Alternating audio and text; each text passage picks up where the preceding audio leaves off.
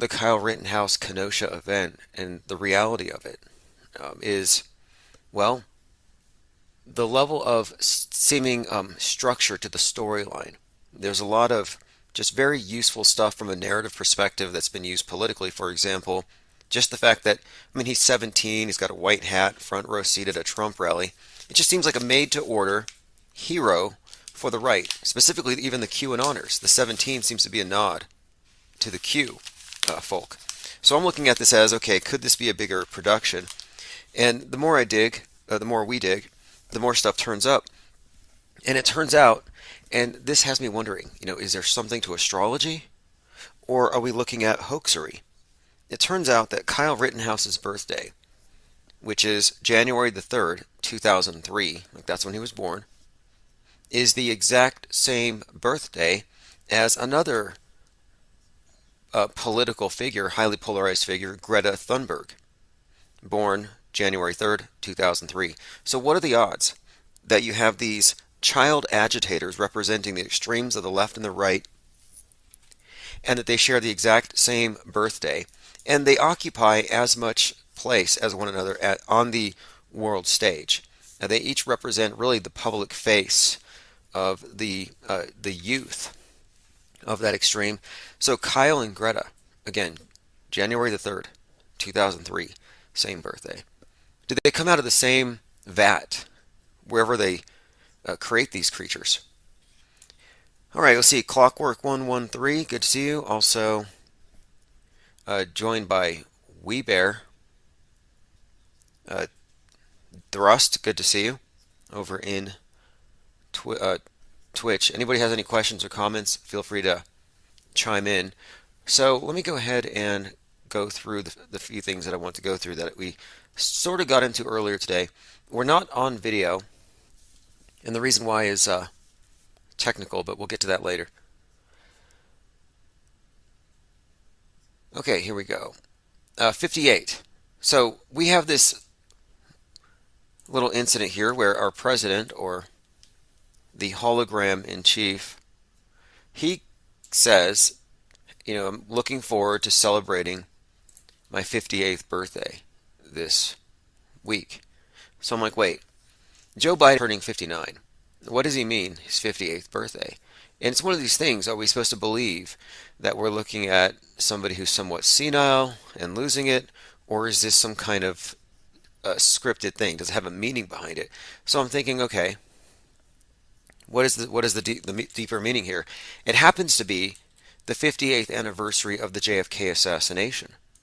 So if you look at it from the perspective of the conspiratorial QAnoners, the deep state took over when they took out Kennedy. So from that perspective, you could say that the birthday of the deep state was Kennedy's death day. So when Biden, the face of the deep state, came out and said, "Happy 58th birthday to me," he was basically saying happy birthday to the coup, to the takeover. Shaka Melks Rogers says, "Where's young Dolph?" I've seen some interesting connections between Dolph and the Astro World death. And Dolph, of course, is another rapper who died. And I see pictures of him wearing a Smurf around his neck, like a bejeweled Smurf pendant, a Smurf head. And at the Astro World concert, the people who were trampled to death were referred to by the paramedics at the scene as Smurfs. Zarek the Alchemist says, "I saw a picture of that little kid that looks like a grown-up Brian Landry. Well, it turns out the kid also looks like Kyle. Did they all come from the same vat?" Okay, so this is an interesting one. Kyle Rittenhouse does have a very, I don't know, very similar facial structure to one of the Sandy Hook kids. LP is the initials. We'll leave it at that for now. You can look it up. Now, the thing is, Kyle's very cherubic, chubby, pudgy, like a baby. And all babies kind of look the same because they're all pudgy. They're amorphous. So to say that Kyle looks like this child, crisis actor, isn't saying very much. But, and this was something we brought up a month ago, Brian Landry, far more than Kyle, resembles this Sandy Hook child. And what's more, there's more support for that particular theory given that Gabby Petito was in the post-Sandy Hook massacre music video. So think about that. Gabby Petito has a direct connection to Sandy Hook. So Brian Landry, being a grown-up Noah Posner, that's the initials, NP, being a grown-up Posner kid, this is far more likely. And then you throw in the coroner or the medical examiner who looked at Adam Lanza, was also sought for comment regarding the state of Gabby Petito's body. Now, I think the Gabby Petito death, interestingly enough, is ritualistic. It was, I believe, Persephone being kidnapped and taken to Hades. I think that she represented Virgo. And many of the pictures of her actually showed her looking like Virgo, with wings, one leg bent, often posing like that. That was on all the photos of her. You have images of her holding what looks like an apple or a pomegranate, which is another symbol of Persephone, and also ties into this blonde character in the I Pet Goat series, these movies, or this animated feature, which happens to have a lot of this predictive programming and foreshadowing. And you do have this Gabby Petito-like Persephone character in the underworld, in I Pet Goat, which happens to be something of an anagram for Gabby Petito. But the story is pretty consistent with Virgo being kidnapped, taking it into the underworld, and then as we entered Libra, they find her body. So that's when the scales tip. We enter the equinox. That's when the light and the dark are equal, and we head to the dark side. So now we tipped over, and we're in the dark side. So Virgo went to Hades, and we went with her. And Brian Laundrie, the name and all that, makes me think brain laundry, brainwashing. Those of us who are brainwashed by the cult that runs the world and the media it controls, we're all Stockholm syndromed, brainwashed, I guess you would say, a captive audience, but more or less, yeah, this is a massive brainwashing operation. And that's what TV has been from the beginning. But the fact is, it was coincidental, I guess, maybe not, that we're looking at, and there's a whole lot that supports this, but we're looking at actors, lifetime actors. That's why her involvement with Sandy Hook is not all that surprising. But now, follow that up after Libra, a month later, then we have Scorpio brought in, inaugurated, with the killing at the Rust movie set, the Alec Baldwin shooting. And that kind of tied in, I think, very perfectly, that whole scene. And there's a few things about that scene I wanted to bring up, like the narrative regarding the Hannah Reed, the armorer who handed him the loaded weapon. There's some interesting things that kind of imply maybe a plot here that may even begin with Baldwin's ex. But what's more, just foreshadowing here, she hands him the loaded gun, he kills somebody. She has a big conspicuous tattoo of a Black Widow spider on her abdomen. Well, somebody cleaning up the movie set after gets bitten by a spider and nearly loses an arm. Again, all of this stuff, just these types of things make me question if these things are staged events. And even with Kenosha, just the fact that his birthday is shared with Greta Thunberg raises my eyebrows a bit. There's something questionable about that. In fact, someone showed me some video from the trial where like one of the bailiffs or something is walking in the background and you see his foot disappear into the floor. And that wasn't the first time I've seen that happen this week. Joe Biden's foot disappeared into the grass while he was walking. So I'm like, what's going on here? It's this CGI, fake reality. Where's the real? Where's the fake? Where's the line? And then there's already a documentary about the trial of Kyle that Tucker Carlson put out that's about to be released. And he just interviewed a very polished Kyle Rittenhouse. But my thinking here is like, wait, Tucker was friends with the guy that did the first aid on Rosenbaum. He's front row seat to this whole thing, and now he's got a documentary. So anyway, let us continue. So then we have, now today would be the beginning of Sagittarius. And I'm not really into astrology. However, time and dates are very important to the cult that runs this world. We're talking about birth dates. I mean, for example, as I go through the birth dates, well, at the Rust shooting, this is just not a coincidence if you ask me. Alec Baldwin could easily be considered to be the most afflicted of all people in the world with Trump derangement syndrome out of everybody. So he's the most in hate with Trump that we could possibly name. So it's kind of, and he also impersonates Trump on SNL. So it's kind of interesting that Baldwin happens to shoot. Not only did he kill one, but the bullet went through and hit it. So Helena Hutchins died right there. But he injured Joel Souza. Well, Joel Souza has the same birthday as Donald Trump. I'm like, that's kind of weird.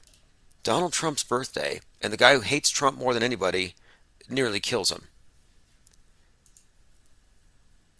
Then you have some connections with Souza and the Crow franchise, where you had the Brandon Lee death, and the Brandon Lee family chimes in about this. And there's a whole lot to suggest that Brandon Lee didn't actually die.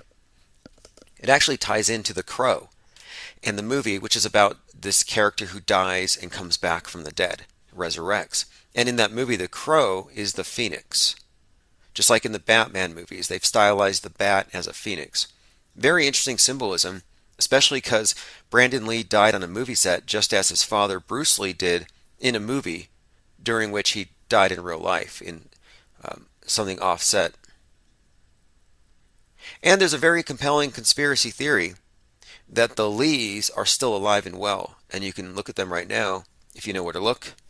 It is believed that Bruce Lee disappeared, came back as, now get this, this is where I tell you, I look for structure. Like when I said that it's more likely that Brian Landry is Noah Posner than Kyle Rittenhouse, it's because there's more connections to Sandy Hook. So there are some connections here that I find kind of peculiar. Like, Bruce Lee's known for the 1-inch punch.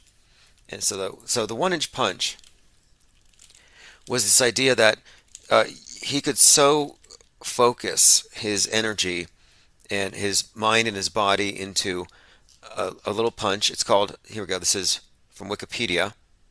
Supposedly it drove a man back 16 feet. 1-inch punch is a punching exercise from Chinese martial arts instructor Bruce Lee. It's purported to improve power and technique. It was made popular in the West when it was demonstrated at the Long Beach International Karate Championships in 1964. Bruce Lee, according to the witnesses, knocked a 245-pound man flying.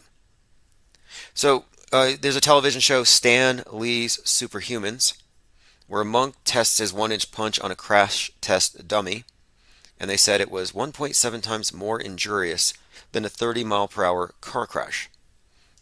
So whatever you think about that, Bruce Lee is known for the 1-inch punch. So it is believed that, by those who think that he faked his death, that he came back as Michio Kaku. And this individual is known for the 1-inch equation. And so if you look at the two characters and how they overlap, there is a bit of, you could see the character, there's like a bit of archetypal overlapping here. The 1-inch equation to explain all physical laws. It is a theory of everything. So again, 1-inch punch to 1-inch equation, pretty strong connection there. Just like there are strong connections between Alex Jones, Bill Hicks, and the same producer.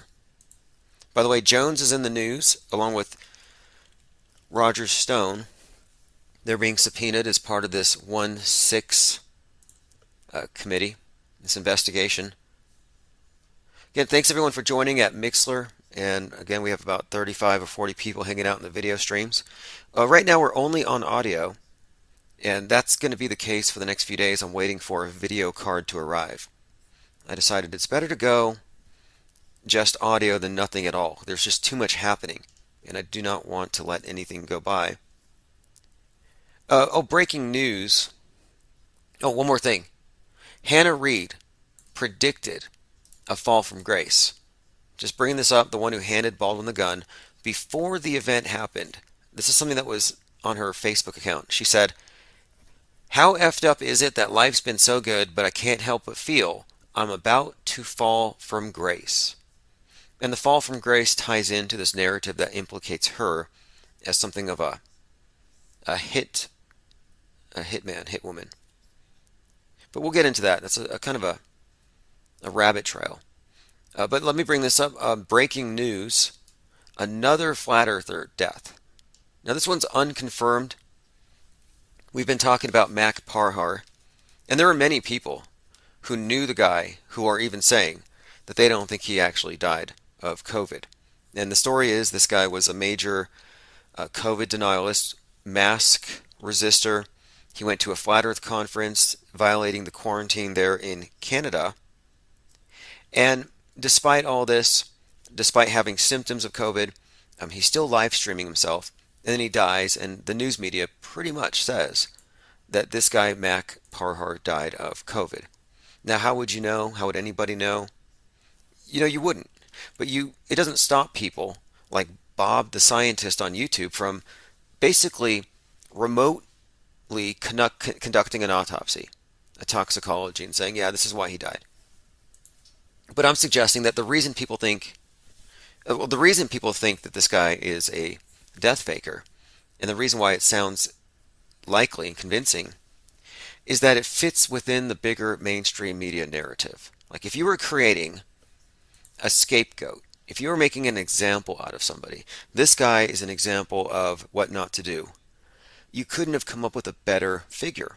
And I thought it was peculiar for two reasons. One, he's associated with the flat earth arsonist, the guy that burned the Masonic lodges, Benjamin Orion Carlson Coleman.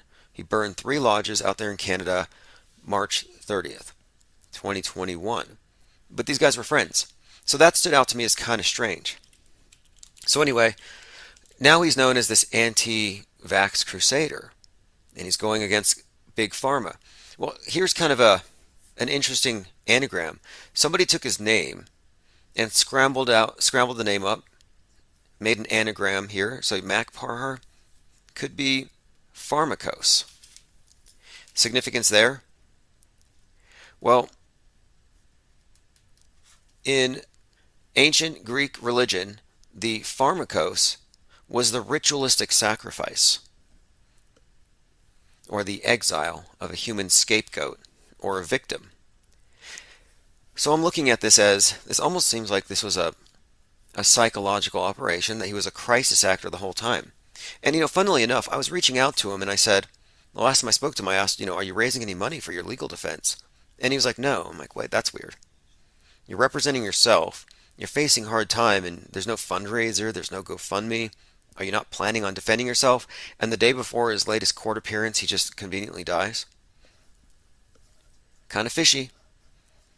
So anyway, I have the best of intentions here. I'm just aiming for the truth and the most likeliest thing given the context and his, I would say his position in the media. He was put out there as the face of this movement, and you can find endless news articles really condemning him. He was called an idiot by people in high places. It's like he was persecuted. Now, I was questioning whether or not he was even really a yogi, and there was no evidence for that anyway, but conveniently passed away.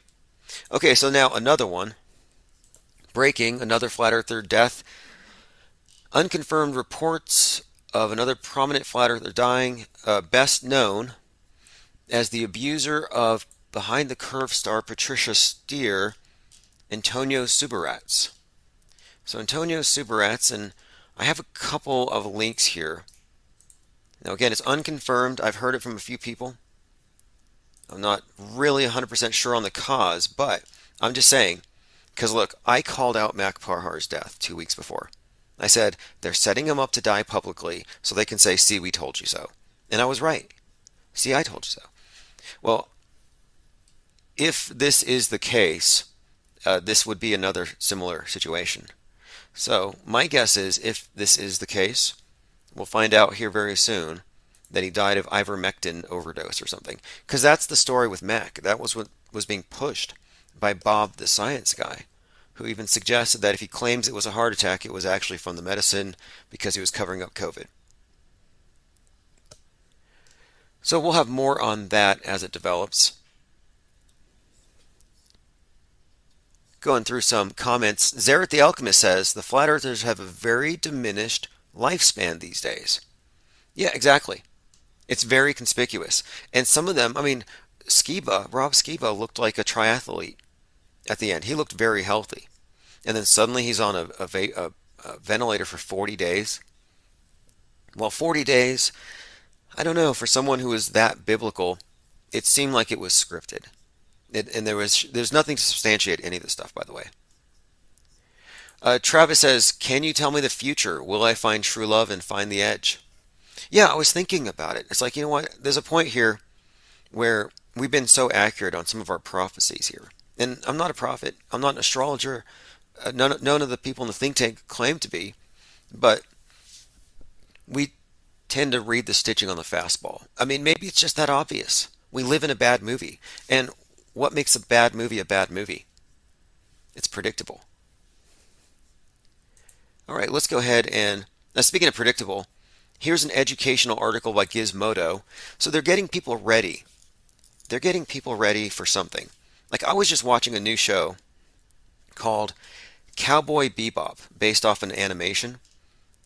And in the very first episode, and this was released on 11/19, just noting the dates are always significant here. So the first episode has a character using a weapon in a casino against the good guys, and he misses, of course, but it's called the Disruptor. And it blasts a hole in the wall, and then you see that they're on a space station in outer space, and all kinds of debris is floating out there, space junk. Episode 2.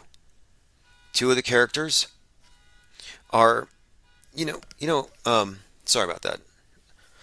Heard car alarms going off. I was like, let's please not let that be another micro EMP blast. Taking out my video card. Well, anyway, so in episode 2, two of the characters are witnessing a spacecraft breaking part of the space station that they're in, and they're looking out the window. Very conspicuous 33 on the screen. But the imagery of space junk is becoming very common. And a couple weeks ago, the ISS had to do an evasive maneuver to dodge Chinese space junk. Then, just more recently, last week, they had to dodge Russian space junk. And remember, just a couple of months ago, Russia's their thrusters went off. I guess they said it was an accident. But here you have the Russians are docking a module at the space station, and it blasts the space station, sending it tumbling 540 degrees. Was that an accident? I don't know. There are cracks, literal cracks on the space station. So you have the cracks in the space station going along with the breaking apart of the relationship between America and Russia.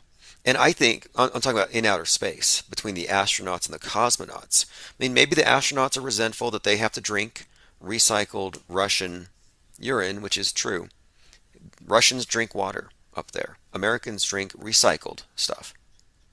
But whatever it is, there is some contention there. At one point, the Russians even blamed the hole in the space station on an American female astronaut losing control of her emotions. They said she wanted to go home so bad that she drilled a hole. NASA denied it. You can find all kinds of stories about this. So here we go.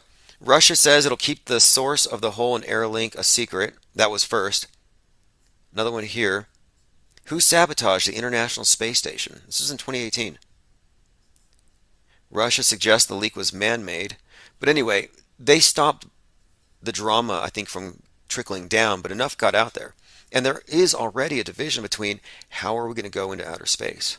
As space cowboys and capitalists like Bezos and Branson and Musk, bringing trillions of dollars of wealth down, enriching the rich, increasing the amount of pollution, making things less sustainable, or are we going to go up as space commies? So there is kind of already a division up there in terms of how we're going to go into space collectively as a species. So I just find it very interesting, though, that here we have these movies getting us used to the idea of space junk. And I just watched 2 episodes. The third episode had something even more interesting than space junk, which this is called Cowboy Bebop, which I may get into here. But here's an article from Gizmodo. What to know about the Kessler syndrome and the ultimate space disaster. Like all of a sudden this is relevant to your interest to know that the accumulating space debris is leading towards a catastrophe. that will make Earth's orbit inaccessible. Didn't you hear William Shatner talking about the coming catastrophic event? Sounds like this could be it. Accumulating space debris leading us towards a catastrophe. So the world got a stark reminder this week that our orbit is increasingly crowded and a dangerous place after the Russian military destroyed one of its defunct satellites in a test on Monday morning. The crew of the ISS was forced to take shelter as high-speed debris passed close to the outpost. Now, the person in the chat was asking if I could, read his future. And probably one of the reasons why is that earlier this year I said that space junk Armageddon is going to be the thing, and the Russians and the Chinese are going to shoot down the American space, the International Space Station. But they'll have plausible deniability, making it look like an accident. Well, here we are, and it's already at that point. And now I think that China is testing out some hypersonic nukes. So things are about to get very interesting with the whole space war scenario. Okay, so here we go. It says, for now, satellites and space stations maneuver away from threatening space junk, but we're now approaching a scenario in which snowballing collisions in orbit will cut us off from space. We are in the early stages of the Kessler syndrome. Michio Kaku remarked that if you threw a barrel full of nails into space, you could, if it's scattered, you could actually block us from going into orbit. Because you're talking about orbital debris going 17,000 miles per hour, relatively fast. Okay, so in 2015, Misc magazine reached out and they asked this question, quote, what looming crisis is nobody talking about? Without hesitation, this is the author of the piece, I replied, Kessler syndrome. So here we go. What is the Kessler syndrome? It says there are 33. A minute ago I mentioned episode 2 of Cowboy Bebop has a space junk scene and a very conspicuous 33 on there. That number is code for something.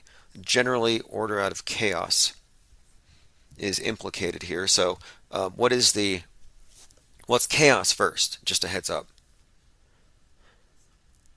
Okay, so let's see here. An estimated 330 million bits of debris currently exist in space. That's a lot.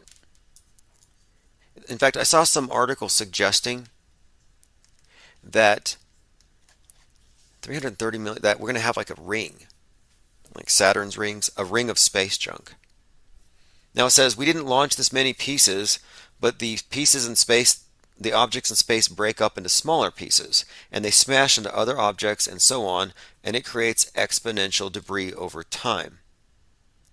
So what we're talking about here is the Kessler syndrome, and this is Donald Kessler, 1978. So 43 years now. He warned.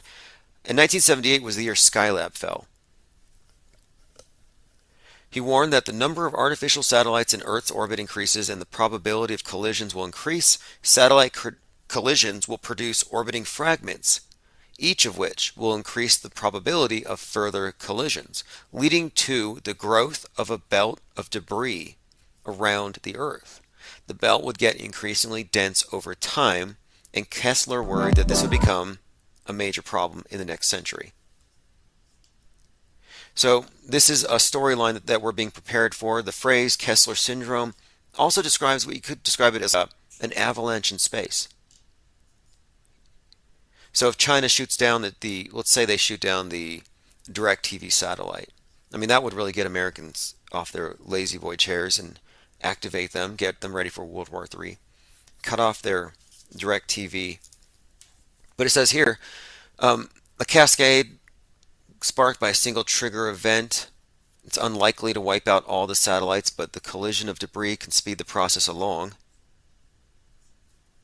So we'll move on. It's just predictive programming. And the thing is, predictive programming, or the examination of it, what we're doing here, it's based on the idea that if you consistently find evidence of foreknowledge planted throughout the media, little Easter eggs, little hints here and there, then you should be able to use predictive programming and say, we have a predictive model here, we should know what's going to come.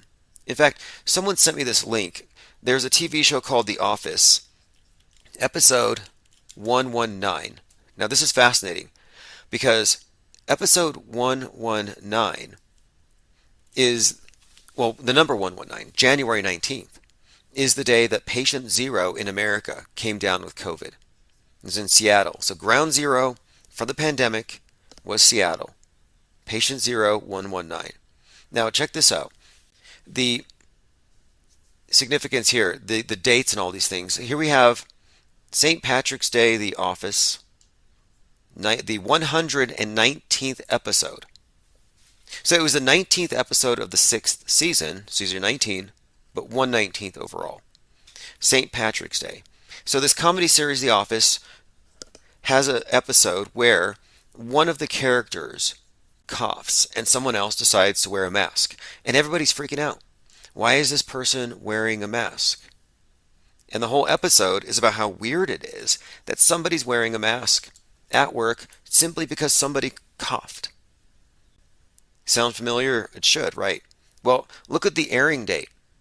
March 11th, 2020.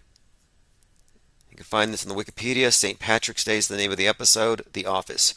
So episode 119 and 311. Look, 119 and 311 are the two most significant dates in 2020 with regard to the pandemic. Because that's the reason it was declared a pandemic. It arrived here. There's our patient zero, January 19th. And this episode 119, air date 311, the date the thing was declared 10 years later. And I've looked at a few clips from this and, basically, and then there's more, actually, there's a little bit more. So not only are they freaking out about the mask, but there's a song in the episode that someone is singing. And the song is called The Cat's in the Cradle. So, and this was pointed out to me by one of our researchers in the Discord server. And this is one of the reasons why I recommend that you join our Discord server, because we do get cutting edge information all the time. So the lyrics in Cats in the Cradle say here, you see, my new job's a hassle. And the whole show's about, of course, The Office. And the kids have the flu. It was sure nice talking to you. So the song's about the flu, mentions the flu conspicuously. The episode's about basically somebody from the future. I mean, it's really predictive programming. It's someone just so out of context, their behavior. But now it's normal. It's kind of funny how somebody acting erratic in a TV show is the subject of the whole comedic plot, but 10 years later, that's the norm. All right, let us continue. So today, it's still for the next 30 seconds. It's 11/22/2021. JFK-obsessed Anon cultists set off alarms with ominous chatter of, we have to experience physical death. So the QAnoners are hanging out there in Dallas, waiting for JFK to return. Today's the anniversary of his assassination. And this was brought up by Jimmy Kimmel and Bill Maher, who finally started covering this. They finally talked about this stuff, and I'm like, finally. It's not just us. This is a big story. And they said, why would you expect a guy to return to the location of his assassination? But anyway, we now have a big group of QAnoners hanging out, waiting for JFK, Michael Jackson, and others to return. Well, this is led largely by -48, or Michael Protzman. Now, I was listening to Michael Protzman for a couple of weeks. I was trying to understand their Q-Bala, because it's sort of Kabbalah, numerology, gematria, but it's kind of something they made up, or it's sort of a bastardized version. But it's basically numerology, which is what they're obsessed with. So this guy, -48, nobody knew who he was for the longest time. And a lot of people thought it was JFK, or JFK Jr. rather. So I had people sharing tweets. I've been following the QAnoners, and they're all gathering around. There was several thousand people listening, and they're all like having this religious experience that they're listening to JFK Jr., who's got the blood of Jesus. And he's telling them how they're about to take out the bad guys in the deep state. So he has people hooked for the longest time. And people would say, is this JFK Jr.? And people just assumed it to be true, but no one asked him directly. And he kind of ignored and dodged the question. Well, eventually he answered it. And once he did, people like me were like, okay, well, why didn't he mention this before? Well, anyway, this guy's sort of the leader now of the JFK cult. So, online conspiracist, real name Michael Protzman, drew his followers to Dallas to wait the return of John F. Kennedy and John F. Kennedy Jr. But this weekend, his comments turned morbid, where participants started discussing their own deaths as a part of a journey towards this unknowable truth. And I've seen this before. When things didn't manifest, they would say, well, the truth isn't for everybody. So we're getting to this point here, and he says, ultimately, we have to experience physical death. So we're getting to the Heaven's Gate phase of the QAnon. Drink the Kool-Aid, spelled with the Q. An administrator for the Telegram channel posted an ominous screenshot that showed a destination of Waco, Texas, where there was a month-long standoff between law enforcement and the Branch Davidians.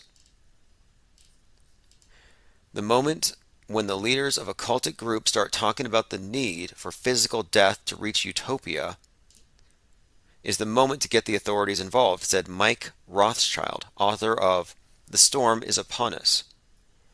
I interviewed Mike Rothschild, the author of The Storm is Upon Us, for Dark Matter Radio about 6 or 7 months ago.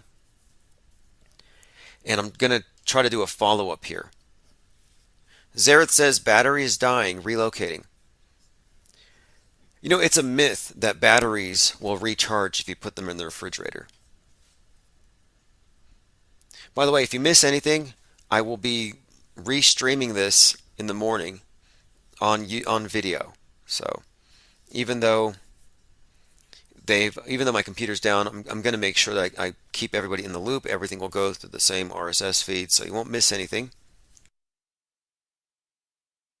So let us continue. Oh, let me go back to Cowboy Bebop for a second. Cowboy Bebop, episode 3, had this screen. There's a scene, and I have a screenshot on my Twitter account. So you're looking at a movie which is kind of like, I guess you would call it science fiction, sort of dystopic in a way, like a lot of these are. Kind of a mix of high tech and analog, but you know, it's just the genre.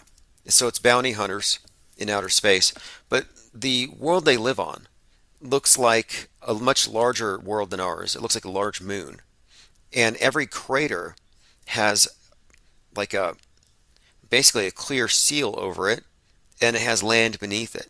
So it looks like the flat Earth map, where you've got the flat Earth, you got the glass dome over it, and you got the ice around the edges. Well, in this TV show Cowboy Bebop, you have a lot of these domed enclosed systems adjacent to one another, but each one is basically enclosed of itself. Kind of like, I mean, I'm not sure the whole backstory, but if you had to imagine the world as described by Commander Lou, who I also interviewed recently on Dark Matter Radio, this would be it. He posits the idea that we inhabit, for all intents and purposes, what could be described as a crater on a much bigger world, and that the globe doesn't adequately describe all of the land masses, but that you'd have to go beyond the edges to see.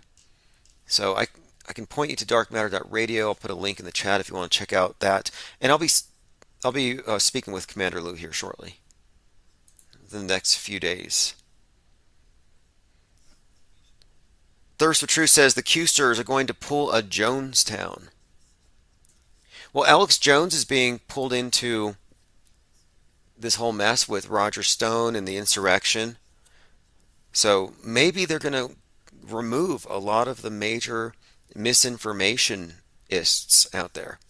Like, I don't think it's a coincidence that all of a sudden prominent flat earthers are just publicly dying, to the point where I would be rich right now if we were placing bets on these things. Like, if you want to name a few others, Richie from Boston has already announced that he's going to die soon. Like, I'm sorry, but none of us know. Doesn't matter what they say. You know, you can make your best guesses, but we don't know enough to predict and say, I'm going to die. Can you send me some money to my GoFundMe? I'm going to die. You know, share this stream. It might be my life. Like, people are milking this as though they know. Richie from Boston? Come on. Anyway, let's continue. Another victim of Kyle Rittenhouse. You've probably seen that. We didn't see explosive riots. I mean, there were some riots in New York, in Portland, but I think in Portland, those rioters are on payroll. I think the city pays them. Does the city pay Antifa? So nothing really big happened, nothing explosive yet. I mean, there's some accelerant being thrown on the fire. Colin Kaepernick said that the verdict validates white supremacism. So you have a lot of that, but nothing really exploded. And I'm thinking I know why. There was one person who seemed to just take it all in herself. I'll play the audio, you can listen. And I had a number of people contact me about this. And this person who collapsed on the ground after the verdict was read is an actress. It's not a real seizure, but I'll go ahead and play it. I am a monument. I am a monument. Fuck America. What's in the back? You're not pushing. We got people outside.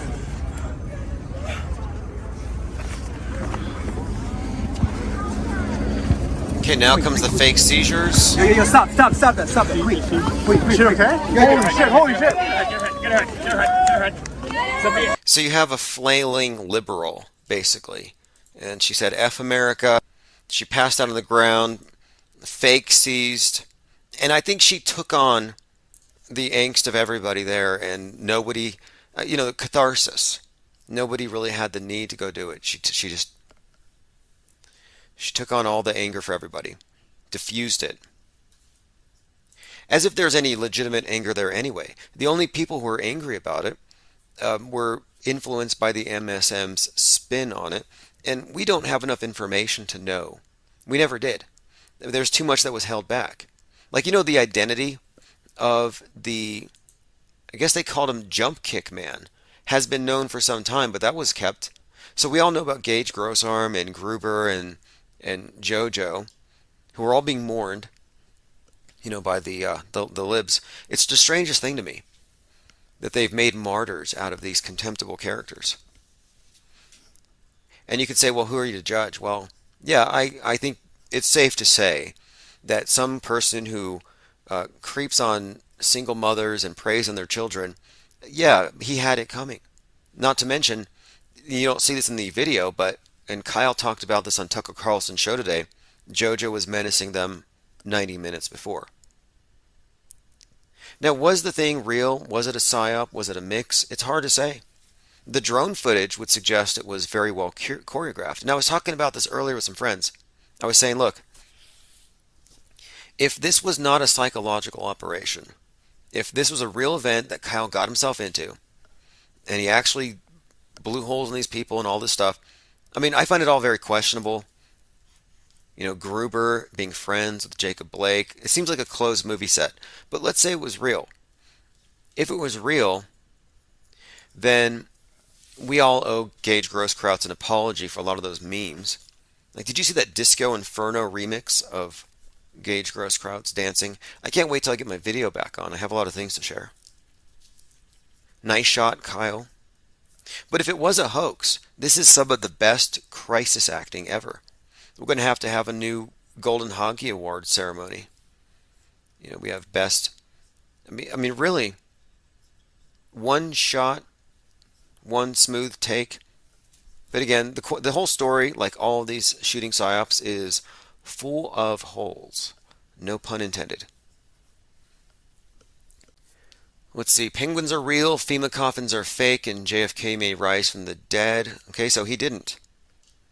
I put a maybe in there. It's from the newsletter.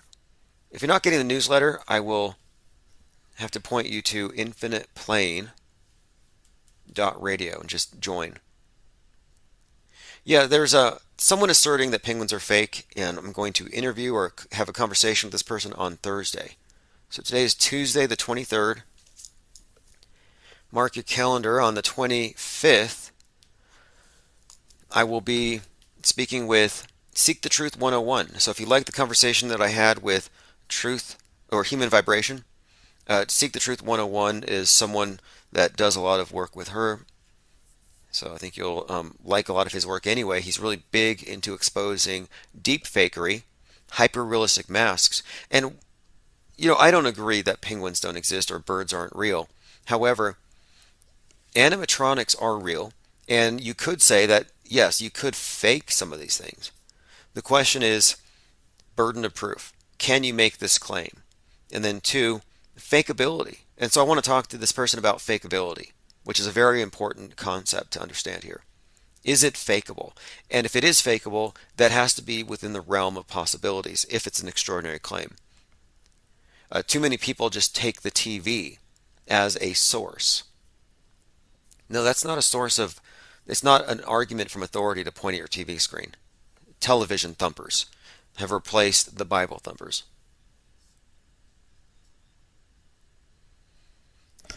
All right, let us continue.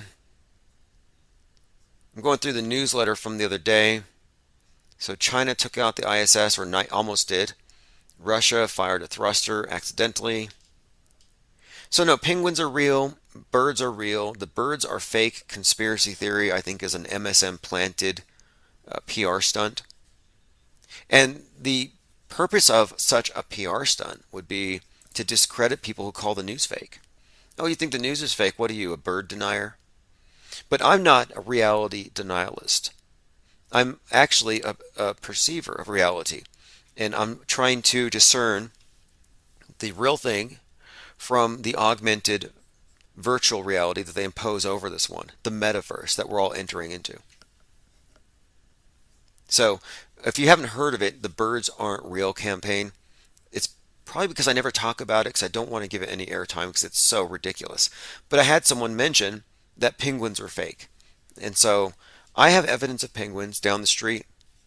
I have video, I have photos, but to say something's fake without researching it, without going out there and making an attempt, is not doing your due diligence. Because you make the extraordinary claim, you own the burden of proof. But the mainstream media, for the longest time, has put that burden on all of us. And if you don't take it, you're a conspiracy theorist. So it only sounds like a viable conspiracy theory to people who don't understand who owns that burden.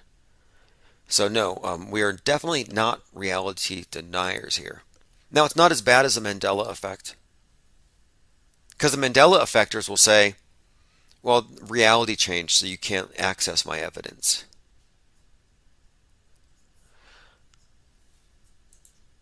All right, let me see. I'm going through the chat. We're joined by Blessing John 83, Shan, Salty Siren, Travis, and Wee Bear. Going through some of the news, just things we talked about even a little bit earlier today. Let me see here. A 33-year-old astronaut just sent up to space. Oh, here's something. The Division for 2022. So we live in a series of really bad movies. Our world is heavily scripted, and predictive programming is a model for reading the future. Right now we're living in, I mean, everything is kind of mild compared to the movie version, but we're living through Mad Max for the most part. We're living through V for Vendetta. We're actually living right now, 2022 is the year of Soylent Green. And just recently, NASA introduced Astrocrete, which is like Soylent Green. You grind people up, mix them with Martian or lunar dust, and build bricks out of them. Build back better out of astro blood. Mixing humans into cement. NASA talks about this. It's called Astrocrete. Don't ask them about astroplastic. Loath to discuss that. But my thing is, that sounds to me like Soylent Green. But anyway, we're moving into 2022, and there's a movie out called The Division. Well, look, 9/11 was predicted in a book, Sum of All Fears, Tom Clancy, movie, Sum of All Fears. Tom Clancy is really, for many ways, he's the author of a lot of the bad movies that we're living through. A lot of the psyops have this interesting Tom Clancy connection. But anyway, this movie's about to be released, and here's the storyline. And again, the reason why I'm bringing this up is The Division is where you get Dark Winter, and Dark Winter is actually the name of a drill that was conducted before 9/11, preparing for something like right now. And then right now we have talk from Bill Gates where he's describing how he's going to put, I guess, smallpox into the airports. So like, wait, what? Listen to this. Why is Bill Gates talking about smallpox? Why is the new James Bond movie about weaponized smallpox. Why did the U.S. government just buy $113 million worth of an oral smallpox antiviral? Okay, so you've all heard Bill Gates talking about this. You heard me mention here that yes, the government just bought 113, interesting number, if we want to get into that aspect of the meta script. But again, the James Bond movie about weaponized smallpox. Well, listen to this. This is from The Division. IMDb.com. This is their page, and here's the storyline. It says, on Black Friday, by the way, Black Friday is in just a few days. On Black Friday, in New York City, bioterrorists release a modified strain of smallpox onto several amounts of currency bills. This results in the disease spreading rapidly, and before long, society in New York City has collapsed, resulting in the activation of Strategic Homeland Division. The main focus of the division is to keep the peace and restore society, while the government scientists work on a cure. Oh, that's great. 2 weeks to flatten the curve. What is it, 2 years? So the division will be here to keep you under control while the government scientists figure this out. It says multiple factions rise up to try to take control of New York City. Escaped inmates of Rikers, called the Cleaners. You have immobilized sanitation workers trying to kill the disease on their own with fire. The Last Man Battalion. Anyway, predictive programming spun off of The Division from 2016. And many of these movies do in fact contain, in fact there's a video game based on this, the Division, where in the game there's actually an Easter egg where a character sees a wall that's spray painted and it says the virus is a hoax. But remember, when this thing started, when the pandemic started, they talked about how money would carry it. Here we go. This is Tom Clancy's The Division 2, The Virus is a Hoax. Anyone who's played this game and focused on the storyline, the art, civilians, and the atmosphere can pretty much connect the two. Tom Clancy's The Division and COVID-19 have extreme similarities of what's going to come. So here are some connections here. And the game was released February 7th, 2019. And the article I'm looking at has a scene where there's graffiti and it says the virus is a hoax. Released in February 2019. It's about a pandemic in the United States. Rather, an epidemic, or the pandemic in the United States. But here's what it says. The U.S. government first told its citizens it was a virus outbreak, but later it turned out it was a bioweapon released by Russia. The scientist who designed and released the virus did it as a means of population control. The civilians who refused to vaccinate got sent to FEMA camps and were executed by FEMA agents. In the game, they use the name CERA, or C-E-R-A, instead of FEMA. Again, we're talking about a game based on a Tom Clancy, whose books have also brought you things like 9/11. Civilians lined up at the government set-up tents to receive their vaccines. After receiving the vaccines, the civilians started dropping dead. The U.S. became factions fighting for resources and control. Throughout the game, you find the virus is a hoax spray painted on walls.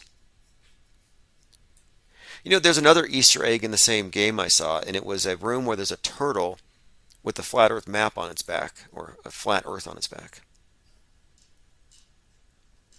Fascinating. Again, Dark Winter was referenced many times by Biden. It was brought up a lot during the inauguration. Dark Winter, Hunger Games, all these things have been brought to the forefront. And it's intentional. So think about how many people, how many millions were immersed in that fictional universe of The Division. And now there's a movie coming out about it as we move into that stage. Arent'T the Alchemist says guillotines. I'm still waiting for the Vax drones. They should just put the Vax in the chemtrail. Hey, listen to this. 100 QAnon believers show up in Dallas waiting for JFK Jr. who never arrives. Vice is covering the story up too. I mean, covering the story pretty well. The QAnon JFK cult in Dallas is tearing families apart.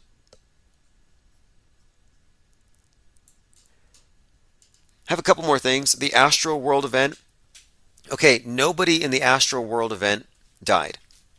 I can prove that to you right now. Also, I want to mention that Benjamin Crump is involved. Benjamin Crump is the attorney for all of the high-profile cop killings, George Floyd and others. The I Can't Breathe meme was also used with these crushing deaths. The environmentalists are using it, the I Can't Breathe, which is an anagram for a better China, by the way. So, this is all very much indicative of a psyop, just the personalities just surrounding this event in Astro. But check this out. 20 years ago, there was a Pearl Jam concert. It was the Rock Slide. And at the Rock Slide, you had 50,000 people, like you had 50,000 people at this event, Astro World Fest. You had 9 people die at Rock Slide from being crushed. You had 9 people die at Astro World. What's more, this shirt for the Rock Slide Festival 20 years ago had this figure 8 with an eyeball in the middle. And that Pearl Jam shirt looks like the stage from Astro World with the weird CERN portal and the big eye. But what's more, a couple days before the concert, Travis Scott released a video called Escape Plan. And in the video, he's wearing a Pearl Jam shirt. And the Pearl Jam shirt is from the Rock Slide concert 20 years ago that had 50,000 people and 9 died. So you'd have to be an extreme coincidence theorist to think that that event happened as advertised and that it wasn't completely a psychological operation. And I called it out that day. I believe I used the phrase crisis fainters. Crisis fainters. All right, this is a clip I want to play.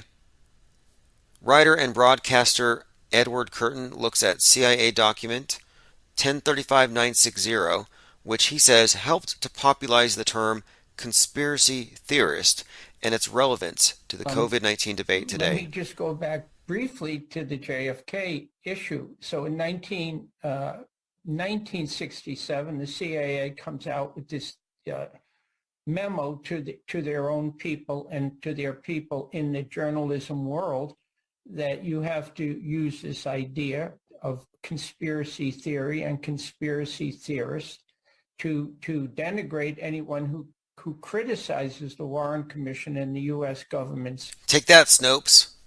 Snopes and Metabunk saying that this isn't true. No, the CIA document 1035-960 helped popularize the term conspiracy theory as a way to attack people who didn't accept the burden of proof for extraordinary claims. And it was after the Kennedy assassination. Now they've advanced it. Now you're not a conspiracy theorist, which might suggest you have a theory. It might suggest that you have an idea. They've replaced that with conspiracist or conspiracist. Okay, conspiracist. I see what you did there. Let's see. Let's continue. So many things to cover. Michael Flynn calling for a one religion at an event that's a who's who of the religious right. Now, this guy is so dishonest. They claim they're not part of Q, or that they're, they kind of act like they have plausible deniability, but they don't. In fact, in Vegas at his last event, he was standing in front of 2 playing cards on the wall. Big blown up playing cards. A queen, Q, and a 7. Well, Q and a 7 is 17. I'm like, okay. And Michael Flynn karaoke'd the song We Ain't Gonna Take It, as did the whole Trump family at one of these events. We ain't gonna take it. Significance there, the final Q drop, the last Q drop that was dropped by Q was after the election, and it was a link to the song We Ain't Gonna Take It. So what do you make of that? Of course they're connected to Q. Of course they are insurrectionists, if there is such a thing. And, if there is a movement here that you could describe as an insurrection, it would be this. And Michael Flynn did say in his Reawaken America tour that there needs to be one religion for America. So just a heads up. All right, I want to play a few more video clips, things that I've been assembling lately. Again, if you get on my newsletter, you won't miss anything. Let's see what we have here. I'm going to play, some of this stuff is so surreal. And Joe Biden is such an unbelievable character. Not a joke. Not a joke. Not a joke, folks. Not a joke. Not a joke as well. Tim, where's Tim? Tim, where's Tim? Not a joke. He always sounds so confused. Not a joke. But he'd say he's 58 years old. He says he looks forward to his 58th birthday.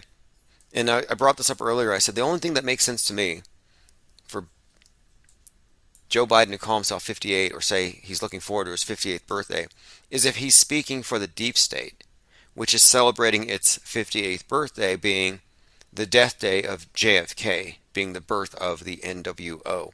That's one possible explanation. Or he could be senile. A few of the things I mentioned earlier this year, back in late August, you had Saran, shooter of RFK Jr., and John Hinckley, shooter of Reagan, both being released. So I'm like, what's with these assassins being let loose?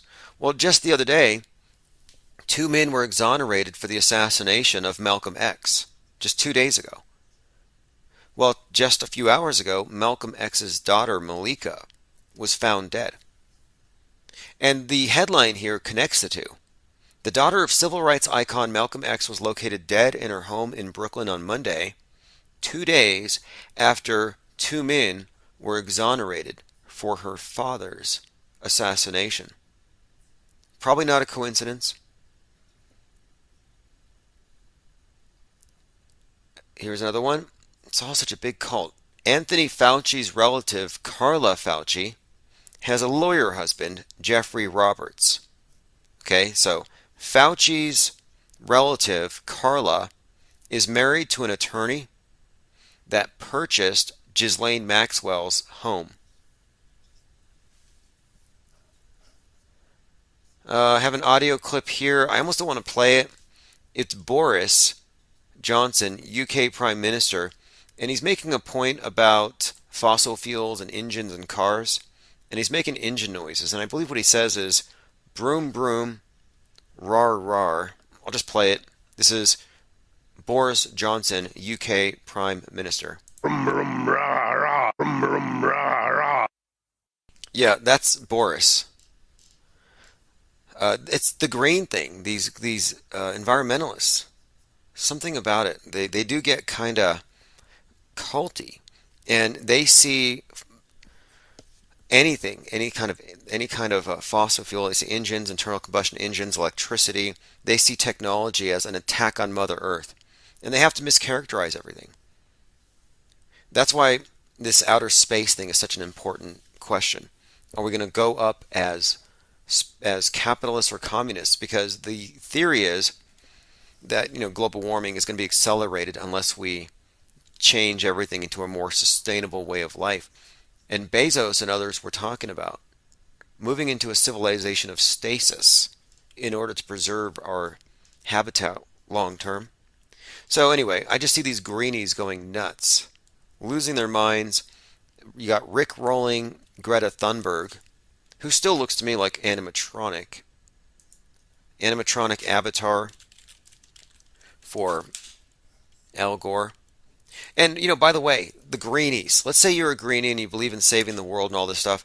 Well, at the end of the day, if you go to Mars, it has been described on a few sites, like Futurism, that on Mars, your bones will become increasingly brittle and your skin will turn kind of green. Like this has already been discussed. And you'll live in a building made out of astrocrete.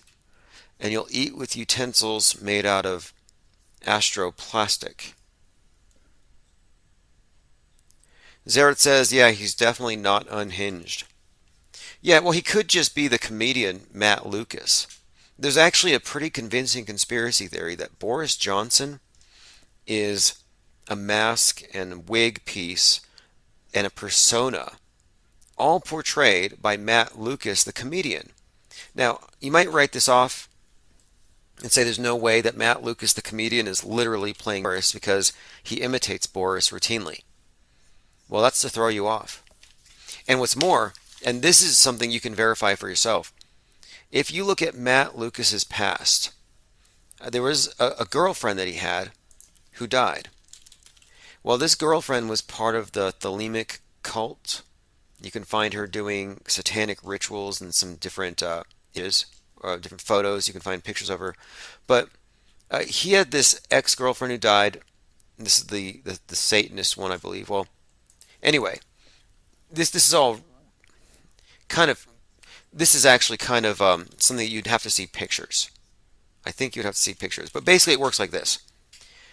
Boris Johnson's girlfriend, now she's the Satanist. Okay, Boris Johnson's girlfriend looks exactly like Matt Lucas's dead ex.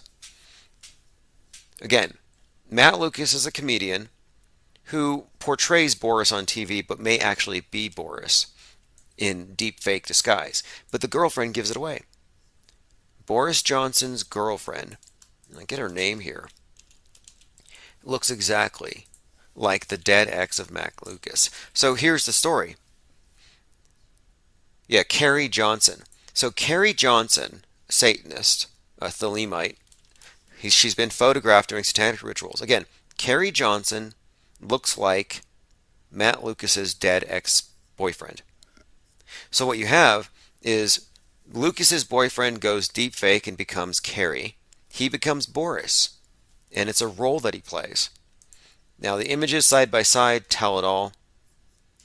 Now since we're on the fringe here, let me bring this up. This is an actual QAnon believer.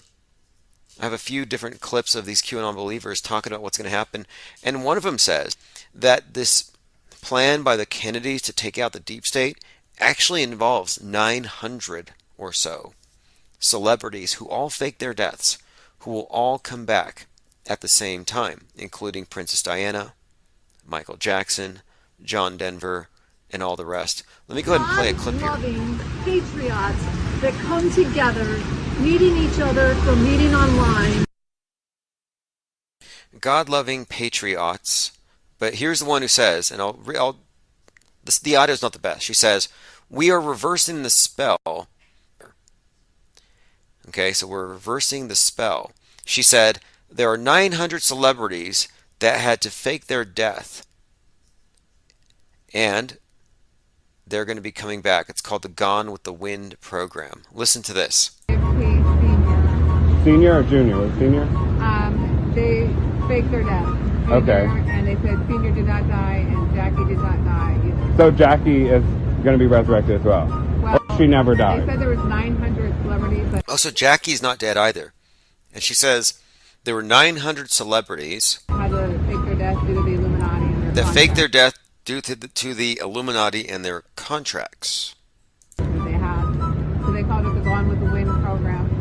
And they're supposed to return as well and let everybody know what was going on with the Illuminati, with the record business, and with the... Okay, so there's this thing called a Gone with the Wind program, 900 death fakers.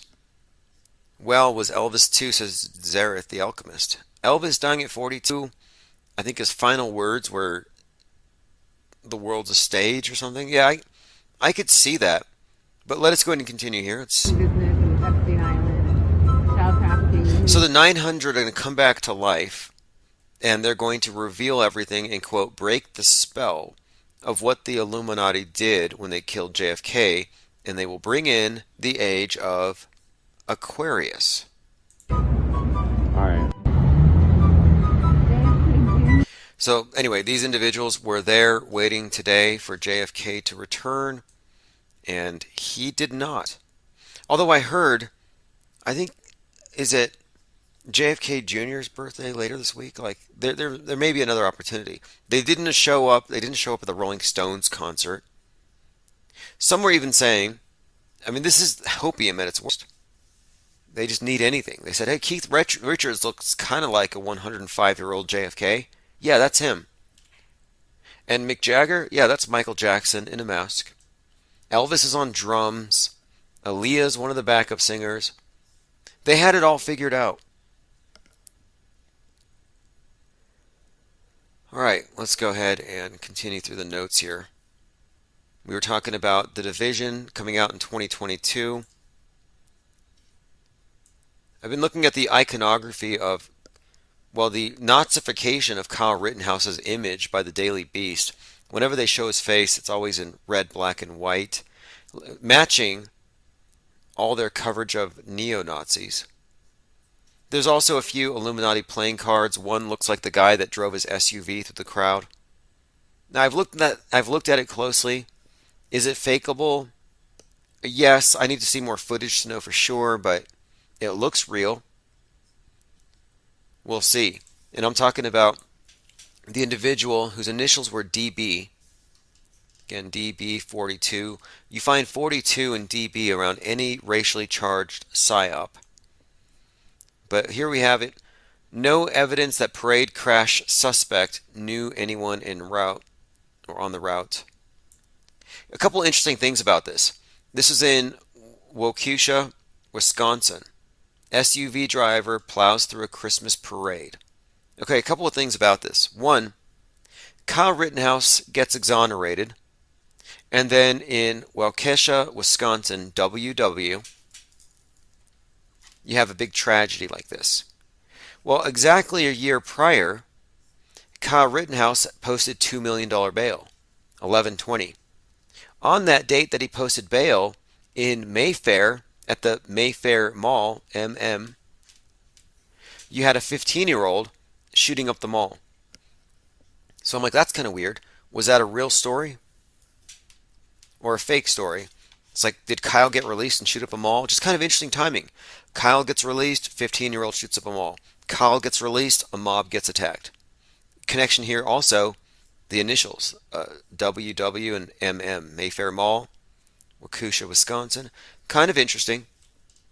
Just the timing of these things stands out to me as suspect. And then what's more, there is another Kyle Rittenhouse. So Kyle's in the news. Everybody's searching. Let's find, what's going on with Kyle. He's trending. Listen to this article here. Kyle Rittenhouse arrested on child porn charges. So anybody that hated Kyle had an excuse here to rip on him indirectly. It says here, a Florida man, Kyle Rittenhouse, was arrested for soliciting nude images and possessing this stuff. So a 24-year-old named Kyle Rittenhouse happens to get arrested for solicitation and possession of child porn. And this happens on the 19th while Kyle's in court. And it's very ambiguous in the wording, and it's like, wait a minute here. What was this? An SEO grab? Was this defamation or slander? This is kind of what it looks like. It looks like fake news. Like thispersondoesnotexist.com.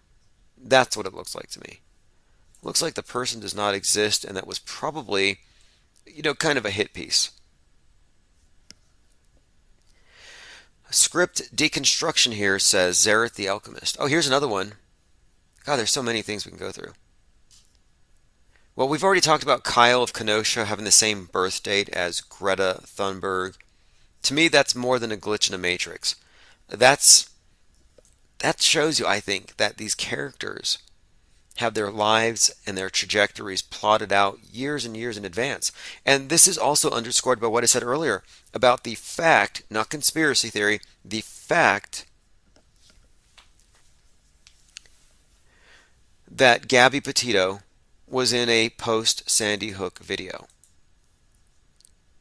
But yes, January the 3rd, 2003 was the birth date of Kyle Rittenhouse. January the 3rd, 2003 is the birth date of Greta Thunberg. What a coincidence. You couldn't have a more polarized couple, left and right, Left loves Greta, hates Kyle. Right loves Kyle, loves Greta. They are from the same department, I think. I think this is like World Wrestling Entertainment. What are the odds that the two most prominent 18-year-olds on the world stage, occupying our cultural space and taking up place within these particular topics, Second Amendment, climate change, and these topics are antipodes. These things, they cancel each other out. You can't have the green world order with propertyless serfs unless you get rid of the guns. So the gun is a bigger symbol here. I also think, talking about script deconstruction, isn't it fascinating that Gage's name, well, gauge is what you use to describe a needle. And it's interesting that Gage gets shot in the arm. And the significance there is the Civil War that we're experiencing, the kraken, the rift, the split that they've created, the schism in our society, is between the pro-mandatory vax and the pro-Second Amendment crowd. It's guns versus needles. That's one of the points that's been made. The left was talking about door-to-door with the needles, and the right was saying, well, we got our guns. Majority Cameron was saying, go ahead and try. My point is, this is the perfectly divided and split system that they've created here. So the idea that you have the guy with the gun and the other guy gets shot in the arm and they're on opposite sides of the fence. The left loves Gage, hates Kyle, and vice versa. No coincidences.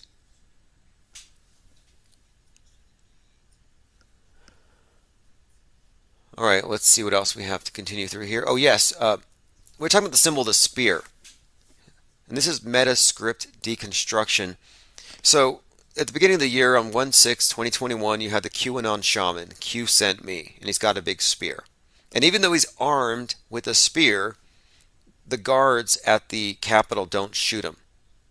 Like, you tell me that you could walk into your state capitol with a knife on a stick and not get shot. So there's a spear Q connection. Fast forward to August 9th, anniversary of the Manson killings. You have Matthew Coleman spear his child 17 times. Spear. Q sent him. He said, Q made me do it. Why? He said his children had serpent DNA. So you have a QAnon inspired or Q shaman stabbing a child 17 times with a spear because it's a reptilian. Then the ADL says that the symbol of St. George spearing the reptile on the ground is racist, and QAnoners are using it. Then you have General Flynn identifying himself as the Archangel Michael by leading his congregation of QAnoners not in Christian prayers, but in prayers from the cult universal and triumphant, where they pray to the Archangel Michael. And he prays to the archangels and the sevenfold rays. And all these people chant along with him. Well, General Flynn is a part of the cult universal triumphant. They've restylized it as cult universal Trump. But it's the same thing. Well, anyway, if you look at the iconography of the Archangel Michael, he's the angel with the spear stabbing the snake on the ground. Another Q connection to the spear stabbing the snake. Now, the QAnoners believed that they were getting secret messages from Britney Spears, and Free Spear was some kind of message that they were getting. Funnily enough, Britney Spears is now free. Free Spear. And in the picture on her Instagram where she's announcing her freedom, whatever, she's wearing a very conspicuous spearhead around her neck. Another coincidence. And so today, 11/22, now 11/23, we enter Sagittarius. So very significant time frame, I think, if we're talking about the spear and the arrow. This is when the sun god gets jabbed on his way out. Here's the quote someone was asking here. This is what Colin Kaepernick said. We just witnessed a system built on white supremacy validate the terrorist acts of a white supremacist. With regard to Kyle. Now, you may say Kyle's not white. You may say he's racially mixed. He's not a racist. It doesn't matter. The way that this dialectic works is Western chauvinism is on trial. The system itself. And you can be anything. You could have it run by robots and it would still be technically, quote, racist. That's this revolutionary talk. And there's a lot to say about Colin Kaepernick and his name, being derived from Nicholas Copernicus, head of a revolution, a guy who started the world spinning. Interesting connections. Some say the Kyle Rittenhouse trial is a distraction because they don't want us to look at the Ghislaine Maxwell trial. And, you know, the Ghislaine Maxwell trial, we don't get any video. We don't get any photos. All we get are sketches. Not sure what's going on with that. Now look, you may think I'm reaching with this, but we've been looking very closely at word magic, number magic, symbolism, the Kabbalistic subtext to the various major world transformative psychodramas. I don't know if these are coincidences, but I don't think these are.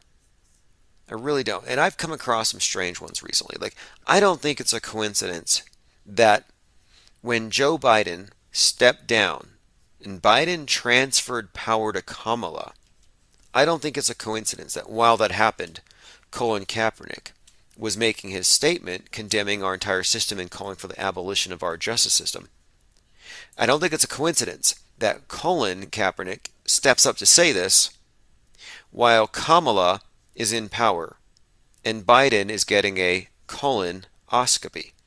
I don't think it's a coincidence because Biden stepping down, Kamala stepping up is a move in the direction of, I believe the subtext is old white America dying, and colon and the BLM represents the this revolution, the change to come.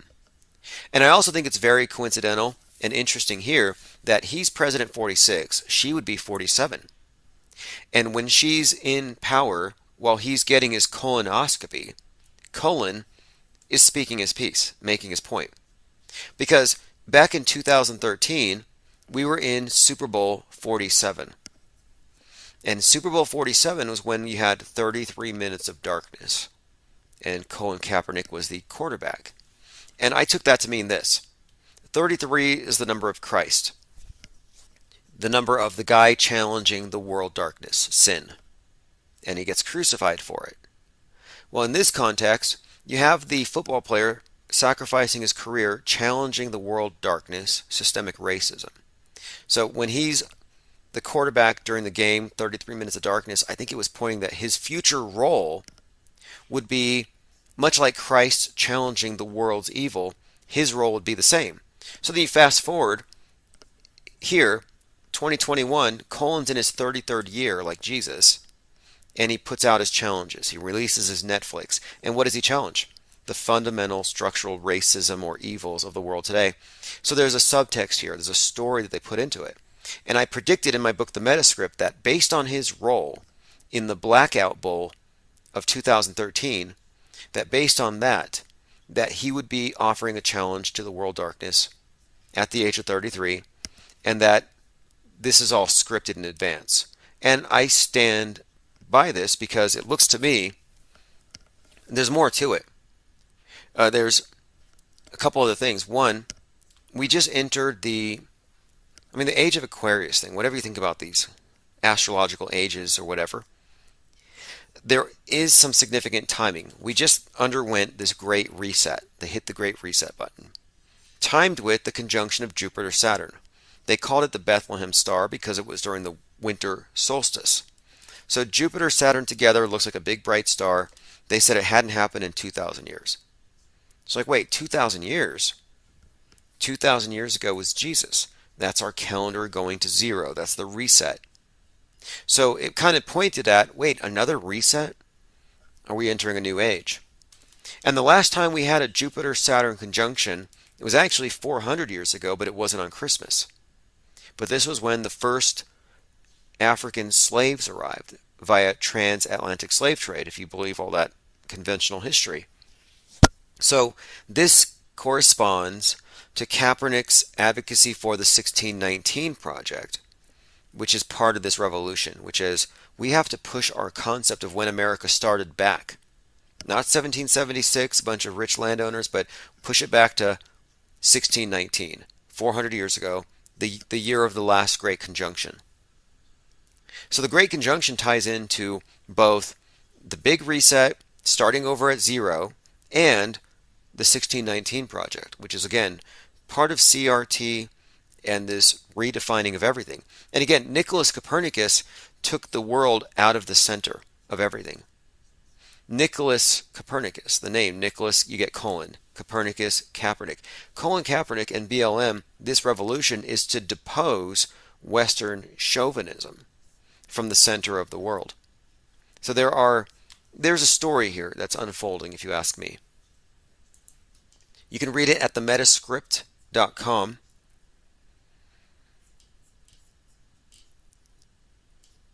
All right, let me continue through my Minds feed and see what else. In the mornings, we will be live at Free Earth Radio and here on Mixlr. Again, I want to say thanks, everyone, especially those of you who pitched in on the computer. I bought a computer a month ago to replace the one that had crashed, and this one simply lacks a video card. And I'm going to be obtaining that here shortly, but I appreciate everyone and your patience, especially now as we're only video, but no big deal. We're back on 24/7, and I expect a lot of big things this year. We have a tabloid in development, and that is something that the world really needs right now. It needs a source of truth in print. If you ask me, the world needs a reliable print tabloid to cover fake world news accurately. And in fact, if you go to fakeworld.news, and I'll put a link in the chat for those of you on Mixlr, go to fakeworld.news. You can actually pre-order issue number 1, which will be shipped before the 13th of December. I'm actually going to order them on the 1st. I'll get them within 3 to 7 days, and I will have them right out. So we do have a tabloid, Fake World News, a digital and print tabloid, top shelf conspiratainment, mass media, deconstruction, breaking news, investigative journalism, and I'm also planning on releasing it on Kindle. So we're going to do everything we can to reach as many people as we can with this, because it's really going to be a platform for everything else that we do on this channel. All right, let me go through some comments here. Oh, look, by the way, I mentioned a few things predictive programming wise. So, for example, I brought up The Office, the episode 119 from 10 years prior to 3/11. About someone at the office wearing a mask and references to the flu. Well, check this out. 4 days ago now, South Park had a trailer for their Thanksgiving special. So we got a Thanksgiving special coming up, I guess tomorrow or the day after.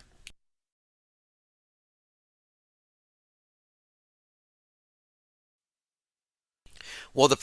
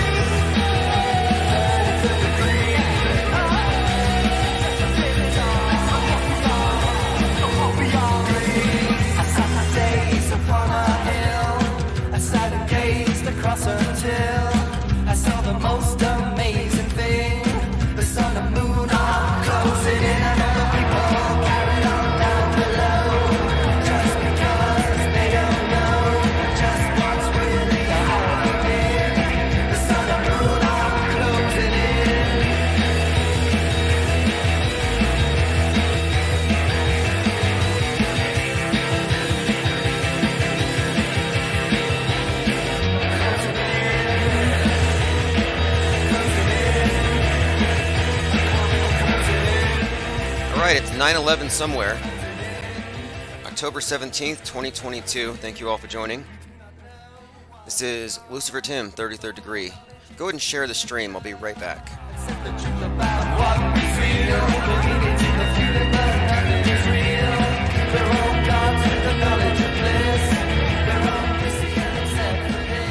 Okay, so I just got notification that I am harasser, a threatener, and a spreader of toxic information. YouTube just pulled another channel. No explanation other than you're a bully. And I'm like, oh man, I don't have $1 billion. And the title of today's stream actually is Kanye does $1 billion in damage to George Floyd's family. And then we're also going to address the birds aren't real being a fake movement thing as well. It's a fake movement, as we'll get into. The main thing this morning, though, is, yeah, Kanye West said that George Floyd died from fentanyl. And, of course, their family is going to sue him over this. And I'm like, well, they saw the Robbie Parker acting troupe there, the Sandy Hookers, how they pulled in $1 billion from Alex Jones, and they see an opportunity there, if you ask me. And, speaking of Parker, he's got to be the most overpaid actor in history, and he couldn't even manufacture a single tear. Thanks for the graphic, whoever posted that in Discord. What about my feelings? Yeah, that's a crying YouTube emoji. Like, since when do people with hurt feelings have all the power? Think about that. You can shut down your political opponents because you got hurt, quote, feelings. It's insane. We're letting the cry bullies, we're letting the snowflakes take over under false pretenses because they don't really have feelings. They don't really have tears. These are political activists. They're censoring us for political reasons. I don't think there are any actual victims out there. If you think that you have been victimized by this channel, call in and let us know. What was the meme? What was the word? What statement did I make that ruined your day? And then we can work on that and we could start eliminating those memes. But they never tell us. It's always vague. Here we go. From YouTube. This was 35 minutes ago. Our team reviewed your content and unfortunately we think it violates our harassment, threats, and cyberbullying policy. And I take this kind of seriously. I don't like the insinuation here because there's a story going around of Molly Russell who was killed by cyberbullying. Or she was killed by memes. Basically, the internet killed her. And that's what they're saying now, that if you're spreading memes, these are the equivalent of bullets. It's like you have an assault rifle 15 and you're literally shooting people through their screens every time you send out a meme that's perceived to be harmful, or could be. And it's totally subjective. But again, I don't think I've ever harassed or threatened anybody. How could I harass somebody? You'd have to arrive on this channel, I guess. But then how would you find it? If you find this material offensive, why would you even be here? Like, you're in the wrong saloon. When it comes to the cyberbullying policy, I don't know what they're talking about. I really don't. I do it in real life. No, I'm just kidding. I'm not a bully. What we do here is we confront the mass media, which is a bully. The mass media is a terrorist. It's a terrorist organization. You didn't know? CNN, Fox, ABC, NBC, BBC? Yeah, they're all terrorists. They have your children cowering under desks. They have people putting on face diapers. They just scare people about the most ridiculous things. Helmets for space junk. People are afraid of nukes. They're taking that IK. They're taking their ivermectin. They're taking their injections. They're doing all these things based on what? The terrorist in the room. And it's not me. All we're doing is we're deconstructing and analyzing narratives. What we're doing is more akin to film criticism. And I don't like the fact that we're being associated with actual cyberbullies and harassers. The types have actually targeted us. That's why we carry these wrenches. We don't carry wrenches to break things. It's to keep the trolls out, to keep the peace. But yeah, Kanye West has promulgated the notion that George Floyd was killed by fentanyl. I don't think George Floyd was killed at all. Like, if they managed to extort $1 billion out of him, it's going to pay George Floyd, literally, him and his friend Derek Chauvin. And they were friends. Probably more than friends. They knew each other for 17 years. There's a whole backstory. That was a stage. We are joined by Thirst for Truth, Cup Star, Portal Complex. I know it's early. 737, T-Dog 135. Yeah, one of our YouTube channels just had its head chopped off, but we still have like 3 more. And the reason why we have such a large, multi-platform apparatus is because of you, the super chatters, the contributors, the sharers of this content.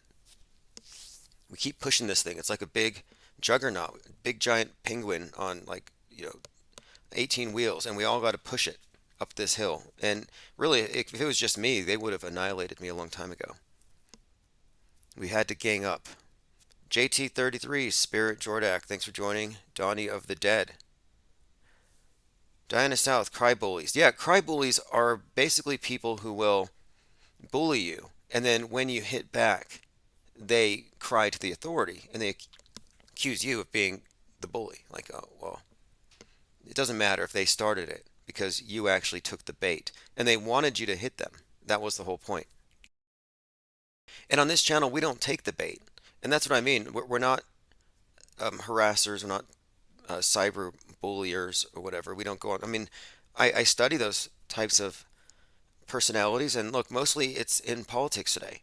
Like MTG, you have these alt-right wing types or far-right types who will literally flat tire people. Like there's that video where MTG is being, I guess, stalked. She's walking down the sidewalk by this anti-gun nut. And MTG, Marjorie Taylor Greene, steps on the heel of this woman's shoes like twice. Like that's bullying. Chiku says, I have the hardest time finding IPR. Yeah, it's difficult at this time, but it's going to get easier. Get on the text alerts. That's infiniteplane.media. It's not going to take very much longer, though, for us to get back on track. We had some of our largest channels taken down. Again, it's all under false pretenses, and we actually have some trolls who hang out and chat, and they gloat about it, and they say, I'm flagging you for spam. Like, they're happy about it. Doesn't really matter to me long term. The archives still end up in the same place. If you didn't know, we're on Odyssey now. We're on Rockfikin and Spotify Video. Diana South says, I just lost my job to a morbidly obese crybully. Yeah, the crybully thing, again, I don't really fall into that category. We never really do. We're not political here. And politics is just bullying. It's left-wing bullies versus right-wing bullies. The soy boys versus the Proud Boys. But on YouTube, you're not going to find any archives. I realize that we're never going to have them. Therefore, the archives are going to start being uploaded to Odyssey as of today. As of today, you're going to start seeing all of these archives popping up. Jenna Lovecraft Reed says, there's a robot ready to take over my job any day now. Yeah, this is the whole robot takeover, the robot wars like Skynet, Terminator 2, but it was never going to be bipedal robots like something out of one of these Boston Dynamics commercials. It was always just going to be a gradual replacement, just phasing us out. I've been thinking a lot about this transhumanism thing, and that's really what we're leading to. And a lot of people believe in this. They believe that there's going to be some kind of technological singularity. They're going to have their mind somehow uploaded into some kind of cloud. Digital transcendence, another one of these ideas. I think they can sell the public on it.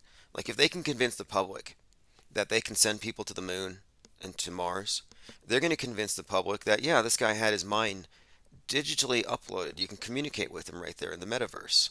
Even though he's, quote, dead. His body's dead, but his soul's in there. And people will probably fall for it. There's an entire Amazon series about it called Upload.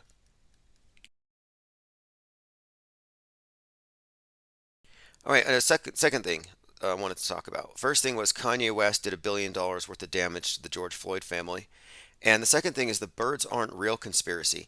So there's like 2,000 people gathered around protesting against birds that are actually robots spying on us. And the media covers it. They give it actually positive coverage. And the reason why is it's a fake conspiracy movement meant to mock real conspiracy movements. But it shows you the subjectivity of this entire thing, where they can get away with saying birds aren't real, but you can't gather and say JFK is coming back and the earth is flat without them calling you crazy. Look, inside bizarre birds aren't real conspiracy group, but they're admittedly doing this as a parody of extremism. I want to point out the main thing that these are not just random people. It's not grassroots. It's not like a grassroots movement against conspiracy theories. No, this is actually organized by the Parkland acting troupe. The survivors, the crisis actors from Parkland, have gathered together and they created this fake movement as a parody. It's like, no, I'm sorry, school shootings aren't real. Birds are real. That's what the evidence shows. But they're trying to say they're trying to say that this is fighting lunacy with lunacy, and I'm saying this is damage control. Like, hey, we got to do damage control. These conspiracy theorists have really just nailed it this time. I'm like, well, just hire from within. And that's all it is. Here's some more information on that. Again, this is PSYOP Damage Control by Crisis Actors. Claire Cronus, organizer with Birds Aren't Real, told Shireen Alfonsi from 60 Minutes, "We are fighting lunacy with lunacy. We know we're adding to the confusing network of misinformation, but we're trying to draw attention to the issue without causing further harm. Quote, we want to make sure we're not using language that's actually harmful, that hateful conspiracy theories use to target people." Cameron Kasky, who survived the 2019 shooting at Marjorie Stoneman Douglas High School in Parkland, Florida, before getting involved with Birds Aren't Real. He goes on to say, "My friends and I were called crisis actors, and I kind of had this strange perspective on conspiracy theories because the internet was telling me that my father and grandfather were child traffickers because they're adoption lawyers."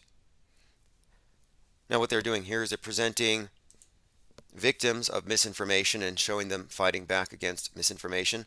I have a short clip here from TikTok, and this is the Birds Aren't Real protest, Washington Square Park. This is in New York.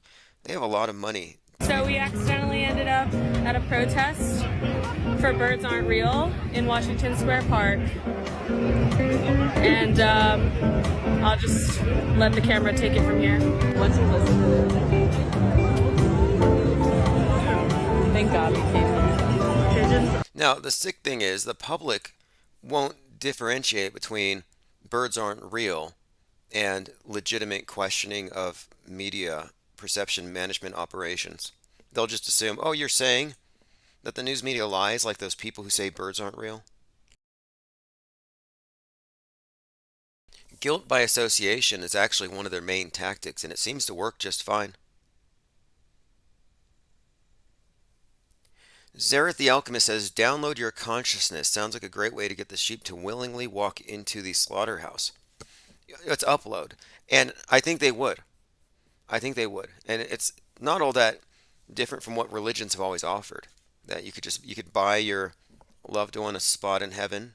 It's like selling indulgences. I think you could actually pull it off. And they have enough information on each of us to reconstruct our personalities that they could simulate almost any one of us at this point. They just did that to Steve Jobs.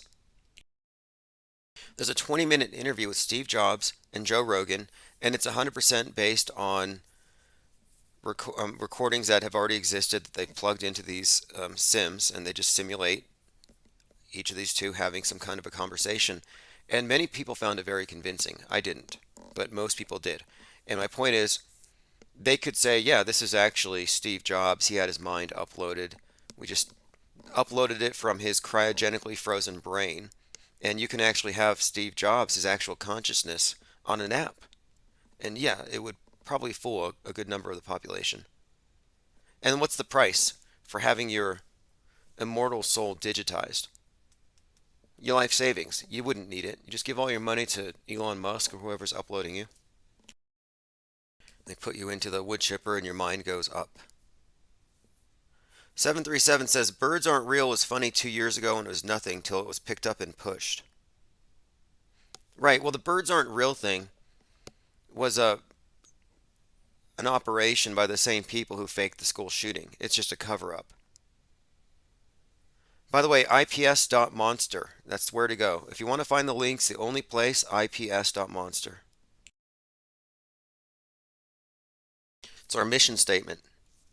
And that's what we're becoming as a result of their deliberate attempts to exclude us from any kind of conversation. And this is what they're banning. It's not that they're banning me and what I say, because I don't say anything offensive. They're banning this think tank, this open source human intel gathering think tank that's critical of mainstream news and mainstream religion, mainstream celebrities. I mean, we criticize everything. Not even mainstream. We criticize most of the alt people. Nobody criticizes Alex Jones more than we do, with good reason. You have to be diligent about what your information and the sources and everything. I mean, why wouldn't you be? Clockwork 113 says, "Shout out to Cam B." Now, it was Cam B who brought up this notion that The Weeknd is actually Justin Bieber in a deep fake costume. And, I've considered this for a long time, for a while. I mean, I'll say this, it's within the realm of fakeability when you look at disguises and what's actually possible. It's certainly there. But having watched some videos of The Weeknd, I don't think the Bieber's that good of an actor. I'm not discounting the technology, which we all know exists and is within, I would say, his repertoire. The Weeknd has all kinds of disguises. He did the Beetlejuice thing, the Joker. I mean, all these celebrities seem to have costume departments in their basements. And it's because their shared basement is probably some subterranean CIA base. Because that's what we're actually looking at here.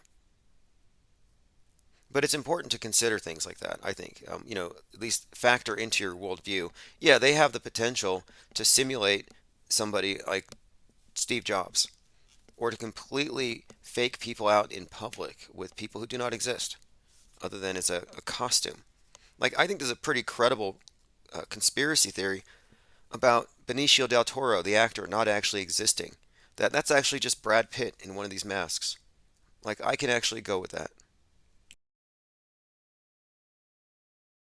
Although, I mean, the Weekend and the Beaver thing was very compelling and convincing, and there are many reasons why it is. But again, you can almost make one person look like someone else if you put a lot of juxtapositions. The important thing, I think, is to look for, is it even logical within a narrative structure? Are the timelines even copacetic? But in that case, there were a lot of alignments. They have a lot of shared girlfriends, shared wardrobes, grew up in the same area, part of the same mind control industrial complex. Anyway, let's continue. Joined by Uncool Ben, Psy Obstacles, says Beeb couldn't even win an Emmy. Well, it was very perplexing, the whole thing with The Weeknd and the performance he did at the Super Bowl, where he's got this cheesecloth around his head, like the people, like the actors in Ukraine who pretend like they've been bombed, and he's got this fake head wound for weeks. I'm like, what is he doing with this? Anyway, let us continue with the discussion. The main thing, Kanye West did $1 billion in damage to the George Floyd family. We'll get into that. Birds aren't real is fake. George Floyd's family threatens to sue Kanye West, and his name is Ye. I listened to his interview, and he points out that if you're not calling him Ye, you're basically disrespecting him. And I'll try to use that. But my point is the media doesn't, because they're not recognizing it. And he's made this point that he's kind of at war with what he sees as vested interests that control the media. And this is the whole trope. This is the whole thing that Jews control the media that he's been bringing up. And that's why he's getting a lot of, I would say, heat. And, Trump, interestingly enough, kind of jumped on that bandwagon. And he said, United States Jews need to get their act together. Okay, so here we go. This is Kanye West's family threatens to sue him for saying that Floyd died of a fentanyl overdose.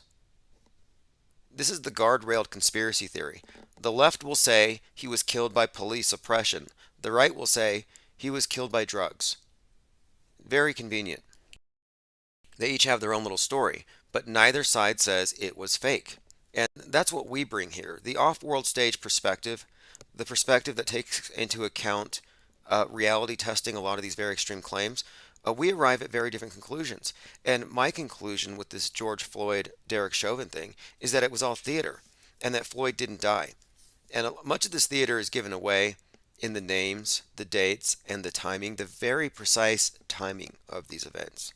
No coincidences. But here you have, Kanye West taking this I say guard-railed, meaning you have the establishment position, and then you have the alternative, which is seemingly going against the grain. But in my view, that one is actually there to keep people like us from going too far and even questioning, is this thing even real? Did it even happen? And again, my contention is that no, Derek Chauvin and George Floyd were both actors. And it's not that hard to fake such a thing. In fact, I would even posit that this particular psyop was probably directed by Spike Lee, and I have a lot of reasons for saying so. Also, I want to point out the very first place that was torched when the riot started after George Floyd's fake death was a factory that manufactures realistic training dummies for EMTs. One of their training dummies has a very conspicuous resemblance to George Floyd, although the company even explains that they can customize anything. 7 Sigma simulations. And what they create are dummies that can't breathe, dummies that need to be intubated, dummies that can simulate a real patient in respiratory distress, somebody who's actually dying. And here's an example, 7 Sigma simulations. Now, they were in the Twin Cities for 33 years, and then they were torched. First building. And why would the rioters burn a building that manufactures these simulations, these sim dolls? Here's a video. They're called modular airway trainers. Everything about them is real. Their jaws, their teeth, their lungs.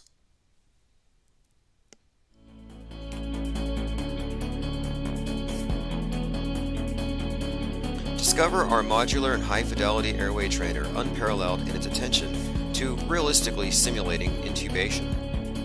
Unrivaled modularity. There's George Floyd. See that? That's George Floyd. That's what we saw on the ground. So many people said that's a dummy. In fact, I found this comment, obscure comment on a long deleted YouTube channel where someone had claimed, credibly, that they saw, I believe it was Sean King there, Telcom X, and another one of these fakers. But they saw what appeared to be a training situation, and they were told, oh, back off, the police are filming a training video. So at some point, the actor, who was a really bad actor, and I'm not talking about the porn, I'm talking about at the scene, he's in the back of the SUV, and he's like, I can't breathe, can you lay me on the ground? Like, wait, you're already in the SUV, you're already cuffed. Why do you want them to put you on the ground? And it looked like he was trying to get his lines right. The whole thing looked coached and faked. If you don't believe me, you haven't watched it. And I'm going to revisit the entire scene. On multiple levels, we can debunk this as anything other than a psychodrama. And here you have the actual dummy that they used on the ground. And again, this company got burned, meaning they got paid. They got paid by the rioters, who are all basically paid operatives. It's just the Democrat Party going full GTA. Depending on Going through some comments here. Okay, Psyobstacle says, anyone getting a Floyd mask for Halloween? Well, look, here's some of the names here. Derek Chauvin is a reference to Western chauvinism. Derek is a name that references a gallows, a hangman. Western chauvinism's hangman. Ritualistically killing a representative of the oppressed, of the BLM has that dynamic of class warfare, rich versus poor. The I can't breathe isn't just about police oppression, which is necessitated by the need to protect property rights, and that's their argument here, is that the system requires oppression for one class to maintain their power. But what's more, the pollution wrought by this system is the reason why we can't breathe. Our atmosphere is being destroyed. Global warming, climate change. So I can't breathe is extended beyond just what Floyd was saying. And then, of course, I can't breathe is an anagram for a better China, which I think is all just code for world communism. Going through some comments. Patrick says, I believe some crazy stuff, but George was alive at some point. Human sacrifice? Maybe, but he wasn't a doll. Well, I'm positing here that this is movie magic, and that you didn't see an uncut, full. Basically, I think what they did is they have him exit the scene and they replace him. Basic movie magic. You didn't have one camera watching the whole thing at some point that was uninterrupted, untampered with. Everything was tampered with. But what's more, it'd be really easy to do. And even the scene in the back of the ambulance looked and moved just like one of these dummies. And they had it in one of these devices that did the automatic chest compressions. And the individuals there didn't look like they knew what they were doing. But what's more, You have the connections between him and Derek Chauvin worth exploring, and there were some accounts by some people who worked at the place where they both worked together that mentioned their interactions. Chauvin's neighbors thought he was a real estate dealer. They didn't know he was a real estate agent. They didn't know he was a cop. Like, how does that happen? And of course, he had a. There are so many questionable things about this, but the main thing is there are more indications that this was a drama, a psychodrama, a simulation than not. But now you have this alternative view that he was fentanyl to death, which again, that's just the guardrail. That's the alternative view given to the other side. But yeah, I think it was some good editing, I guess. Like I said, I think this was directed by Spike Lee. You know, like Tom Clancy, and you look at these other names, Alan Moore, so many different names that are big within the PSYOP entertainment complex. Names that show up with these big productions. Stanley Kubrick. In fact, Kubrick's got some hints to 2020 encoded in 2001: A Space Odyssey. But anyway, I think many of these PSYOP dramas are actually produced by or aided by very popular directors. And then there's the fascinating connection between George Floyd and Stephen Jackson. Stephen Jackson, interestingly enough, was the one they said was his twin. And Stephen Jackson was also the individual who did the final interview with Kobe Bryant before Kobe Bryant crashed. And all these characters tie together into the drama we saw in the summer of 2020, which is what we talked about that entire year. The whole 2020 year itself, in a bigger context, seemed to reflect or mirror 1968 in many ways. In so many ways that it's beyond coincidence. And I have this pretty extensive mind map, which I will be revisiting because it does correlate with what we're talking about with George Floyd and Derek Chauvin. I mean, do you remember the reason why they took custody of George Floyd in the first place? It was the $20 bill. He was passing off a fake $20 bill, or tried to. That was the reason. But that's where you can start to see the clues, the connections between the Twin Cities and 9/11. And these clues are, I would say, irrefutable bits of evidence that you're looking at a scripted storyline. The $20 bill, of course, if you look at it on the back of it, this is the one you can fold it up and it gives you the 9/11 scene, which does factor into this. We're talking about an event that represents a 9/11ing of America. 9/11ing isn't just specific to what happened in New York, and that code shows up in many other related psyops. But everyone here knows that 9/11 started when the first plane hit the first tower at 8:46 a.m., and there are reasons why they chose that time. 8:46 was the time of day that the sun set on 5/25/2020 in the Twin Cities, the day that George Floyd was supposedly killed. 8:46 was the amount of time that Derek Chauvin was kneeling on his neck. What we have here is a connection between then 9/11, the George Floyd ritual killing, apparent killing, and the setting of the sun. And the setting of the sun specifically correlates to the ritualistic killing of the sun god. It is the Prince of Darkness, that kills the sun god at sunset. And this is all encoded in the story of Chauvin and Floyd, given away really in Floyd's funerals with the golden casket, another indicator that you're looking at the ritually slain Osiris. The connections between Derek Chauvin, Floyd, and 9/11 go even deeper. Derek Chauvin had a hearing on 9/11. Many other clues. 330 days after the killing of George Floyd is the verdict being read on a 420. And the 420, 4-2 are all over so many of these events. But so are 3-3s. They only allowed 33 people in the room with Derek Chauvin in the courtroom. They specified 33. And I believe it was the 30th anniversary of the Rodney King that they passed the George Floyd Act, or attempted to. And Rodney King was hit 33 times over the course of 1 minute 19 seconds. 119, of course, reverse 9/11, and the 33. And again, these are just things that are consistent. And they're so consistent that there's no way that the George Floyd killing fit this pattern that goes back many decades, and that it just happened randomly. That's what I mean. To say that it was real you would have to create such an extensive coincidence theory to explain away these coincidences that you'd have to you'd have a lot of work in front of you.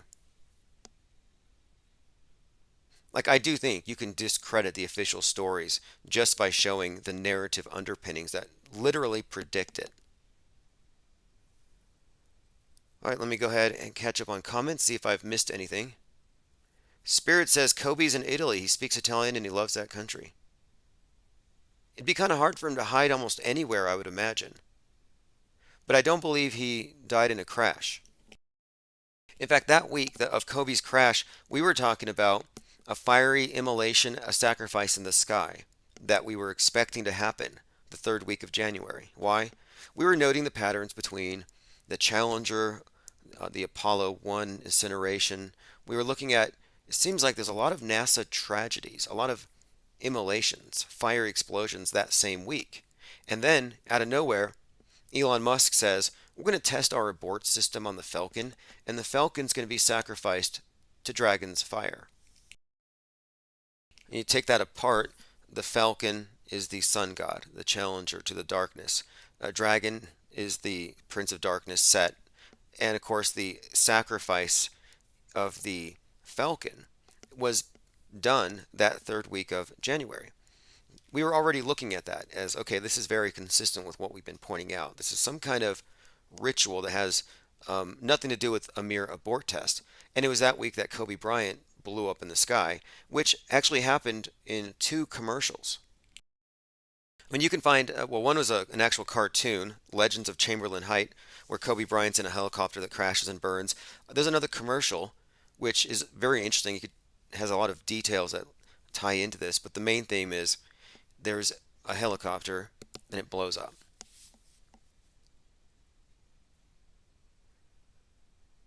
All right, going through your comments. Diana South says Rob Reiner directed many movies that have shaped modern day beliefs. Yeah, my contention is that MSM is the de facto state church, that it gives us the dominant universal world religion of the day. And when I say religion, I mostly mean like a worldview that's been regimented. Everybody must believe this. Everybody must accept that. Everybody must chastise that group. And everybody must worship that. And that's what we have. We have a new religion. The new world order isn't coming, it's already here. And it has the trappings of science. It has the legitimacy of science, but it uses age-old superstitions to keep people in a state of, I'd say, sheepledom. People are basically sheep to the priests who are their shepherds. I think Bezos has a rocket called the New Shepherd. And the shepherd, I think, is a reference to Horus, or any of these various sun god iterations, but specifically the age of Horus, Horus, is what the New Agers are referring to as this post-reset age. I mean, you can call it the age of Aquarius, you can call it the New Age, but whatever it is, the Great Reset isn't a conspiracy theory. And they stopped calling it a conspiracy theory on 12/21/2020, once we had the Saturn-Jupiter conjunction, which was on a winter solstice corresponding to, well, 2,000 years ago. I mean, when we went to year 0, basically. In other words, the Great Reset was something that was on their calendar. It wasn't something that they dreamed up at the World Economic Forum. The World Economic Forum is following a script that is, well, up above our heads. It's all astrotheological. That's the basis for this cult. That whole 9/11 thing, the 846 and the setting of the sun, it's as we go deeper into it, I'm consistently finding that, yeah, it's definitely timing. Timing is everything. And so many things are repeated. Roe v. Wade, 1973, it was a leak. 50 years later, same exact thing. It's a leak. If you're on Discord, I'll be handing out a wrench. YouTube, look, YouTube, I can't access any of the channels, just heads up. We've been officially, I guess, formally exiled. Like, I can use channels that I own. Like, I have a lot of zombie channels, just troll accounts that I can stream from. But that's about it. the last time I opened up new channels, they deleted my Gmail account. Like, I think they're going after me. I have a suspicion. Doesn't mean we're not going to be on YouTube. It just means it's always going to be a burner channel. The only permanent base, ground zero, is ips.monster. 737 says new age, blah, blah, blah. Well, you may not be a new ager by choice, but you are. You're in the space age, and the space age is the new age. The new age was something that they designed as a world unifying world view. And I don't know how far back it goes, but if you look at Manly P. Hall's Secret Destiny of the U.S., Secret Destiny of America. In fact, Russell Brand has this Manly P. Hall book. I've seen it on his shelf. But yeah, the whole idea here was that the United States' eagle is actually a phoenix, and that America is going to burn as part of a ritual immolation as we move into the new age. I was mentioning the sacrifice of the sun king or the sun god, as he challenges the darkness, and the challenger being destroyed is actually kind of encoded into this.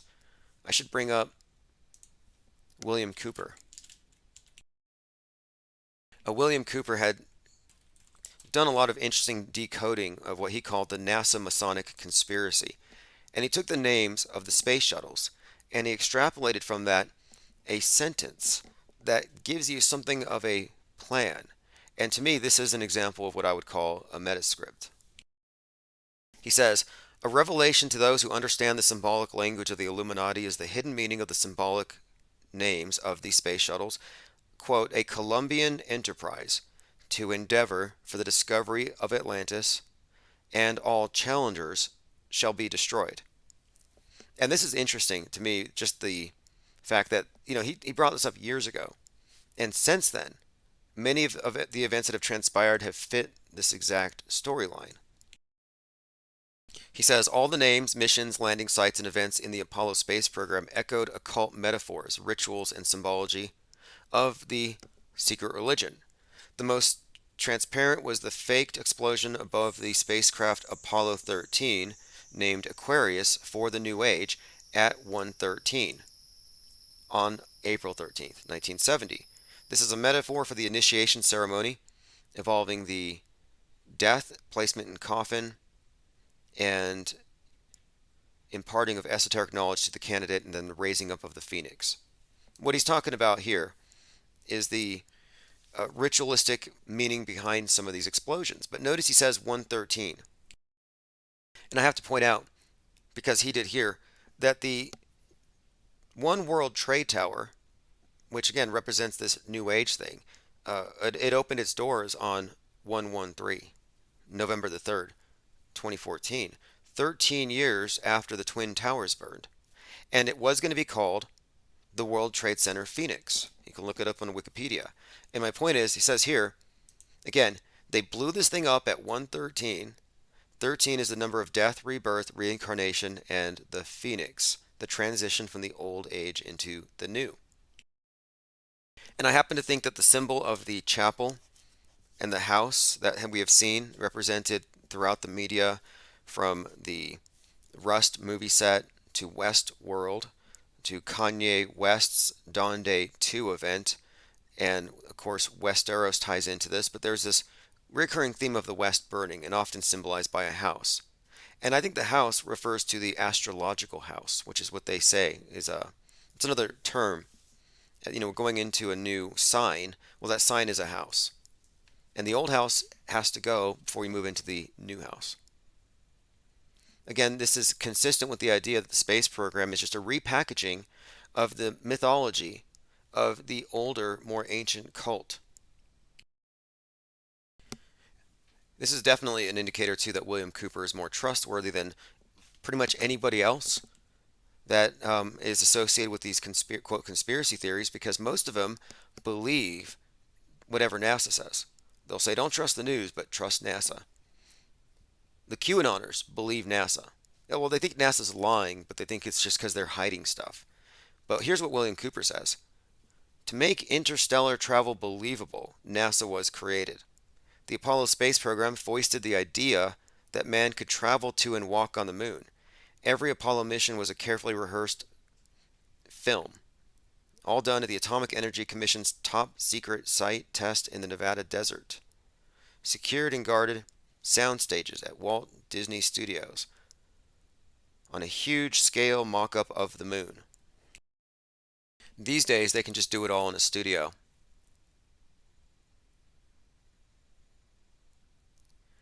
All right, let me see. I'm going through some comments. Diana South said 8:46. The moment you said, I just happened to look at my clock. Well, 8:46 is when Mercury was rising that morning on September the 11th. The association with George Floyd is just one example. Jay Walker was shot by 8 cops 46 times. This is another one of these high-profile killings. It's a recurring theme. And then on 2/2/2022, a 22-year-old named Amir Locke, was shot by police. And if you look at the timestamp, it was 6:48 a.m. What is 6:48? It's a mirror of 8:46. And his name was a mirror. I mean, I'm just saying, the palindromes, the mirroring, it's all symbolism. And they constantly bring up the same numbers attached to the same agendas. And here we have this idea of the 9/11ing of America, of incendiary events meant to create schisms, which is what 9/11 did. But there's a set of numbers and symbols that we have observed that are pretty consistent. And William Cooper had noted many of them, and I believe that his interpretations are very accurate.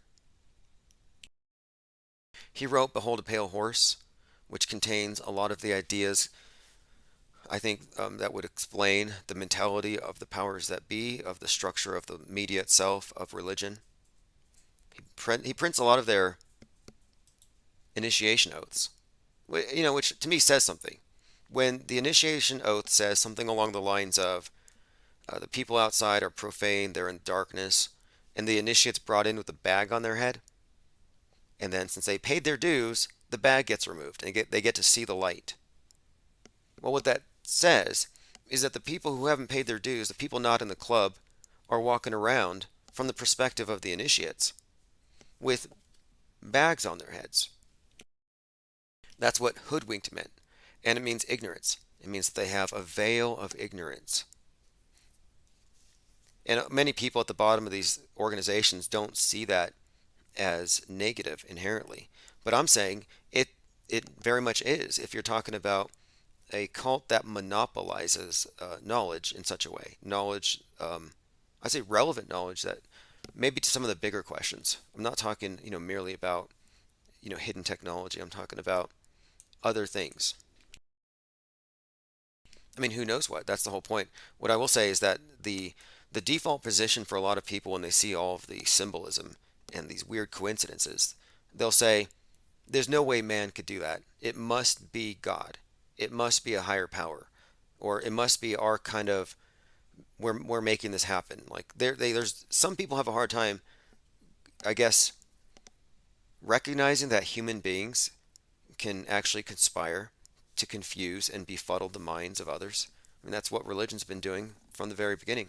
And I'm just saying that the modern media has mastered this. They have mastered the art of lying, of manufacturing false realities with words. It's spellcraft. It is somewhat diabolical. But the people are sheeple. They really are. Here's a meme on the screen. Trust in the news with all your heart and lean not to your own understanding. PBS 3.5. It's an NPC praying to the news. And you might think this is parody, but you can even find on NBC climate confessionals. I used to visit those like once a month. I'd be like, let me see what the true believers are doing right now with their climate confessions. But they've moved past merely confessing. Many of them are setting themselves on fire. Climate confessions, even those who care deeply about the planet's future, can slip up now and then. You have some of them throwing, I guess it was tomato sauce on Van Gogh paintings. Like they hate oil paintings. The Stop Oil group, they're so anti-oil that if they see an oil painting, they throw stuff at it. They lie in the roads, set themselves on fire. I mean, how is that? I mean, it's like Gaia Akbar. They're basically terrorists. Climate confessions, even those who care about the planet's future can slip up. Where do you fall short? Do you blast the AC? Do you grill steak? Share your confessions with NBC News. Now, they claim these are anonymous, but I'm pretty sure these go to the CCP and you will be executed. This guy says, I still eat red meat. I've been trying to like beans for 10 years. I work at a coal plant. I believe that phasing out fossil fuels is the only way to save the planet, but I don't want to lose my job. I use reusable plastic bags. Okay, that's a brag. That's not a confession. I'm writing my confession on a cell phone made of plastic. Yep, throw it away. Like, honestly, I think the only climate change believers that aren't hypocrites are the ones in jail. They take away all these things. They take away your carbon footprint. They reduce it. And I think it's fair to lock up climate change believers. I'm not saying just the activists that set themselves on fire and destroy property and block the roads. I'm saying arrest all the climate change activists, every single one of them. Why not? Because until you do, they're going to be carbon super spreaders. They're going to be driving, consuming dino juice. They're going to be breathing and excessively. I'm just saying, if you get them to sit in a little cell, you reduce the damage they do to the environment, and it's fair considering what is their agenda, but ubiquitous home incarceration. You don't think they want to lock you down in your home? They don't want you to fly. They don't want you to buy stuff. If you really think about the standard of living that the environmentalists would impose on you if they could, the best thing we could do right now is to preemptively start locking them up. Let them lead by example. And I don't know why they don't. Like, if you really believe all of this, quote, science, you shouldn't even be driving. You should have sold your car years ago. 34 years ago when they invented global warming.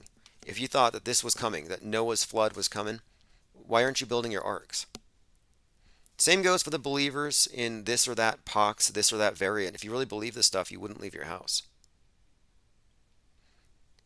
This guy says, sometimes I get lazy and I don't compost my coffee grounds. Yep. CCP is going to get that. We toss out good food every day at work. By the way, I work at Starbucks. Snitching. This person will actually get promoted. You'll get +5 on your social credit score. You just ratted out your employer that wasn't being green. Why don't we talk about the billions of disposable diapers? 450 years to decompose in landfills. That's in plastics. You're going to have to reduce the number of babies. That's their whole point here. I'm trying to go paperless on all bills and recycle. Well, it's the god of recycling. It's quite literally that. It is the god of recycling souls, the god of death and rebirth, the god of the harvest. And that's what they have created with this Gaia worship.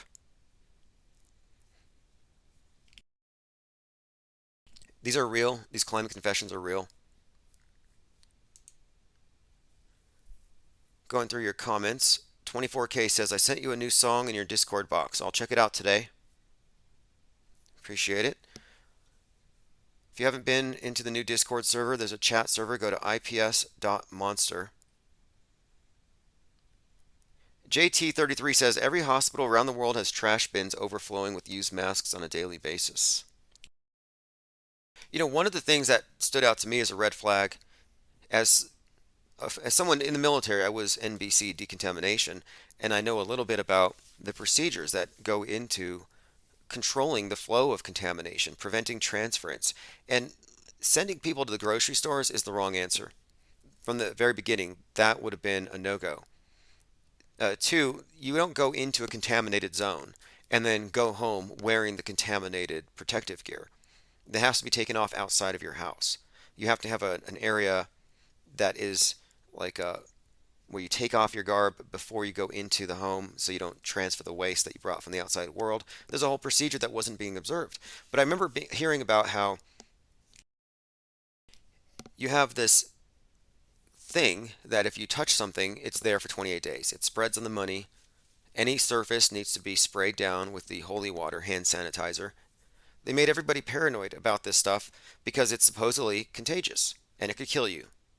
However, masks and PPE were never put into biohazard containers. And whenever you clean up biohazardous waste, you have to separate it from the regular trash. And the reason why is bloodborne pathogens. It can be transmissible to somebody else. You can't put bloodborne pathogens in the regular trash. It has to be separated, biohazard bins, and it can be treated separately. It can be autoclaved. And my point is, masks should have been in red bags, red biohazard containers, and they should have been picked up separately, kind of like they do our recyclables. You have your blue bin for your recyclables, there should be a red bin for your PPE. They never did that. And that kind of stood out to me as kind of like a hole in their plot. Now, I don't believe in global warming or climate change, but I do believe the ocean levels have risen a full inch. From 2020 to 2021, the ocean levels around the world went up a full inch, and that's just from PPE. That's just from masks, because that's where it all ends up, in the ocean.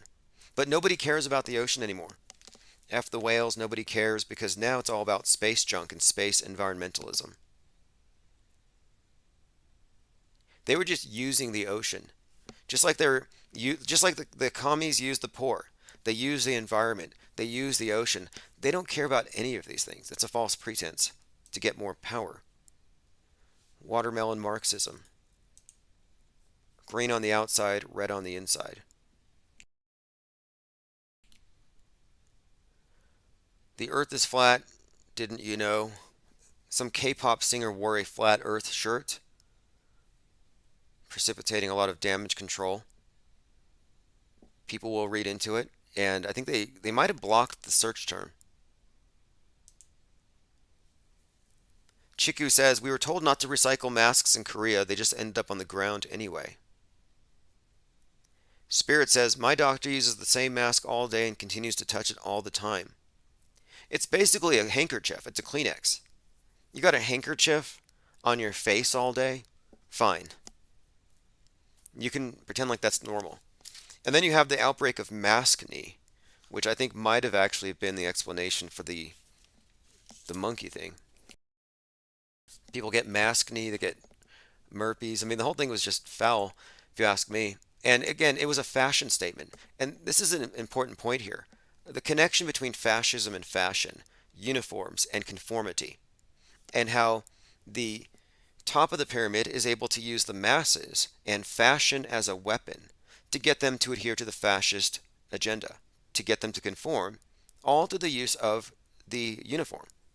And I've been giving fashion itself a bit more consideration in the wake of Kanye West's recent outbursts and the outrage he's created with all of his statements.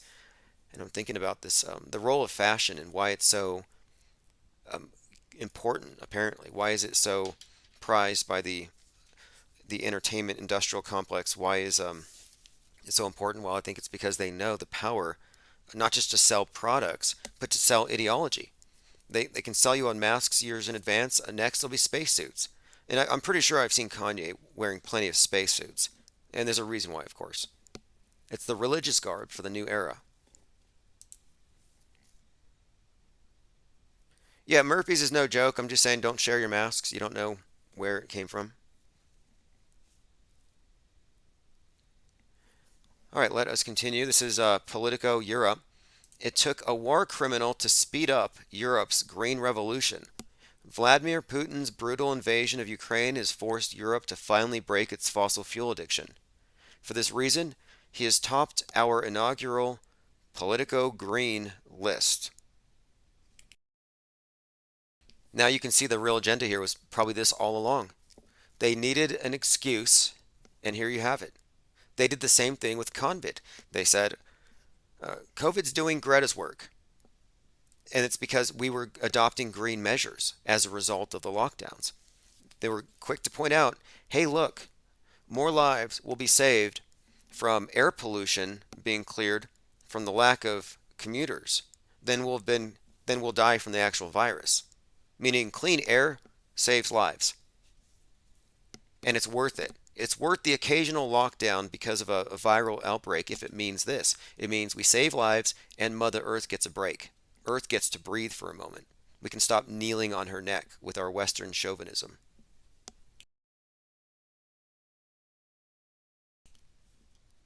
You want to call in? I'm going to open my phones. It's 833-311-1984. Go ahead and call in on the soon-to-be banned video. It won't be banned on Odyssey or Rofkin. You can get it through all the major platforms. And by the way, Infinite Plane Radio is on 25 plus podcasting platforms. Here you have it. Activists with Stop Oil throwing tomato soup on Van Gogh's sunflowers and then gluing themselves to the wall. Yeah, throw them in jail. Put them in jail. We just need to round up all the eco-fascists for their own good. Let's quarantine the greenies.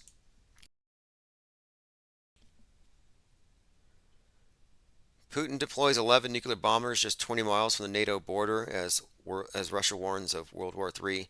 Yeah, I'm getting really tired of all the bluffing, but I'm pretty sure I know what's going to happen. If nothing else, you can say that predictive programming is something of a predictive model. Whatever you think, whoever wrote it, whoever's behind it, it does seem to be a precursor to the future in every instance. And there's so much predictive programming for an incoming nuclear winter that I'm thinking it's this year. Spirit says, in France right now, 60% of the gas stations are out of gas. Strike excuse. Exactly. There's always an ulterior motive. Infinite Plane Radio. Hey. Hey, what's up, caller? Hey, Charlie. Good morning. Morning. What do you think? Is it time to round up the greenies and put them into quarantine? Who, like Extinction Rebellion? Yeah. Extinction Rebellion, Yes. Even just your regular run-of-the-mill environmentalist with bumper stickers on their car. They shouldn't even be driving. We had an Extinction Rebellion at one of our Assange things. And she was interesting. And then I was the born again, and she was my hard left. And it was like, they wouldn't let us talk. They would be like, if you're for Assange, then all of your speech is at risk. I mean, it's a big umbrella, this whole free speech thing. Well, So, but it is. she was like, I don't know. She was ready to do some vandalism. We're like, no, we're not here to do vandalism. That's the leftist response. They tantrum immediately. Isn't it amazing? You look at But they didn't want to hear what I had to say either, so it was like, whatever. But they get away with it. They can burn down cities, and they're called peaceful. And you put on a Viking costume and you stroll through a government building and you're a terrorist. It's a major double standard. But what I'm calling about is the mask, the whole mask thing. I got a little story about Tennessee's response. Oh yeah, masks. And there's a parallel with what happened after 9/11, the other big, huge agenda-setting psyop. So our new our new governor came from a business background, and he knew a guy that had a sock factory, like athletic socks, and he had a bunch of COVID money, I think from Trump. And he was like going to give every Tennessean a COVID mask. And so he got his buddy to make everybody these masks. And his material has silver in it because it's odor. Because he makes socks. It's like odor, limiting. And after they gave everybody a mask, they're like, somebody pointed out, hey, silver is not good to breathe. Possibly. And they're like, we think it's safe. And that reminds me of, you remember after the buildings fell and all that toxic dust, and that mayor was like, it's safe. And then all those firefighters died. I mean, it's very, I'm like, oh, good. This may be a little subtext for later. 10 years later, Tennesseans are like having some weird lung disease from wearing those stupid sock masks. Oh, interesting. They were so porous, Tim. I mean, they had like huge holes like tube socks have. It was hilarious. Well, I figure anything that happened, like whatever people were inhaling, it would have been ascribed to the mysterious flu, the virus. They would have said whatever the symptom was, because people were putting all kinds of things on, and everything was just ascribed to that. Yeah. Now, But that was somebody. It was I was following it, and they were like, "Oh, these socks have silver ban in them or odo ban. Are we supposed to be breathing this?" well, commenter here, G33 says silver is a natural antibiotic. That's true. But, poison's in the dose. Speaking of free speech, Alex Jones has to pay up $1 billion to the Sandy hookers, and then Kanye, he just insulted George Floyd's family by saying he doesn't believe that George Floyd was kneeled on to death, but was fentanyl to death, that he killed himself, essentially. Do you think Kanye should have to pay $1 billion to George Floyd's family? Oh, wow. Is $1 billion enough? Like, how much should I have to pay out? You think I've hurt anybody? They've banned so many of my channels. Yeah. Yeah, keep going with the Kanye stuff. He's interesting, and I see you pointed out he had a chapel in his burning house. Because that was my thought, was when he starts bringing up faith, it's like, oh, the faith was burned down by COVID for sure. We're in a rebuilding stage right now, so it's, I mean, whether he's going to be a part of that or if he's controlled, like that quote, they will give us a leader if we want a leader. So he may be controlled. Yeah, I would think on some level he's handled for sure. It's just a question of, is he rogue or not? He looks like he's running for office in 2024. He implied it. He can't say it explicitly, but he's running for president. No, someday. He said, I will be. He didn't say 2020. He just thinks in the future he will be. If he plays this right, I mean, it could be 20 years from now because he's young. Yeah, good point. Didn't Trump said he would be like way back too, maybe 30 years ago. Yeah, that sounds like insiders dropping hints. I mean, Trump first mentioned it like 33 years before he ran. It's always like that. They have their destinies written out in advance.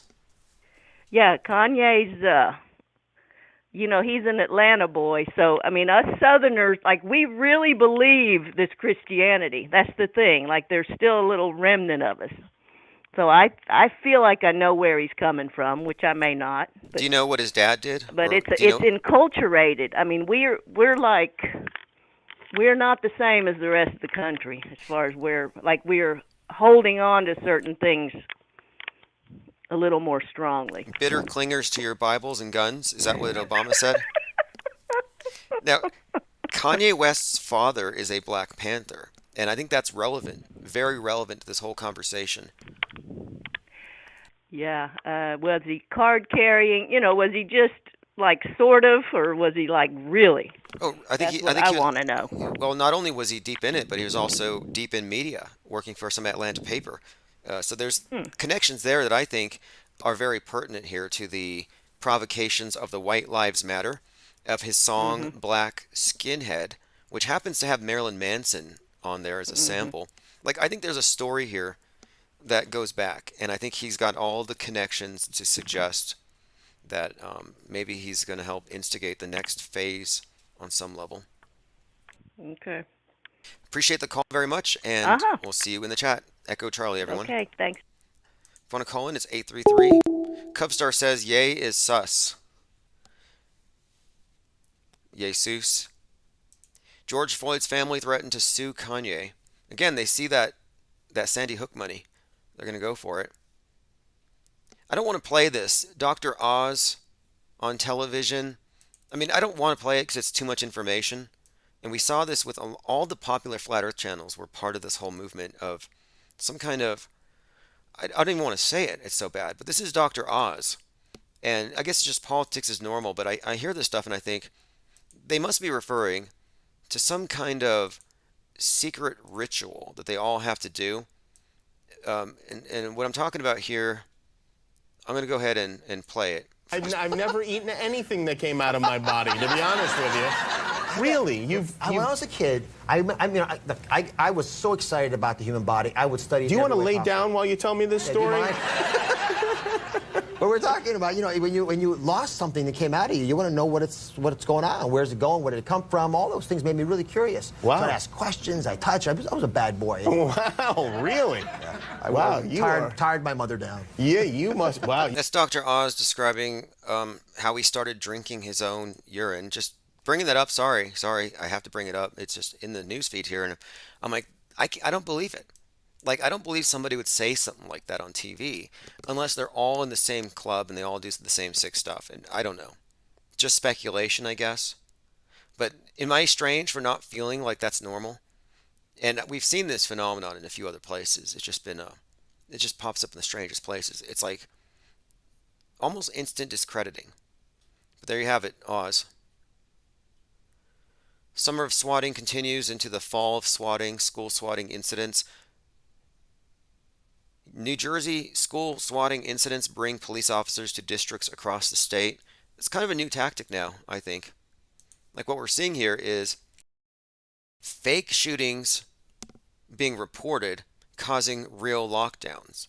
And these lockdowns are reportedly traumatic. They say these children are just as traumatized by these fake shootings as they are by the real ones. These fake reports. And I'm thinking, don't they understand the connection here? That for 20 years they've been using simulations and drills where you're not supposed to know it's a drill. You're supposed to entertain the hypothetical that it's real because that's how they program you.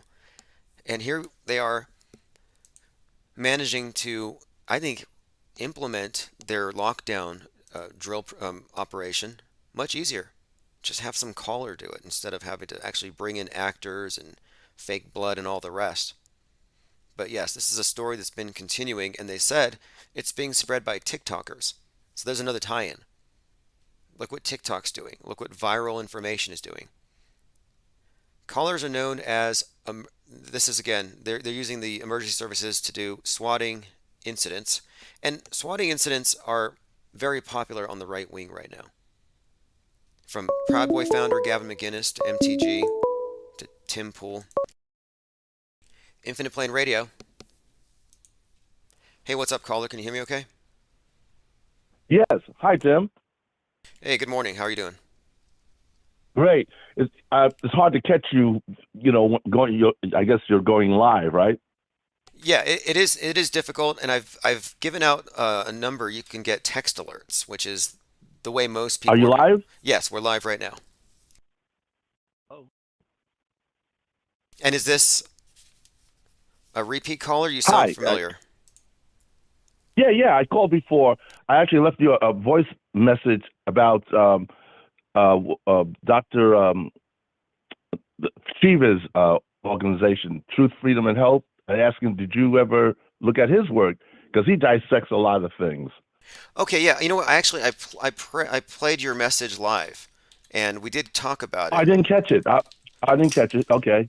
But let me go ahead and go to that site. But yeah, what did you want to speak about particularly? And I'll go ahead and I found the site, truthfreedomhealth.com, Dr. Shiva, and he's the the 4 degrees from MIT, Fulbright scholar, inventor of email. Oh yeah, and they tried to say that he invented email, and they tried to discredit him and say that he didn't, and he's got all the proof. He did it when he was 14. If you watch his video, he explains all that. But I want to economize on your time because I love catching you. You're not only you're brilliant, you're hysterically funny, but you. Now Shiva ran for office, and they messed with the wrong guy. He actually figured out, because he's a scientist, how they cheated on him, and he calls Tucker Carlson out and all these people as he calls them scumbags because they're playing the game. He realized, he was naive. He realized they're playing the game. They don't really want the truth. That's why he started his organization. He reminds me a lot of you. I mean, he's brilliant. And at the same time, but he decodes all left and right. He busts Trump. He busts Biden's camp. He's not on either side. He just exposes all this stuff forensically because he's a scientist. Well, I'm looking at his site here, and it says the Truth Freedom Health System makes you street smart so you can see things as they are beyond left versus right, pro versus anti. And that is something we do here. Mm-hmm. We're recognizing how they put people into these polarizing categories. And even this Kanye West thing I'm referencing, to me, this is all about black versus white and polarization. And until you see through those, you're on the world stage. And we take a very off-world stage perspective. And that does involve, I think, a careful analysis of the facts. It's not based on intuition. We have a method here for breaking apart Yeah, psyops. And so it seems to me that he's on the right path if he's looking beyond pro anti. yeah, he's very much like you, but he's we have the similar training. He's a systems analyst. That's what I am. So he shows people how to forensically decode, things. But here's the thing, though. He still as a scientist, he still believes in things like gravity. The Earth is round, because those are things he was taught. So so a guy like you having a conversation with him, I think would be great because he's also open. When people say, "Do you know about such and such and such?" Instead of being pompous and saying, "Well, I know everything," he goes, "No, tell me about it." Right? So I think for his development, he has yet.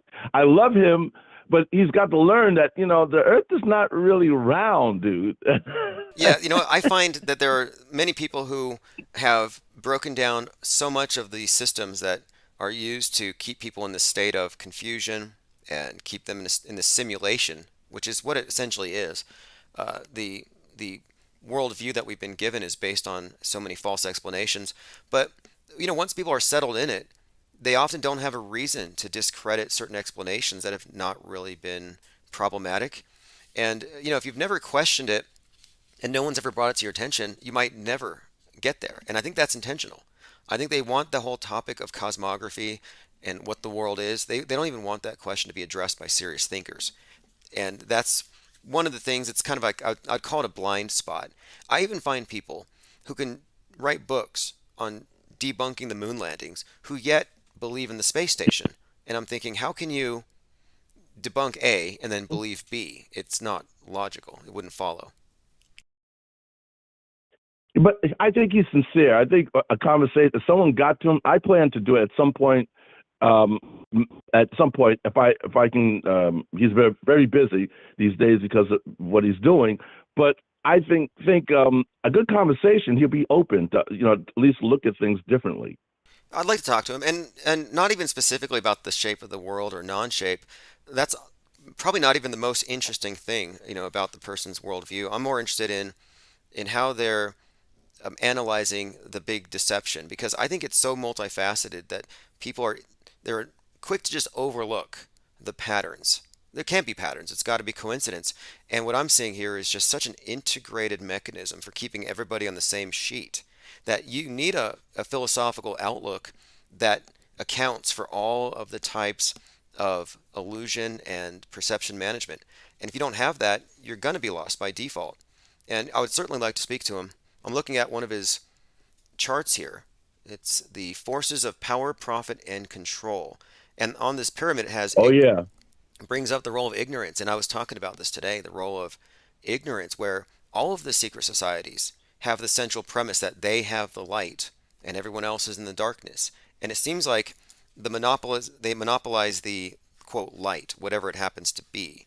And the ignorance that we're looking at is something that has to be reasoned through. And that's kind of what we do here. We're just trying to apply reason to a very unreasonable world where you're just expected to believe and follow. If you check out any of his YouTube video on the topic, you'll find him on YouTube because and he plays a trailer that describes his organization. It kind of will explain to you what he's about in just a few minutes. Okay, and I'll definitely reach out. I will reach out and I'll come up with a list of topics after I've analyzed what he has on his site. And yeah, thanks for reminding me. I appreciate the recommendation. I have him here bookmarked, and I actually because I'm an entertainer, and I gave him a shout out in Times Square. I won't get into that on the air, but his organization thanked me, so I have it in. So is there a way? Maybe there's a way I can fast track it to get you guys to talk at some point. I have it in, to him, if you'd like. How can we make that happen? I would say email him and email me. My email is you can just find me at Tim actually infiniteplane.media. There's a contact form. Hold on. Your email is what? Just email me at timosman007 at @gmail.com. And OSMAND OZMAN. at And then here's the thing. I'm sorry, hold on. OZMAN, right? At D, gmail.com. right? Gmail.com. Okay. Tim Osmond at gmail.com? Yep, Tim Osmond 007. And what I'll do is I'll email and I'll see if he can communicate via Skype or Zoom and or by phone. Yeah, but he's incredibly busy. I have one of his people. Like I'll do my best to make that happen. But because he's sincere. He is. You'll see. He's very sincere. It's just that he his training. His building blocks on things that are already established. Sure. And look, I think that's all of us. I mean, I believe the official story of pretty much everything up until a point in early 2013 when it started to just really fall apart for me. And to me, it's really just a matter of challenging certain presuppositions or explanations that you never questioned before. But I'm looking at a site here, Politicians, Gurus, and Grifters, the Machinery of Ignorance. I like it. I like what I see here. He calls them out. Imagine being a scientist. He calls them scumbags. People are saying to him and says, "Oh, Dr. Shiva, you shouldn't curse. You're a scientist." He's like, "No, fuck you." Well, I can't argue with that. I'm looking at these puppets, and it's a puppet show, and to me, it's entertaining as heck, really, when you get down to it, because our perspective, I think, takes into account the fakeness of it, so we don't get emotionally engaged. And right now, it's such an awful spectacle, and it's never been easier to call out some of the phoniness. Even quote normies are able to see through the fakery. It's just they stand by the fakery of their side. They only call out the fakery of the other side, and that's why it seems like Dr. Shiva and what we do here. Yeah, you have to take into account that there's a third perspective, what I call the off-world sage.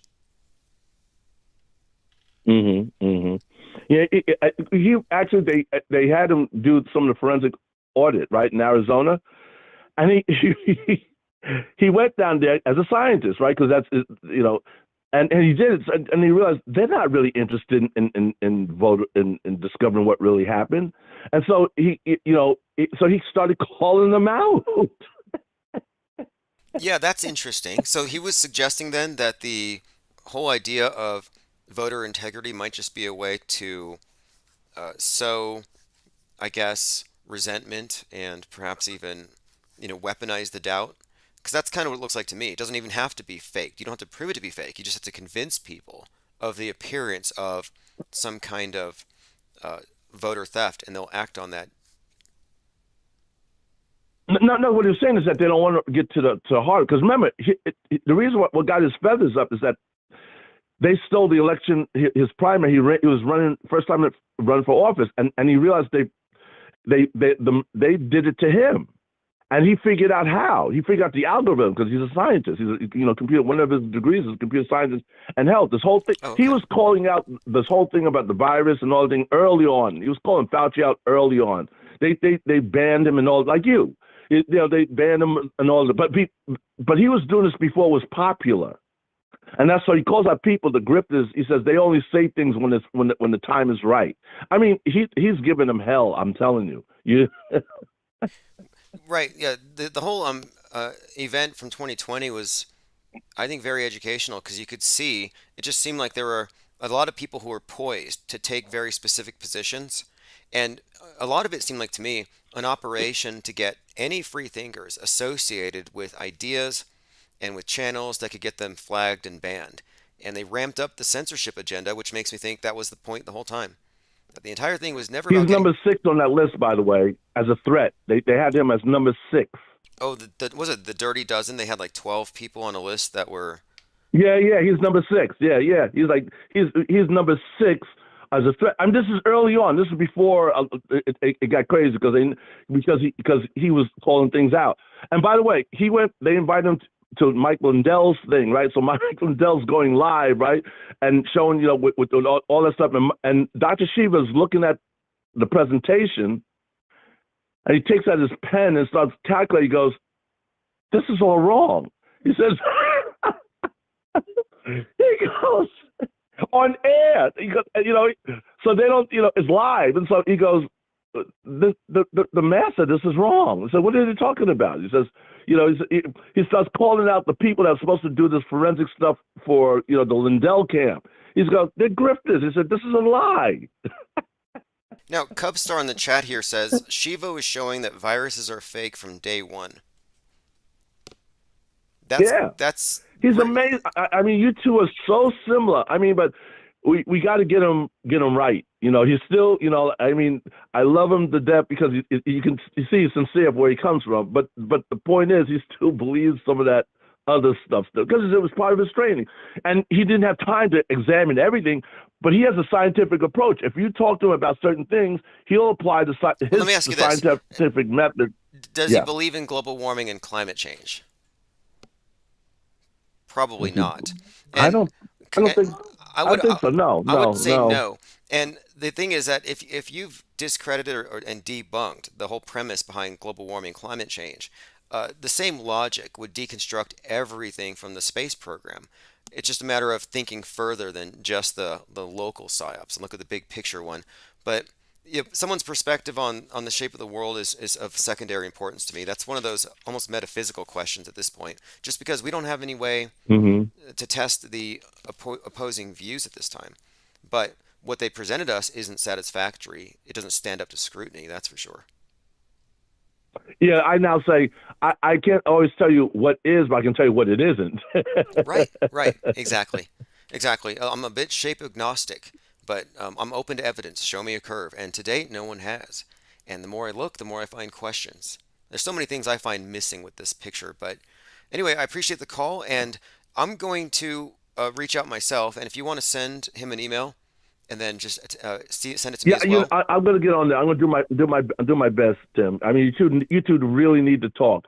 I mean, you're on the same path in a lot of things, but your tongue-in-cheek humor though it gets me. Me and my lady all the time, we crack up. I mean, you say things that goes over people's heads all the time, and we're on the floor rolling. Well, I appreciate it. I appreciate your comments, and definitely for reaching out with this, because I am making it a point now to do more conversations one-on-one, more guests. I've opened up my schedule a bit, and this is pretty much what I want to do. And thank you again, and hopefully I will get in touch with Dr. Shiva very soon. Great, excellent. That's a great thing. Thank you, and keep doing what you're doing, man. And listen, it's trying to find you is like trying to catch a rabbit, man. So I want to support you and whatnot. So I mean, I got a notice today, so I clicked on it and said, okay, I guess he's live. So how do we find you? Where's the home base to find you? Yeah, the new ground zero, and I've made it very simple. It's ips.monster. Mm-hmm. I want the .com. I don't have it yet. But .monster. .monster? Yeah. Easy to remember, and it's part of our mission statement. Infinite Plane Society is turning into a monster because of their attempts to constantly repress it. Sure. And by the time it's unignorable, it'll be too big to control. IPS.monster is the ground zero, has all the links, takes you right to the chat, all to the latest archives, everything. So again, that's www.ips.monster? Correct. Absolutely. Okay. So monster is no .com, no .tv, any of that is .monster. Yeah, okay. the domain is a monster domain. And this is the new ground zero, and it definitely will put you in touch. And then you can sign up for text alerts. So if I go live at some random time, you'll be alerted via text. We can donate. Yeah, that's great, because we got to keep you going, man. Hey, I appreciate it. And yeah, I have a 30-year plan here. We're not backing down. What we're doing is we're going to grow this parallel media network.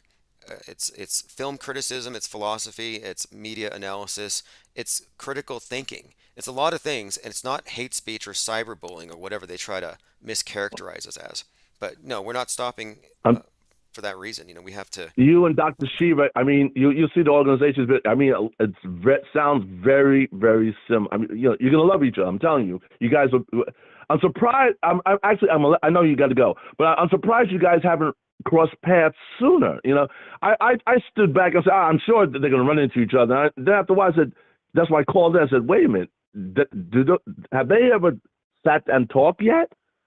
We would. I can't even imagine how many contacts we would have made had we not dealt with this constant repression. I mean, we've had channels up to 11,000 subs, we've had spikes, we've had people part of our network here, mainstream news, mainstream platforms. We've made a lot of noise, but they're constantly attacking it. And that's the reason why I don't think that we've reached all the people yet, but it's not too late. My objective here is to, reach people who are what I consider people who are off-world stage, people who are looking past the simplistic left-right narrative, counter-narrative, anti-pro stuff. Hmm. Well, great. I'm going to let you go, and I'm going to reach out to my contact at his place, and see if I can expedite things. Okay. Awesome. Well, good talking to you, and have a great day. All right. Take care. And this is why I have voicemails open, 833-311-1984. If you can't catch me live, you can leave a voicemail, and we do catch everything. And yeah, we were speaking about truthfreedomhealth.com. Dr. Shiva, quote, ignorance drives confusion that enslaves you in division into left, right, pro, and anti on every issue, politics or health, complacency, desperation. You've been misled. And I like to look at these frameworks they use to confine our minds into very simplistic paradigms. Needles versus guns. And when you look at them very closely, you can see how they're coordinated. And they're using the technologies of mass influence like perception management. And you cannot overstate the significance of the first CEO of Netflix being a relative of Edward Bernays and Sigmund Freud. That tells you everything. The most popular propaganda outlet, managed by a guy who is the great nephew of the father of perception management, aka public relations, who are both related to Sigmund Freud.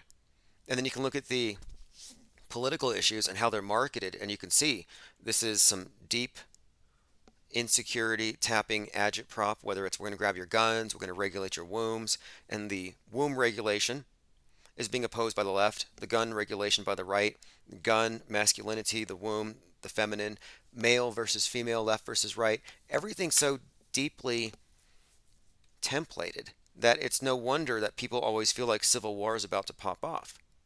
And I'm saying it's not, because we exist in a constant and chronic, perpetual civil war, as Orwell said in 1984. Zaret says, the only guy who's had 1,000 channels, diehard penguin. Yeah, I believe it's all going to backfire. Eventually, it's all going to backfire. All these attempts to just shut us down for what again? Let me go back to the complaint. Again, there's no individual attached to this complaint. There's no name attached. They didn't say Mrs. Snowflake called and said she felt threatened and cyberbullied and harassed. There's no victim. It says our team. No, there's no accuser. It's a team. It could be 5 people. It could be 1,000. How many people on the YouTube team are sitting around listening to our live streams? And they're thinking, okay, I feel like this harasses somebody. Or it could hypothetically harass. It could hypothetically threaten, hypothetically bully, hypothetically offend. In other words, I think we're protecting hypothetical victims, not real victims. And I have a problem with that. That means that imaginary, non-existent victims are being used to victimize me. That's kind of the dynamic they put into place here. And they set the premise. They have set the premise that it is better to censor 10 free thinkers than let one snowflake potentially have its feelings hurt. Only it's very partisan. It's not uniform. The left wing has carte blanche on hate speech, on political violence, and on things like destroying property. I mean, look what the environmentalists do. Here's some signage from your lefty friends. Screw your rights. Force vax now. Kill the unvaxxed. Take their kids. Comply or die. These are real signs. Real sentiments. Real brave of them to express those while wearing a mask. Here's the cover of Time magazine, if you haven't seen it, from October the 11th. It's Abraham Lincoln, how the greatest president saved democracy, and we can too. It's got Lincoln looking at a big crack in the ground. I would call this predictive programming, foreshadowing. Again, Lincoln, what does he symbolize? And there's quite a lot in this story right now, this big meta-scripted story that has been referencing Abe Lincoln. And I think we can point back even to the shooting of the Japanese Prime Minister named Abe, spelled like Abe, wasn't shot in the head, but killed or shot with a homemade gun, but it was like a live killing, and it was associated with Trump because he and Trump were friends. But the connection there is interesting to me because assassins have been in the air all around. We've had John Hinckley in the news. He's the one who shot Reagan and Brady. Then you have the Highland Park shooter, obsessed with Lee Harvey Oswald. He was the guy who shot up the July 4th parade. The connection there, of course, he connected himself to Oswald with that poster. And then he's hanging around at Trump rallies. I'm thinking, what is this would-be mass shooter hanging out at Trump rallies for? Again, you have the specter of an Oswald-like character being brought up. Then you have the assassin, the killer of George Floyd, Derek Chauvin, gets hit with another 21 years. I mean, all these various names popping up all at once. And then talk about a possible assassination of Trump.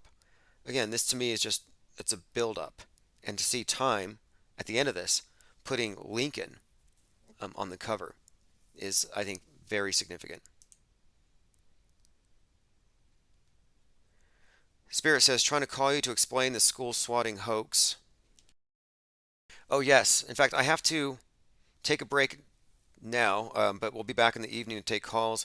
And yeah, Spirit Jordak's the one who called and explained how all of these YouTube celebrities getting swatted for street cred are probably hoaxing it. Well, likely hoaxing it. That the swatting procedure isn't as easy as you can dial 3 digits and send a paramilitary force to take out your enemies. No, it doesn't work that way. Not even close. There are a few other things I want to get into later today, like the mason jar full of water on the Chinese space station. I found some damage control articles, and they're now saying that surface tension will keep the water from floating out of the jar. Surface tension. Like, do they make it up as they go? It would seem like it. How does the jar stay on the table? Velcro. So between Velcro and surface tension, you can drink out of a cup. You don't need to have it in some kind of closed container like a bag. Or at least that's what they say. And this is, again, the Chinese space station, which will be there when the American space station goes down. Hopefully not until after Tom Cruise gets to film his movie up there in space. All right, everyone, thanks for joining. We'll be back later on today. Sign up at ips.monster for the text alerts. Thanks to the callers and all the chatters. Have you ever looked away from Earth into the black void? Because you can see the stars. Oh, yeah. You know, we were never able to see stars from the lunar surface or on the daylight side of the moon. It's not a black void. I mean, it's black, but there's all kinds of polka dots. Space is fake AF. Space is fake AF. There's more than stars. You can see planets. You can see moons. you see the gas. It don't let it. Say the sky was not the limit. We fly to the moon in another second, but we haven't been back since 1972. Destroyed all the papers and blew up the Challenger crew, except for the twinsies. Space is fake AF.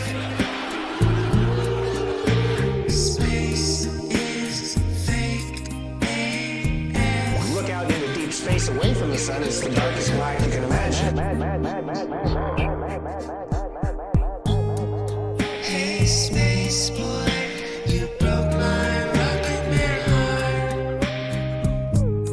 Where are the stars? Is it bright or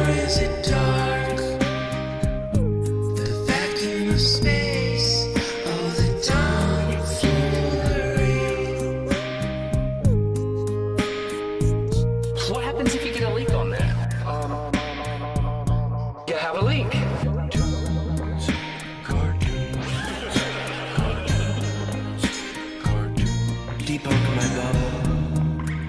Look, butterflies. It's hard to comprehend. Space is fake AF. Two little bitty O-rings. Space is fake AF. It's not what you think, homeboy. Space is fake AF. It's all just start doing this. Space is fake AF. Research Eddie Bravo. You just have a leak, and what you would do is lose air.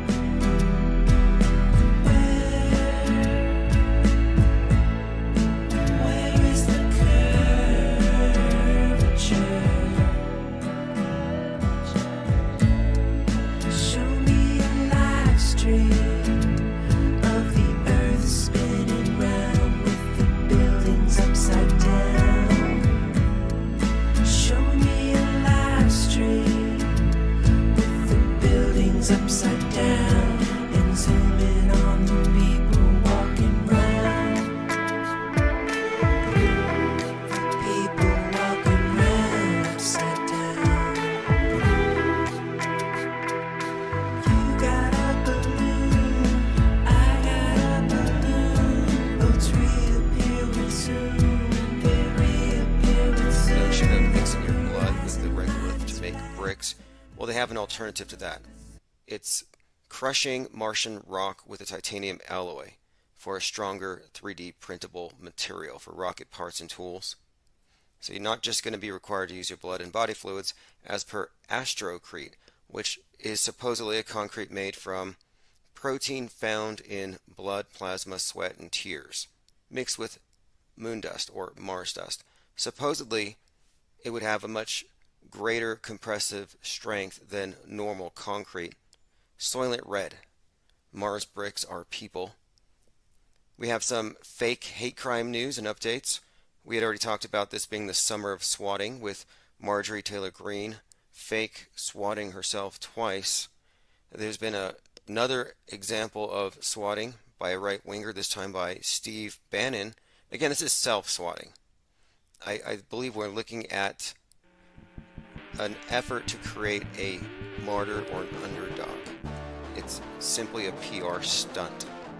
We also...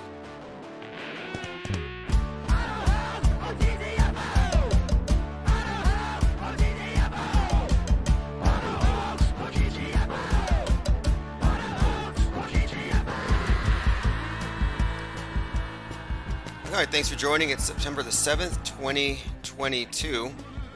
Days away from the 21st hoaxiversary of the most momentous psyop of the century, which is probably going to pale in comparison to what they do next. This is Auto Hoax or GTFO by Chief Crow and the Flat Earth Worms, and it's only a polite suggestion. You don't have to leave if you don't do what we say, if you don't preemptively consider things to be possibly faked when you know it's coming from a pathological lying media. You can be gullible. It's not a crime. I addressed this earlier. There's a character named Doug in our chat who was very offended when I said the space stations were fake. Well, space stations now because the ISS and the Chinese space station. And it's faker than it looks like a Lego model for one, but two, they drink water out of mason jars. That's what they literally drink water out of. It's not like a closed packet, and the water magically stays in the jar even while their hair floats around. And if you can't see through that, there's no help. You are in their matrix. And you're very accepting of, you have poor taste, is what it is. It has to do with aesthetics more than epistemology. You just have bad taste in graphics to find that stuff compelling. All right, we're joined by MC Dirtywork, Truman B3000. He said Californians recently received text messages to voluntarily turn off electronics to avoid rolling blackouts. Yet they want everyone in clean electric vehicles. Haven't I said that if you truly believe the quote science or the scientism, if you believe all this stuff, if you think that we are in the end of days, then what you need to be doing is locking down. Don't wait for a government mandate lockdown in advance. If you still believe that it's necessary to keep a diaper on your face, by all means, do it. But if you follow the logic and you believe all the science, you would not leave your house. Especially with monkeypox. Why would you risk your looks for life? Why would you risk that horrible condition? Just stay home. And I've been saying that it only makes sense for me that when these climate activists end up in jail. That's like the most sensible place for them to be because they're sustainable, totally green. Their carbon footprints have been minimized. And their plan is to lock down everyone. They're hypocrites. Therefore, if they get locked up, I think they are non-hypocritical and they're leading by example. But I think that they should be voluntarily locking down. Therefore, I think California is doing the right thing. Encourage people to voluntarily go along with it. As long as it's not compulsory, I don't care. Let all of the believers in this doomsday cult, in this neo-flood myth, let them lock themselves up. Let's see, we've got a lot of new people in the comments. I can't even pronounce some of these names, but those of you who are here from D-Live, I appreciate all the lemons. Magnus von Thule says, Magnus, hello friend. Spirit Jordan commented that Fletcher, when you look at the etymology of the word Fletcher, last name of Eliza Fletcher, this year's, I guess we can call her the Gabby Petito of 2022. It's a reoccurring theme. Same month and everything, same basic story. But we were talking about how there was a connection with the Gabby Petito, the Princess Diana, Anne Hesh, and this archetype of a spring goddess being kidnapped, and that this latest kidnapping case might fit into this. Well, her name Fletcher has a direct connotation to archery, as in the broken arrow we've been talking about of Artemis, the failed launch. But the name Fletcher is 100% a tie-in. Artemis being the Greek version of Roman Diana. And all of this against the backdrop of Princess Diana memorials, commemorations, and Anne Heche's story. And the number 13, this whole story is replete with the number 13, a number that relates to the lunar goddesses, 13 lunar months, etc. And we will discuss all of this in detail. I put the phone number in the newsletter. The main phone number is down at the moment. I'm going to re-up on that. But text alerts are going out strong. So we have a lot of people who are receiving those. Appreciate everyone who signs up. And if you're not on the text alerts, go to infiniteplane.media. It's very important. That's the signal that keeps us united, despite the tendency of these various platforms to purge us. I mean, they just booted a channel with almost 600 subs, and we haven't missed a beat. Steuben says, share if possible. By all means, tweet it, Facebook, share the stream, share the newsletters, and you can also share the link to get into the 24/7 Infinite Plane Radio OmniChat Discord server. Thirst for Truth is here with the popcorn. Lloyd Miller says, believing the military will save us is hopium. For those who don't know the full story of QAnon, they believe that the military is in control and that we are experiencing something called devolution, that there is no president, the military is in control, and just sit back and eat the popcorn. And that's why many of these militant MAGAites, the violent MAGAites, as that national security analyst called them. That's why they're so chubby. They've been sitting around since 2020, trusting the plan and eating the popcorn. Nothing wrong with that. In fact, I say if you're reaching for the popcorn and not the ammunition, then you're actually doing it right. You're not being dragged into it. But they do believe that the military is going to save them, so they don't have to get up and do anything. Perfect plan from the bad guys' perspective. You nullify them. Your best warriors are now unfit. And I've seen a lot of them on TikTok ranting about this, quote, civil war, and many of them look like they fought in the Civil War.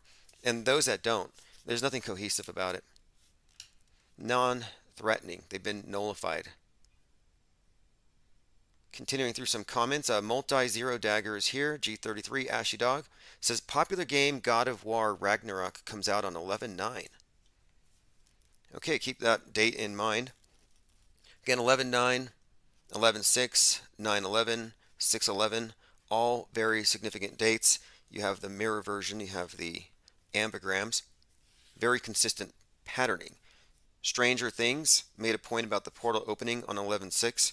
The new Batman movie had a point about the Kraken, or rather the dam breaking, the poles being flooded on 11/6. Gotham underwater, November the 6th. And if you look at the 11/6, the date, the numbers against a reflection, as in the water, it would also give you an 11/9. There's just a lot of repetition, and it's all very consistent, which is why we're able to call things out in advance. In fact, there's a pretty good case to make for a flood of some kind on September the 23rd. We did a bit of decoding last night. Very interesting connections between a lot of movies, the number 614, and some incoming flood. That number was part of the movie Don't Look Up. 6 months, 14 days until the comet hits us. Well, 614 is a reference to Genesis 6:14, where God instructs Noah to build the ark. Today's ark scenario has to do with climate change. So you can kind of see where they're leading. Lloyd Miller says, do we know the swatting is fake, or are we just assuming? To assume it's real is the mistake here. We had a conversation with an individual who was in the police department in Las Vegas for 26 years. He explained that there is a process that goes into the swatting, and the idea that you're one phone call away from some paramilitary response at your door, where MTG said had she opened the door with her shotgun they would have killed her. That wasn't even a possibility. It's a psyop in my view. And again, the burden of proof isn't that tall. If it's not a psyop, show me the warrant. Who signed off on it? Whose bad decision was that? MTG, having been swatted twice. Steve Bannon got swatted again. In fact, he's going in tomorrow to face charges for something having to do with this cash for the wall grift. I'm sure it was legitimate. I shouldn't say grift. It's actually probably too big to be a grift if you look at the size and scope of this thing. Assuming it is what they say, I know this is all world stage drama, but I like to know what is considered to be real from the perspective of the people who are still immersed in it. I like to know how the deceived see things. It's better not to be too alienated from them because you have to know their frame of reference, and it's not hard to decode.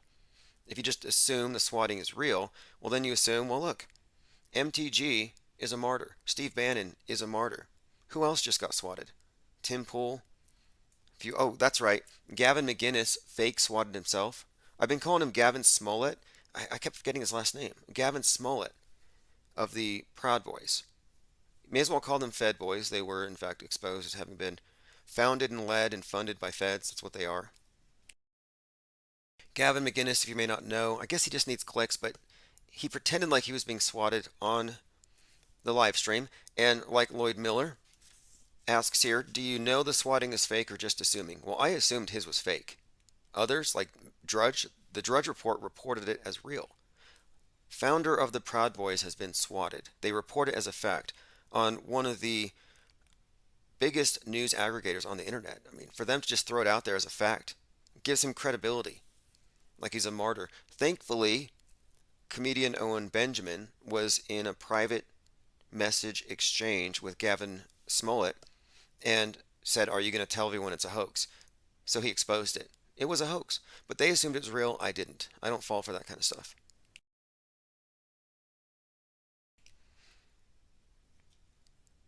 And if it was that easy, I mean, it's just for ratings, but I could stage my own swatting, and I don't think anybody would pay attention either. I think this is probably a more coordinated psyop, especially with MTG. Going through your comments again. Steuben says Dutch city bans meat advertising. Lloyd Miller says, could the real powers be arranging swats to scare important people and keep them in line? Fascinating. Well, since when? I guess maybe since Trump. It just seems like the right has suddenly become very leftist in their approach, in their tactics, playing the victim, grievance politics. Some of it just seems a little like they're overplaying it. I don't think that these are valid swattings. I don't think they're hated that much. I think it's all about attention and clicks. Let's continue. Got a lot of notes to go through today regarding some of the stuff we covered last night. So Noah's flood and the 614 code. And by the way, the person who reported that Kamala Harris is now in charge, according to Teresa, that's Israeli News Live. It's just a guy with a laptop. And he's been doing this for years and years, she says. He's a doom and gloom preacher. And he hooks up with Paul Begley. And so these are people who specialize in getting clicks. And then they tell you to invest in gold, etc. So nothing new there. Michael Flynn has been retired from the U.S. military since 2014. He's in the news again because he's believed to be Q, for one. Definitely the founder or the creator of the concept of the digital soldier, the digital army. In fact, he trademarked that. He's not Q, but he's very close. But he served in the military for 33 years. And just a heads up, he's going to be in the news quite a bit. He's getting the spotlight that formerly was on Ron Watkins, who's hiding out in Australia. But there are a few clues that show you how little plausible deniability these individuals have. They can't hide. General Flynn is of particular interest to me. For one, he led his congregation of voters, of Trump voters, into a prayer. But it wasn't a biblical prayer. It was a prayer from the I Am Temple / Church Universal Triumphant. This is a channeling cult that channels the Archangel Michael. And they channel the 7 rays of the archangels and swear an oath about liberty and resisting bondage, etc. I mean, it's just a new age prayer. The fact is, though, the people who are part of this wouldn't know that not only is this from a channeling cult who believed in, quote, ascended masters, who are very similar. If you look at ascended masters, you could compare them directly to the death fakers like Michael Jackson, Princess Diana, JFK Jr. The good guys who left the world stage visibly but are still here fighting behind the scenes like the white hats. In the cult, the Church Universal Triumphant, they called them the Great White Brotherhood. So they've just updated the cult. You can see it. It's a template. My point being, it was a doomsday cult. And at the end of the 80s, they locked themselves into bunkers, got rid of all their property, and collectively prepared for Russia and China to nuke America. It didn't happen. And they didn't lose faith because, obviously, the power of their prayer and chanting repelled the nukes. And the cult went underground, and it resurfaced as a big part of QAnon orthodoxy. It is literally part of Q. But he doesn't say it outright. My point is, he's a little bit disingenuous, but I would classify Michael Flynn as a cult leader. So if anyone can be accused of dispensing the Kool-Aid, it's him. Steuben remarks that there's a nuclear power plant in the middle of a crossfire. Immediate action needed, states the new IAEA in a new report. We expected as much. This is very consistent with all of the concurrent programming, the PSAs, the suggestions that you get your go bags.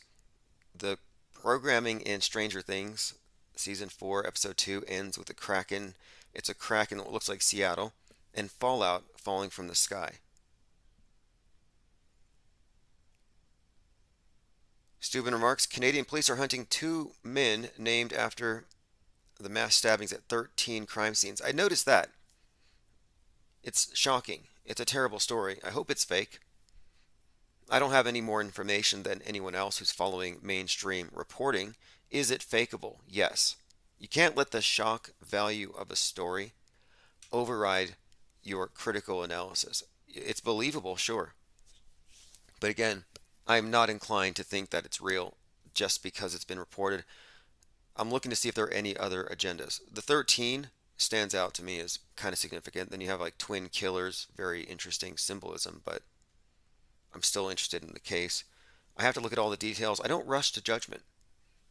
I don't get triggered by the news. Marlowe 1959 left this comment earlier, quote, "They could blue beam a nuke." Absolutely. I was looking at some incredible drone light displays over at the Burning Man festivals, and I don't think those are green or sustainable. I'm sure it uses a lot of electricity.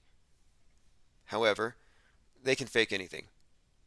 And if they can fake it in TV, they can fake it on the, I mean, if they can fake it in the movies, they can fake it on the TV news. There's no real boundary there. They just take the same footage. They take your footage, or whatever footage they have, they just put it in their own context, and they can embellish it or add on to it. And I think it'd be very easy for crisis actors, like with 9/11. You had to have witnesses with cameras who would be providing false leads, doctored footage. It's just too easy. It's actually pathetic how easy it is to convince people of something. And sadly, if they do a poor job of convincing the people who are paying attention, it doesn't matter because the majority don't pay attention and their collective perception matters more than yours. The evidence for that is 2020. Non-believers had to costume up, play along, and collect our crisis actor stimmy checks. Where's Doug, asks Portal Complex. Right, Doug was suggesting that we were misappropriating the term misinformation, disinformation. I wasn't using these terms correctly. And the point I wanted to make was the mainstream media is given the assumption of being the information, that it's not promulgating disinfo all the time, or that it's not solely disseminating misinformation regarding certain big subjects like outer space or global warming, etc. My point is, if you assume the media is the standard of truth, the arbiter of truth, then everything else looks like misinformation, and that's where he was coming from. He said, "How dare you call the space station fake? I've watched hours and hours of footage and I'm convinced." And I'm looking at the same footage and I can point out the flaws because I have experience with computer generated imagery editing, 3D editing, a lot of art. I've done a lot of digital art. I've done enough to know when it's bad, when it's not real, when you're not looking through a camera lens, but you're looking at a camera view within a simulated environment. Most people cannot distinguish between real and fake at this point when it comes to outer space. Look how many people were fooled by the slice of sausage presented as a star 4.2 billion miles away, 4.2 trillion, no, what is it, light years away? But they had to throw the 4.2 in there. To me, it looked like a dumb piece of sausage just plastered against a starry background. But you have all these scientists, and these rocket scientists are the smartest people in the room, and they're falling for it. And why wouldn't you? You're looking at an authority on the subject, the guy you gave $10 billion to buy the telescope, and why would you want to doubt anything? That's a pretty big investment, and we trust them. But they obviously betrayed our trust because they tricked us, and they apologized for it. And even if you wanted a refund on that telescope, you can't get it because it's a million miles away. But he said it was a joke. But look how many people fell for the joke. But you know who didn't fall for it? The people who know that space is fake. Not one of us fell for the space sausage. My point is, he's in no condition to debate the existence of the space station. He doesn't know. He doesn't incorporate fakeability into his assessment. He doesn't know about the special effects. I would love to hear Doug's explanation for the mason jars full of water on the Chinese space station. Not to point out Doug in particular, but Dougs in general, just the Dougs out there, those who are just appalled that we would even ask these questions. But wow, What an expensive piece of equipment. And the pictures it gives us are not even a fraction as impressive as what we're generating with these AI generators like Midjourney. In our Discord server, we generate a lot of this, well, they call it AI art, AI generated, but really incredible stuff. Far better than what they're giving us from NASA. Lloyd Miller says, I wonder if anyone dropped their space beliefs after the sausage hoax. Interesting. I noticed that the Artemis mission has a video promo that shows you what the 42-day mission will look like. And the promo looks exactly like the real thing's going to look. So they made a point of placing an animation sticker on the top right of the video. This is an animation. They have to distinguish it. They may as well just pull the sticker off and present it as real. Nobody would know the difference. But no, I don't think facts actually change anything. I don't believe they would change their beliefs. But if anything, it lends credence to the question. Is it a valid question? Yes. Is space even real? Because it is fakeable. And for those who say, oh, it's impossible to fake it, you couldn't you couldn't fool the scientific community. Yes, you can. Easily. Been done all the time. I can point to many examples. I've done it. I have fooled true believers with fake ISS transits. I've done it for laughs. They don't know. Nobody knows how many fake ISS transits that we have leaked out there just to laugh at people. We do this all the time. That's why we didn't fall for the meat in space. We're like, he stole this trick from flat earthers trolling globe true believers. Let's continue through my notes here. Look at this bit of repetition. Bill Barr subpoenaed in Dominion Voting's $1.6 billion defamation suit brought against Fox News. Fox News is facing a defamation suit because of their election denialism and attacking this voting system, but 1.6 billion. Does that number ring a bell? January 6, 1-6, obviously. And there's a lot of numerology surrounding this entire thing with the timestamps. Donald Trump's missing 187 minutes, his final tweet at 6:01, but 1.6, just pointing it out, more repetition. 1.6 billion tied into the Kraken, which makes an appearance in Netflix Inside Job, Season 1, Episode 6. Humanity's first space nation is losing its one piece of sovereign territory in space. How many of you recall the Asgardian nation? The Asgardians were the first space nation. They all swore that they were part of this new nation and they were going to go to space when the technology's there. So they didn't actually go anywhere.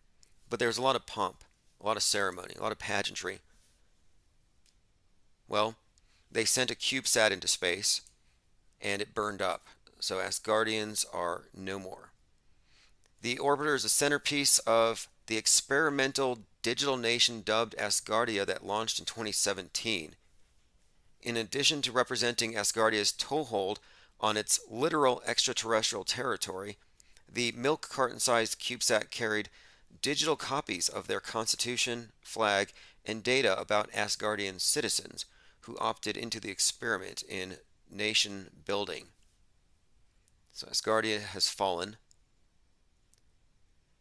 Trouble on the Moon, a 911 call for a search and rescue organization. These stories look really terrible. I really hate going over some of these space stories, but they're associating 9/11 with the moon. Then I find out one of Trump's final moves in office was to try to get a nuclear reactor built on the moon. So the nuke the moon situation is coming back. Ties into Moonfall. And Operation A119, pre-Apollo 11, was a hypothetical plan. They were going to nuke the moon. Just noticing here, though, A911, trouble on the moon. If you recall, before they started talking about the space station's relationships inside dissolving, there was an astronaut who mistakenly butt dialed 911. And I thought that's got to be the fakest story in the world, but it's probably because it's not a real story, but it's merely a way to get a narrative going. Space 911. And this was about the time they found a hole in the space station, which they reported to be from a drill. So if you connect the two, drill, space 911, it was foreshadowing. My point being, 911 on the moon, and I have seen some contention as in America is not going to be pals on the moon with everyone as they are on the ISS. The commies are going to build their moon base, probably out of Astrocrete. Maskless, faceless 0820 says there are lights in the sky. That's all I know for sure. Yes. And this is an important point. People will say, well, there are lights in the sky. And I believe what we're looking at here is an example of the non sequitur fallacy. Like, let's imagine you go to the woods and there's a sign that says there are Bigfoot in the woods. And you walk through the woods and you hear something. It could be a squirrel, it could be a bear, it could be a bird. But because of the sign, you're now including Bigfoot in your assessment. So people ask you, did you hear Bigfoot? And you say, I don't know, I heard some noises. Now Bigfoot's in the realm of possibility and shouldn't have been. When you have 50 or 60 people all echoing the same sentiment, I heard something, could have been Bigfoot. Suddenly, it seems realer. It artificially builds a consensus that there's, quote, something there. That's a non sequitur fallacy because it was never properly placed within the realm of possibility. The existence of the Bigfoot hasn't been established. The existence of the orbiting ISS has not been established. To my satisfaction, or that of anybody who's looked into it. Therefore, if you look at a light in the sky, you cannot just say it is the space station, or it might be. No, there are far more likely things, and I've debunked many of them. I had people calling in saying, yeah, I saw it an hour ago. I'm going to go check again. 90 minutes later, they'd call back and they'd say, I saw it again. But if you look, most of them were claiming to have seen it at a time where it would have been so far past the terminator, so far past sunset or sunrise, that it wouldn't be able to reflect the light of the sun because the Earth actually has a shadow. According to the Ball Earth model, the Earth has a shadow that extends 870,000 miles into space. Anything in low Earth orbit is pretty much in the umbra. You're not going to see low Earth orbit satellites at night. They don't reflect the sun. Any lights you see are not that high. But it's a misconception that they deliberately sow, in my opinion. We're joined by John Cordone, Arent'T G, Portal Complex, Osher from Discord. The Discord server, again, is a permanent record of everything that you type and all of your links. Crackle D-Mans here says, I was looking on the Infinite Plane radio. Oh yeah, look, they killed the Infinite Plane Society YouTube channel. Always go to infiniteplane.radio or .media. You will have the most up-to-date links, or get the newsletter. Trump ordered a nuclear reactor on the moon in his final days as president. Again, I'm a non-believer in most of this stuff. I look at it as mostly theater. This is religion to control the masses through their lower base instincts, not just fear, but also just greed and lust for power. Look at the politicians and how they motivate people to arm up, start crying out for civil war at the slightest provocation. And if you search civil war, every single election season is civil war. So I guess we've always been at civil war. Arent'T G says the lunar search and rescue team will be used to capture the escaped slaves. Did any of you watch that hideous movie Moonfall? I mean, it's a comedy, but for the people who believe it's real, it's dramatic. It's something to pay attention to. It's a cautionary tale. But it's chock full of propaganda, preparing people for the visual spectacle of stuff falling from the sky.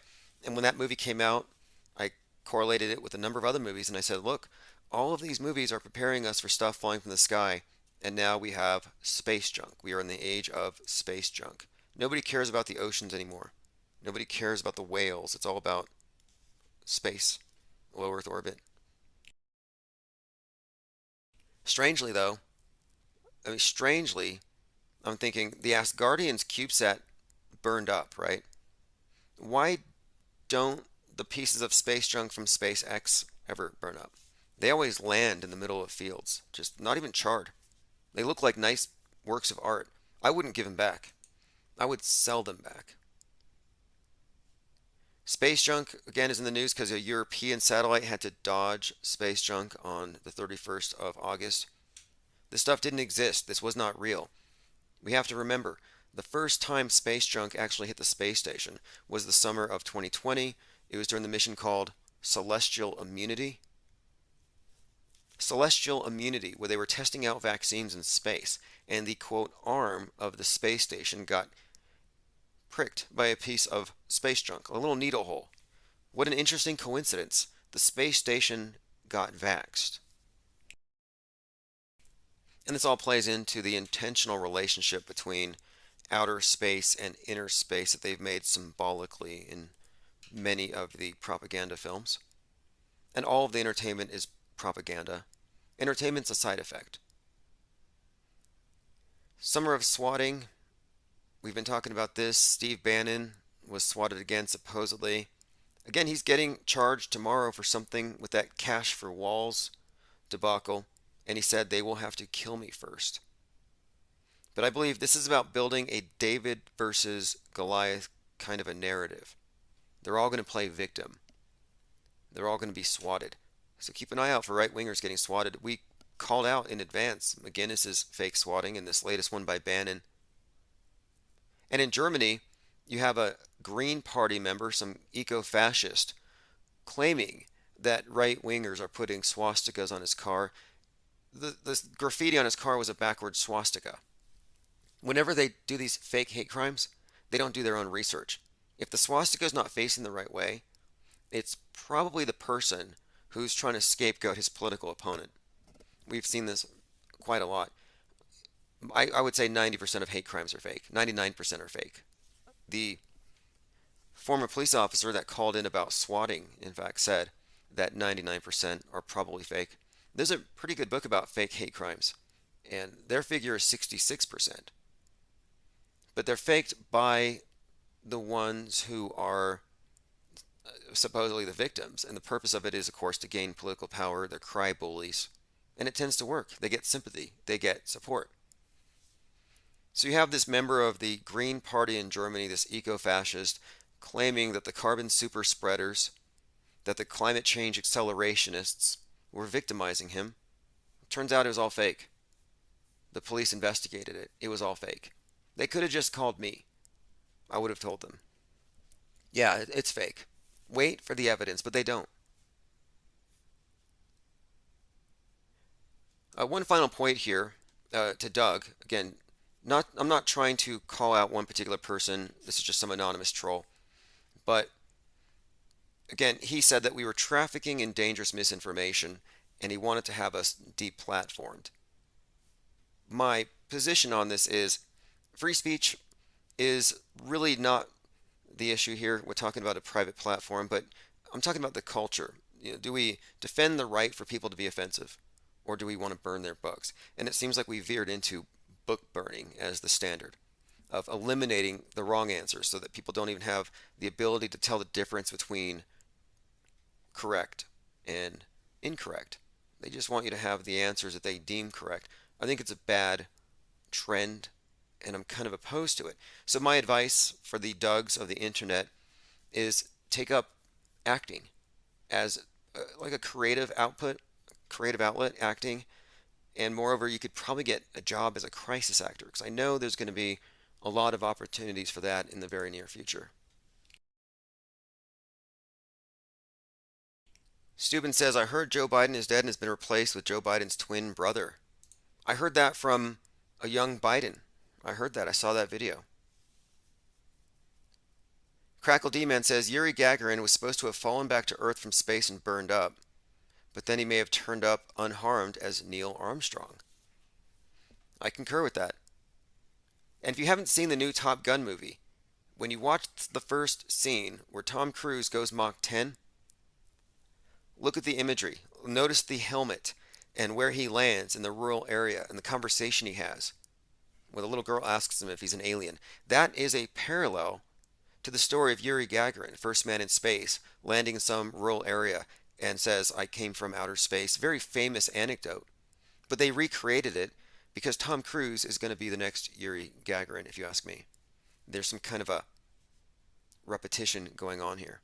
That movie, again, is replete with symbolism. It's pretty deep. Everything, every gesture.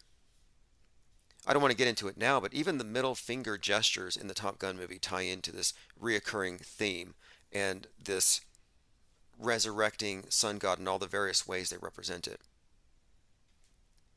Crackle D-Man says, Top Gun, nothing fell about that title.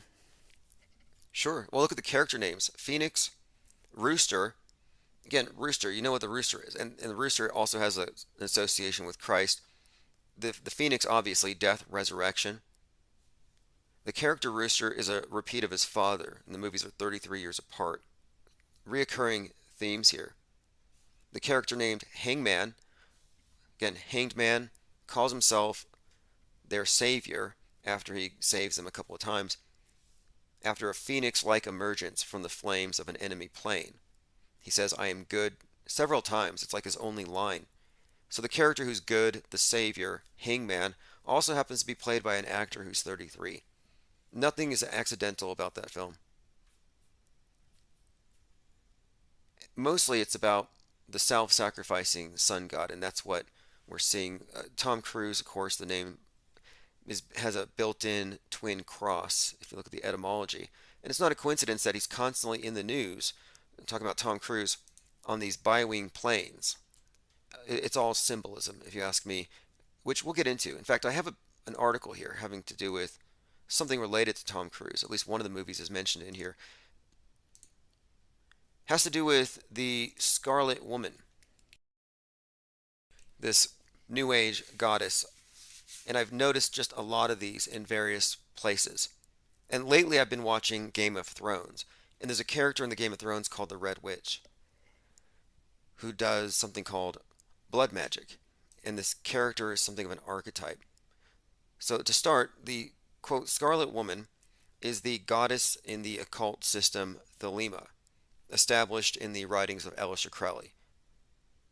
Along with her status as an archetype or goddess, Crowley believed that Babylon had an earthly aspect or avatar, a living woman who occupied the spiritual office of the, quote, Scarlet Woman. Much as the Pope is a vicar of Christ, the Scarlet Woman is a woman who holds this, quote, office, as Crowley called it. So then you have the Babylon working, and this was the ritual that involved Jack Parsons, L. Ron Hubbard, and Marjorie Cameron. The significance here to Tom Cruise has to be the L. Ron Hubbard Scientology connection. But what I'm pointing out here is the office of the Scarlet Woman was held by Marjorie Cameron. The name Cameron is very significant as well. But as you can see, if you're looking at the screen, that would be Marjorie Cameron in red from a still shot of Kenneth Anger's inauguration of the Pleasure Dome, where she plays Babylon, which again is the Thelemic goddess that replaces Isis. They just update everything. Now you have the Red Witch from the Game of Thrones, the Red Priestess. She revives this character, very much in a way, the same character, Red Witch, as the Scarlet Woman. Same counterpart, basically a high priestess. Then you have the Scarlet Witch from Doctor Strange in the Multiverse of Madness. Recently this movie came out. Again, Doctor Strange and Scarlet Witch easily correlate with Marjorie Cameron and Jack Parsons. So you can see how far back this archetype goes. Then Vanilla Sky. In Vanilla Sky, you have women in red. One, Cameron, again the name, Cameron Diaz. Red dress, strappy, shoes, the saddest girl to ever hold a martini. Then you have a few other scenes with red-headed women who work for a company called LE, or Life Extension, LE. One of them looks exactly like David Bowie. Starman, Space Oddity, not a coincidence. Not a coincidental resemblance. Again, these are the Scarlet Women, an LE, life extension. And LE is also something you could decode as an ambigram for 37, the age at which Jack Parsons died. All this stuff can be decoded, but the company LE sold digital resurrection and transcendence into a simulation, digital immortality, lucid dreaming. The red hair, of course, symbolizes the same thing as the Scarlet Woman. It's the Red Witch.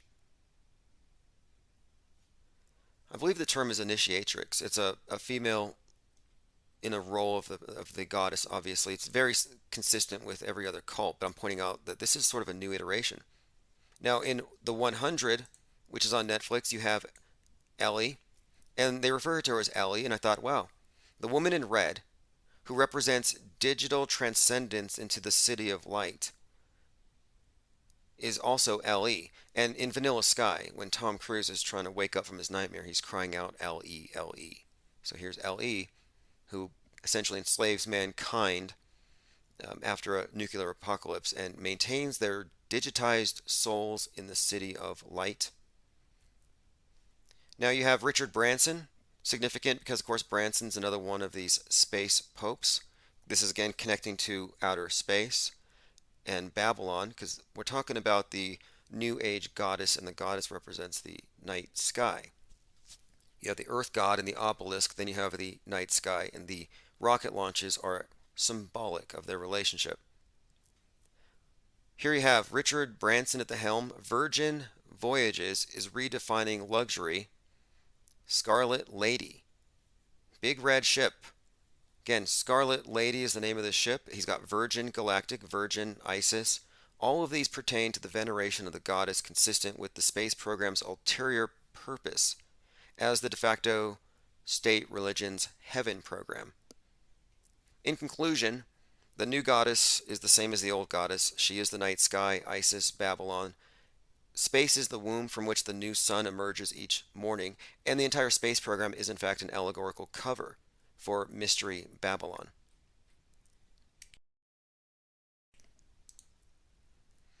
Crackle D-Man says, camera on? Exactly. Cameron Crowe directed Vanilla Sky, and in Vanilla Sky he plays the role of a magazine magnate. The magazine's called Rise. Of course, he dies at 33. 3 days later, he rises from the dead. Sophia is his girlfriend. It's played by Penelope Cruz. These names are very significant. It's very significant that Cameron Diaz crashes the car with him in it. You can go into the symbolism, but I think what we're looking at here with Tom Cruise is this Gnostic Christ character. And this resurrection story has everything to do with the tower that he has to ascend before he jumps down and then reincarnates. And at the end of the movie, Vanilla Sky, he jumps down from the building and then it focuses on an eye, which looks like a corona, which is a reoccurring theme. And if you look at Virgin Galactic symbolism, they make use of this, what appears to be an eye, but it's also a corona. But these movies are very rich with not only symbolism but predictive programming. Vanilla Sky actually predicts in many ways. It has elements of 9/11, but also the lockdowns. Starts off in a locked down Manhattan, Times Square, where Cruise and his girlfriend are faking a cold so they don't have to go to work.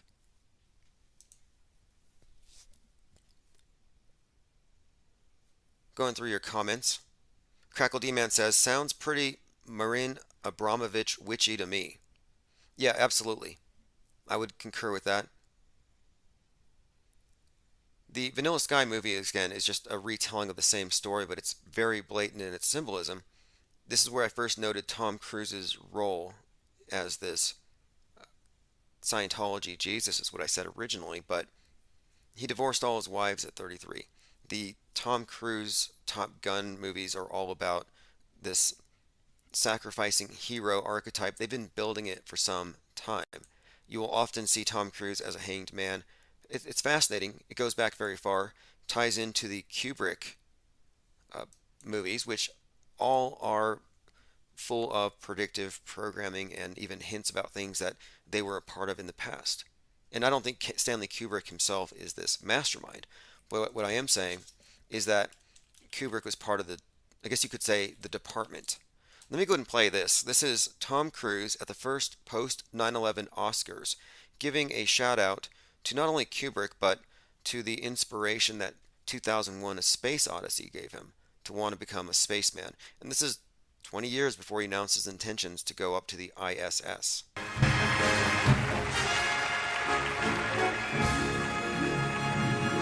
Again, this is Tom Cruise's opening monologue written by Cameron Crowe at the 74th Academy Awards following 9/11.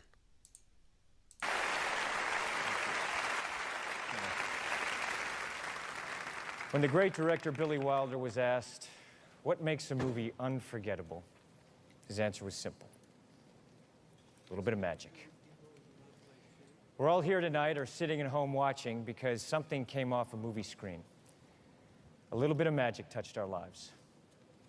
And you always remember where you were, the theater, the popcorn, the people you were with when it happened. It was 1968. My family was living in Ottawa, Canada. The movie was Stanley Kubrick's 2001 A Space Odyssey. I couldn't stop thinking about it. What is life? What is space? What is existence? I was 6 years old. And I knew right then and there, I wanted to be an astronaut. All right, I'll leave it at that. 2001 A Space Odyssey foreshadows 9/11, COVID, and what I believe to be the coming fall of the ISS. Crackle D-Man says the beer is not convincing. Echo Charlie says he was too young to go to 2001 on first release. I call BS. The speech was written by Cameron Crowe, so those might not even have been his own words. So I get the impression maybe not, but the point is it's intriguing here because he goes behind the scenes with Kubrick, the guy who is associated with Apollo 11. Then he's involved in the ISS space race, the first to film a movie in space, and he lost to the Russians. And they were filming a movie called The Challenge. By the way, there is a shooting in Memphis. 19-year-old driving a gray Toyota. They have the smiling face of the suspect, kind of a Joker smile. This is the man police say is responsible for a shooting spree across the country. What is it with the spree killings? We got the knife killings. I noticed the spree killings, and serial killers are coming back. You know, we went from mass shootings, it all happens at once, to, I guess we're going back to serial killings and spree killings. This is another way to get people to lock down. John Cordone says L. Ron Hubbard was into Satanism before he started Scientology. Well, what do you call the Babylon working? They're trying to give birth to the spirit of the Antichrist. If that's not Satanism, then I don't know what is. And that was before he wrote the Scientology books. And there is a connection, a fascinating connection between Dianetics and Crowley's Book of the Law. Both of them were channeled over a 3-day period while on a coke binge. Both of them were channeled by some kind of higher power or entity, according to the transcribers, the scribes of the gods, these gurus. Steve Bannon's home in D.C. swatted for the second time. Again, I don't believe it. Summer of swatting continues. Playing victim. T-Dog135 says, I didn't think we had the attention span for serial killers anymore. I don't think it's an attention span thing so much as the fragmentation of media, but I believe they're synthesizing it again. I recall after the Vegas shooting, YouTube really stepped up their controls and they said, we're going to take videos from authoritative sources like The Guardian or BBC over any other YouTuber.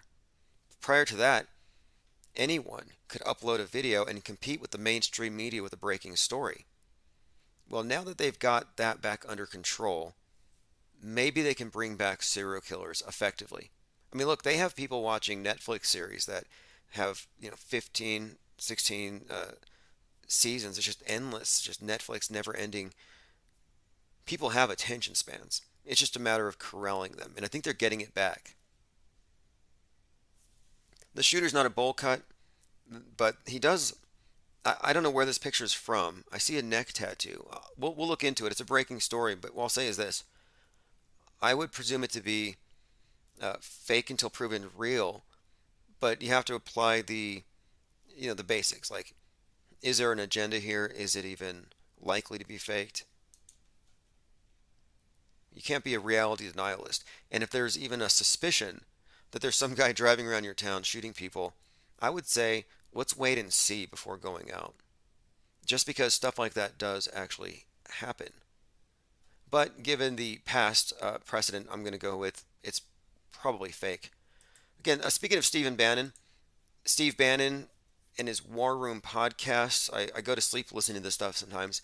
And I've been listening to what I would call MAGA rap, I guess. It's its own genre. Kind of cringy, but this is Take Down the CCP. I'm just going to play like the chorus because it was stuck in my head all day, and it's because I fell asleep listening to Steve Bannon. Again, this is Steve Bannon and Take Down the CCC. This is just the theme song, and it's by Miles Guo.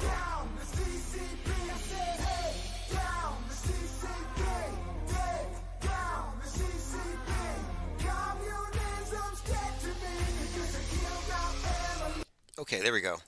I think they're trying to be Imagine Dragons. It doesn't sound tremendously original to me. Take Down the CCP. Burning Man happened. I did see some of the light shows. Supposedly there was an orgy dome. Sounds terrible. And there was some kind of a Mad Max situation where there's an 8-hour drive to get away from the place after the fact. Anyway, Orgy Dome. I read about it. Apparently it was a big nothing burger. It wasn't like it sounds. It wasn't Eyes Wide Shut. And I wouldn't imagine it to be. It sounds awful. It sounds like torture. I didn't go, again, but I'm just pointing it out. These are annual festivals. And the Burning Man Festival is sort of like the liberal version of the Bohemian Grove. I think these are just parallels, left and right. They each have their annual ceremony where they can take off their clothes and burn stuff and forget the rules for a little bit or whatever. They have their annual festivities. John Cordone says Osmond's razor. Okay, let's go ahead and coin that. We have Hitchens' razor, which is anything that is posited without evidence can be dismissed without evidence. So I don't have to provide evidence that what you're saying is fake if you haven't provided evidence. You want to give me the proposition that gorillas are fake? Well, show me some compelling evidence. Otherwise, I don't really have to. It's not on me. It's a burden of proof issue. Occam's razor would be more about the most likely. What's more likely? That you heard a bird, a squirrel, or Bigfoot. That you saw a plane, a stratospheric weather balloon, or an orbiting space station with really crappy graphics. Occam's razor. Osmond's razor, I would say, would be fake until proven real, or the fakeability test. We'll have to coin this thing. We'll put it into the IPS Institute. By the way, if you're a member of the IPS Institute, the second course on deepfake will be out here soon. And if you are not a member, but you are a member of Patreon or something, I'm sending out links to everyone to get access to the course. Autohoaxology 101. Which also includes the audio counterpart and a glossary. We are building a glossary. There are terms that need to be refined, but I mean, we're dealing with people who believe that the news is pure factual information for your edification by reporters. They don't realize that you're actually looking at a reality TV show presented as news. Lickety Split 93 says 30 shootings in 60 days challenge. Didn't we predict that there would be an uptick on all of the psyops as we closed in on the election? There's a meme on the screen. These will be banned soon, so we are going to be printing them out in every single format. It's very important to preserve everything for the EMP. which is coming. It was predicted on Netflix, season 4, Westworld. They're going to erase all of our digital content. That's the fall of the Tower of Babel, if you ask me. One of the falls. One of the manifestations of the fall.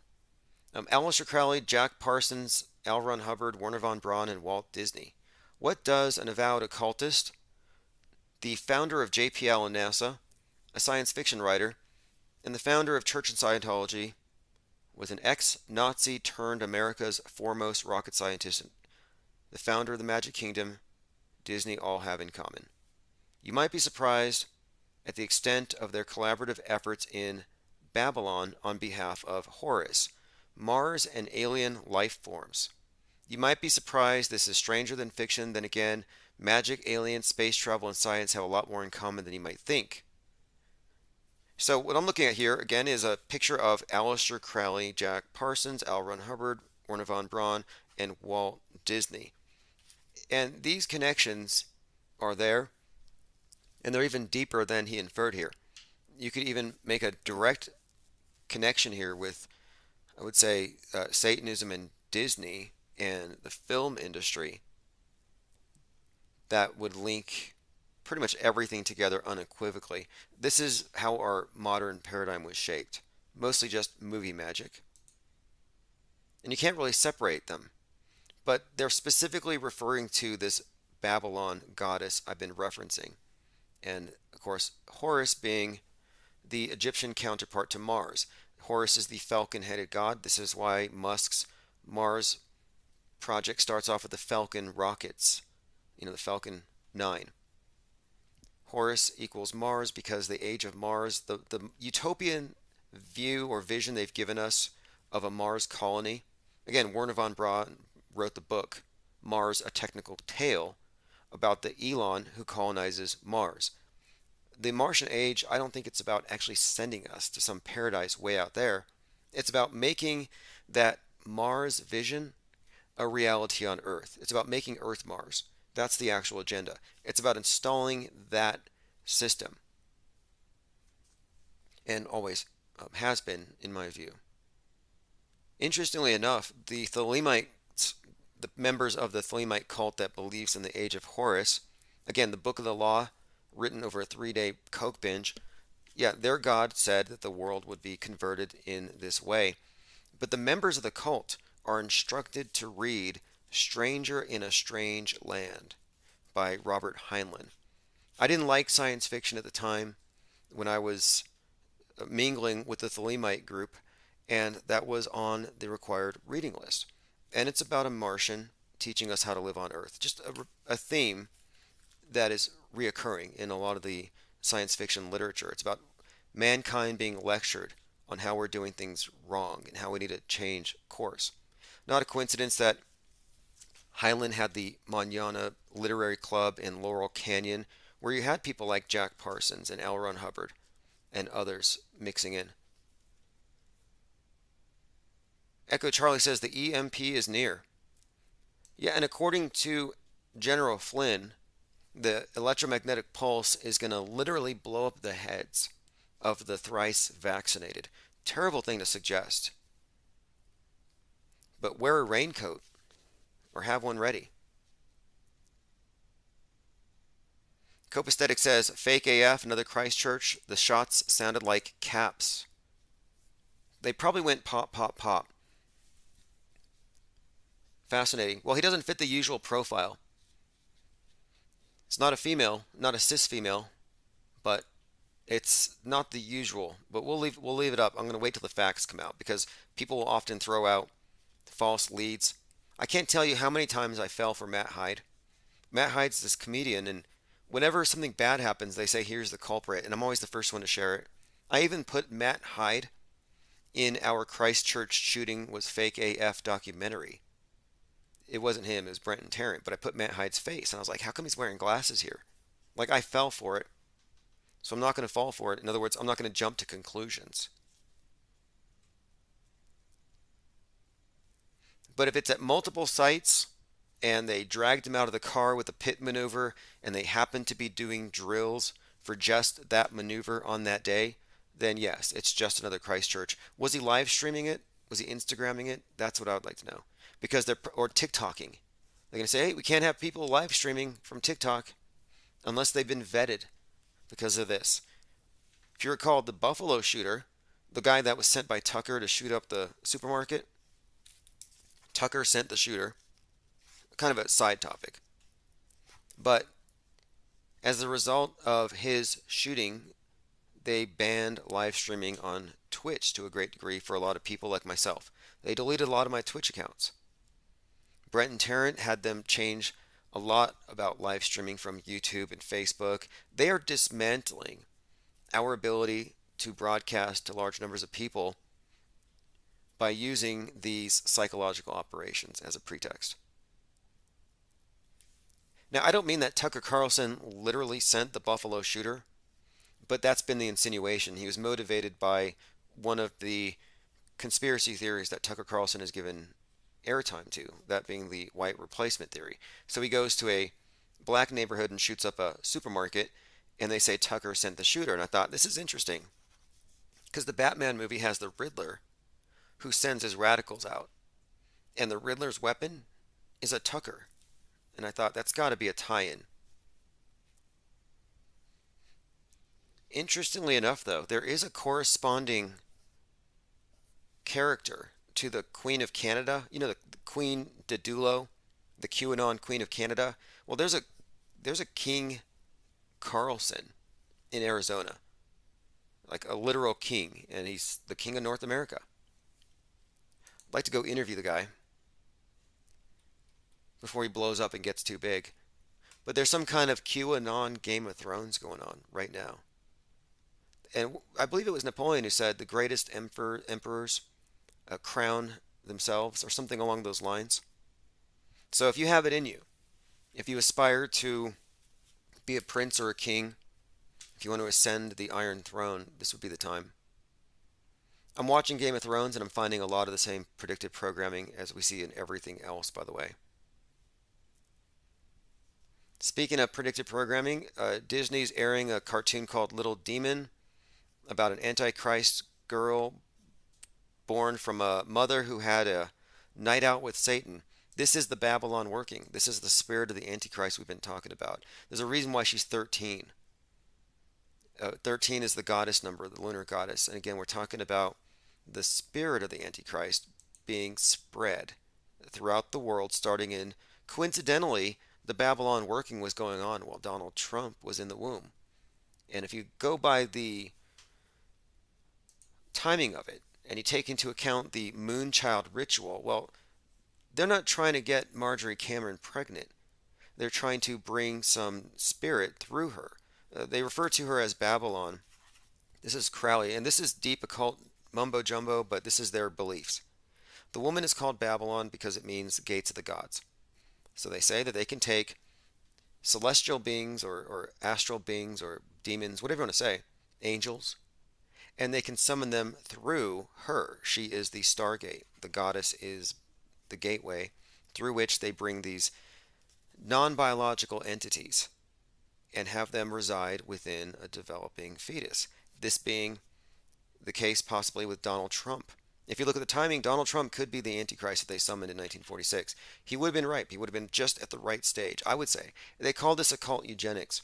I found some interesting articles about this, and I'm doing some research, which I'll be sharing in my upcoming podcasts on the topic, where we kind of do deep dives into these topics. That's why I brought up this Scarlet Witch. Everywhere you turn, Scarlet Witch, Red Witch, Scarlet Woman, it's everywhere. And there's a reason why. And we get into the symbolism of the disappearing, and then, well, now they found her, the disappeared jogger, and how this correlates to Gabby Petito and the Spring Maiden being kidnapped, taken into Hades. It's all ritual. It's virgin sacrifice. It ties into Girl in Room 13's Anne Hesh, who was in 13 Minutes. Anne Hesh, again, ties into the story of, well, Artemis, Diana, Princess Diana recently have been brought up. All of it ties in, again, to this reoccurring theme of a kidnapping at the end of Virgo. And that's when they found Gabby Petito on 922. Because after Virgo, you have Libra, the scales, the equinox. We're entering the dark half of the year. That's the, so it's just, to me, it's allegory. Are they really killing people in public as some kind of occult ritual? Or are these all just theatrically reenacted? Because the coincidences pile up to a point where you'd have to be a very clever coincidence theorist to rule all of this stuff out. It's also notable that the Eliza Fletcher's last name obviously has a tie-in to the goddess of the hunt, Artemis or Diana, because Fletcher is the one who puts the fletches or the feathers on the arrow. Even before I looked closely at Gabby Petito, I knew there would be Virgo symbolism all over it, and that's probably why she was even posing in front of a mural with wings, posing like Virgo, and that was the poster that was promulgated. John Cordone says, I am the Florida representative of the Infinite Plane. If you need a press pass, go to infiniteplane.media. I have a lot of those going out right now. Garrett Summers, do you think Michelle Obama is Michael? No, I don't. I really don't. And it really annoys me that people aren't consistent. If you're going to say Michelle is, then you have to say Melania is. And they always draw the line. I'm like, no, you can't have it both ways. It's not partisan. Both parties are part of it, or neither. They're both drinking the baby blood, or neither. It's just, to me, it looks like demonization. And many of the memes that are spread around are obviously fake. Just right-click, do a search, and find out if you're looking at an original. I've seen a few images of Donald Trump with a woman who's not Melania Trump, clearly photoshopped. Lickety Split says Melania is Jan Michael Vincent. They have the same squinty eyes. But no. Now, I have seen this interesting comparison between her and Melania Trump and the president of France's wife. Who is it? Melania Trump is believed to be a body double, or like a renta wife. I'll probably dig into this one. It's pretty funny. The point of it is, Melania just has darker skin, and of course, the word Melania means dark. And so, is she playing the role of a wife for two different world leaders? Possible.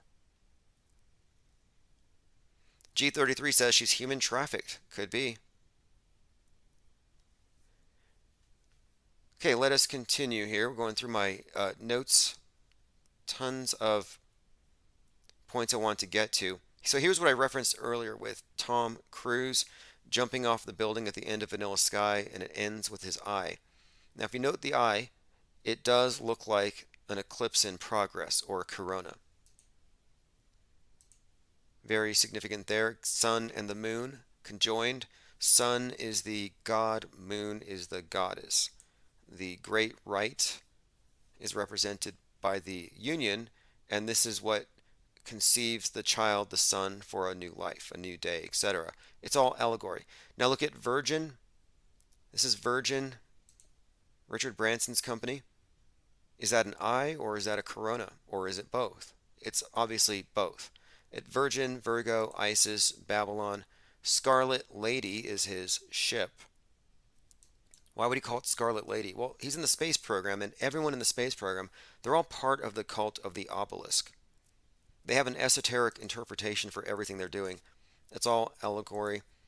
I would even go so far as to say that the NASA snake represents the snake that ascends the tree of life, and that the moon mission is about the ascension of man's consciousness from the kingdom, the earth, to the light. It's all allegory for higher states of consciousness. Space travel is what I would call heaven travel, because space is the new universal heaven. It doesn't matter what your religion is, whether you're an atheist, you still accept the existence of space and the utopian promise behind it. Diana South says Richard Branson was boating around with Obama a few years ago. Yeah, I recall they were wrestling, and I don't know how that happened. How can you put hands on a former president like that in a boat? It just looked very precarious and dangerous, but I guess there's a lot of trust there. Richard Branson is a very interesting character. We'll do a separate analysis of that composite. Here we go. Obama and Branson kite surfing and wrestling.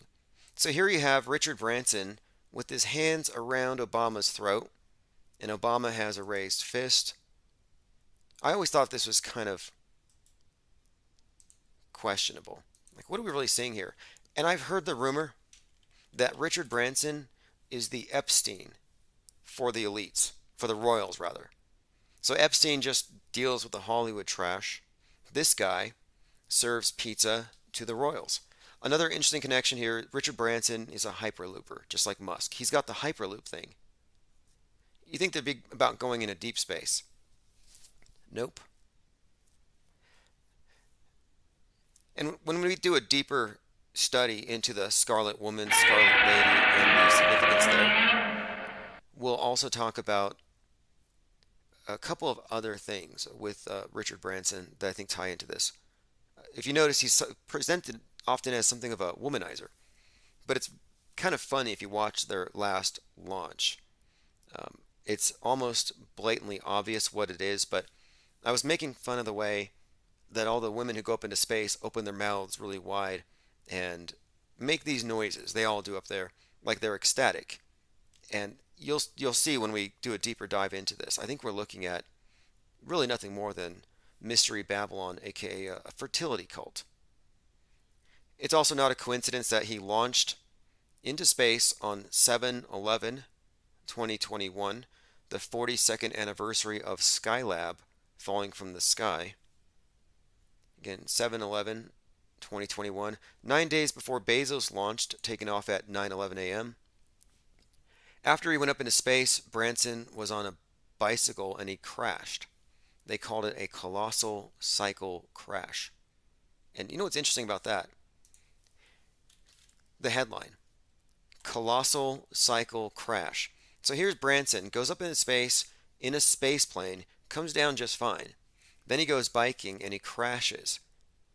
Again, he launched on the anniversary of a space station falling, the 42nd anniversary, no less. Now here's the interesting connection here. The idea of a space plane is ridiculous.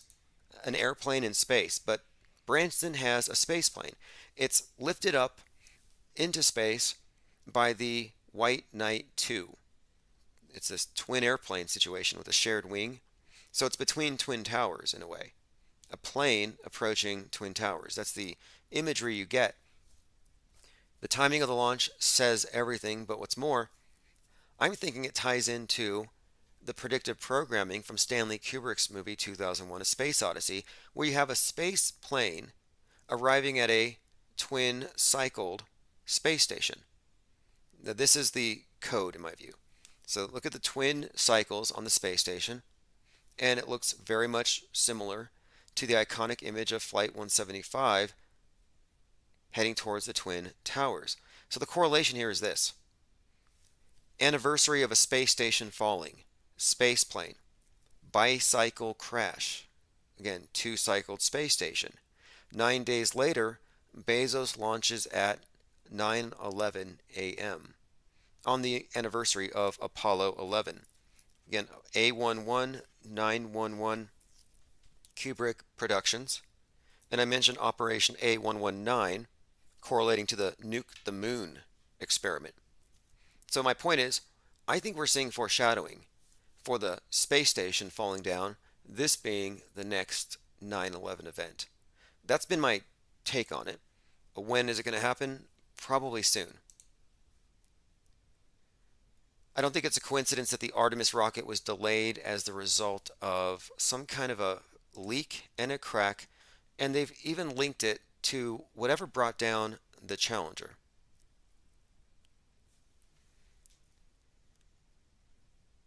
Going through some comments. Linda Curtis says, leaving on a jet plane.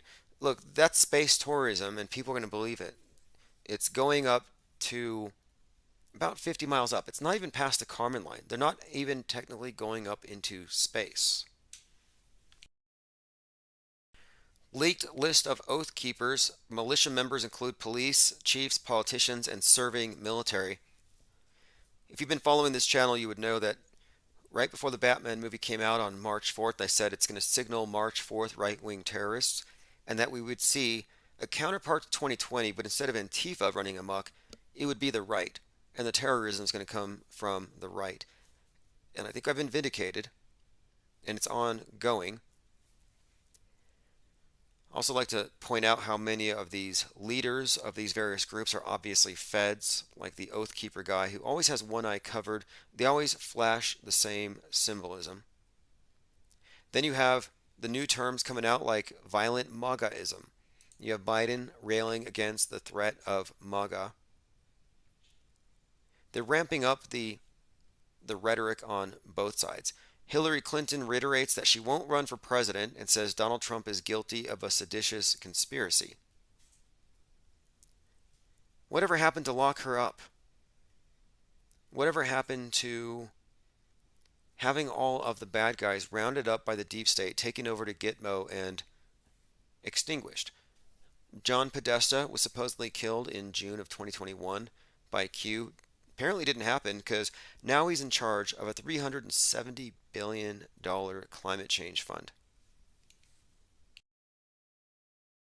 Lickety Split says China's animations need some work.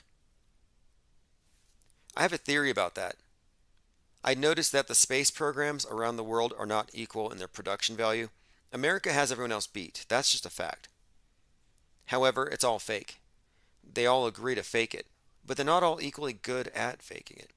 And I noticed that the more repressive the government, the less free the speech, the less open the government is to, I guess, contradiction and criticism, the less people say anything. I mean, we're just in a position where we can call out the fakery 24/7, and sure, it makes a lot of people mad, like Doug. Triggers a lot of people, but facts are facts. And if they can't call it out for political reasons, maybe they lose points on their social credit score, the government can get away with anything. They could give you an 8-bit space program. We could be watching like one of these arcade games, like, was it Asteroid or Meteor? What is a game where it's like just cheesy graphics? Does it even matter? No. That's why I've been saying for some time that we might be in a simulation if you want to go by the video evidence from the space agencies, because it would suggest that outer space is pixels and that we are in a simulation. And when you get far enough away from the Earth, it all becomes pixelated and sim. Obviously it would, right?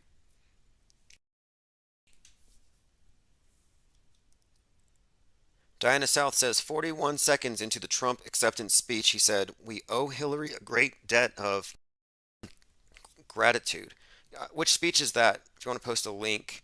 Also, I have a couple of links here from my TikTok feed. If you don't follow me on TikTok, I understand. TikTok is pretty much the worst thing in a long time. But we can't exclude ourselves from these platforms. So let's go and play a couple of clips here. Let me start with this one. This is Johnny Depp. Very, very ominous statement here. When was the last time an actor assassinated a president? They're still going to have to go out and put a bullet in Donald Trump, and that's a fact. So this is a compilation of a few, but look how many times we've been given predictive programming for this. And this is Johnny Depp mentioning, or I guess referencing, the assassination of Lincoln. That being an actor who did it. I mean, we all know that they're all actors. Okay, here's one I had to play earlier. I forgot about this one. This is from Extinction Rebellion. It's kind of an insurrection. They're going into the Capitol there, and they're gluing themselves to the seats. This is Extinction Rebellion. Polluting companies get rich. We are in crisis. And what goes on in this room every single day makes a joke out of all of us. We cannot afford to go on like this. We need a new way of making decisions, where more voices are heard, not just those at the top. We need the true diversity of this country to be represented. Anybody who thinks that they speak for or represent science is deluded. And yet, That is the mainstream view of science. Okay, thank you for the clip. We owe Hillary a major debt of gratitude, Donald Trump. Yeah, I recall that. And you know what? You often find that behind the scenes, people are very friendly. You know, Hunter Biden is friends with Tucker Carlson. That Tucker wrote Hunter and said, please write my son a letter of recommendation. So let's bring that up really quick. Hunter Tucker College. Tucker Carlson asked Hunter Biden for help getting his son Buckley into Georgetown. Tucker tried to use Hunter Biden to get his son. Oops. A leaked copy of an email exchange between Hunter Biden and Tucker Carlson suggests Fox News' host asked the now president's son to get his son into Georgetown by using his father's powerful position to his advantage. Wow. No hypocrisy there. Nothing to see here. We can ignore that leaked email. There was a Bigfoot sighting last week, but it was only 5 to 6 feet tall. Hardly worth reporting on. A 5-foot tall Bigfoot. My opinion on Bigfoot is that it's a bear. Bears walk on hind legs all the time. The United States of WWE, says John Cordone. Yeah, totally. Okay, next. We're getting defended right now. This is Jim Watkins, father of suspected QAnon, Ron Watkins, who's not Q, who is hiding in Australia. We know he's hiding because his dad told us. Yep. He said, my son's afraid for his life, so he's hiding over there, behind that bush. Anyhow, this is his father talking about how now he believes, and this is because Q told him, that there are reptilians from another universe all over the place. Oh, by the way, over on the 8kun, there are people, they're saying bad things about me, bad things about you, but then people are, wow, they're like, no, she's right, and the reptilian stuff is real. And you know what? I have people that I know that are totally believing the reptilian stuff too, and I tend to believe them also because maybe they're not from another planet, but they are likely from an alternative universe. This is more likely where they've come from, and they are genetically related to humans, but they're not human. We're getting defended. So they're not human, and that would be Jim Watkins. I have more here. White hats, AI. Okay, so I knew the white hats. I knew other white hats. I've been contacted by various ones. They would call and give me information. So this is not a UFO cult. This is QAnoners talking about the white hats. And again, the white hats are a reiteration of the Church Universal Triumphant's Great White Brotherhood. And the Ascended Masters have been brought back as death-faking celebrities. Everything else is the same. And now they're bringing in the Galactic Federation. Information and such. And I even, I met one or a few in person in a certain setting I can't talk about, and so. So that's the early days. Now, then eventually what did we say? 3 years ago, they came out as Q. And that was a whole, operation to basically, and they use an AI, let's say. Okay, so one of the things I know about the White Hats organization Q is that they do consult an AI as well as the generals. So there are a lot of generals that are white hats behind the scene. So she's talking about General Flynn, who is under a lot of scrutiny right now. I'm not going to play the rest of it, but you can get the gist of it. They're waiting for alien saviors. This is why the Space Needle is likely such a significant symbol.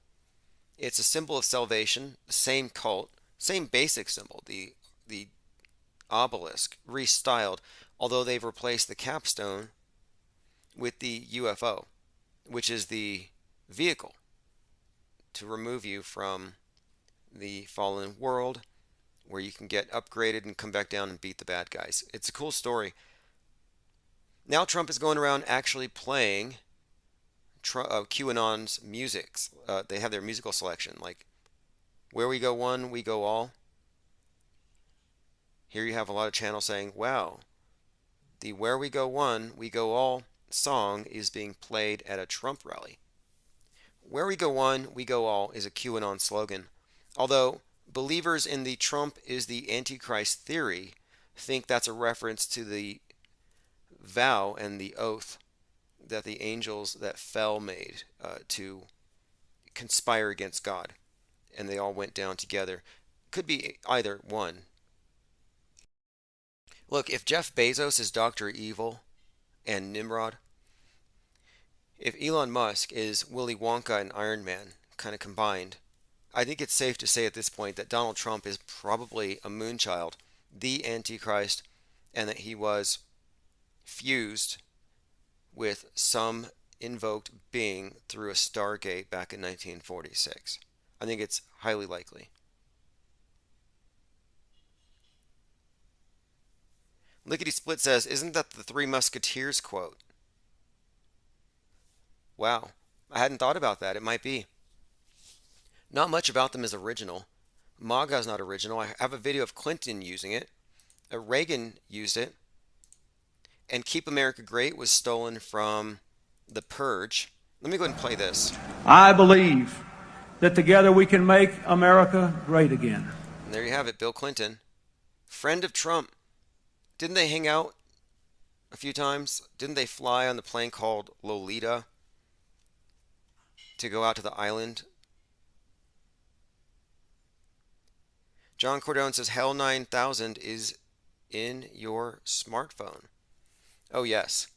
The smartphone is a very occult device. It has a lot of symbolism. It's not merely a communications device. The black mirror has everything to do with the black monolith of Kubrick's 2001: A Space Odyssey. David Bowman merging with the monolith. That's us. David Bowman merging with the monolith represents man merging with this. And it's not a coincidence that at the 9/11 site, there's a hotel, the Millennium Hilton, specifically designed to resemble the 2001 monolith. A couple things about this. One, the Hilton logo, and you won't be able to unsee this, resembles the Twin Towers with an incoming plane. You can see its flight path. That's one. And two, millennium, that term, has everything to do with the Great Reset.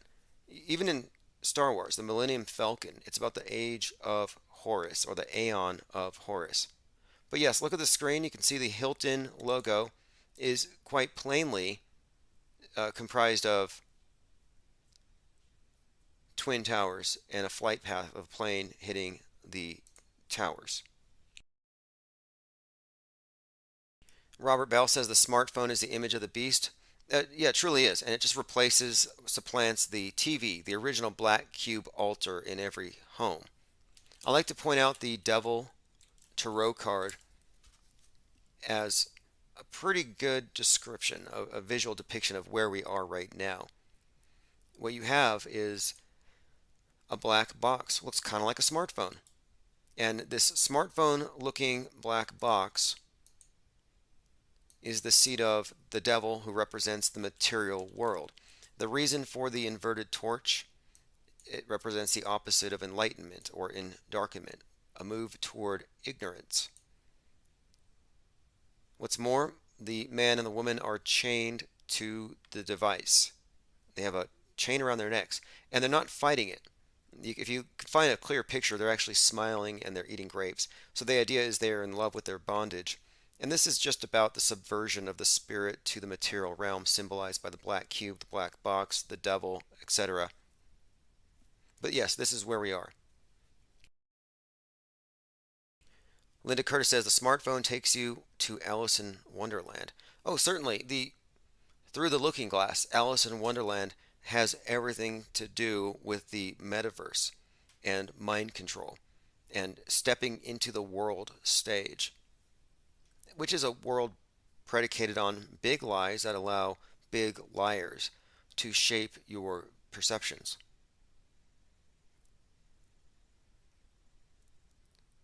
I think it's also interesting that John Dee, astrologer, magician, much of his research or magic, whatever you want to call it, became what we would consider to be Western occultism, used a black scrying mirror and supposedly talked to angels. It's really interesting to look at these things in hindsight with the possibility that maybe you're looking at a more technological elite and the public is left in the dark ages. I could see that happening again. Let's say this great reset scenario does involve just that. I don't think everyone's going to go down to a level playing field. The whole purpose of the great reset, in my view, would be to eliminate competition, to ensure that there's a wide chasm between the bottom of the pyramid and the capstone. Europe's energy crisis is so bad they may have to turn CERN off. Now, they turned it on really high the day after the capstone on the Georgia Guidestones blew up. If you recall, they ramped up the CERN. Now they're turning it off. What does that mean?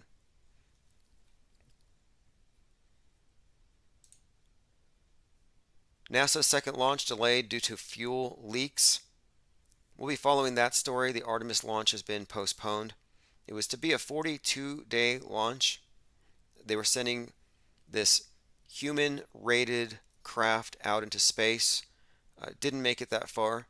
I think if they just keep on delaying it, they can eventually they'll have the technology to be able to convincingly fake it for all time.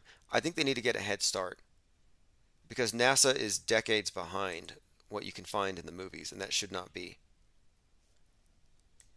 I think we all took an informal poll on this one. Is Marjorie Taylor Greene the same woman who was trying out for American Idol? I think we all agreed it's her with a nose job and a 5-year discrepancy. You could bury that with plastic surgery.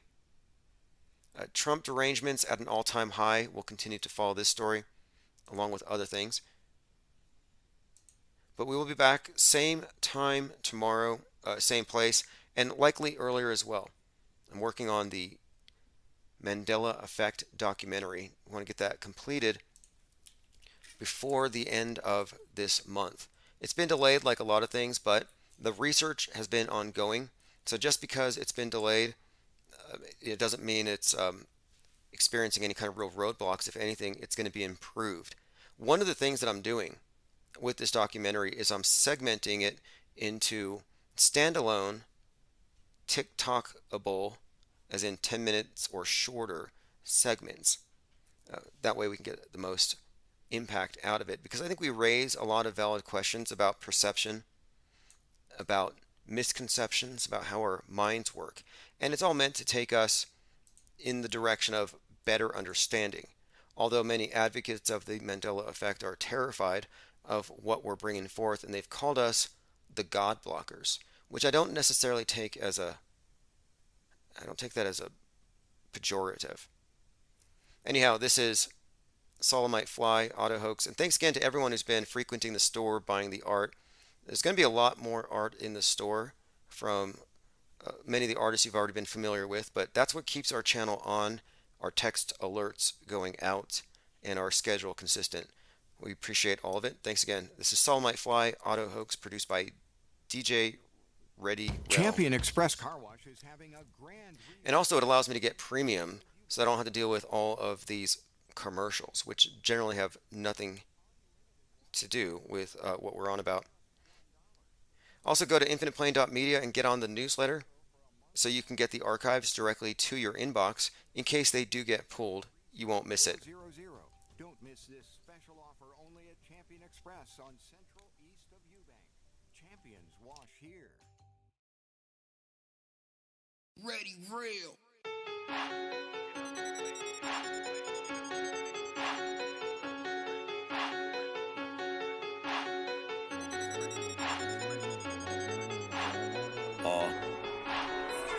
CIA be lurking, I be in the turban. Little ones stay cursing, older ones out twerking. Talking about lack of education, streets are always dangerous. Bluetooth speakers playing, do you really hear what they saying? Do you know what that mean? Are you down for the team? They speak through signs and symbols, you can learn about these things. Fly by 9/11, club of 27. Once you think that they in heaven, nah bruh, it's a legend. It's all according to the code, them Illuminati on my mind, body, and my soul. That's why they snatching bodies, everybody in a Holly Grove. Deception is a hobby, switching roles with the auto clone. We call that an auto hoax. Man, what you trying to prove? Don't you know we've been around the globe and been to the moon? Get it, that's an auto hoax. You tripping, times two. What about the shootings that they always cover on the news? Real, that's an auto hoax. They don't move, we will make the way. Let it spray, right reality like an AKA. Let them know we don't play. They live like life's a party, but it's really like a breakaway. Meditate, focus your attention on your better days. You know what I'm talking about. Don't let these slimy narcissists, the antichrist out there turn your eye. Freedom of speech is actuality.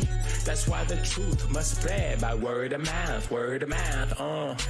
It's all according to the code. Damn Illuminati with my mind, body, and my soul. That's why they snatching bodies, everybody in the Holly Grove. Deception is a hobby, switching roles with the auto clone. Let me turn on my auto hoax. Not even a proven fact. The floor curves into a spinning ball, and you can test for that. Globe is an auto hoax. Man, you must be trolling me. Scientific theories aren't what they are shown to be. Yup, that's an auto hoax. So what you're saying is you don't accept the claim that's missing proof, then you label it. Exactly, it's an auto hoax. Wow, sports is scripted by the number code, but do I really don't? Let me turn on my auto hoax.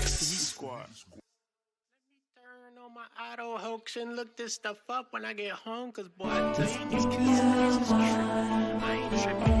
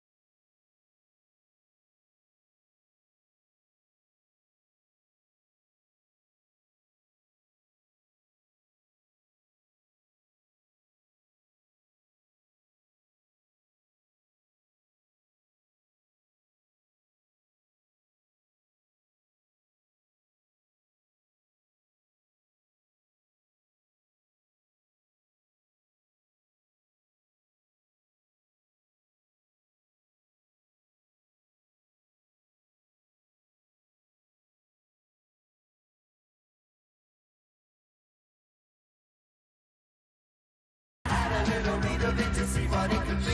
It said this is the court of the 35th degree. I was taken back a little suddenly as I looked askance at this door in front of me. Yes, there was a black lady stating it to be the Supreme Court of the 35th degree.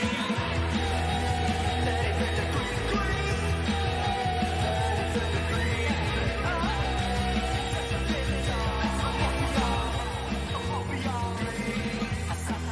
All right, it is October the 12th, 2022. This is the 33rd Degree by Lucifer Tim. And if you've been listening to Infinite Plane Radio for a couple of years, you are an honorary member of the 33rd Degree of every secret society you can mention, because whose secrets don't we know? Whose codes haven't we cracked? All right, phones are open, 833-311-1984. It's a rhetorical question. We've cracked them all. And that's what makes them so annoyed with us. We know more than most of the people clawing their way up the pyramid.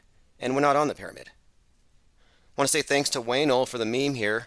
Never trigger the flight or fight response of the flightless bird. Hey, they've been warned.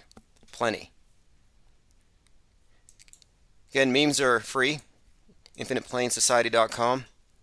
Join now. Get in the Discord server. And the 24/7 think tank is free access. And there's a new feature I wanted to talk about.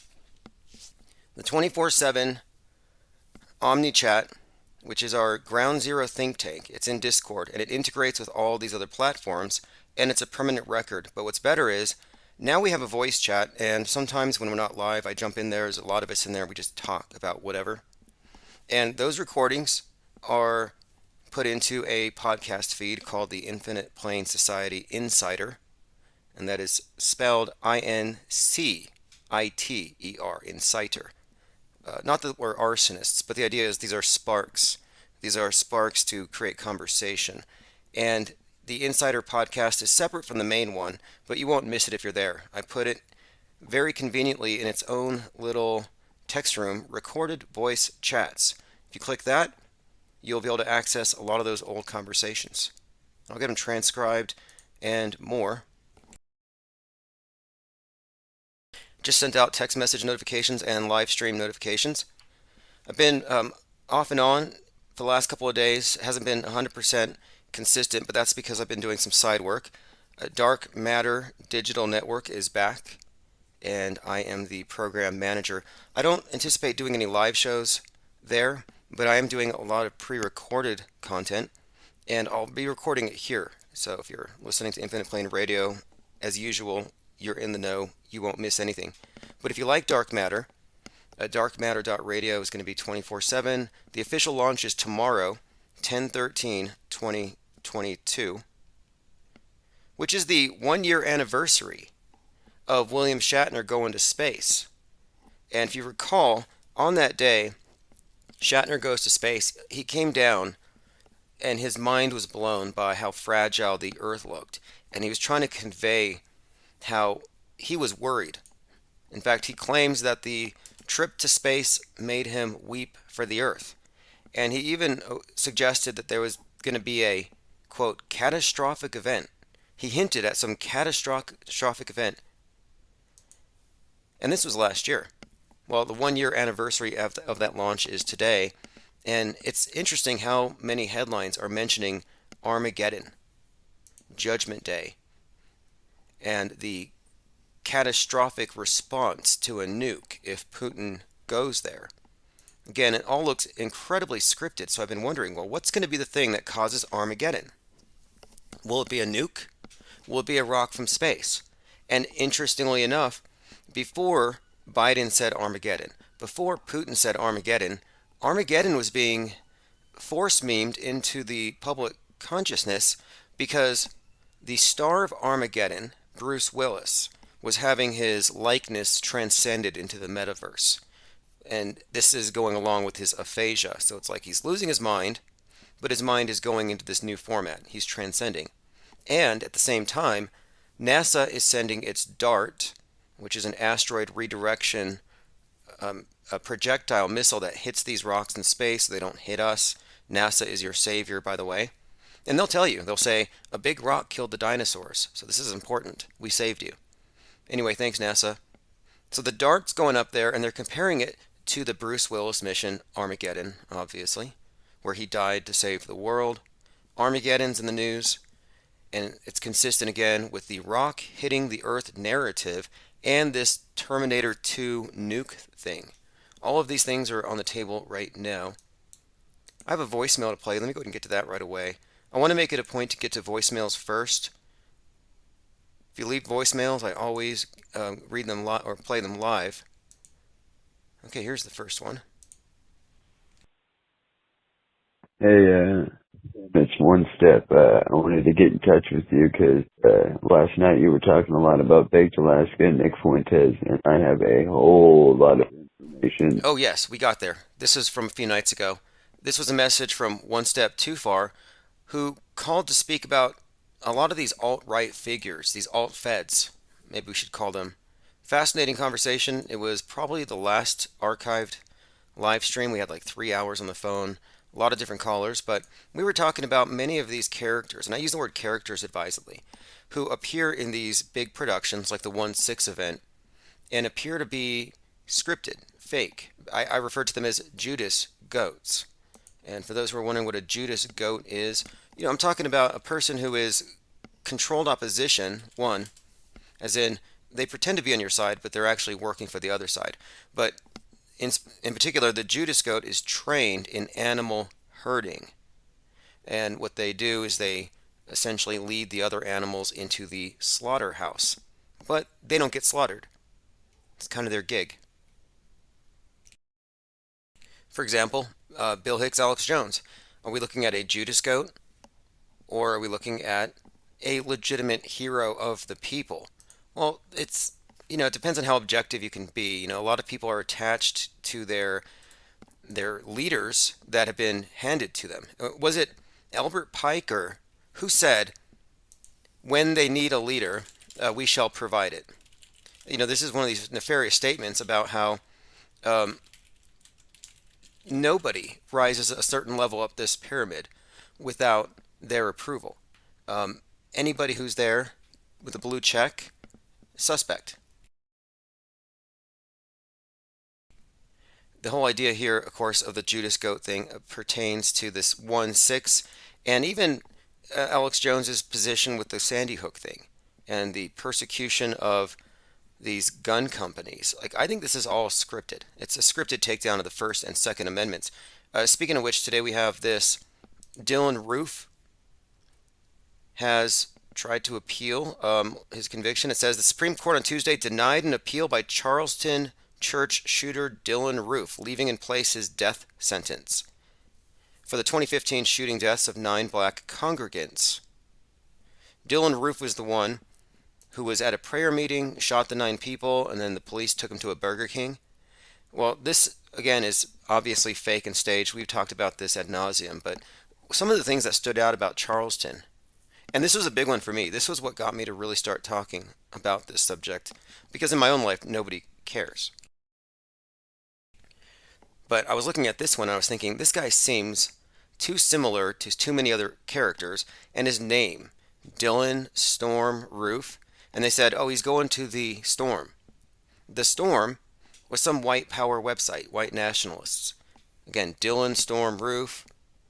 The name just stood out to me. I thought, this is too contrived. And then I looked closer at the story, and then I'm thinking, wait a minute here. The storm is coming. This is obvious foreshadowing. They started building this narrative up. And then Dylan Roof is the guy who caused the ADL to label the bowl cut as a hate symbol. A couple of things about it that seemed very hoaxy. He shoots 9 people in this church, and within a few days they have a full service. Lots of people there. The President, Barack Obama, was there. He's saying Amazing Grace. And the place was packed. I'm like, is that enough time to clean up after 9 bodies? Is that enough time to see where all the bullets went and everything? No, I don't think so. It was a real fast event, real fast production. It just came and went in a flash, just like everything else they show us. There's no due process. They just basically play it like it's a movie. Anyway, Dylan Roof, again, the guy who popularized the bowl cut. Although now it's moved to the fascie haircut. I think it was bowl cut, then fascie, and now it's they like to take anything that typifies a group and just convert it to a hate symbol. Do you remember when AOK just meant 666, and now it means white power? I mean, who decides? Why does the Illuminati hand sign for 666 have to go over to the white power crew? Why do they get to be the ones to define what that means? And of course, everything's a hate symbol these days, but let me go and show you what I mean. I think there's an actual term for it. Like the people who were, here it is, the bowl cut by Dylan Roof. Again, this is the ADL heat map, which just shows you where all the hate is around the country. Hate on display database. The bowl cut, a bowl-shaped haircut resembling the one sported by Dylan Roof. Now, I haven't seen any alt-right people with this type of haircut. Roof venerators use his distinctive bowl cut to refer to themselves and like-minded fans. They call themselves Bowl Trash, or the Final Bowlution, the Bowl Gang, the Bowl Waffen Division, Take the Bowl Pill, Disrespect the Bowl, Pay the Toll, Take Me to Church. Now, look, this stuff's, to me, this is made up. I think that the people who work for these websites who label things as hate speech, yeah, I think that they're the ones making this stuff up. And I read about them and their secret numbers and their codes. I'm talking about these white power groups. It all just seems too Kabbalistic, like 23, AK. They add up the numbers, compute them, relate them to other things. I just don't buy any of it as being truly organic. Here's a meme. You can tell this was made by a Fed. No self-respecting memester would put together some low-res garbage like this. Dylan Roof did nothing wrong. And then you have the Nazi Black Sun, which has been popularized by some of the new flat earthers to put out documentaries. He's wearing a Gold's Gym shirt. Now, what's interesting about this, around the time that the Dylan Roof happened, this Dylan Roof incident, 2015, there was this uptick on criticism against what was called toxic masculinity. So here you have Dylan Roof with noodle arms, never been to a gym in his life, but he's wearing a Gold's Gym shirt. Yeah, it's part of a costume. It's part of this composite character they've created. He represents toxic masculinity. He's burning an American flag, and he has a Confederate flag. They banned Confederate flags after this event. After this event, there were multiple reports of burning churches in the South that all turned out to be hoaxes. One was lightning. One was an office fire. One was the pastor who did it and tried to blame it on the other side. The whole thing was just hysterical. Take the bowl pill, what a joke. But I like to point this stuff out. This is, again, if you don't call it out, they will redefine everything as hate. And, truth sounds to hate like, yeah, I think it was it? Yeah, I believe it was George Orwell who said that truth sounds like hate to those who hate the truth. I mean, that's kind of what we're looking at today. Now they're getting at the point where they want such control over language that they're going to convict you of murder if someone kills themselves over your meme. And that's been the case with this Molly Russell case, which we'll get to. Molly Russell's the one who went down a really dark rabbit trail because of the internet, because of algorithms, and this led her to kill herself. And in the first case of its kind, they're saying death by internet. I mean, dark rabbit trails, like she has no volition, she was just led there. And they presented this slippery slope argument in 2018 when they blamed Alex Jones, a globe earther, a secret space program believer, an anti-flat earther. They blamed Alex Jones for flat earth. They said, oh, if you listen to this, the algorithm's going to take you there. It's like, oh, you don't have a choice. You realize this, right? Oh, no, you catch the memes like you catch COVIDs. You walk into a room, you hear this meme, now that's your belief. That's what they want the public to think. And if the public will buy that, which they will, then they can make the case that we have to ban these memes from the public because people can catch them. Don't want you to catch hate. Don't want you to catch any kind of meme that might make you go do something like question the scientists, not recycle, shoot up a school. You know, these unregulated memes, because this is an infodemic, and the infodemic's way worse than the pandemic. That's what they want you to think. In my opinion, they created the pandemic as an excuse to control speech, to control the infodemic. And the infodemic is about the information they don't control. It's not hate speech they're going after. It's not QAnon they're going after. They're going after all unregulated speech, ideas. They don't want wrong answers out there. They don't want you to be able to compare wrong from right and come to your own conclusions. No, they're going to tell you. And why would you need to ask? They tell you the right answers. Why would you need to go ahead and ask a question? And this again fits into the agenda which I called out a couple years ago. They're going to send in blue helmeted NATO troops into every house. They will kick down your doors, battering rams if they have to. They will rappel in from helicopters, kick through your windows, land in your bedroom. They will go right to your computer, and they will rip that question mark key off your keyboards. They're going to do it everywhere. There's going to be a massive bonfire. They'll have it on TV. All the question marks burning. And this was the secret meaning behind the movie Don't Look Up. If you look up your own answers, if you look up alternative explanations, the world's going to be destroyed. Again, thanks for joining. Let me go ahead and see who's in the chat. I sent out text notifications. I know it's early, somewhat unexpected. We are joined here by quite a lot here. Rocco Calzone, David Hazel, HIGGIH. David A. Pryor says L. Ron Hubbard, spelled E-L. Yes, it's code. Lafayette, but they use L because they need to invoke the name of their god. Shannon Jones has been missing you, Tim. Thanks for the notification. Yes, I've had a number of side projects. I started an eBay store. I reclaimed a domain from the domain thief, Goldfinch, who stole 40 domains from me since 2018 in order to block traffic to my projects. He bought infiniteplainsociety.org, .net. I mean, every iteration you can think of, 40 domains. Now, I haven't had him officially served with papers for that yet because he's hard to find, but we will find him within a few months. We will locate him and serve him papers. But I managed to get timosman.art, A-R-T. I got that one back. And I reopened an eBay store, and that's probably going to allow me to spend more time doing this. I've always been able to maintain a good side income with art sales when I've had an eBay store because it has traffic. Built-in traffic. Joined by Creation Bear, says tuned in. Awesome. Pippi Langstroth says what? In all caps. Angst G, Salty Siren, Marcel Ploger.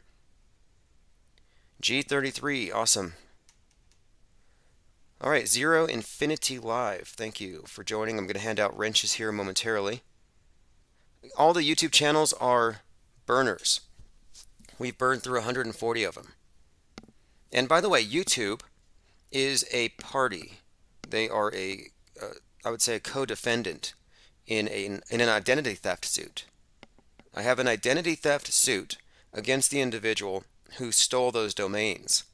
And YouTube is a party to this identity theft. I don't want to spend too much time in it, but I mentioned them. And I just want to mention that YouTube is it's a criminal. We'll just say that. Joined by T-Dog135 says, guess I'm moving to Bolivia. David Pryor says, wasn't there a song about a roof on fire? Yes, I believe that could even be relevant here. We've been talking about how the West is burning. West world burning. Westeros burning before the winter. The big nuclear winter meme they've been pushing out there. The dark winter, the division. It wasn't about cold weather. No, it's about nuclear winter. I mean, it might be cold. I mean, it's a hypothetical situation. Joined by Project Honda Rod says, dig all the art. Glad to support the channel. Thank you.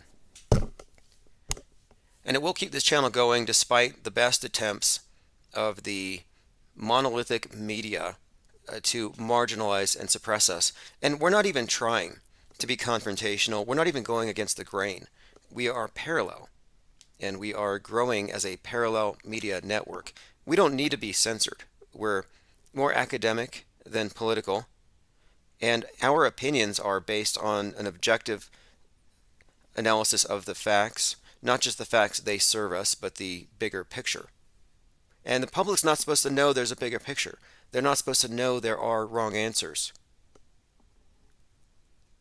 Okay, let's continue. Going to go through my minds.com. I briefly had to mention Molly Russell because that's going to be the new agenda here. Molly Russell is the first example of somebody who's been killed by a meme. Watch out, Alex Stein. The Morgiles on the grind.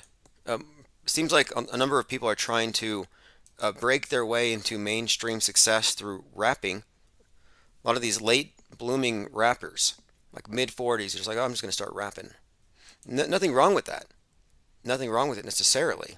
But it's a color and or a flavor, and then some type of a primate or even a reference to a primate, right? So here we go. I'm reading this. We got lavender, panda bear, extra money, honey badger, white chocolate woodchuck, marmalade marsupial. Don't forget about vanilla gorilla. Don't forget about grape ape, mocha koala, tangerine. I understand a lot of people won't have any context for what a Morgile is. I may get into it as we get closer to Halloween. We'll get into what exactly this cryptid happens to be. Just an old friend of the channel. It's always interesting to see people I haven't heard from a few years. Just where are they now? And I kind of want to do a where are they now for all of the headliners of the Flat Earth Conference. I know you got Philip Stallings is in jail for life. I believe 56 charges of human trafficking, child stuff. Let's see here. A number of them have been COVIDed off the world stage.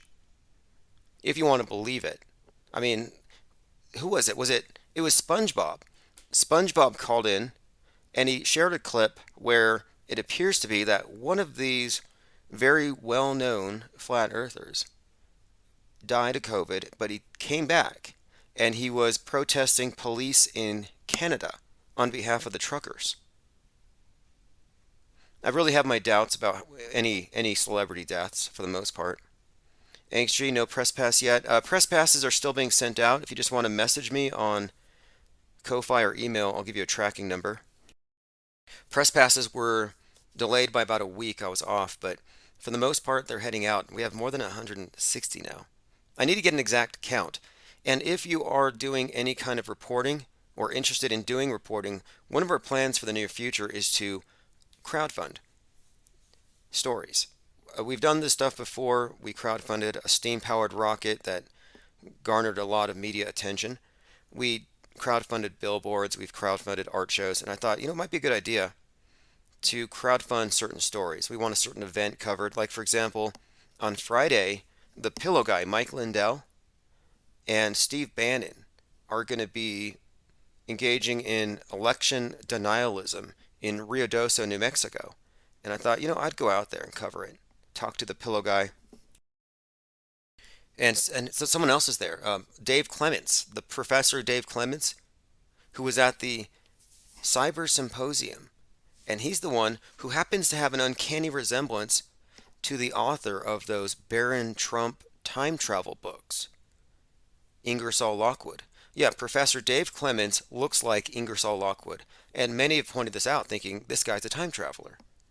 Again, that's some Q stuff, but this guy's up to these are all basically deep in the whole Q terrain. This is, again, Steve Bannon, War Room, insurrectionist, Mike Lindell, crackheaded CEO, insurrectionist. Anyway, they're going to be about 3 hours away from here, and I would consider driving out there and covering it. But I'm not going to send anybody on a trip like that unless we can cover their gas expenses. Now, if you want your press pass linked, your social media linked on the infiniteplane.media website, I can do that. So all press pass carriers, if you have a Twitter, or if you just have a media contact, or if you just want your name listed, your moniker, we can put it on there as a reference point. Just send me a message, go to Infinite Plane Media, and there is a contact box. Salty Siren says, my main TikTok account is banned, so you'll have to update my new one. Yeah, they're probably mad because of Salty Siren's account. I believe Infinite Plane Media has more than 1 million instances on TikTok. All right, I'm going to go ahead and try to catch up with a number of different subjects we've been following. Jim Carrey's been on our list lately. simply because Kanye West compared his experiences lately to that of the Truman Show. And as we predicted, Kanye West's world is burning. If you recall, back in January, there was a fire in the Bronx. It was a 19-story building. 19 people were reported dead. It was on 1-9. It was started by space heaters. It was the northwest of the Twin Parks Towers. And at that time, I was talking about the significance of the word West in this bigger script. Westeros burning, Westworld burning. Then we have the Kanye West situation, and I was correlating these things as Kanye West was at that Dawn Day 2 event with the burning house. And the burning house symbol is echoed in all these mainstream productions, all these big shows like on Netflix. The same symbol is repeated all over the place, and I believe the burning house represents the West. And this has been one of our repeated themes. And I've been suggesting that as the West burns, as it gets the nuke, the Terminator 2, which is coming, as the nuclear winter arrives, we're going to see America take a fall, and it's going to be personified in our celebrity dramas. And I think that Kanye West's fall from grace right now is part of the fall of the West, part of this agenda. And there's quite a lot with Kanye West's character. He's not just some celebrity who's way too enabled and too rich and too irresponsible, too unaccountable. No, I believe this is a story kind of analogous to what we saw with Charles Manson. And he is a cult leader, but also with O.J. Simpson. There are some elements here that are being repeated. But what's more, Kanye West is in trouble with everyone because he had a fashion show, and he put out a line of shirts that say White Lives Matter, and then he goes on to Tucker Carlson. And then after this, within a few days, he gets some blowback for the White Lives Matter, and he says some things about Jews, going DEFCON 3 on Jews. Now, DEFCON, interchangeable, I guess, but this wasn't taken well, and there's a ton of blowback, which we may cover some of it, but mainly it's this. White Lives Matter. Who would wear that? Well, that's already been associated with skinheads, KKK, white nationalists. Not that they would use it, but my point of it is that this goes into the black versus white, not race, but this black versus white alchemical polarization. They're creating these poles that they can then synthesize. It's not about anything other than this continued schism that they're putting in the middle of our existences here so that we're never going to be friends, that there has to be some third party to reconcile things once these two ends are collided into one another. And that's what's about to happen.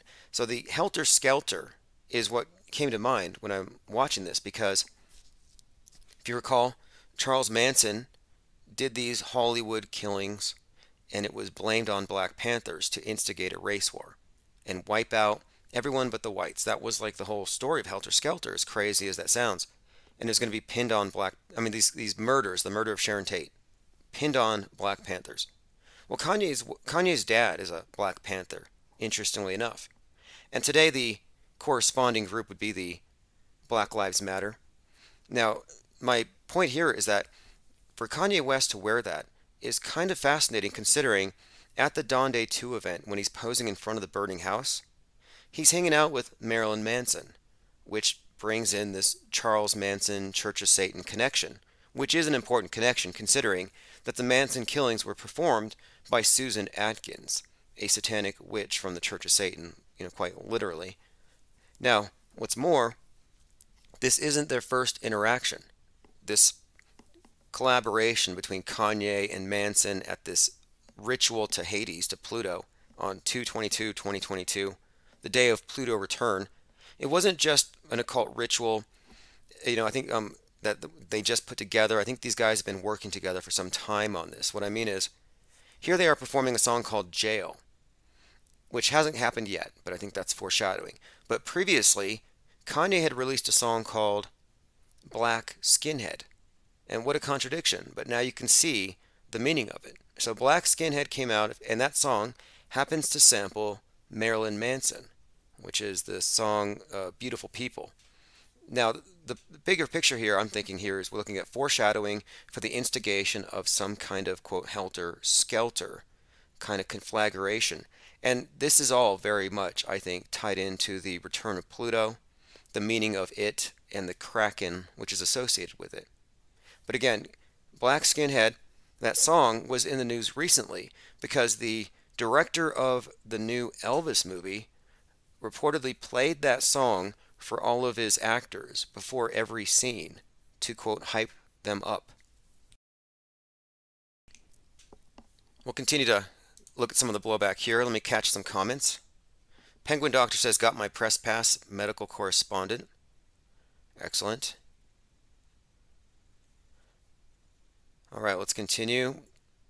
I'm trying to follow up on all the comments. We have about 40 people here. David Pryor says, Kanye is also a conspiring theorist. He did compare himself to Alex Jones. And he also, when he was talking to Tucker Carlson, he pointed out some interesting things that we've been talking about. As in, he noted how when there's an event they want us to focus on, and he was talking about Uvalde, it feels like the Truman Show. You can't avoid it. And he's right about that. Penguin says, you could easily do a JL interview monthly. Yeah, you know what? I ought to reach out to him and talk to him. I was watching one of his videos last night. He found some fascinating connections between the death of River Phoenix and the Viper Room and Elvis Presley. And this is a part of a bigger narrative which JL has been uncovering for some time. But I wanted to bring up the idea that River Phoenix may have been reborn as Mark Dice. And I went, Mark Dice is being followed by, I believe, like 350,000 people, maybe more, maybe millions. Like, he's pretty popular. I have 1,000 followers, if that, on Twitter. I go over to Mark Dice. I want to follow what he's doing these days, and I've been blocked. I'm like, why would Mark Dice block me? Strange, right? Well, I think I know why. There was a night where I was talking about the significance of the Joker, played by Joaquin Phoenix. And we started talking about River Phoenix, and I brought up how River Phoenix was likely Mark Dice. And someone called in, and we spoke several times, and a friend of mine kept sending me messages saying, that's Mark Dice, right? He's using a fake name.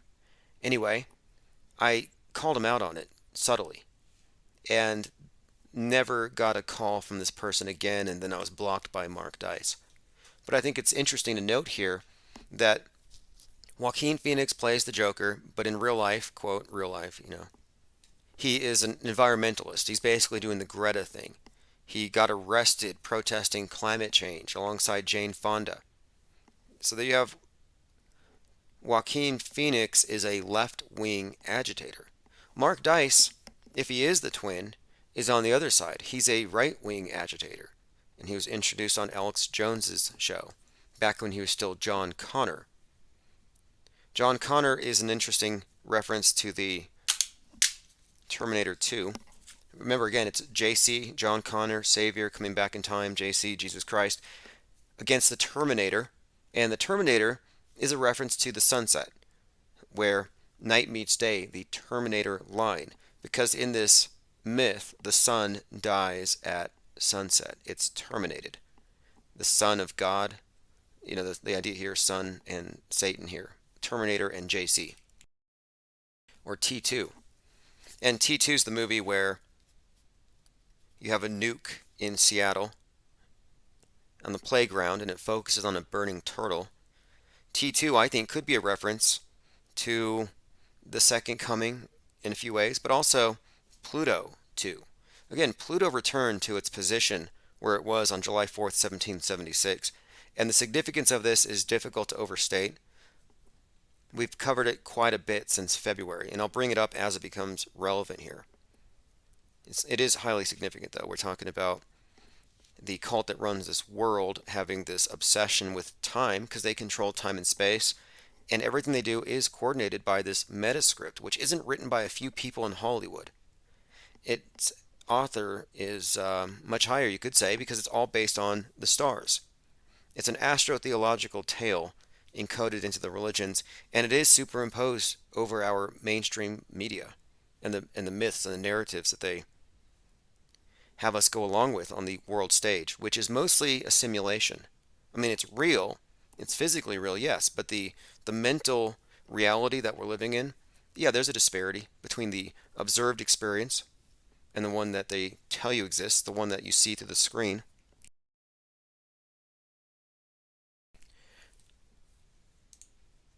All right, let me continue. Travis Cloud says Mark Dice blocks you. Oh yeah, you got to see my blocked list. If you saw my blocked list, you'd be, well, it's a who's who of, I think, gatekeepers, guardrailers, and people who are charged with controlling sensitive information while being disguised as truth tellers.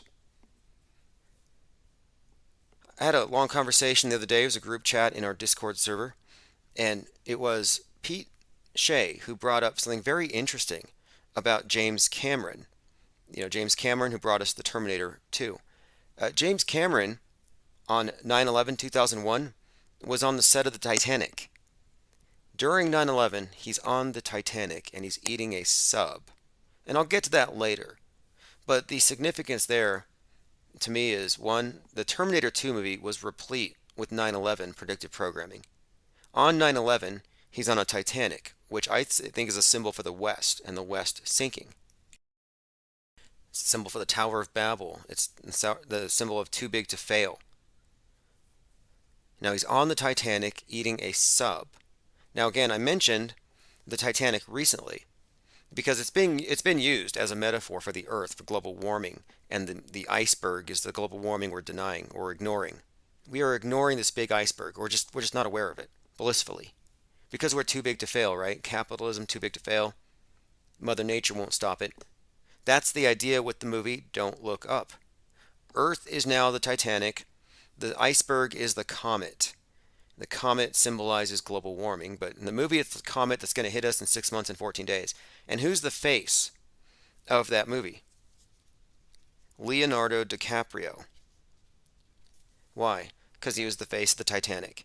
It's just to reiterate the symbolism there, that the world will, be destroyed by this Titanic. Again, this symbolism behind everything tells us this, greater story as it unfolds. But again, don't look up information, don't question the science, or we will all die. And by the way, in the movie Don't Look Up, Leonardo DiCaprio was he was an agoraphobe. He was so scared of the sky, of the sky falling, he had to take anxiety pills. The message of that is, if you knew what this scientist knew, you too would be taking pills for anxiety. He looks like he hasn't shaved in a few days, his clothes look slept in, and this is the same archetype as the main character in Moonfall. Same thing, neck beard, doesn't sleep, and he's got to take a lot of pills because he's so scared about the future. And these are movies that came out concurrently, sending the message that the Noah of our time is not being listened to. It is the scientist. And if you knew what they knew, you would be building your ark. You would be in your ark by now if you knew. But I bring this up because James Cameron is on the set of the Titanic on 9/11 eating a sub. And I'm thinking there's got to be a connection here. 9/11, Titanic, I can see that. But the sub made me think about submarines and this whole hunt for Red October, which is right now being played out on the world stage. And then you have Russia with this submarine and the Poseidon nuke that can set off a nuke tsunami. Poseidon releases the Kraken. I mean, the story is very well integrated. And these little clues are constantly popping up. Now I'm going to play a clip here. This is Jim Carrey. Again, we've been talking about Jim Carrey, another JC. And here he is talking about the significance of the number 33. We brought him up because Kanye West felt like he was in The Truman Show. And I went over to a Jim Carrey video. He was on Jay Leno a number of years ago, talking about how he manifested his life by writing a check for himself in the Hollywood Hills, up on a hill, writes a check, says, for $10 million per each film. He writes himself a blank check, puts it in his wallet, and then he achieves this, and he brings out this check that's all worn and tattered, and he shows it to Jay Leno. And I thought, this is pretty interesting. It didn't seem scripted, and it seemed as though, I mean, obviously he's talented and skilled, and that's what got him the gigs, but the idea that, he manifested it by visualizing it is something that he brought up, and it's very consistent with his character, his persona. He's often bringing up these types of experiences. And here's a very interesting clip here.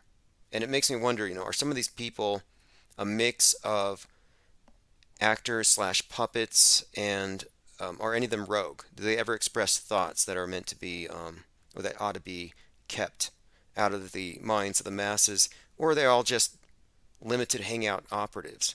But let me play this. 33 vertebrates in your spine. There's 33 years in the life of Jesus Christ. Substance that comes from your medulla, which looks like the Ark of the Covenant, has angel's wings around it, the whole thing. Trip down your spine to your sacrum, which is Christ coming down into human form. Yeah. And if you don't squander that essence, that sexual essence, it ascends again and goes back up to heaven, which is your thing. It's also the story of Santa Claus. Why he comes down the chimney is because this juice or this substance actually passes what's called the claustrum, which is where they got Santa Claus. So it goes down the chimney. I never heard that one. I heard it was Satan's claws.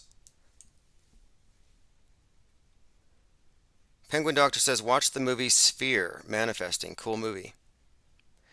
I also recommend, and look, we have a recommended movie list. I'll have to put that on there. If you're in Discord, go ahead and do it yourself, or I'll get to it. I'll put it in my notes here.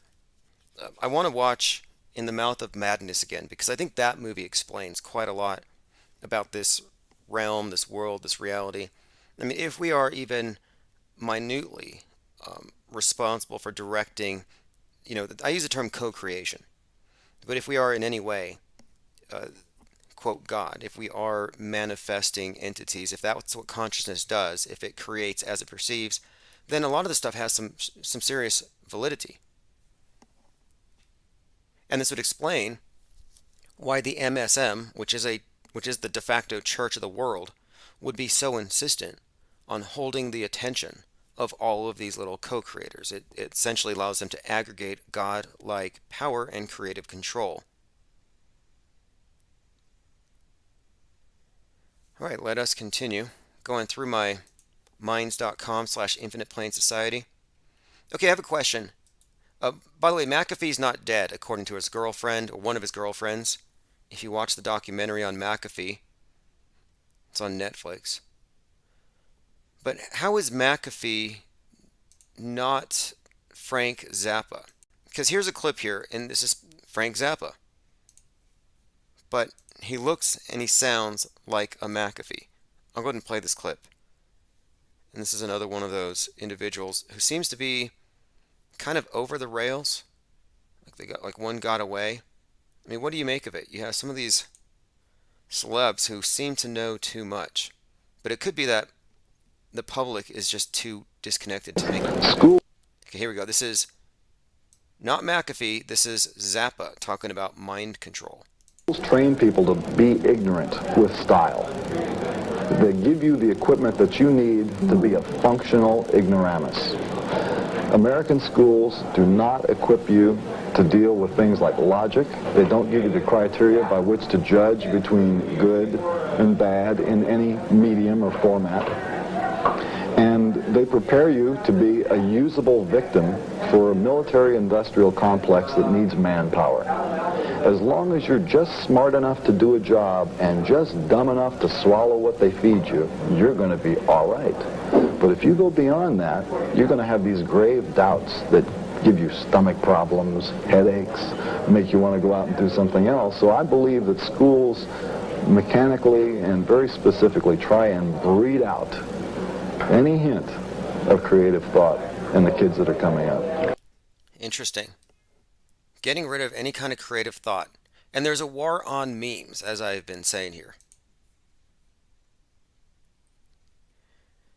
By the way, we are on 24 plus podcast platforms. I'm going to put a link below. If you ever miss any of the archives, if you want to be up to date, no matter what you're using, whatever platform you're on, I probably have it covered. It's one of the things I've been working on the side here is our lateral expansion. I'll put a link there to podnews.net. Again, Infinite Plane Radio is on 25 plus podcasting platforms. Okay, this is an oldie, but there is no settled journalism. New facts need to be considered. And as much as the media would like to burn a lot of their blooper reels, they can't Not as long as people like us are around to constantly remind them of how fake they've always been. And they don't improve that fast. I mean, really, their special effects they leave a lot to be desired. This is a CNN hoax. You've probably seen this one where they were pretending like a Scud missile was hitting.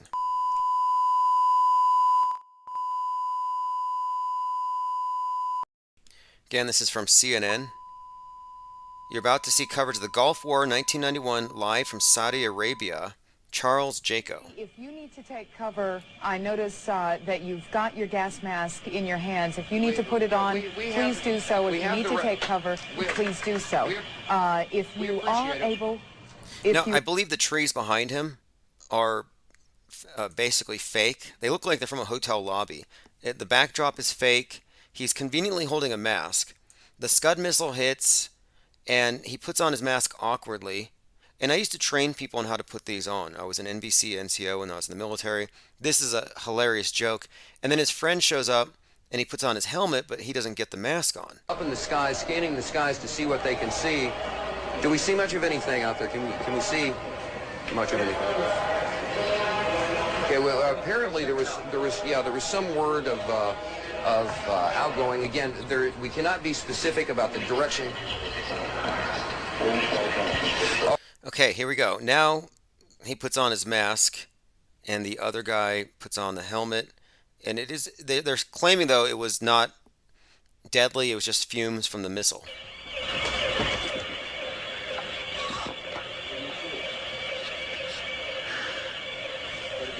And also note that the camera is handheld. Now, the cameraman has got to be a pro with his mask. If he can keep the camera that steady while putting on his mask, unless the cameraman didn't put on a mask. And you know what's interesting is this is exactly what we noticed in 2020. There'd be some reporter with a mask on talking about the public and how they're unwilling to socially distance and how the public's not obeying the commands. And then somebody walking by from the general public would say, "Why isn't your crew masked?" In other words, the camera crew, the people on the other side of the camera, yeah, they never bothered.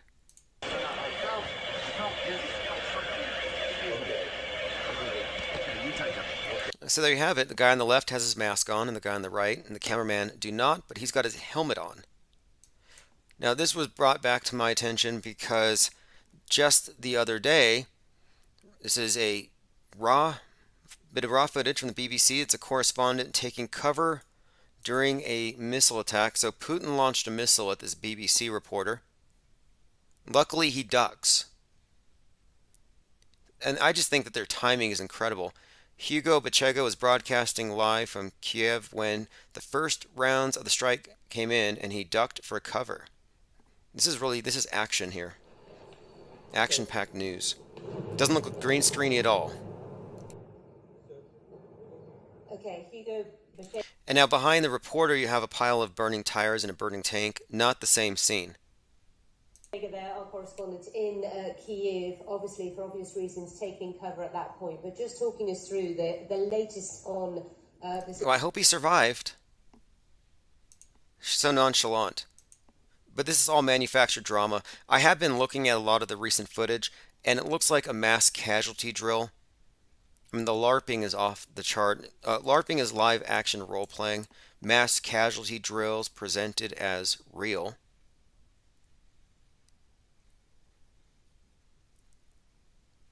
All right, this is something I've brought up a few times. I've been talking about how on the Chinese space station, they have a mason jar, a magic mason jar full of water, and the water doesn't float away. Well, I found an explanation. The explanation, they say, is that surface tension will keep the water in the mason jar. So there you have it. That's the explanation. You can drink water on the space station from a mason jar because of surface tension. And they say the jar is velcroed to the table. Now, I don't know if this is an ad hoc explanation after the fact, some kind of, let's just patch this together, or if this is legitimately true, but to my knowledge, it's the first time I've ever seen, like you could have a glass of coffee, you could pour some coffee while you're in space orbiting. Your hair is floating around, everything's floating around, but your coffee, your water, yeah, that'll stay settled as long as the surface tension isn't disrupted. Right. Again, that's from the Chinese fake station. Let's get back to the catastrophic event, because tomorrow again is the anniversary of William Shatner, Captain Kirk going to space. William Shatner said, "My space travel filled me with overwhelming sadness." And here he is, huge smile on his face, having just arrived from outer space. But he's very sad or something, so he says. I mean, this picture just doesn't match. But I bring this up because Shatner had said on TV that he was worried that there's some kind of catastrophic event. The catastrophic event. He didn't say there might be. Shatner issues dire warning of a, quote, coming catastrophic event. Shatner says he was struck by the fragility of the planet. And that's a major psyop there. The idea that the Earth is fragile and that we are destroying it. That's a narrative that they came up with to frame their environmentalist takeover of free enterprise, of freedom itself. That's all. The Earth is not fragile. And this is why they showed you the Earth. There was this movement by Steve Brand called the Whole Earth Movement. And the Whole Earth Movement was premised on the idea that there wasn't a picture of the whole Earth. That we didn't have an iconic image to point to until they gave us one, but they didn't until a lot of agitation on behalf of Stuart Brand. It was called the Whole Earth Disc. Now, this image was taken in 1972, the so-called blue marble, but Stuart Brand started in 1966 saying, we need a picture of the whole Earth. To NASA, he asked, why haven't we seen a photograph of the whole Earth?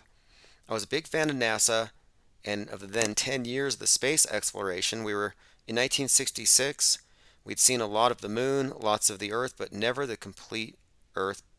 It was odd for 10 years. Why haven't they turned the camera 180 degrees to look back? So they did. And that image catalyzed the environmentalist movement as it exists today, with its adherents setting themselves on fire, lying down in roads, and engaging in a fascist takeover of the free market. All thanks to Stuart Brand. And Stuart Brand, by the way, he showed up again in another article I found recently, having to do with the 10,000 year clock of Jeff Bezos. Jeff Bezos, another one of these, I guess you could say, Saturn worshippers. I mean, that's what I think they worship. But they worship this god represented by a black cube. I believe it's time or Chronos. The clock is pretty much an altar to this deity. Well, Bezos' $42 million clock was built into a mountain. And again, the number 42 has everything to do with Saturn. As we often talk about the meaning of the symbols, which I take from their usage. The number 42 is consistently used to associate their various launches with this deity, with Saturn worship. I mean, look, it's not me that worships the stuff. I'm just pointing out their symbols. And it's, look, a $42 million clock, that's a pretty expensive thing that no one's going to see. It must mean something to him. It's a 10,000 year celestial ritualistic clock inside of a mountain. It's called Sierra Diablo Mountains. The Devil Mountains. Imagine that. Now, the thing is, Stuart Brand, who I just mentioned, he's the co-founder of something called the Long Now Foundation. And this Long Now Foundation is behind this 10,000 year clock in the Devil Mountain. They think in 10,000 year terms. Now again, this is a thing that's built into the mountain inside, but there's one part of it that you can find above the mountain, and that is the, quote, capstone. This is from bazinga.com. How much will it cost? $42 million, a $42 million project in the Devil Mountains. There's a spiral staircase that surrounds the clock. And I even found an image of Stuart Brand in a purple robe, like worshiping the thing. Strange cast of characters. William Shatner, Jeff Bezos. Now, why William Shatner? Well, he's Captain Kirk. And I think there's a significance to the name Captain Kirk. I think it may even be associated with Captain Cook, a famed explorer who went around Antarctica, letting us know there's nothing to see here, all ice. Because these space explorers are there to do the same thing. Nothing to see here, empty space. Space travel is science fiction. It's a hypothetical. It's something way in the future. And this is to take your eyes off the ground and have you looking at distant real estate light years away instead of recognizing that there might be more here. They might be hiding from you. I don't believe he really went to space, and I don't think he's that great of an actor. But he came back down. He didn't seem all that perturbed, but then he kind of changed his tone, and now he's saying that we are about to experience a catastrophic event. I think the reason why Bezos sent him as well is that with Star Trek, it's about the new frontier. And I think what they wanted to do is to create the perception that the richest man in the world and all his rich friends see space as a new frontier, a continuation of manifest destiny, westward expansion. And that can't happen, like the movie Don't Look Up says, because capitalism is not sustainable. Freedom is not sustainable. The earth can't take it. It's too fragile. And this is why we need a catastrophic event. We need a catastrophic event because the rich people will use the outer space as a new frontier. They will become trillionaires, which will disrupt our political and economic system. And then we have space wars, which will ensure that this doesn't happen. But listen to what he said. It was among the strongest feelings of grief I've ever encountered. The contrast between the vicious coldness of space and the warm nurturing of earth below filled me with sadness. Every day we're confronted with the knowledge of the destruction of the earth at our hands, the extinction of animals, flora, and fauna, things that took 5 billion years to evolve and will never see them again because of mankind. It filled me with dread. My trip to space was supposed to be a celebration, but instead it felt like a funeral. Yeah, he felt like he was at a wake for Mother Earth, dead beneath him looking down. Meanwhile, Bezos is spraying champagne on the ladies that were waiting for him at the landing site. Shatner's trying to talk about the blackness of space, and Bezos is too busy thinking about mining asteroids.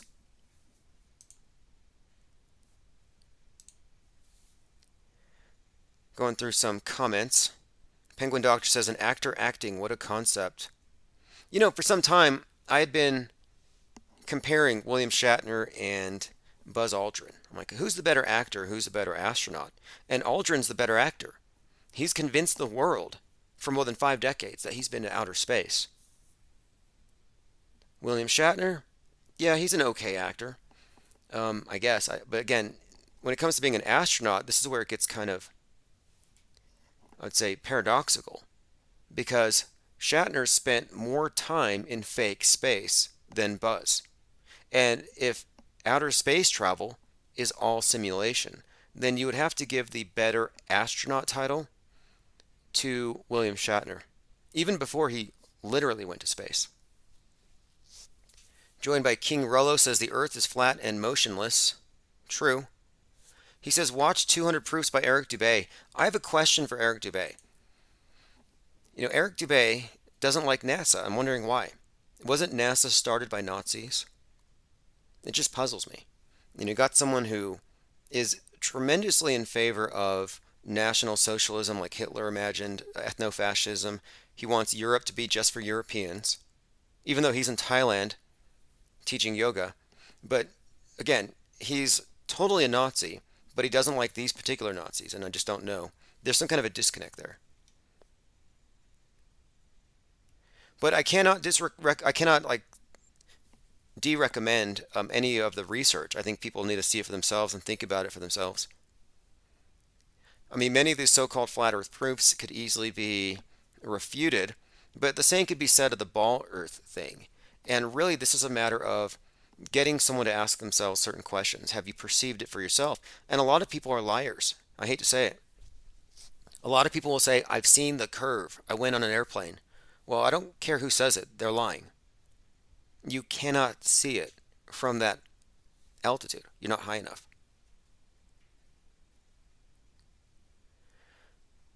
Auto Hoaxer says 200 proofs. Is it 2016? Yeah, exactly. And the conversation is actually very evolved. I think it's way past the 200 proofs and anybody pushing a dome. I believe Dubé is a domer, and the dome thing is, it's questionable. Is it biblical? I don't know. My question about the dome is, what's the curve of the dome? They say the curve of the Earth is 8 inches per mile squared, but what's the curve of the dome? Does it have a curve? If it doesn't, it's flat. If the dome is flat, then it's not a dome. Doesn't make sense. David A. Pryor says Shatner fake traveled at light speed. Aldrin only fake landed on the moon. Lame by comparison. People are liars big time. They are.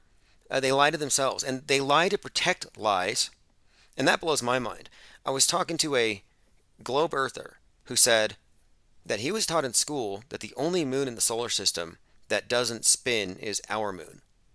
And he was telling me this authoritatively. And I'm like, no, I'm sorry, but according to the official narrative or official story with heliocentrism, the moon rotates on its axis every 27 days. You just don't see it. It's always turning when you're asleep. Just got to keep your eyes on that thing. But we never see the other face of it, yet they say it turns. They explain it as synchronous orbit, which I think is contradicted by tidal locking. Like, I'd like someone to explain to me how you can reconcile having tidally locked and synchronous orbit true at the same time. I think these are mutually exclusive. It's either or. If it's tidally locked, it's tidally locked. It's not spinning. If it's spinning, but the spin is disguised by a synchronous orbit, then it's not tidally locked. But yeah, it's spinning. And your solar system's flat. 99% of the people who believe they're in a solar system spinning around the sun don't know the solar system's flat. And they all think that they're clever. They're like, oh, well, if the Earth is flat, why are all the other planets round? They don't say spherical. It's not in their vocabulary, weirdly, because they should be saying spherical. Well, those planets are spherical by all of the pictures we've been shown by NASA, all the CGI, perfect spheres, all of them. Yet the Earth is not a sphere. The scientists will tell you the Earth is an oblate spheroid, chubby in the middle. The solar system's flat, and the Earth is an oblate spheroid, but every other planet is a perfect ball. Show me the oblate spheroid in space. Show me a planet that's an oblate spheroid. You can't. Mars, oblate? No. Saturn, no. Jupiter, no. Nope, all perfect spheres.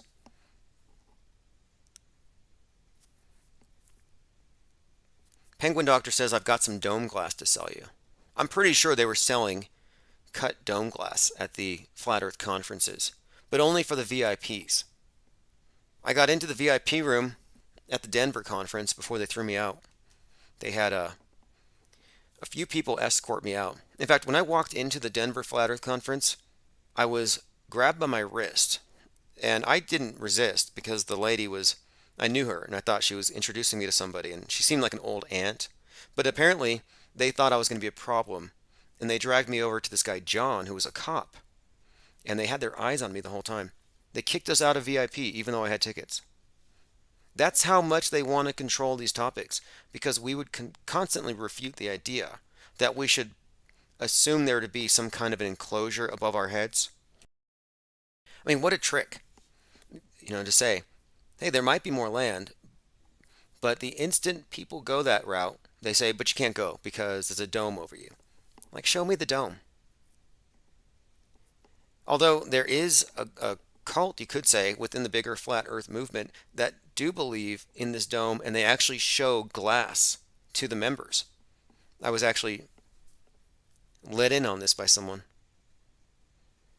Diana South says, if the dome was glass, wouldn't we be fried like ants under a magnifier?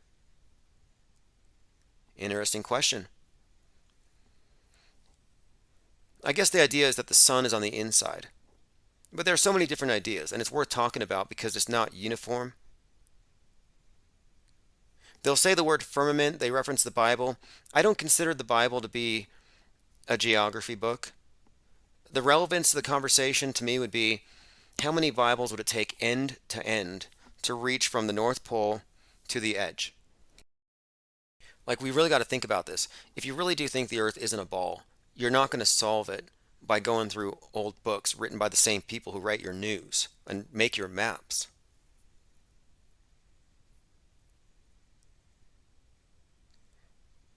All right, let us continue here, going through my comments. Someone says, get the Fed app. Oh yes, Flat Earth Dave. Well, I think it's now changed to True Earth Dave.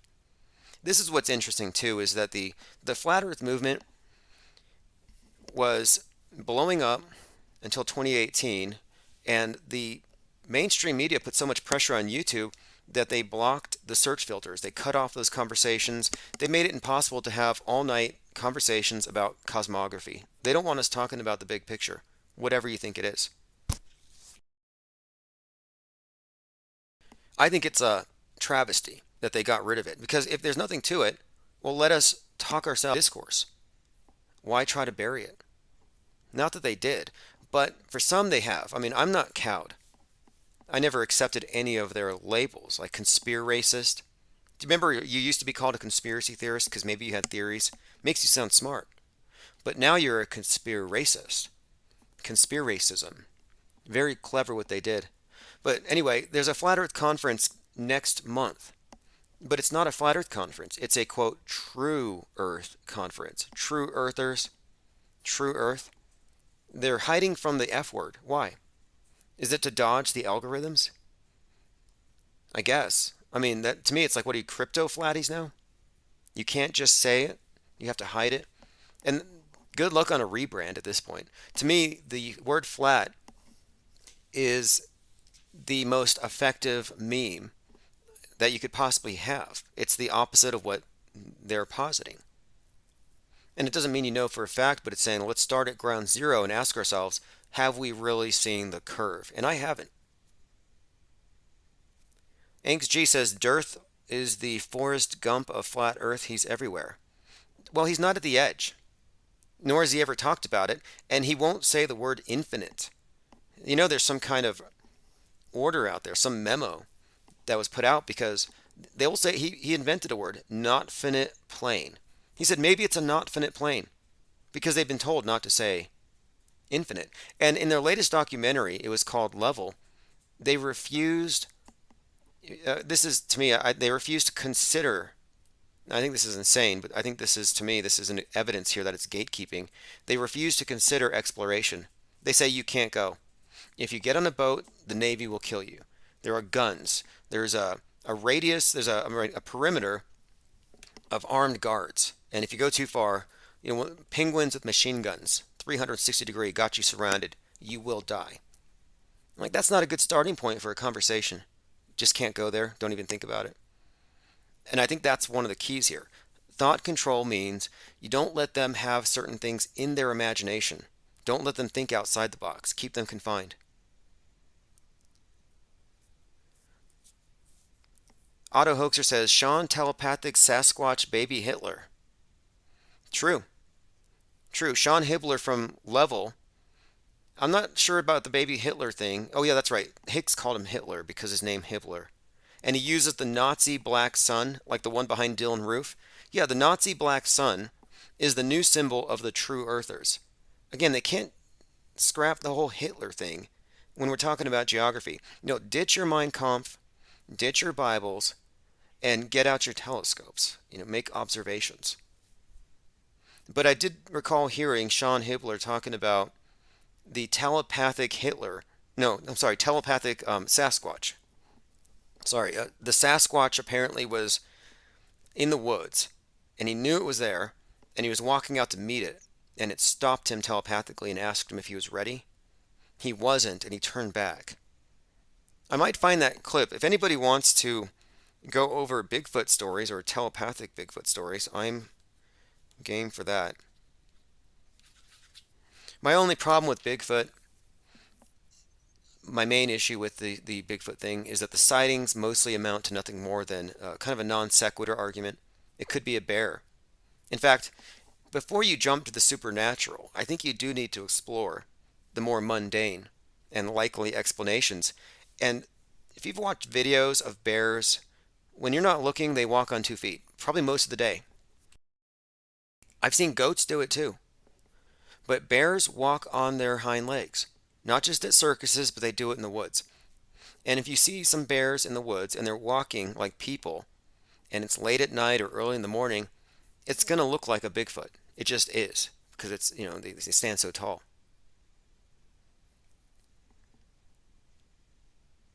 AJ Ryan says, "Hey Tim, can I ask you a question? Have you ever come across Wolfie6020 on YouTube, the pilot that tries to debunk flat Earth?" I have. I've listened to Wolfie and a few others. I've talked to Rhetoric. I've spoken with, what's the other guy's name? Fight the Flat Earth. And Fight the Flat Earth cut me off when I said the Challenger explosion was fake. Like, they won't even go there. They take everything that they've seen for granted. They exist on the world stage. They have a very insulated frame of reference, and no debate is actually possible with people on this topic anyway. You cannot debate the shape of the world with people who cannot entertain hypotheticals, or will not, I should say, because I'm sure they can, but they don't, or they won't. Their thinking is very limited when it comes to this topic. They'll say, what's at the edge? If the earth was flat, cats would have pushed everything off the edge by now. Okay, well, what's at the edge? You're asking a question, what's at the edge of the known world from your perspective? You don't have answers, ha ha ha. Well, tell me what's at the edge of your universe. If the universe has an edge, apparently what's the edge? Their answer is, I don't know. My point is, whether you think the earth is flat or a ball, you don't know what's at the furthest reach. There's a point where we have an area that is unknown. And we are the ones talking about the unknown. And they're the ones who laugh at the people who talk about what could be unknown because they've been told that we already know everything. The know-it-alls aren't really open to new information. The science is settled. Journalism settled. It's settled facts. It's settled law. It's carved in stone. But in the new age, that's not going to be the new standard. When the Georgia Guidestones blew up, I said, you know why they blew those up? Because they don't need to carve their rules in stone anymore because they might be held to some kind of objective standard. Now they've gone to the digital monolith, which you can see at NATO. And it has the same exact message that the Georgia Guidestones used to have. But now it's in a digital format, which means they can edit the thing as need be. Travis Cloud says, Fight the Flat Earth cried when you said the Challenger explosion was fake. That hurt their feelings. You know what I find peculiar about that? They're so mad and they're so hurt that those people didn't die. I'm like, what are you? Psychopaths? You should be happy they're not dead. But they're more angry at you for pointing out the hoax than finding out that these people are alive. Like, it's good news those kids are alive. If they even existed. It's good news. A bunch of crisis actors got paid. Nobody died. Nobody cried. And they're like, how dare you? Because they're in the world where a bunch of kids got butchered, and it gives them political points. That's all. Something else about Fight the Flat Earth and his friend, Mick Toon. So Mick Toon and I were speaking once. We had a long conversation. It was myself, Mick Toon, Red's Rhetoric. And I was showing them clips from the space station. And I'd show them CGI. I'd show them glitches. I showed them the cosmonaut dropping screws in the bathroom and they hit the floor. I'm sorry, but it's 0G. Those screws should be floating around. But no, they hit the floor. They bounced. We showed them clips, astronauts on Earth Day holding a globe and they drop it and it hits the floor. That's not supposed to happen in space. Every single time I showed them a clip, you know what they would say? That's not my argument. I'm only talking about the Earth. I'm not talking about the space station. I'm not talking about NASA. I don't have to answer for NASA.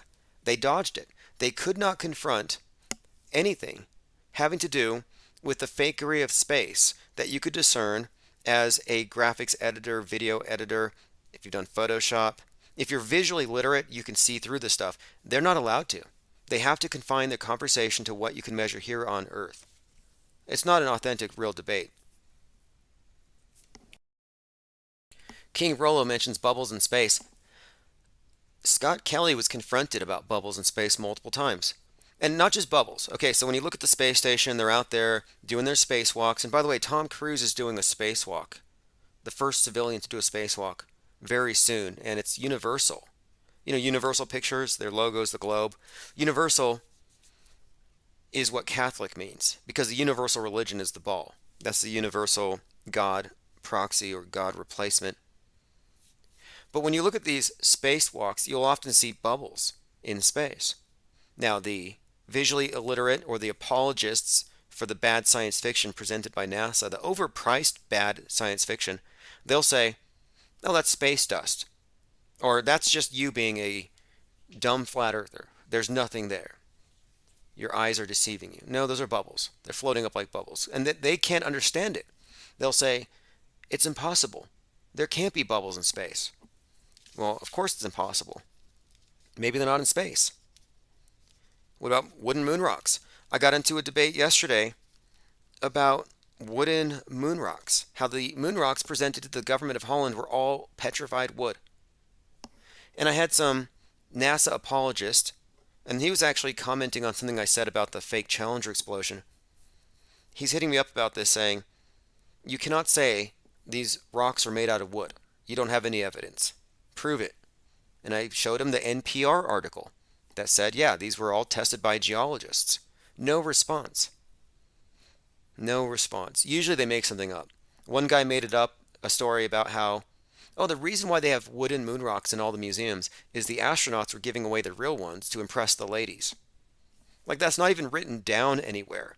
They call us the conspiracy theorists, but they make up conspiracies to cover up lies that they weren't even paid to tell. Like, you're not the one getting paid $50 million a day. Why are you lying for NASA? But when you look at the spacewalks, you'll see bubbles. I've seen a clip with a squid floating around in the back, no joke. Someone reported on it. Some believer in outer space said, there's a dragon by the ISS. I remember thinking about this. Like, if you aren't willing to entertain the possibility that the space station is fake, you might be led to arrive at conclusions like this, because there is this instance where you appear to see behind the space station looks like a dragon that someone had spotted, and it's just swimming around in the background. And I'll pull this clip up if I can find it, but they have a ship called the Dragon which kind of hides the search result. Anyway, the thing moved like a squid to me. It looked like a squid, but it's far in the back, not a dragon. Anyway, what's more likely? A squid or a dragon? Well, dragons are fake, squids are real. There is a scale model space station in a pool of water, desalinated water. Could be a squid. And last year, Elon Musk did send hundreds of baby squid to space. So there are space squids. Maybe they let one go. But beyond bubbles, beyond squids, beyond these other anomalies, what unequivocally proves that the space station is underwater when they're doing these spacewalks is the lighting.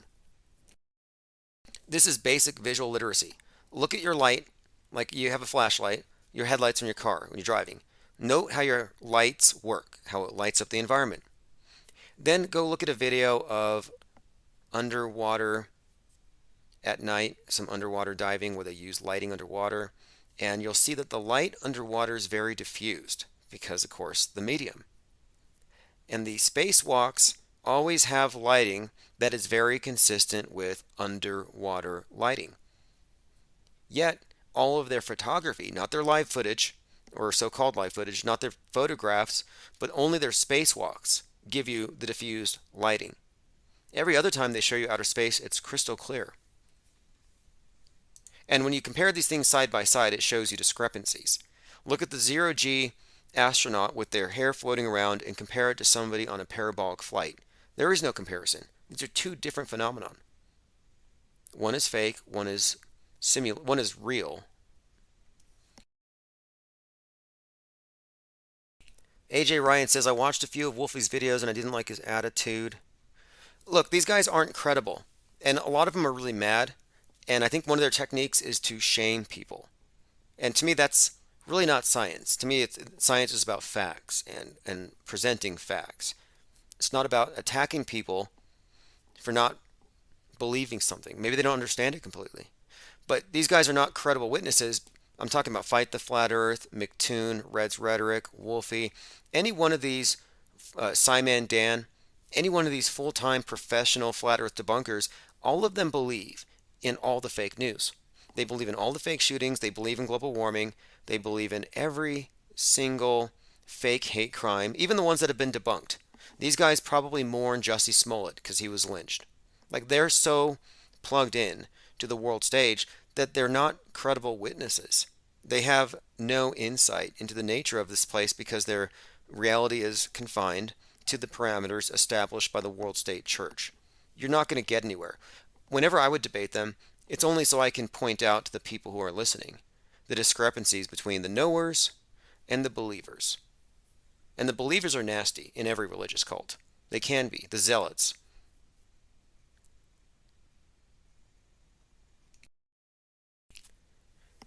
Clockwork 113 says cringe. Travis Cloud says rip Jussie. Yeah, rip Jussie. So sad all those MAGA hat wearing Klansmen lynched him. You know, it's a good thing they did a follow-up story. Because we would still be, I mean, that's how it works. The media tells us what's real.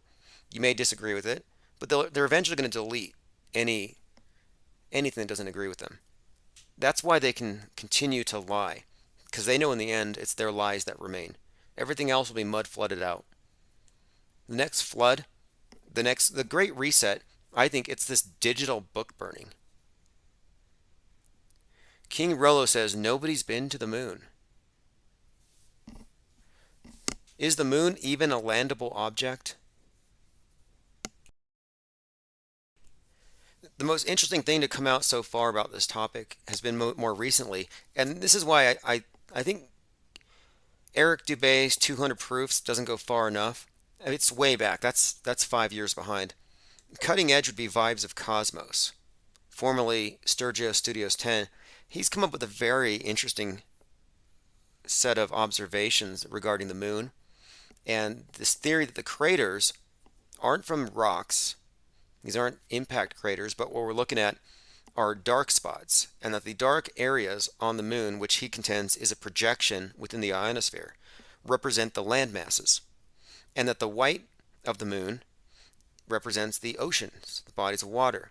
And what you're actually seeing is a negative map of the Earth projected from below by some, quote, black sun light source, which we see above. And he points to a cluster of craters that constitute about 1/3 of the entire moon's surface area and correlates those with our known continents. And they are arranged as the ways you would see them on a flat map. But if this is true, if the moon is a projection, then the continents that we live on, that we know of, including Antarctica, only constitute 1/3 of the land masses in this realm represented on this map, if that's what it is. But my point of it, the most interesting thing to me about it is that there is a correlation. There is a relationship between the shapes of these continents and that particular set of craters. It's undeniable. To deny it would be to engage in reality denialism. You may not agree with it, but it's there. Same with Mousegate. We had talked about fakery in space here, like the green screens and how they can't see it or they won't acknowledge it. Well, the fact is, Elon Musk, for whatever reason, played a joke on everybody, and they put a CGI mouse on one of their rockets while it was in space at Mach 8. Now, this CGI mouse was easily explained away. It's just space ice. At first, I was told by Mick West from Metabunk that it was a video compression artifact. Okay, well, before we talk about what it was, whether it's space ice or a video compression artifact, let's just acknowledge that on December 6th, 2019, on the CRS-19 mission where SpaceX was sending a resupply module to the space station, on that mission they included mice. They were sending genetically modified mice to space. On that very mission, a lot of people reported seeing a mouse on the outside of the rocket. Now, when you look at the mouse on the rocket, it's a mouse. It has ears, it has a tail, it moves like a mouse. it is a mouse. If you say it's not a mouse, you're lying because it is a mouse. Now you may disagree that it's a mouse. You could say it's space eyes, you could say it's a video compression artifact, but the fact is it is shaped like a mouse and it moves like one on the mission that they're sending mighty mice to space. Genetically modified mice, muscular rats, muscular mice sent up there to, I guess, test the effects of muscular atrophy on mice in zero G. But the fact is, Mighty Mouse is a mouse that goes into space, and on the Mighty Mouse mission, they did have a fake mouse on the outside. Now, here's the question. Is it a fake mouse on a fake rocket, or is it a fake mouse on a real rocket? It was inserted real time. So that's the question. Well, if you don't want to be a reality denialist, but you still insist that space travel is real, to be logically consistent and to not be a liar, you have to agree anyway, that this was a digitally inserted, augmented, virtual reality mouse. It's a CGI mouse, like a CGI plane on 9/11. Yeah, this is a CGI mouse on a real rocket. Musk is hilarious. Like, that's the only rational explanation you can have for this, other than saying the whole thing is fake. Because nobody, whether they believe the Earth is round or flat, whether or not they believe in space travel, nobody can say that they believe that a mouse could survive at Mach 8 on a rocket. The big lesson of Mousegate for me, though, was that some people will lie to themselves in order to not acknowledge an uncomfortable contradiction in their perceptions. And that is a contradiction. But if you're going to say there isn't one there, you are gaslighting yourself and others. By the way, and I can go through this really quick on my Twitter, right after we uncovered this Mousegate story, and it was, look, this went viral. It wasn't just us. It went through a lot of different sites, a lot of newspapers reported on it. But I recall at this time, I was being followed by someone who worked for SpaceX. I'm going through my Twitter emails. I pretty much emailed or DM'd anybody on Twitter that had anything to do with the January 6th committee. All right, here we go. I believe I found him. What I'm bringing up here is an email exchange that I had with the head of security for Starlink. Again, Starlink, Elon Musk's constellation of CubeSats. Okay, I found him here. It's CS. Goes by RX Cole. I'm not sure if he's blocked me yet. I mean, I'm going to compile my blocked list. I'm kind of proud of it. Head of Cybersecurity, CTO at Arent'T AI, raising awareness of consumer privacy and the threat landscape. Well, he used to work for Starlink. And I messaged him and I said, hashtag Mousegate, tell Elon the IPS knows. Looks like he's changed jobs, but anyway, he was following me for some time. And he was only following a handful of people. Even now it's only 70 people, but I was one of his follows. He hasn't blocked me. But anyway, he also had he was someone who was being followed by Elon Musk, and there were some actual email or Twitter exchanges between this guy and Musk. And I figured Musk might have put him on to us because we were being so critical of SpaceX and Starlink. This was the time that Starlink was supposedly starting to screw up the skies for astronomers, which just isn't true. It's part of the mythology. Echo says, speaking of gaslighting, Angela Lansbury was in the movie Gaslight, where we get the term. I didn't know that. I've heard of the movie Gaslight. Gaslight is the term gaslight, and she just died at 96 years of age. Angela Lansbury, she wrote Murder, She Wrote. But gaslighting refers to a movie, the term came from a movie where the husband was driving the wife mad by screwing with the gas lights. He would turn it down, she would say, did you turn it down? He would say no, And it just refers to contradicting somebody's perceptions repeatedly, lying in other words, but doing so in such a way that eventually they cease to trust their own perceptions because they're constantly contradicted. And they become apathetic. They become pliable, malleable, moldable, controllable. All right, let's go through some more headlines here. Jimmy Kimmel offers to make Marjorie Taylor Greene's biggest fear come true. Yeah, they're really going after Kanye. That's kind of the big story. Now here's a good one though. Founder of 8chan is facing death threats after going after QAnon. Ron Watkins' dad. You got Ron Watkins from 8chan. And apparently these suspected, I guess they're suspected of being Q. Like some people say it's Ron, some say it's, I know who Q is, I believe. But someone else who was formerly suspected was Fred Brennan. And he kind of broke up with the bigger Q community, it seems. Founder of 8chan facing death threats after going after QAnon. What happened is Jim Watkins, the father of Ron Watkins, had faked a couple of Q drops a couple of months ago. And this guy exposed it. As a result, he has been targeted with death threats. And apparently, it's so bad that Jim Watkins has actually put a $17,000 hit on Brennan's head. It says here, 2 years later, Watkins is suggesting that someone should capture Brennan and bring him to the Philippines, where they have ultra strict cyber libel laws. Quote, I found out the Philippines government allows renditions to the Philippines.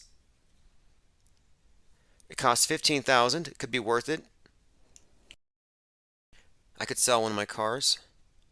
And that's Jim Watkins talking about paying to have Brennan extradited to the Philippines for slandering this guy online.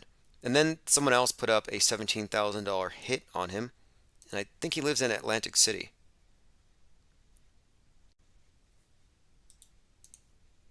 China fuels final space station module ahead of launch. Now this is actually big news because China is completing their space station. And theirs is magic.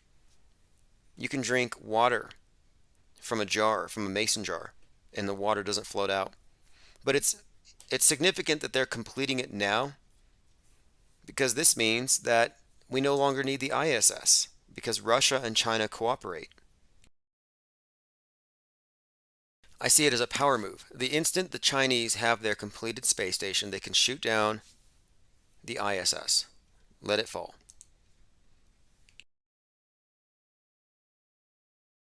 Going through some comments here. Jimmy Kraken Corn says how Angela Lansbury helped her daughter Deidre Shaw escape Charles Manson. They're all connected. It's all a big show.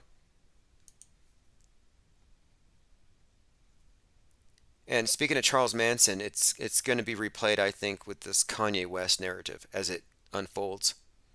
Yeah, here we go. Says she navigated her daughter away from the murderer and cult leader Charles Manson. There's a few stories about Manson that I find very unbelievable. You know, who's the actor that played Machete? Danny Trejo? Or Danny Trujillo? Or Trejo. Trejo. Okay, he claims that he spent a night in jail with Charles Manson. And he claims that while they were in jail, Charles Manson hypnotized him so good that it was better than heroin. And I think this is part of the myth building that Charles Manson was a cult leader that was very, I guess the way they want to make it seem like he's kind of a mind controller. He's got some kind of almost magical powers, hypnotic eyes, and people just do what he says. I don't think that's the case. I think it's part of the myth here. But whatever the reason for the creation of this myth, I think there's a few reasons. Like all psyops, these are multi-pronged. But here you have Danny Trejo talking about the time that he spent in a jail cell with Charles Manson and how Charles Manson was able to mentally put people in drugged-like states. Part in the book where you talk about meeting Charles Manson in prison, and you said that he could have been a pro hypnotist. Like these stories are unbelievable. What do you remember from that encounter? He was, Charles Manson couldn't have done what he did anywhere else. Like you pick a neighborhood in London, a bad neighborhood. He couldn't have gone to a bad neighborhood in London and got girls to do what he did. They'd have pimped him out. I mean, and I no disrespect to Charlie, but he was like 5'5" or something, and he wasn't like a thug. You know what I mean? And the girls he got, they were all broken. My friend George Perry was up in. Okay, well, no disrespect to Charles Manson. Now I'm trying to get to the point where he talks about the hypnotic powers. Here we go. These broken girls that were looking for a daddy, and you're like, are you kidding? Or slap this little bitch, and so would most of the guys. I'm trying to get past the rant here where he talks about the hypnotism. It got to be pretty unbelievable. Guys with knives, you're dead. And I'm not gonna fight you. I mean, Mike Tyson, I talked to Mike Tyson. Mike Tyson says, shit, nobody care how tough you are in prison. I'm the toughest guy in the world. Okay, this is Dan Trejo, Machete, talking about prison. But the story that he recalls here it's in his memoir. And he recalls a bizarre incident. Here's the actual clip. Where he was, quote, hypnotized by Charles Manson when he was just 17 years old. Yeah, no disrespect. Well, Charles Manson was obsessed with the idea that we were running out of air, that the atmosphere was finite, and that there were too many people.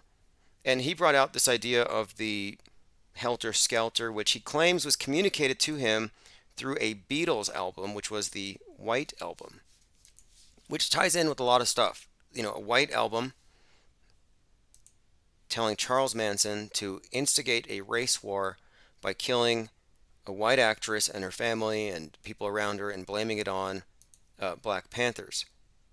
Again, Charles Manson was doing race psyops way before CNN got into the business.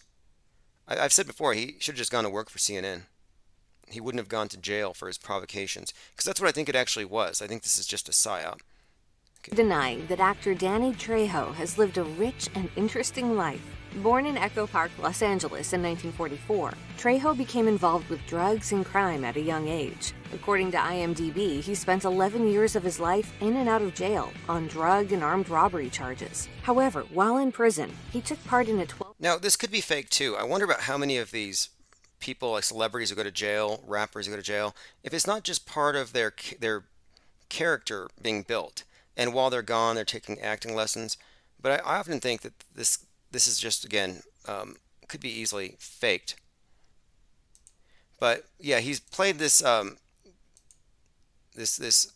we go. This is the same thing. This is the same clip, I think. 6. In a strange twist of history, Trejo and Manson had stints that briefly overlapped in the Los Angeles County Jail in 1961. He recalled feeling sorry for Manson, who was a small guy, greased. Okay, I'm not going to spend too much more time on this, but I am looking into the Manson thing, and I can't believe how incredibly photographed this guy is. Here it is, guided meditation. And if you look at the interviews, he's never tied up. He's always got the long hair and beard, which I guess it's normal, but more often than not, Manson comes off to me as an actor. High by using guided meditation. He then proceeded to hypnotize the group into feeling as though they were high on weed and heroin. And shockingly, it seemed to work. Trejo recalled, by the time he described it hitting my bloodstream, I felt the warmth flowing through my body. That white boy wasn't a career criminal. He could have been... So he felt the warmth of heroin flowing through his body based on the words that Charles Manson put out there? I mean, come on. Echo remarks the director Roman Polanski. Yes, Roman Polanski, Rosemary's Baby. He directed that movie. Rosemary's Baby has the devil's child. And then Manson's killer, the witch Susan Atkins from the Church of Satan, rips the baby out of Sharon Tate, who is the wife of Roman Polanski, director of Rosemary's Baby. Not a coincidence. And what's more, of course, Roman Polanski is connected with the story of drugging with Quaaludes, his victim, and then he's been associated with that for the longest time. He did a movie with Johnny Depp, I believe, about more Satanism. But in Rosemary's Baby, she's drugged. She's unconscious when the devil impregnates her. All right, let us continue.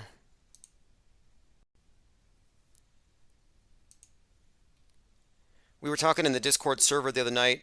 Again, I'm putting all of those archives onto a separate podcast feed. If you go to the server, you can't miss it. And we were talking about world stage characters and how they're often just recycled. And here's a good example. Tesla, who's more myth than not, and you often see him carrying lightning bolts. And then you have Thales, which is pretty much an anagram for Tesla. And the resemblance is Thales is the one who discovered static electricity, often carrying lightning bolts in the statues that you see of him.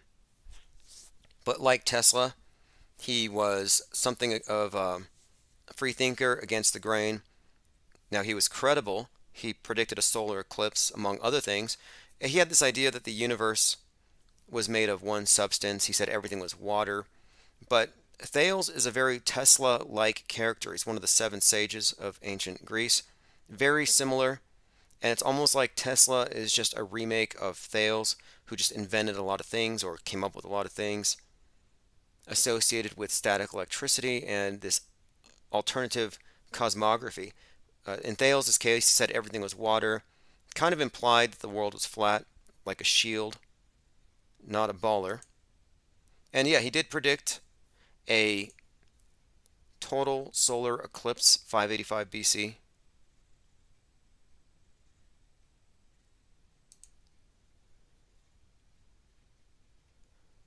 All right, Tom Cruise is going to space. That's the plan.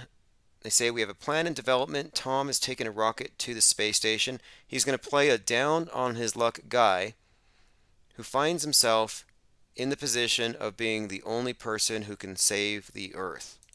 Very original. Very original. Isn't that the story of Moonfall? I think it's the exact story. All right, here's the clip I want to find. This is during the 9/11 attacks. James Cameron and Bill Paxton were eating, in a submarine on the deck of the Titanic. Now, what they eat, I think they were eating sub sandwiches. That was the point of this thing. One of the points. But again, he's on the Titanic set on the deck with Bill Paxton.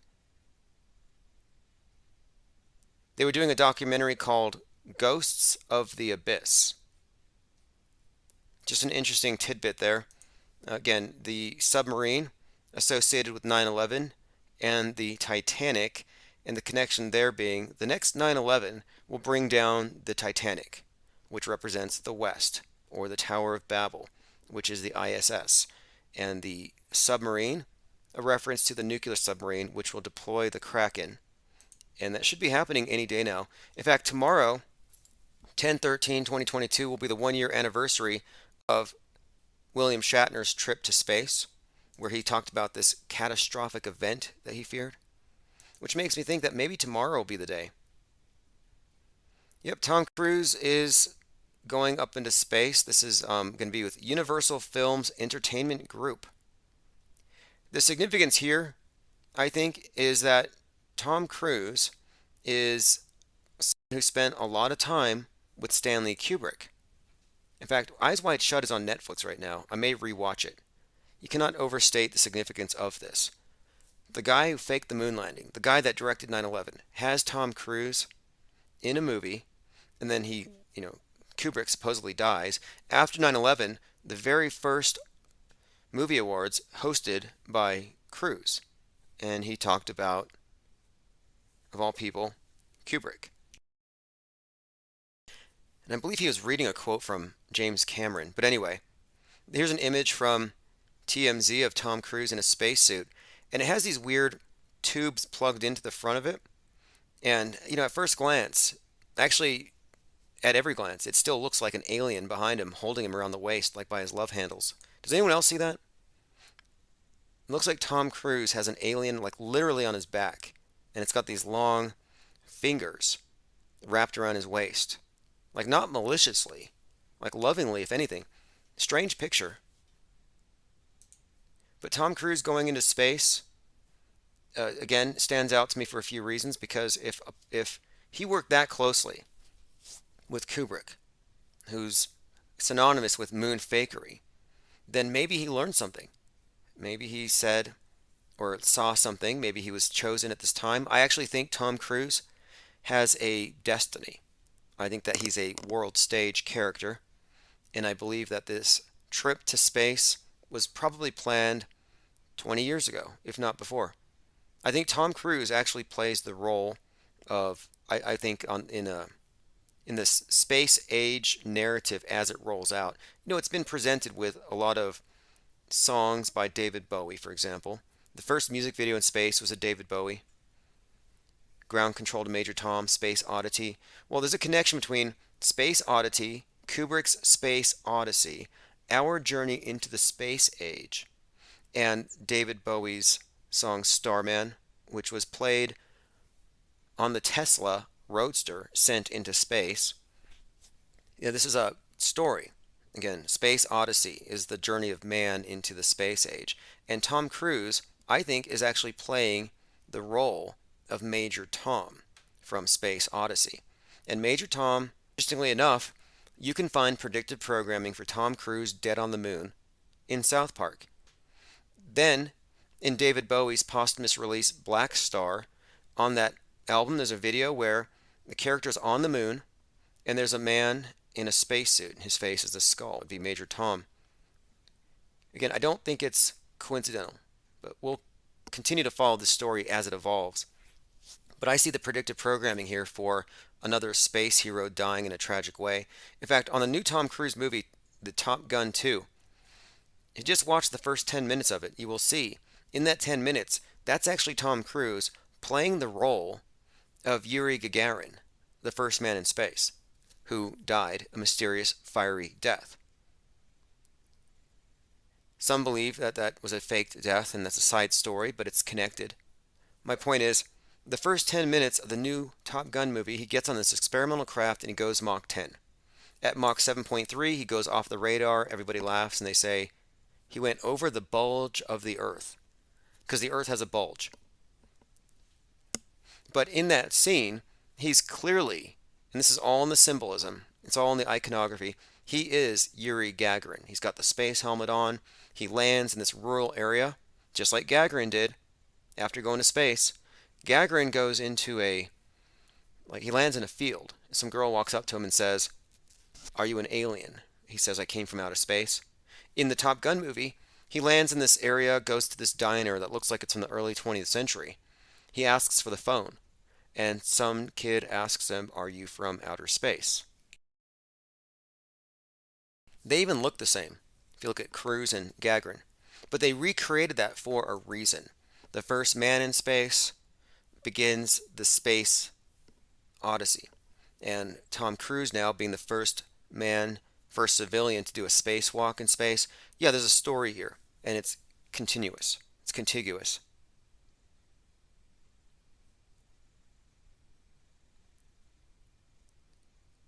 Travis Cloud says, Neil deGrasse Tyson recently made a comment about Tom Cruise ejecting at Mach 10 and how it should have torn him to shreds. Neil deGrasse Tyson is the world's biggest buzz killer. He's like, Santa couldn't do this. Santa couldn't. He's always debunking things, taking the fun out of things using science. Other times he sounds like he's making it up as he goes.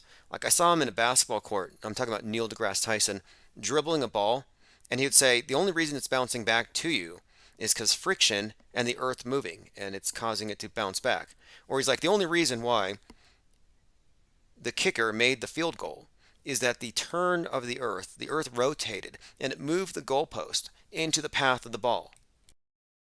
And he's done that multiple times. How many times has Neil deGrasse Tyson said that the football game was saved by the rotation of the earth? Here is another one. Yeah, Neil deGrasse Tyson explains how the Earth's rotation helped Cincy win.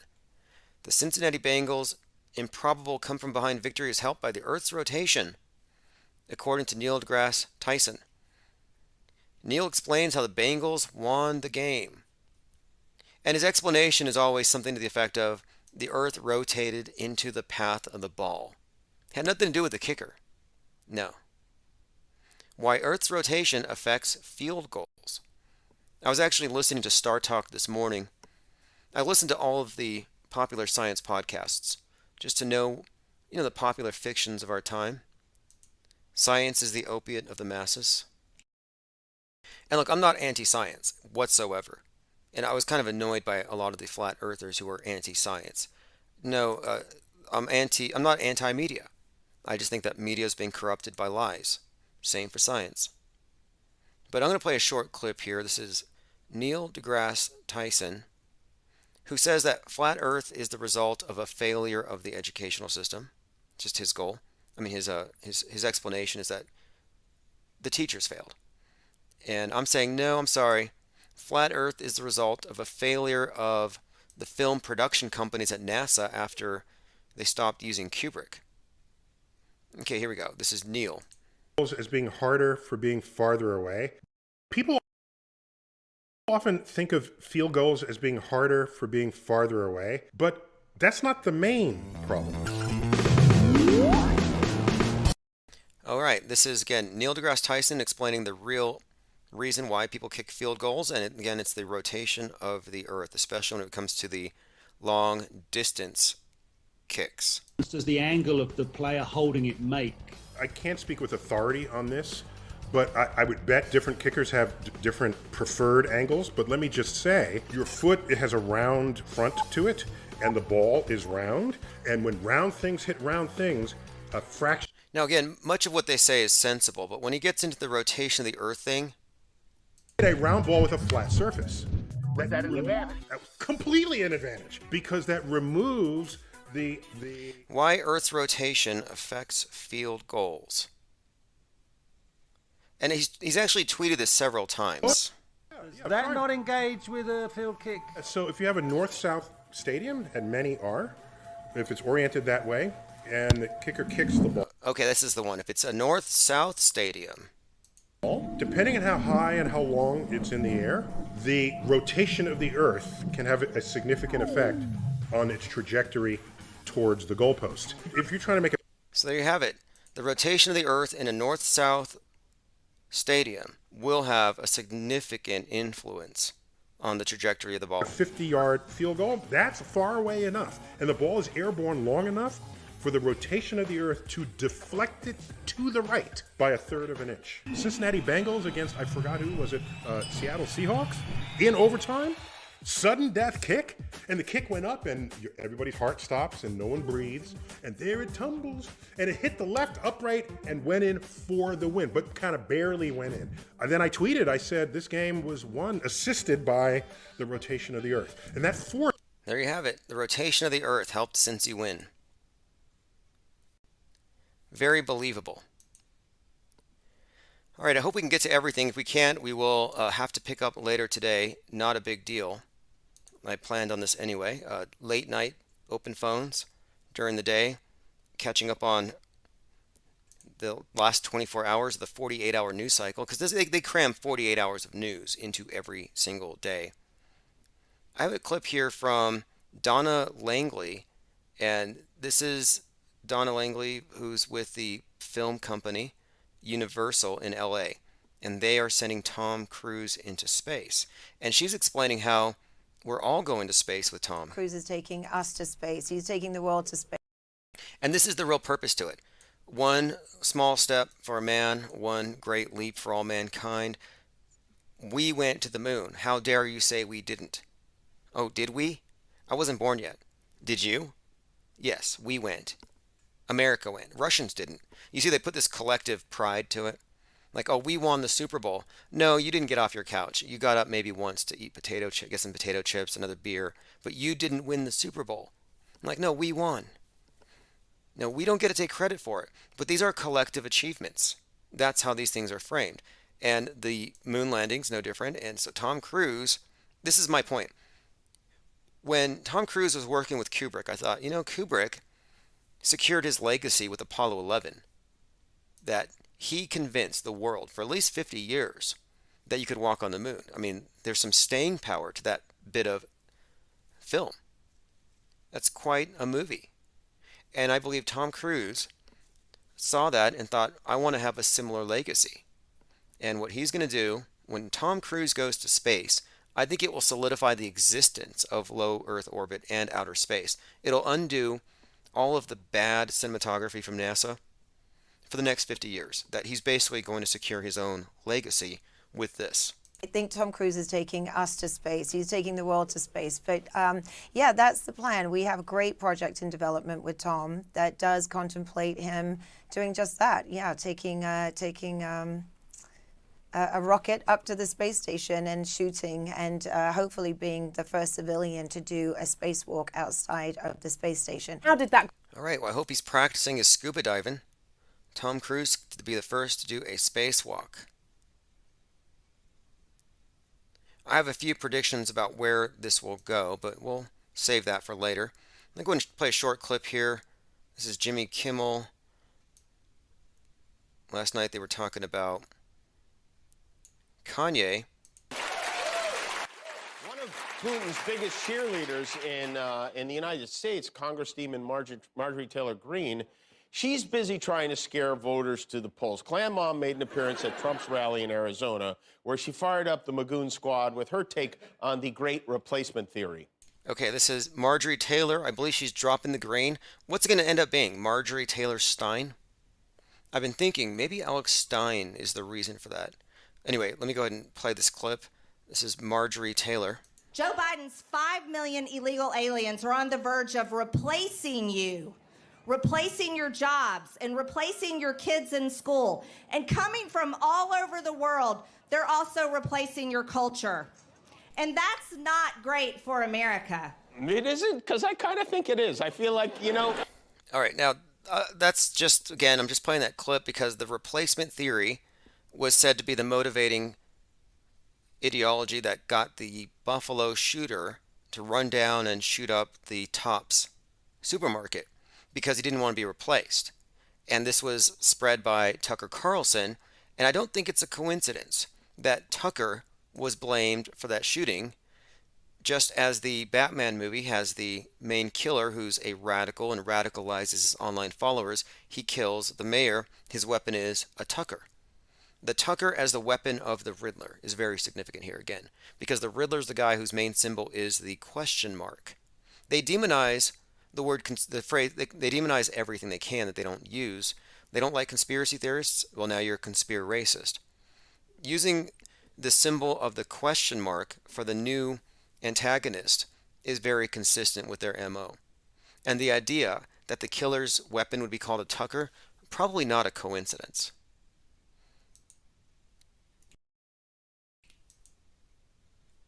All right, let us continue here. I want to catch up as much as we can. This is Donald Trump. This is interesting here.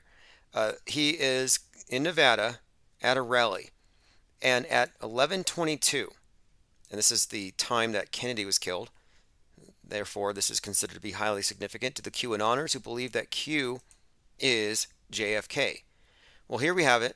Donald Trump makes a Q in the air in front of everybody. Corrupt people will never take a camera and turn it around and show them how many people are here. They never do it. Does that mean anything to you? It means a lot to the QAnoners. They are high on peed-on breadcrumbs. And the QAnoners lie and manufacture evidence way more than CNN does. They really do. They're constantly playing videos of Donald Trump getting into Air Force One, and they're dating it yesterday. Oh, look, yesterday, Trump was on Air Force One. It's all a movie, guys. No, that's from 2 years ago. Like, why do they have to make up fake news? And I think it's because their whole movement is based on hope and LARPing. Mostly hope. Now, this might be a bit of a example of how maybe concurrent programming, but there's something else to it too. You have the bombing of the bridge, which was on Putin's birthday, and the secretary, or rather the Ukraine's National Security and Defense Council, they tweeted an image of Marilyn Monroe singing "Happy Birthday, Mr. President." Anyway, very stagey, probably very fake. And I saw something else along these lines where it just seems like some of these things are just too hard to believe. Like there was a stamp being released commemorating that, and it's like, wait, how long does it take to make a stamp? I've seen similar instances back when every single psyop was attended by a hashtag, like "This city strong," "Boston strong," "Las Vegas strong," and you'd have T-shirt manufacturers pumping out T-shirts with the names of the victims, and I'm like, wait, how do we know the names of all the victims and get them on the shirts and have them worn by mourners the next day? Like you're at a candlelight vigil for yesterday's mass shooting and you're all wearing T-shirts with the names of the victims? Of course, nobody asks any questions.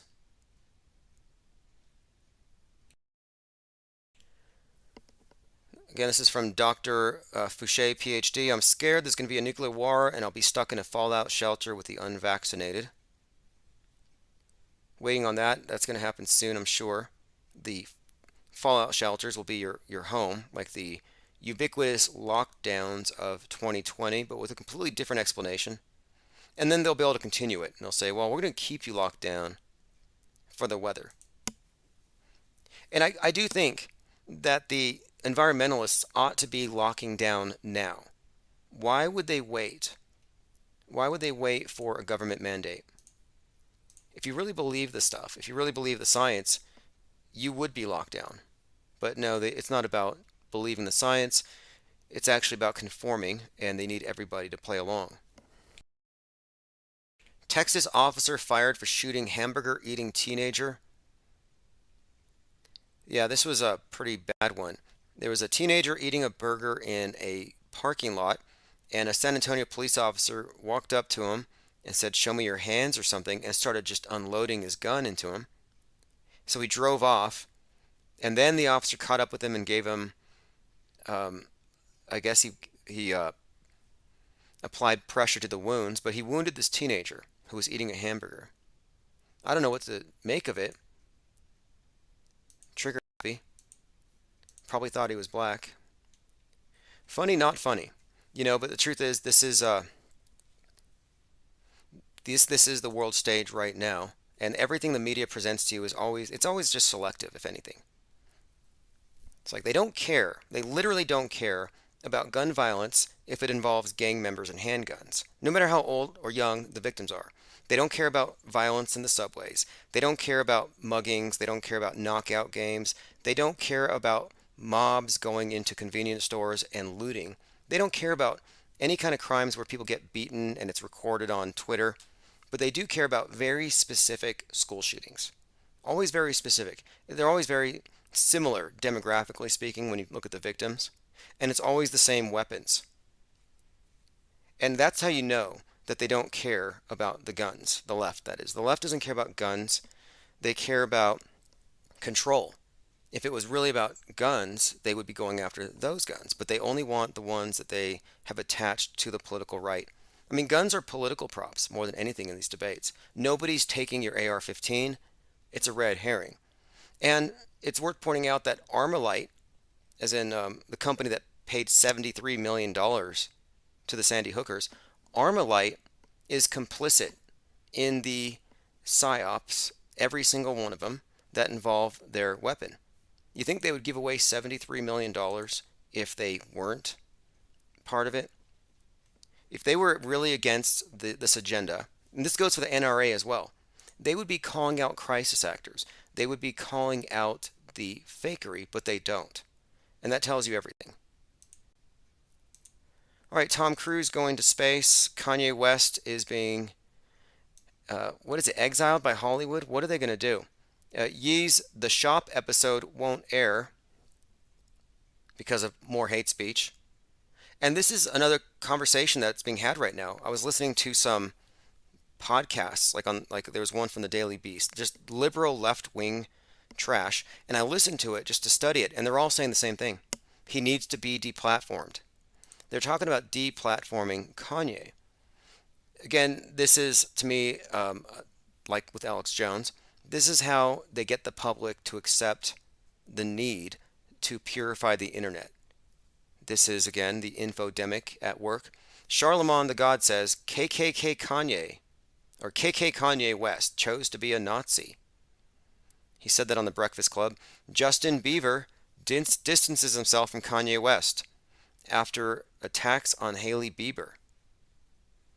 Now, Justin Bieber and Kanye were doing the Sunday school, the church thing where they were praying together, Coachella and all that.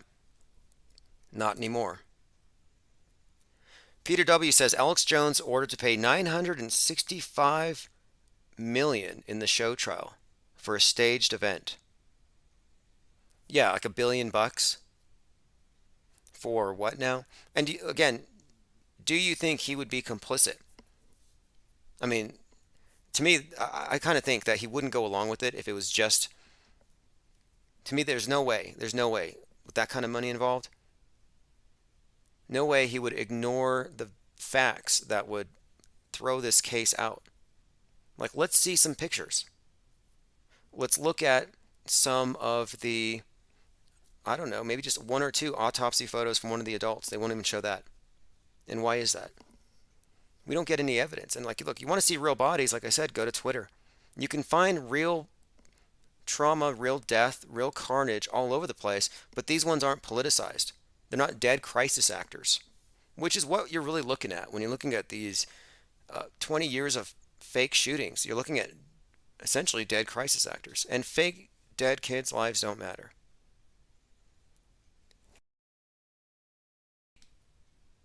Kim Kardashian paying security at kids' school after Kanye's online attacks. Fascinating. After Death Con 3 on Jewish people tweet, Twitter, Instagram restrict Kanye West. What you're seeing here are stars reacting to it, and I don't think this is something you can walk back from. And again, I believe this is intentional.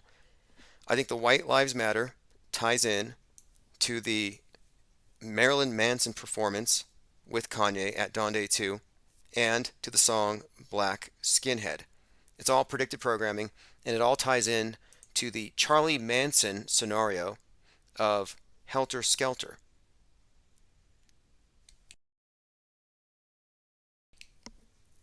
All right, if you want to leave a voicemail, it's 833-311-1984, or if you want to call in live, we will be live this evening. Sign up for text message notifications.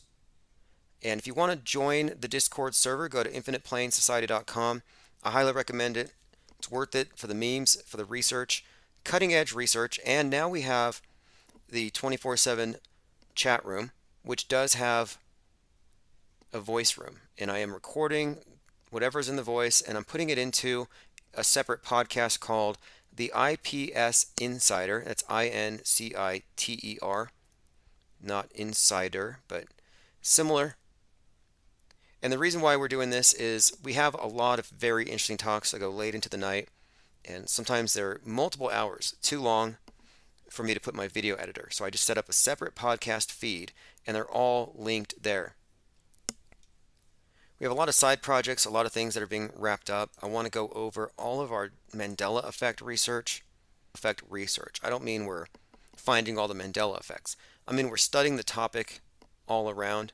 It's a very fascinating topic, and I think it's relevant because it's really about perception and how we understand how memory works and how your memory is fungible.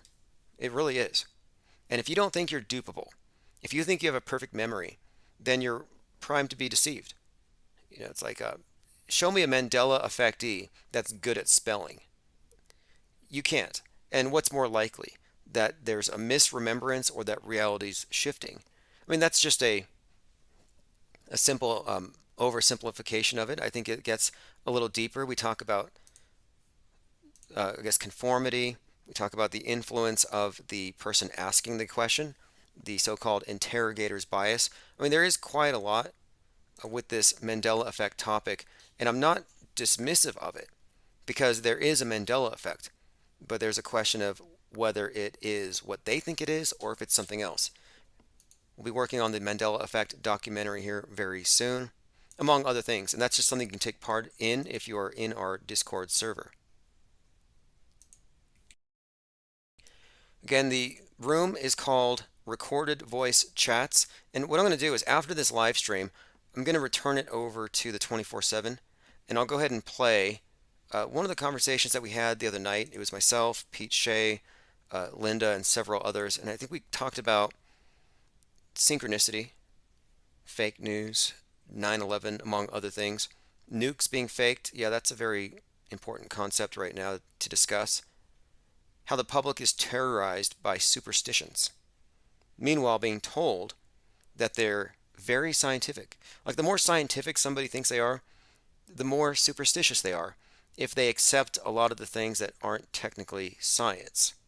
For example, is global warming a scientific proposition, or is it the Old Testament flood myth reinvented for the modern age? One of the things we talked about was Timothy McVeigh and his new identity as Paul Weisseball. Another interesting topic. Now, there are some clips from Kanye West from his interview with Tucker Carlson that were clipped, that were cut out for a few reasons, but this is one I'm going to play before we go. This is Kanye West talking about free energy. And I'm interested to see what people think about this. Is Kanye rogue? Is he off the rails? Is he a truth teller? Or is he playing a role, and is he the next O.J. Simpson / Charlie Manson? I mean, I think that's where it's going. I listened to him speak here, and you know, I get the idea that although he could be kind of a loose cannon, I think he might actually be in a Truman Show. And you might agree. I mean, it's like they can't quite control him 100%, but I think he is controlled, and he might be struggling against those controls. When he said that he felt like he was in the Truman Show, I'm like, yeah. He could be surrounded by so many handlers that it's tantamount to being like Truman. Let me play this clip. More. I'll talk to him if I see him. Yep. But I guarantee you he see me. And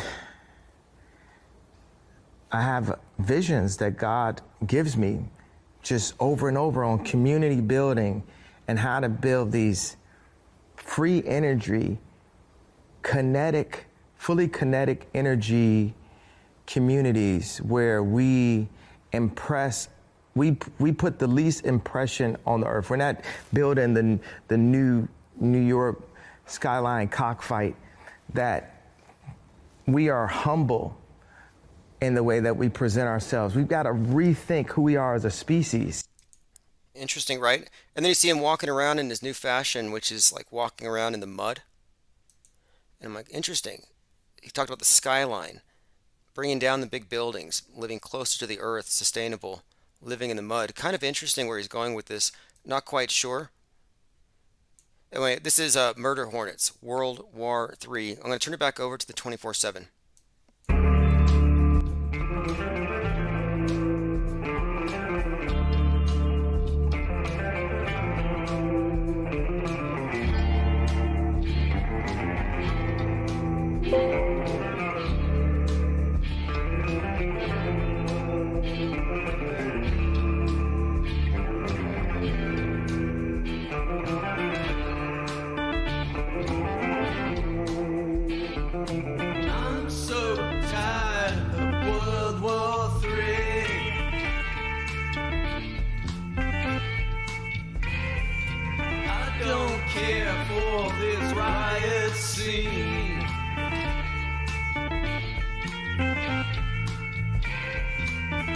got a fever of 113. And watching my neighbors turn into zombies. Food on my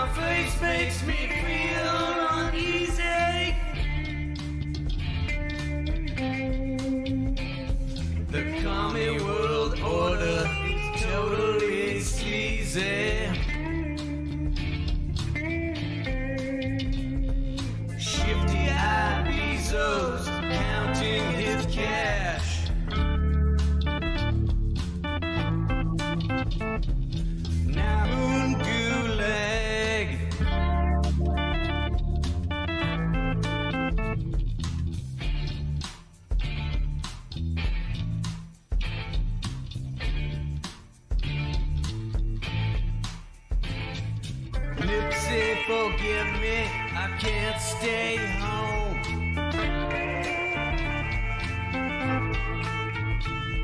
I'm going to the lake, gonna paddle my boat.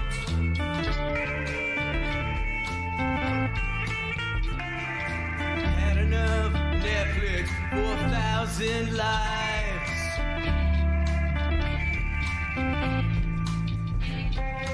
Walking around the food king don't satisfy my mind.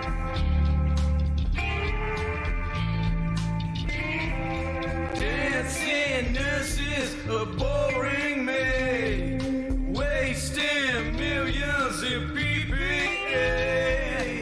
No one is in the hospitals you see.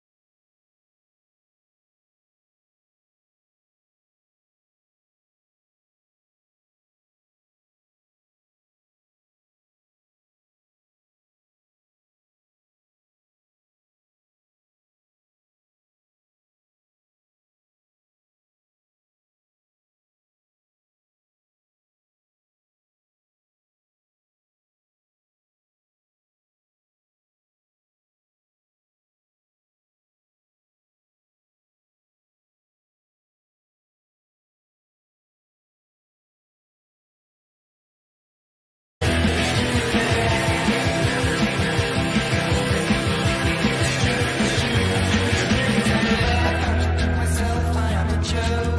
I contradict myself very well. I contradict myself, I am large. I am a multitude, I am a multitude. I contradict myself, I am a joke. I contradict myself very well. I contradict myself, I am large. Okay, we're getting started here. It's 9/23, 2022. Quite possibly the evening before the world ends in some type of way involving likely nuclear tsunamis. That's the main thing I've heard so far, nuclear tsunamis. What have you heard? How is the world supposed to end tomorrow? How did the Simpsons predict it? It's, even though the source of it is somewhat off, it's a little misguided, all this hype about 9/24, because the German politician who said everyone will remember where they were on September the 24th, he meant to say February the 24th. He was talking about Ukraine, Russia. Well, somehow that clip taken out of context has catalyzed this notion, this conspiracy theory that, yeah, the world ends tomorrow, or the 24th. If you're listening to this and it's after the 24th, hopefully things are well. People are convinced, and here we go. Somehow the Simpsons are involved, and we'll go through this. What's more, the QAnoners have glommed onto this, and when I say the QAnoners, I mean the ones on Telegram who are very active and the ones on Truth Social, where Trump is now openly tweeting Q Storm memes. Trump is tweeting memes as himself as Q. It's not even hidden anymore. Latest QAnon conspiracy, tomorrow will either be a day of vengeance or maybe something else. So a heads up there. Then we have this. Trump falls deeper into QAnon rabbit hole with video posts about, quote, thieves, Satanists, and pedos. And if you look at the screen, there's an image of Trump in what looks to be like Marine garb holding a baby, like he just rescued it. And it says, hashtag save our children, pain is coming, you should have stayed away from the children. I'm like, okay, they're bringing this save the children thing back. Crazy, right? Or is it? It sounds crazy. But then you have this. Today, President Joe Biden, not my president, Joe Biden was out there giving a speech, and he said something very odd. He has an audience of teachers, union members, who are laughing at this remark. And he said something very strange. He's at the National Education Association headquarters, and he's describing someone he worked with back when he was 30, and she was 12. And the insinuation in the punchline here, you'll hear it. It just sounds a little off, and people are, quote, But guess what? We got a lot to do. Gotta say hi to me. We go back a long way. She was 12, I was 30, but anyway. She was 12, I was 30, anyway, ha ha ha. And of course, everyone here is laughing, which is strange to me. I'm like, well, they're Democrats, obviously. I mean, imagine if he had said that in front of people on the other side. But what are we going to make of this? Some will say, well, he's losing his filter. I would say so. But what he said was, quote, you got to say hi to me, and he pointed someone out. He said, we go back a long way. She was 12, I was 30, comma, but anyway. And everybody laughs. Very strange. What did Joe Biden just say? What did he admit? We can laugh at Trump wanting to save the children, but then we have that. And now we have a continuation of a story I ended on the other night. I was talking about how in Australia they're going to classify climate change denial as a mental illness. So you're going to be mentally ill if you don't believe in climate change. But then what do you make of this person? The individual who set himself on fire at a tennis match. And this is at the... Now this is pretty bad. It was a pathetic attempt. He started crying and he stopped. But it's at a tennis match. He's wearing a shirt that says, Stop UK private jets. No, end private jets in UK. He wants to end private jets. I mean, this is communist class warfare disguised as environmentalism. Let me go ahead and play a clip here, though. This is the environmentalist at the tennis court setting himself on fire.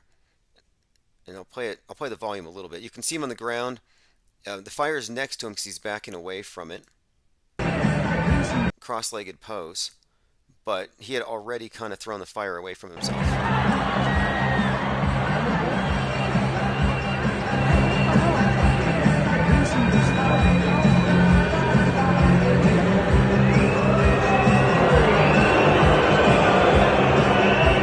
So if you're in Australia and your government accuses you of being mentally ill, you set yourself on fire, I guess, to prove that you're not mentally ill. You see how backward this is? Peter W. says fire is hot. They have to fake it. This is supposed to illustrate to you the dire circumstances we're in because the earth is burning. Like, no, it isn't. If it was, you wouldn't have to fake it. Environmentalist setting himself on fire, you know what we're actually seeing, as you all know, it's a class warfare. Poor versus the rich, rich versus the poor. But poor has been replaced by the environment, which will kill us all if we don't save it. You see how that works? If we don't save the environment, it's going to kill us all. Global warming. Similarly, if we don't redistribute the wealth and save all the poor will eat the rich. Rich is really code for individual property owner. Poor is code for collectivist communist. And it was Sky News that said, doubting climate change is a mental condition. They said, this is from Andrew Bolt from Sky News, quote, those with stronger individualistic worldviews, their priority is individual autonomy as opposed to a more collectivist worldview. They, the individuals, were more skeptical about humans causing climate change. It's because they think for themselves. They're not using groupthink. And that's what we see here. This martyr. And I'm looking at this thinking, okay, well, he is probably going to be lauded as a hero by his fellow enviro commies. In fact, you could call this eco-terrorism, if you ask me. What's the difference? Let's say he had put on a bomb vest and screamed out, Gaia Akbar, and blew himself up. Is there a difference? You might say, no, he was only a danger to himself. Do you know that? We don't know what kind of accelerant he was using. And had he burned someone else, well, then you have a victim. And again, this is ideological warfare. But because I think this guy is going to be treated as a hero, I went ahead and found some eco-friendly tote bags. So you can buy some eco-friendly tote bags at infiniteplane.media with a stylized version of them, but I actually put flames on them so it looks a little more legit. And I labeled it, the end is here. Now this eco tote bag, the end is here. It's just meant to convey the message that the end isn't near. It's already here. These are the end times. It's very fashionable to believe that. They used to make fun of people who had religious faith that the world is going to end. And now it's mainstream. And if you don't believe it, you're considered to be mentally ill. Climate change denial is now a mental condition. Andrew Bolt.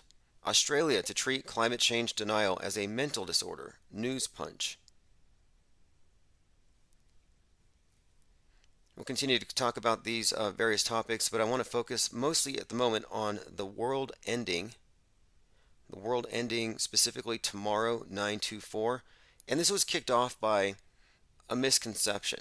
It's pretty obvious now.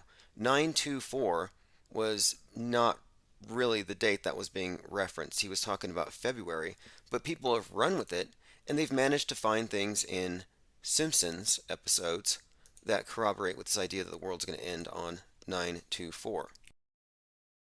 I've already had it in mind that we're going to see escalations in this Kraken narrative, especially with Putin and the nukes, and right on time, that is, in fact, the narrative, the story that has been building.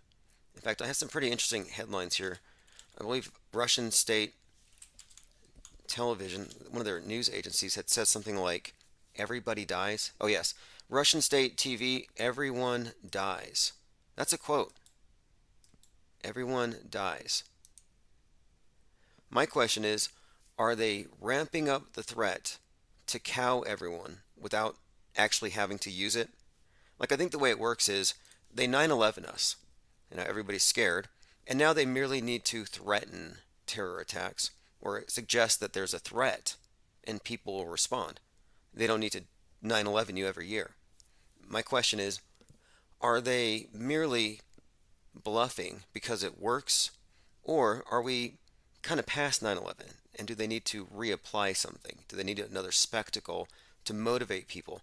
And looking at the reactions and the various informal polls of people on TikTok about 9/11, most people under a certain age don't care, don't remember, don't know. I don't see how that can be effective. I think we might need another visual spectacle, something for the next, 19-year period. I think that's kind of the pattern. My question is, are they ramping up a threat that they're just hyping up just because it works, or are they doing it because they're going to have some kind of spectacle like Project Bluebeam, some kind of simulation, electromagnetic pulse? And I've been thinking about this too. Since we are again living in 1776 all over again, if you think about July 4th, 1776, returning with this Pluto return astronomically, the timing of this has very specific meaning. And you associate July 4th with fireworks. And I would think that this Kraken thing would definitely have the characteristics of a light show, consistent with EMP. Russian state media are saying nuclear war appears to be a given, and, quote, everyone will be destroyed if the West, quote, pushes us into a corner. One propagandist even suggested Western countries are the nuclear aggressors, when in reality it's only been Putin. Let me play a clip here where they say everybody dies. Well, it's not going to be in English, but basically, everybody dies is the pull quote. One commentator, Igor, said in front of a big screen with the backdrop of missile launches, quote, the West has to understand if certain weapons exist, taboos and limitations on using them could be lifted in certain circumstances. Taboos. And again, the other day, Putin mentioned the winds, and I believe we're seeing a lot of predictive programming for a nuclear winter. I'm going to scroll back and see who's arrived here. I sent out notifications via text and by messages. Again, we are rebuilding from ground zero, as we've been pretty much kicked off of every platform, but we're centralized at the main website, and I made it very easy to find, ips.monster. Commenter says ips.monster is looking better. That's correct. Ready or Not 31 has joined us. I did find an old used YouTube channel for people who want to use it. It's the Dark Matter one. And there's a few others. I just got to go find my keys. We will be back up to 20 platforms in no time. But again, these are real gains that we're making now. It used to be we gain 100 subs, we lose them. Gain 1,000, lose them. Now we're actually gaining progress. And I'm using Rockfin. I keep messing that up. I'm using that as something of a gauge because that's a small platform. YouTube is huge, and Rofkin has a small portion of the number of subs, and we're able to get 1,000 subs in a couple months. Whereas YouTube, it's a never-ending climb. It's like it's kind of self-defeating, which is why we're no longer centering our activities there. But again, if you want the chat, it's available. But as of right now, we're up to 1,039 subs. 1,039 on Rockfin. That would never happen. All right, we're joined by Peter W., Tim and Vic, Salty Siren. T-Dog says, text alert for the win. Yes. Thank you. Psy-Obstacles is here on DLive. And what I've done is this. I've just made it a hub. The ips.monster is a hub. You can find anything, whether it's DLive, Rofkin, Twitch, Vimeo, etc. And they may rotate. It doesn't even matter. Like the Hydra thing makes sense. You just want to have a centralized area, a hub at all times, knowing that all of your appendages, anytime you reach out onto the world stage, they're going to try to cut that off. And we know why. We have a very narrow worldview that's being defended as we're kind of questioning it. Miguel 2010 says, you can have my YouTube channel. It has no strikes and a few hundred subs. Yeah, we'll definitely take sacrifices for the cause. If you have a YouTube channel that you want to, I don't want to say donate or sacrifice, but yes, if you want, because that will happen. I've had many people hand over channels and yeah, they get pulled. But yes, if you want to, we will definitely plug it in. And like I said, we're going to be upgrading to a multicasting platform where we can have up to 20, I believe. So if you have any spare YouTube channels, and the reason we do it is simple. It's bringing people to our ground zero, at least those who are looking at things from this off-world stage perspective. It's just outreach. They're disposable for all intents and purposes. And what's more, I have a plan, and I probably shouldn't even say it, mainly because YouTube and these other companies listen, but I have an idea for promulgating a lot of our best content on as many channels as possible. And we'll get into that stuff later. It's all techie stuff behind the scenes, but there are so many time-saving methods here. You don't have to sit there and manually upload things. You can just do you can do exports of your entire channel to other channels. Very easy stuff. Like, they're not going to erase us, is my point. But we do have a solid and steady archive building at Rockfin, and it's really unassailable. You're not going to miss a thing. I update it faithfully every night. They've been really good to us, this new platform. All right, Rocco Calzone has joined. Look, if you want to call in, 833-311-1984. Again, 833-311-1984. We definitely appreciate all the help. In fact, shout out to Cubstar for the new graphic. If you look at ips.monster, there's a artwork on the screen. You'll see it here. It's a kraken with a certain penguin's face, and every sail on the ship is a different platform, which we're just, I mean, I'm not going to say we're at war with, but I mean, we are kind of, I'm not going to say media insurrection, because we're not trying to take over anything. But in a way, they do see us as something of a threat. They don't like the non-believers. You know what? One of the things about this Alex Jones trial, which is ongoing, one of the things that I've noticed is their hyper-focus on this one particular event prevents anyone from really mentioning the fact that he believes that all the other ones are real, from Parkland on.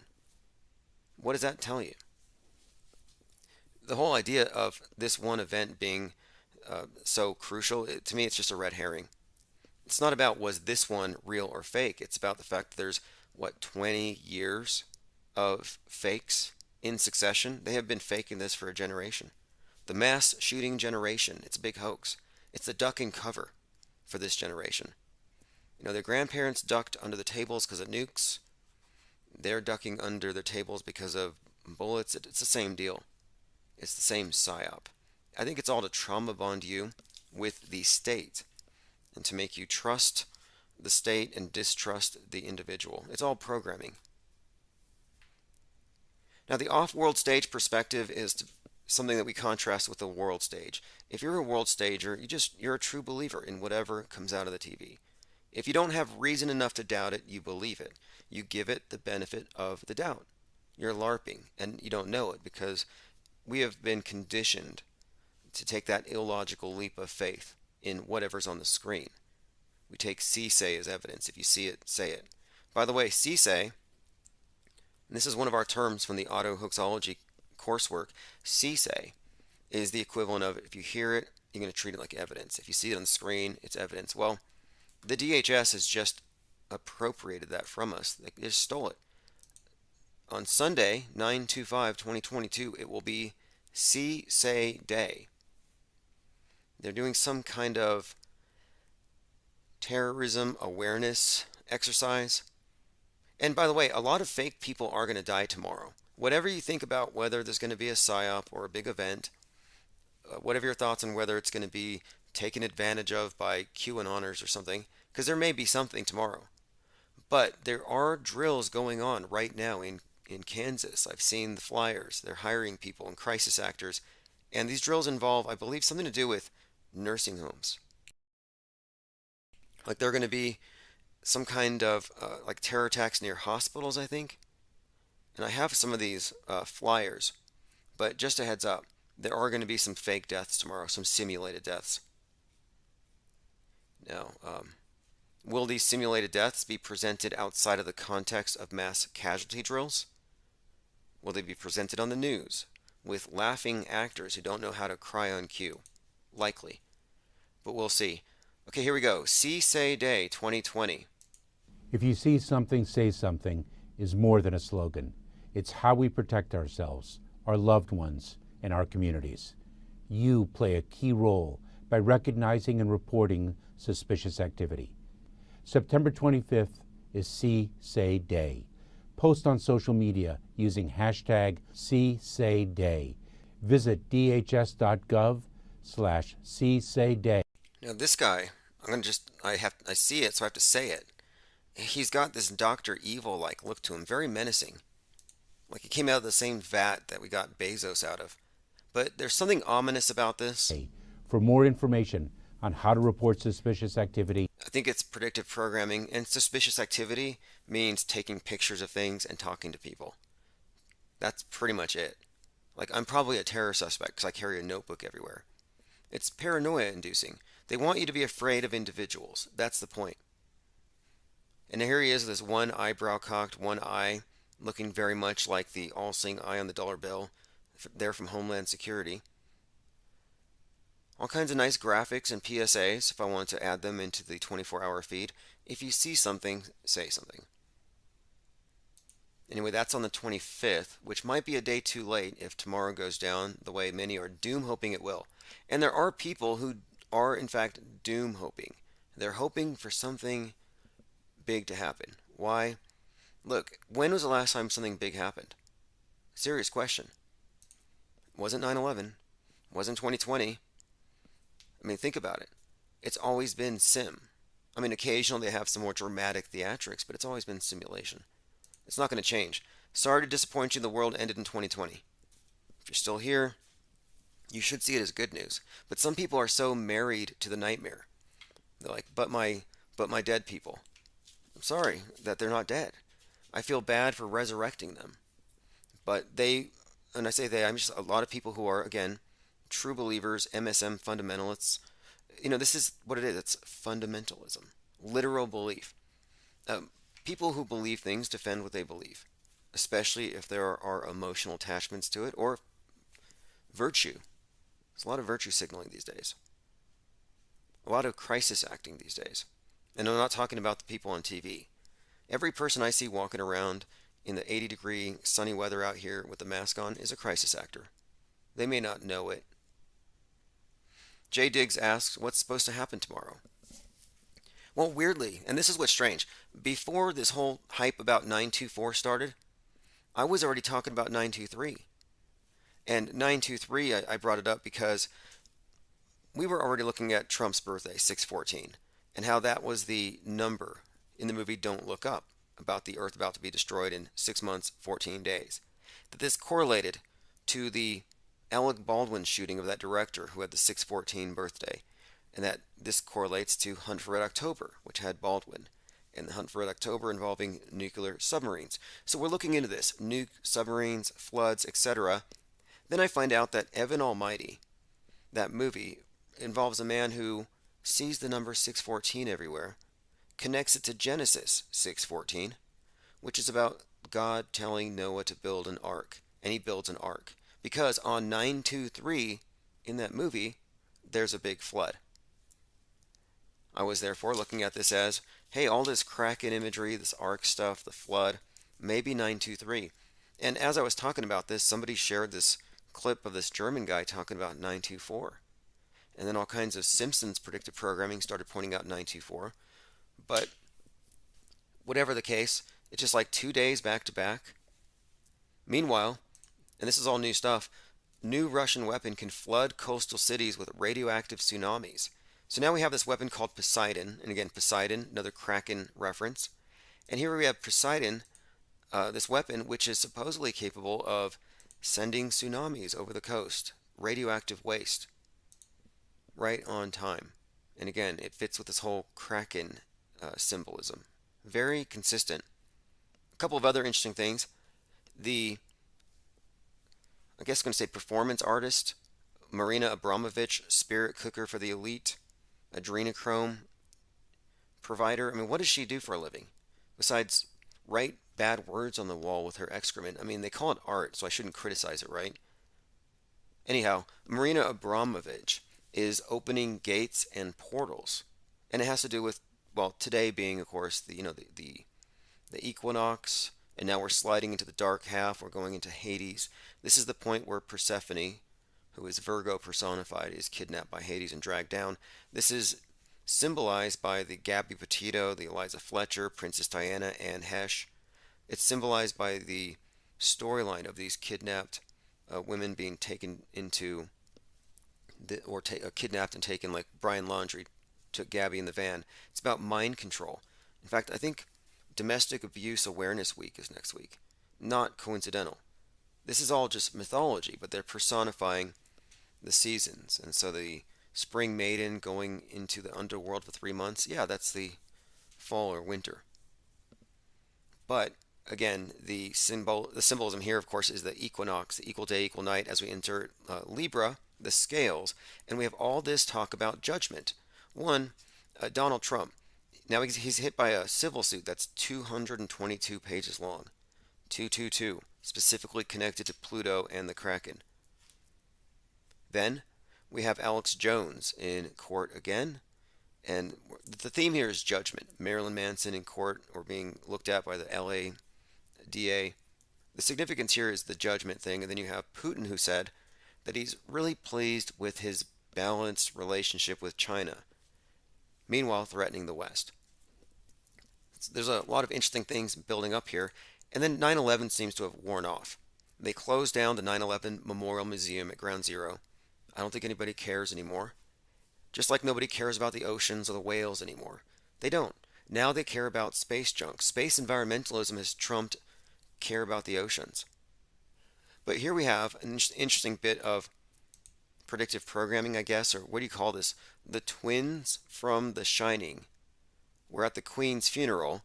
She died 911 days after 3/11, novel Corona Day. You see how they connect these things. From 3/11 to her death, 911 days. And here you have the twins from The Shining posing in front of Tower Bridge, which has a couple twin towers. This stands out to me because they were in The Shining, which was foreshadowing 9/11. In The Shining, they actually are presented as the twin towers in multiple scenes before Danny, after throwing darts, drives by them and then they're hacked to pieces. The falling of the Twin Towers is actually played out with these twins being killed in The Shining. This is very significant, if you ask me, because 9/11 was a Kubrick production. Very fascinating when you look at the story, the architecture, the buildings. They represented the Twin Towers, the twins, and of course they're next to the Bell phone booth, which represents the Bell telephone tower. And of course, at Ground Zero, overlooking all of it, is the Millennium Hilton black monolith. Overlooking all of it. Very interesting ritual. And I emphasize ritual. 9/11 was a ritual. It was not a false flag attack. There was nothing random about it. It was more movie. It was more theater than anything. Anything they can fake in the movies, they can fake on the news. The limiting factor is the credulity of the public. And our public doesn't have any kind of filter. They just believe it because they see it on the screen. It's all see-say. But it was a movie. Do they kill people in movies? Did they kill anyone when they made Braveheart or Game of Thrones? There's a lot of sword fights. Somebody must have died, right? I guess we have to assume. No, we don't. Nobody died in Game of Thrones. Nobody died on 9/11. These are analogous situations. The public is misled about what is real and what is fake on purpose. That's one of the meanings, I believe, of the twins and reflections in a lot of Kubrick's work. And the monolith represents, well, the smartphone in your hand, the curated worldview handed to you by the government. I mean, it's not pure yet. They still have to remove a few memes here and there, but yeah, they're almost there. We're all going to be on the same sheet, the same slate, the same stone. That's the reason for the censorship. It's not about protecting you. It's about this.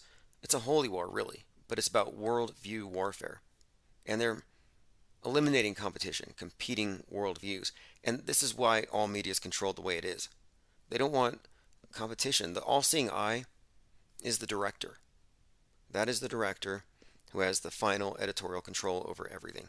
And if you're not taking directions from that director, or if you're not following that script, yeah, you're pretty much considered to be disinformation. And the entire purpose to the pandemic was to initiate a way to cure the infodemic. That was it. They needed the architecture, the infrastructure, they needed the rationale and the public's approval to go along with the plan to purge the internet of the malinformation, what they deemed to be malinformation. Now, what is supposed to happen tomorrow? If you ask me, most likely it's going to be the nuke situation. That's what we have been witnessing a steady build-up for. But it may just be enough for them to flex. Maybe they don't have to show it. Russian state TV tells viewers nuclear war is very likely. Risk of unprecedented disaster. Vlad tests Chernobyl missile with unlimited range. Likely to be killed by his own generals if he uses it. Army of zombies leading us to hell. These are just some headlines. Just a few. My point is, this was predicted on this channel weeks ago. We were talking about the equinox and the buildup and the release of the Kraken being associated with, of course, the descent of Persephone and Hades making some kind of an appearance. And this is Hades 2 or Pluto 2. It's the return of Pluto. And this corresponds with Satan 2, Putin's missile, if you ask me. And it's all about, really ultimately it's about the big reset, the great reset, which is symbolic. It's about the sun setting on the west. That's why you have this Russian intellectual. His name is Alexander Dugin. He kind of reminds me of Alex Jones, just another Alex. But interestingly enough, he's suggesting that there needs to be a worldwide movement against the Antichrist West. The Antichrist West. It's consistent, the way this is being presented. All right, one more thing. Let me go ahead and, we'll move past this for now. I was going to talk about the decomposing human remains that are going to be, well, in California, you're going to be able to just decompose your loved ones in compost to tackle climate change. Like, what are their thoughts on setting yourself on fire? Will they pass out kits for that? Like last year, they were passing out crack pipe kits so you wouldn't have to share and risk getting COVID. Like, what are they going to do for the climate activists? And what kind of accelerant was he using? The guy who wanted to ban private jets in the UK? I presume he wasn't using jet fuel.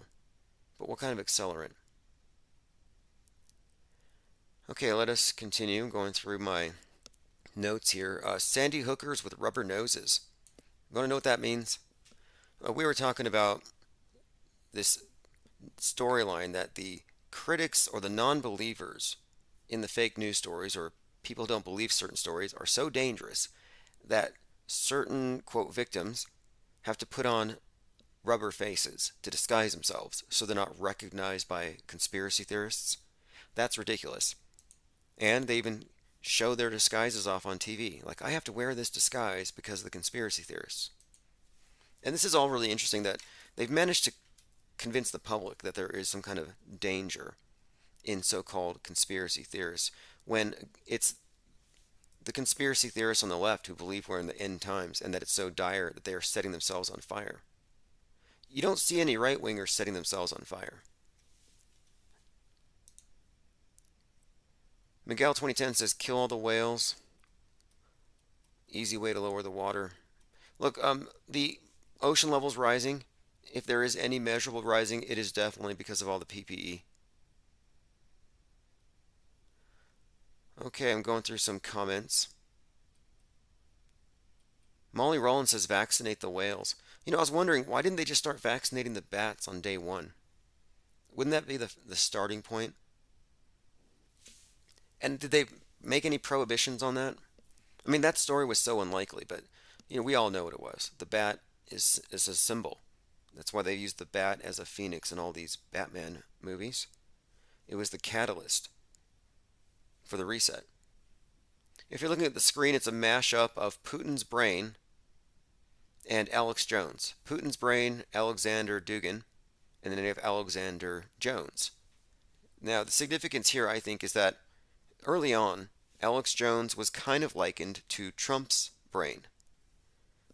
I have a sequence here from a Frontline documentary showing how Trump adopted Jones's claims verbatim, according to a former InfoWars staffer.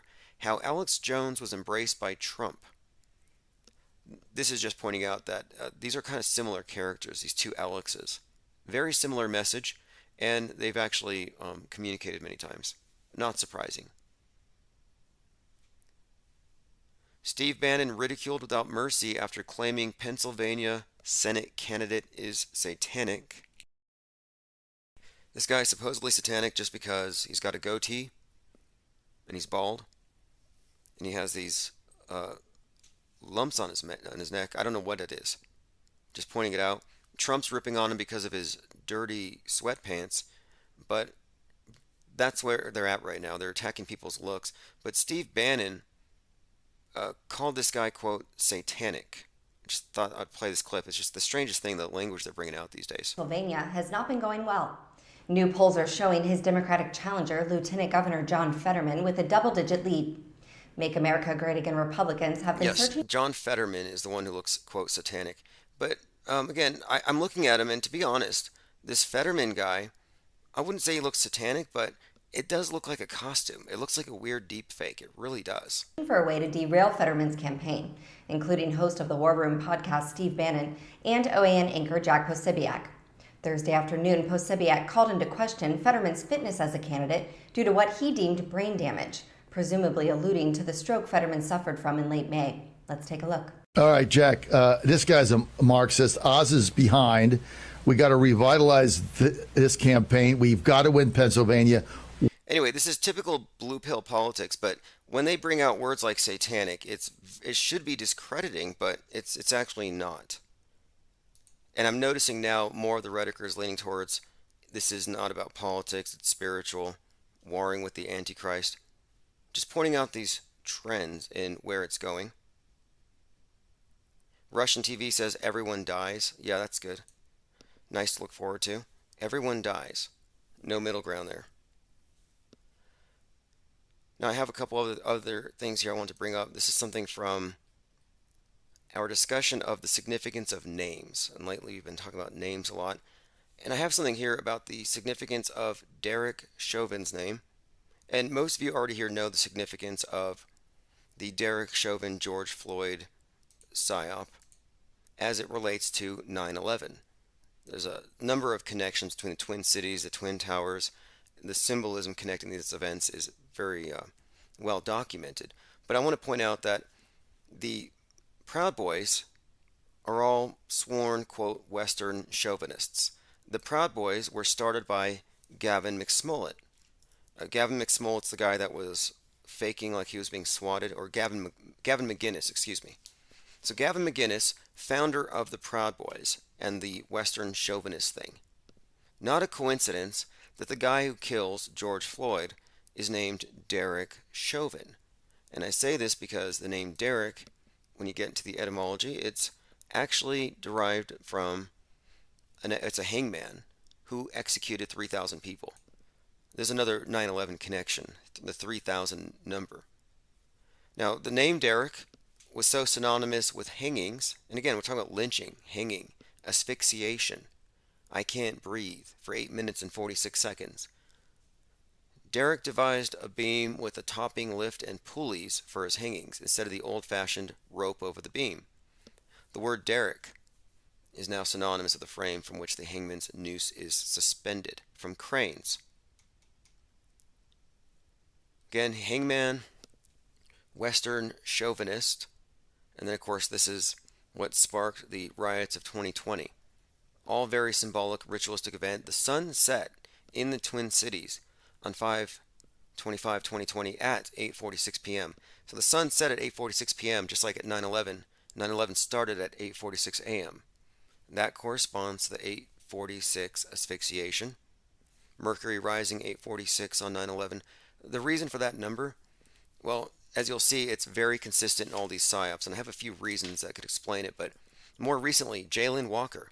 Do you remember they shot him? They said 90 rounds, and they said 60 hit. Then they did the autopsy, and they said 46 rounds hit. How many cops? 8. 8, 4, 6. They've been encoding this number, and these numbers like it, in these events that all have the same agenda. When Amir Locke was shot on 2/2/2022, you know, the 22-year-old, he was shot at 6:48 a.m. But his name is a mirror, and that was a month of palindromes. The twos, 2/2/2022. Again, 6:48. If you hold it to a mirror, 8:46. This was intentional.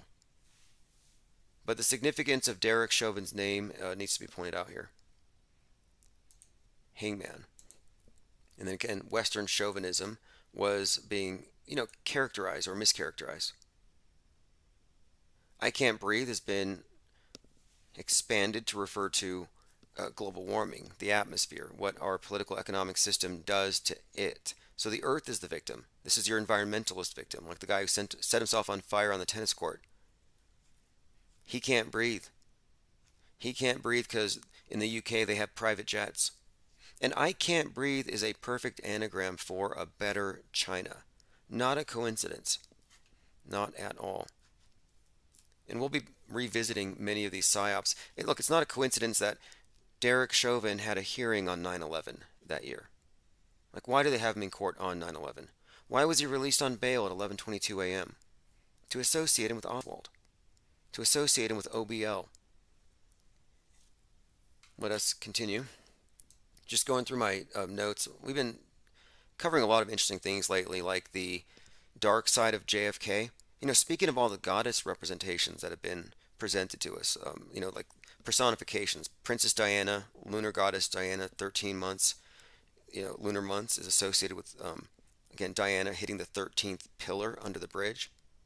Diana is the Roman version of the Greek Artemis. We have the Artemis missile failing to launch because it's cracked.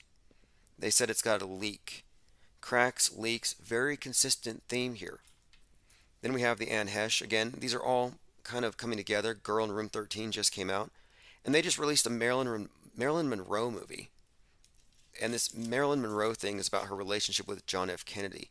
And it presents him as an abuser. Way worse than Clinton. My point is, it's a reoccurring theme. Very consistent again with the turning of the year. And it's a pattern. And we've been following it. Like so many other things. Now the 13 number, of course, being significant to the death card in the tarot. It's associated with death. It's associated with rebirth and the phoenix. That's why the towers, the twin towers, which are 33 years old, went down. And then 13 years later, they opened the new one on 11/3. Arent'T the Alchemist says, China is here now. They're buying up a lot of land next to that old dirt farmer Bill Gates' bug farms.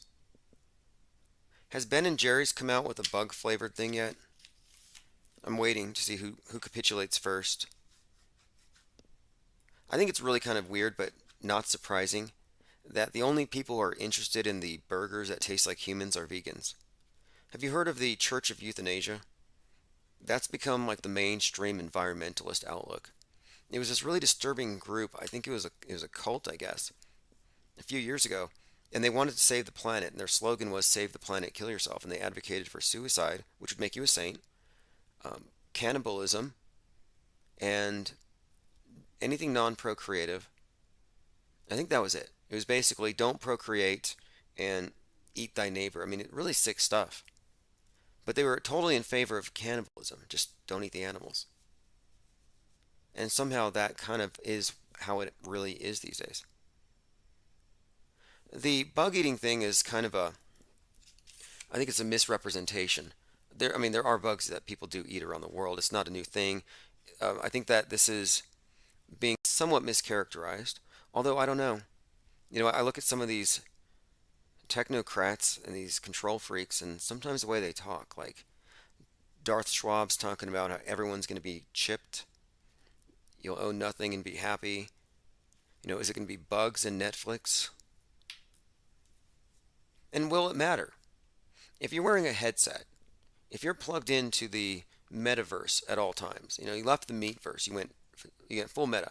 You could be in the metaverse eating Big Macs all day, but your real life and your body, yeah, you're just drinking the roach milk or whatever they're giving you. You wouldn't know the difference. I think that's where they may be going. Maybe Neuralink can help with that, where they can make anything taste like anything. Then it won't matter. Salty says cinnamon roast crunch. Oh, cinnamon roach crunch. Yeah, exactly. Johnny's list says Nicole Kidman ate bugs with chopsticks. You know what? I saw a picture of her, and they showed her very muscular, looking like she's on something, and apparently she's on bugs. And that will sell it. Celebrities are good at selling things. They are there for people to model their lives off of. And she's kind of an interesting character too, considering her proximity to Tom Cruise and Kubrick and the whole Eyes Wide Shut story. You know, there's a way of interpreting the Eyes Wide Shut story. You can read it as Tom Cruise is playing JFK Jr. having faked his death. And Nicole Kidman would be Carolyn Ann Bessette. You can find that in between the lines. Not hard to find, actually.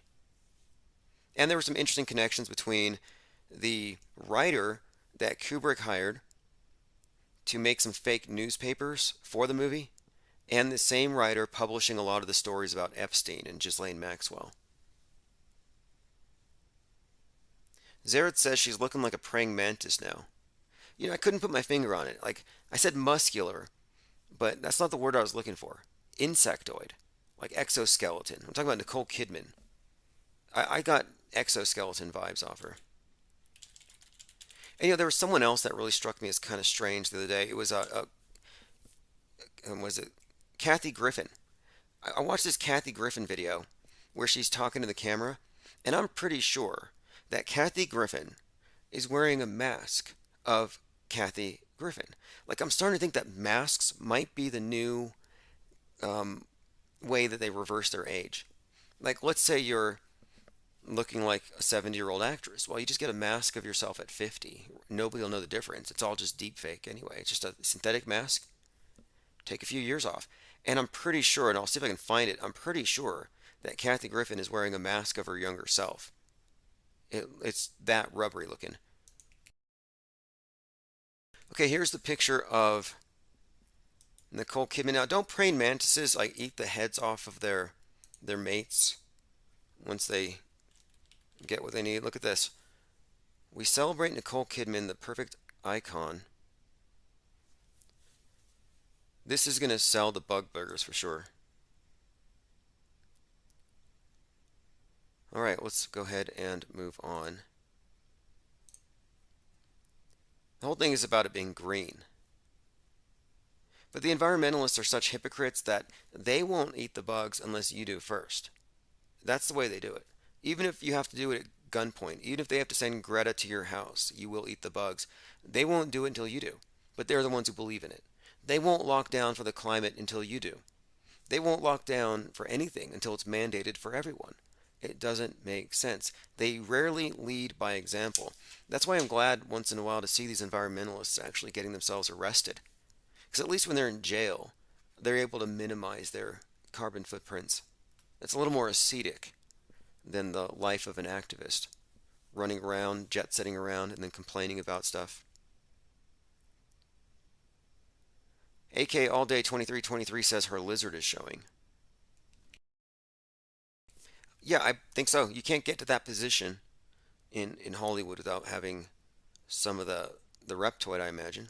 In fact, did somebody put her name in semicolons?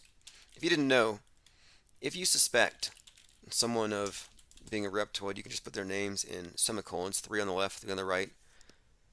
Looks kind of like the vertebrae on a snake, and that's why we do it. Saves everybody time. If you see someone's name surrounded by semicolons, you can say, okay, reptoids. Trump claims presidents can declassify documents with their minds. That's interesting. He said pretty much that you can declassify anything by thinking about it. Isn't it interesting, though, how the story of his emails, or his documents rather, how it mirrors Hillary Clinton's 33,000 emails? I saw Trump when he came through, and they were chanting, lock her up, lock her up. And now the tables have turned. Do I take it more seriously this time? Is he going to be locked up? The QAnoners were certain she was going to be locked up in 2016. They were certain of it. Q said it. Any day now. In fact, they believed, hey, they just took her passports like his were taken. She's going to run for it. The National Guard's going to get her. Tribunals will commence. And that's what we're waiting for, the tribunals, the massacre, the hangings, however it's going to be. You can't sugarcoat that. And I've had many QAnoners try to sugarcoat the fact that at the end of the day, there's a big pile of bodies. All right, let us continue. Oh yeah, I want to point out, for those of you who aren't able to get the text alerts, I've opened up a Telegram specifically for live alerts, an official Telegram chat. So if you want that, the link is over at ips.monster where everything else is, but I'll put a link in the chat. I do send out live notifications 10 minutes prior via Telegram. Another place to get notifications, again, if you don't want to get text alerts. Are we in China? Alex Jones refuses to apologize. He even says it might have been staged. Yes. Now, is he a canary in a coal mine, or is he protecting the Psy War? That would be my question. I think it's a valid question. Is he protecting the Psy War, as in, is he maintaining the illusion that all of the other ones are real and only this one was questionable? Because I find that to be very curious here. Because what I learned from the one he's being sued about is that there's a methodology, that it's a thing, that there are perception management stunts or operations that are not the exception but the rule. But this makes it look like it's the exception. Oh, they got one on us. You know, the leftists, the anti-gun people. This is not about anti-gun. Not at all. It's about what we're going through right now in terms of the curation of our worldview via censorship. Because if it was anti-gun, they wouldn't be selling guns at record levels every time they say they're going to get the guns. You know, Obama's one of the greatest gun salesmen of all time. Same with Biden. No, it's not anti-gun. And what of the NRA? What's wrong with the NRA? Are they too dumb to know that it's Psy War? Decades-long Psy War? Do they not know this, or are they complicit? And what's worse, them being complicit or them being dumb? Let me go ahead and play this clip. This is Eric Holder talking about how they need to brainwash people to think about guns in a completely different way.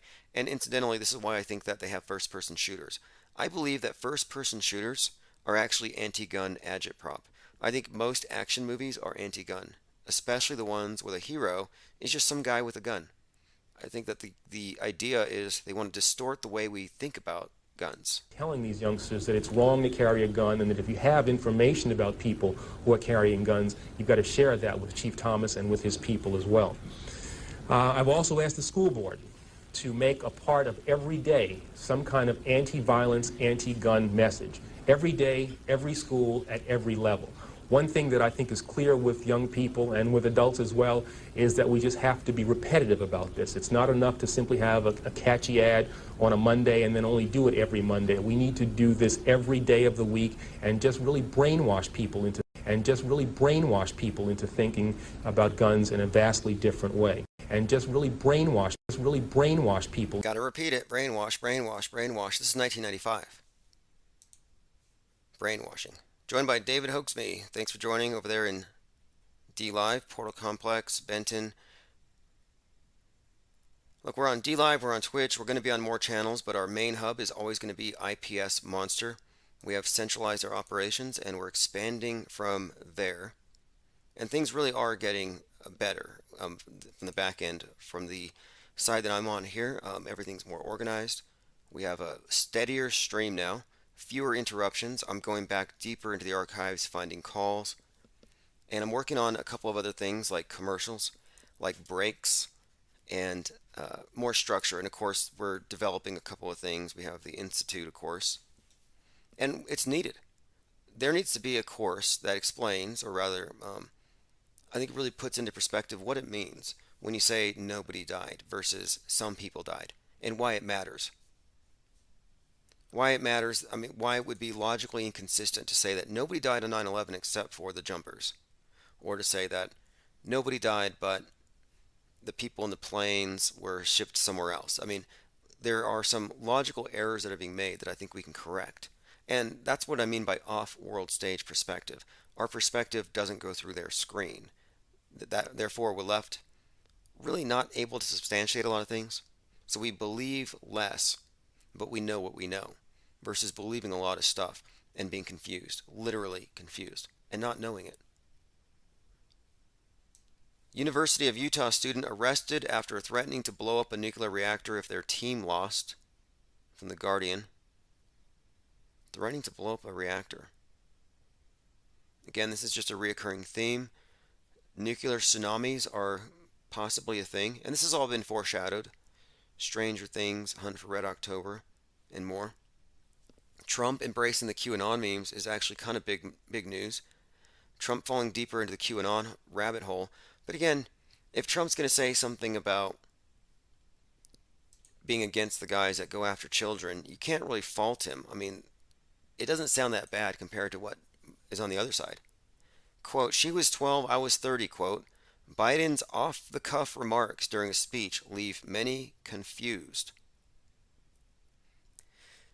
Wow, political commentators and social media users and many others have been left confused by a remark Joe Biden made during a speech on Friday. While speaking at the National Education Association headquarters in D.C., Biden pointed to a woman in the crowd, quote, you gotta say hi to me. He apparently recognized her. We go back a long way.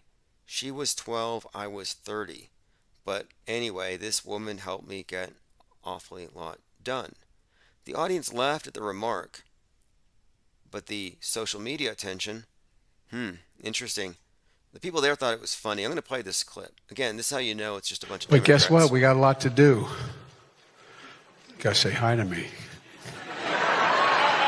We go back a long way. She was 12, I was 30. But anyway,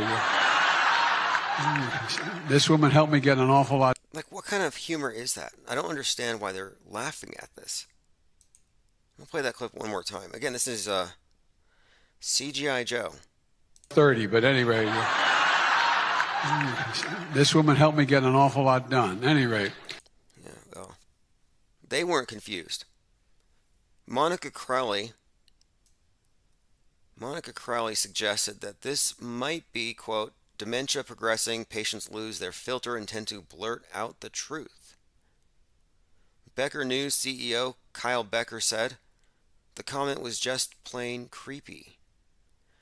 Benny Johnson said, this might be the most creepy thing Biden has ever said. Right. Biden has faced criticism in the past for making women and girls uncomfortable through unwanted physical contact, and he made an apology in 2019. Right. Anyway, that is a very bizarre statement. How are they going to correct that? They're going to classify it as misinformation, ban you for sharing it. I mean, that's going to be hard to keep that one contained. But you can hear that laughter. That laughter is the sound of cognitive dissonance, chasing away the revulsion that they would otherwise feel. It's easier, I think. What is with that? G33 says Brave New World, right. Joe Burden should be pastured, says Zareth. I think that might be part of the program. Miguel says 30 and 12 is 42. Yeah, I considered that. I thought, well, maybe there's some kind of coded message in this, but what I get out of it the most, though, is the laughter. It wasn't even nervous laughter. What would you call that? Like, I get it? Like they were like, we've been there? I mean, what were we actually hearing? All right, let's go ahead and continue with this for a moment. Even though tomorrow's not a legitimate doomsday, it's kind of a ad hoc, made after the fact. Once somebody misheard something about 924, they found a patchwork of out-of-context clips from The Simpsons that made it seem like something's going to happen tomorrow. Not your standard predictive programming, more cognitive bias, very loose. Nothing really solid here, but check this out. The QAnon movement's recent, what am I going to call this? This hype. Both far-right conspiracy forums and mainstream platforms like TikTok are spreading claims surrounding the date 9/24. There's no proof that anything catastrophic will happen on that date, but it's become a source of rampant online speculation. Apocalyptic conspiracy theorists and content creators are fixating on the date for views, right? The online fascination with September 24th stems in part from a speech where the German politician misspoke and said September 24th instead of February 24th, the day of the invasion. So obviously this had some kind of context that was being missed. His comment was then clipped and spread around Telegram channels, stripping it of context, and it had some outsized significance. Goes on to describe how it's numerology, outlandish connections. Could this be an attempt to drown out what we're doing? I mean, think about it. If we're consistently calling out events, describing future situations, and basing it solely upon what we've observed in the past, concurrent programming, predictive programming, if we're consistently right, as we have been, at some point they're going to want to discredit this form of research. The idea that you can read the future by looking for clues, which we have consistently done. With startling, this accuracy it's not even about being statistically improbable. It's that it's just so obvious once it's pointed out to you. With I call it meta script, because it's a story. There are narratives that transcend any one particular platform. One minute you're watching the news about Roe v. Wade, then you start the new Game of Thrones, and it begins with a situation where a woman is dying in pregnancy because the patriarchy needed her as a broodmare, and she had no choice in the matter. Or you start Stranger Things, and you see dead kids everywhere, just after you watch the news about the dead kids in Uvalde. There are so many tie-ins with all of these events, and my point is, we're not crazy. The people setting themselves on fire to save the planet are crazy. But what we're doing is we're just observing things. We're not even taking logical leaps. I don't delve into numerology or gematria, but I do point out the observable patterns and the astronomical timing of major league transformative events. It's not a coincidence that Netflix's first CEO and co-founder is the great nephew of Edward Bernays, the father of PR, public relations, which is basically perception management. Perception management is the rule, not the exception. So we have something like this, where it says the reasons why they give this date significance is because numerology and The Simpsons' 9th episode in the 24th season, or 924, involves survivalists preparing for the end of the world. Again, here's the actual quote. Dear colleagues, September 24th will be remembered by all of us as a day which we will say, I remember exactly where I was. But he misspoke. Dear colleagues, this 24th of September 2022 will be a day that remains in our memories, as a day we will say, I remember exactly where I was. All right, so that was taken out of context. And then, of course, it's been attached to The Simpsons 924. In the episode, dubbed Lost Our Lisa, the preppers discuss something called WROL, without rule of law. Without rule of law sounds like the purge, right? That's the theme in the episode 924. QAnon followers also cite electromagnetic pulse, which features in the episode as evidence that there's going to be a 10-day period of darkness where they restore Trump to power. Okay, so coincidentally, this episode for 924 does involve an EMP. Looks like we've been joined here by a few others. Look, get the text alerts, go to infiniteplane.media, Clockwork113, or get on the Telegram alert.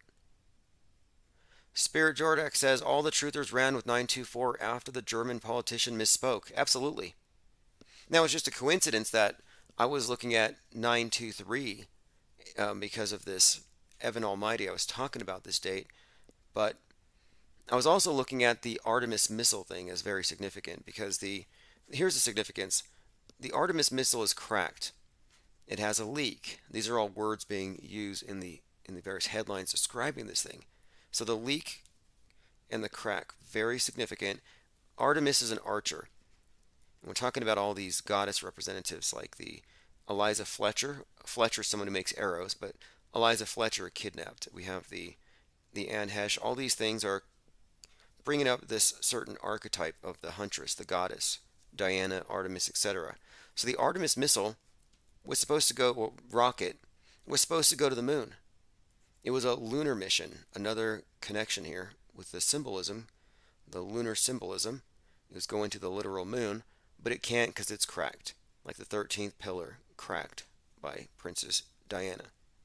Now the significance is that a broken arrow is code for a nuclear weapon that is out of control. Some kind of an accident or otherwise. And there have been 32 broken arrow events since the 50s. We're ready for number 33.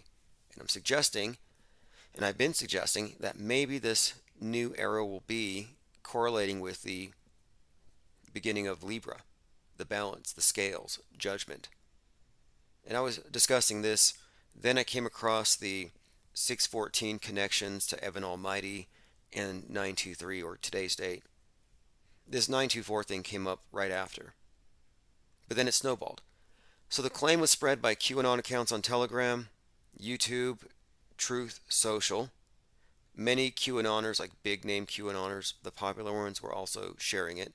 And here's what people are looking for or expecting: nuclear Armageddon, a financial reset, widespread water poisoning, armed revolutions. Last week at the Reawaken America conference series, where Trump's adult sons have spoken in the past, they called this a day of vengeance. We're going to watch it happen. That's fascinating. One of the speakers at Reawaken America said, we're going to watch it happen. Now, Reawaken America, the Great Awakening, is the right-wing version of the Great Awakening. Both awakenings include, Great Reset, Great Awakening.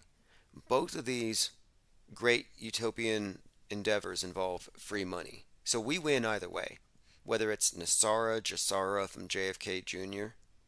or universal basic income from Klaus Schwab. Either way, we kind of come out a winner on either side. Day of Vengeance is tomorrow. Just a heads up.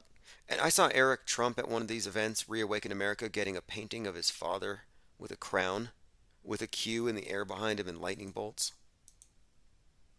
Zareth the Alchemist says Fox is 666 in simple numerology. Right, X is 24, O is 15, F is 6. That's simple enough to go with it, and it makes sense. NBC uses a peacock. Peacock is one of the ways that they worship Lucifer. Yeah, they worship the fallen angel in the form of the peacock. CBS, ABC, look at all of them. It's always the all-seeing eye. No coincidences. You know who owns the media? Or who runs it? The cult of the monolith. Who is the eye in the capstone? And we talk about the capstone and what that symbolizes. It's a very important symbol, especially right now, because we are living in 1776 all over again. The significance is this: if you look at your dollar bill on the back, it has the 13-layered truncated pyramid, and then it has the capstone with the eye in it descending. And what this represents, because if you look below it, it has 1776. It's the Tower of Babel, which will fall. That's the great work being completed. Well, they've completed the Tower of Babel, or they're about to. The final capstone event is imminent. That's the indication that I've been getting. But I've been looking into the symbolism of the Tower of Babel, and I've arrived at some very interesting connections, which I'm making the subject of a podcast. It's taken me longer than I've wanted to get this thing off the ground, but it's definitely going to be this weekend. I found some fascinating connections between the Tower of Babel, the formation of America, the modern character, Jeff Bezos, richest man in the world, the space program, and how it all ties into the coming takedown of the Tower of Babel, symbolized by the One World Trade Tower, symbolized by the ISS. And I think that the capstone event to come is going to involve this space war scenario, fireworks, whether it's EMP, space station being blown up, space wars, and even right now, Russia is openly talking about shooting down CubeSats, and then Musk is sending CubeSats over to Iran or something in order to facilitate whatever's happening there. And again, Russia has pointed out that commercial satellites interfering like this are fair game. G33 says there are 32 nations in NATO now. Zeret says Schwab means cockroach in Czech language. Coincidence? I think he just might be a harmless technocrat. Klaus Schwab. I mean, it's easy to demonize one side and not the other, but we have to keep everything in perspective. Are they offering anything different? Is there a difference between the Great Reset and the Great Awakening? I don't think so. I think it's narrative and counter-narrative. It's too perfect. They're both great. And ultimately, the Great Reset is what? It's the Greta Reset. It's the transition into the green world order. And the Greta Reset is the great work of the New Age, transitioning into the New Age. It's right out of Freemasonry. It's out of the OTO occultism, this phraseology. And then, of course, the Great Reset just adds on to it. This is part of something that's based in this astrotheological cult. It's not just politics. There's a reason why the Great Reset was a conspiracy theory, that it wasn't real until 12/21/2020 when we had the Saturn-Jupiter conjunction on a winter solstice, a once in 2,000 year type of event. It was timed. All right, let's continue. Solar flare will destroy the Earth. No one quite knows what to expect on 924, but the most popular theory is that Earth will be hit by a massive solar flare that will bring about the end. As of Friday morning, NOAA, again, National Oceanic and Atmospheric Administration, NOAA hasn't issued any storm warnings yet, not for tomorrow. I was talking about NOAA, of course, in Evan Almighty. Let me go ahead and bring this up.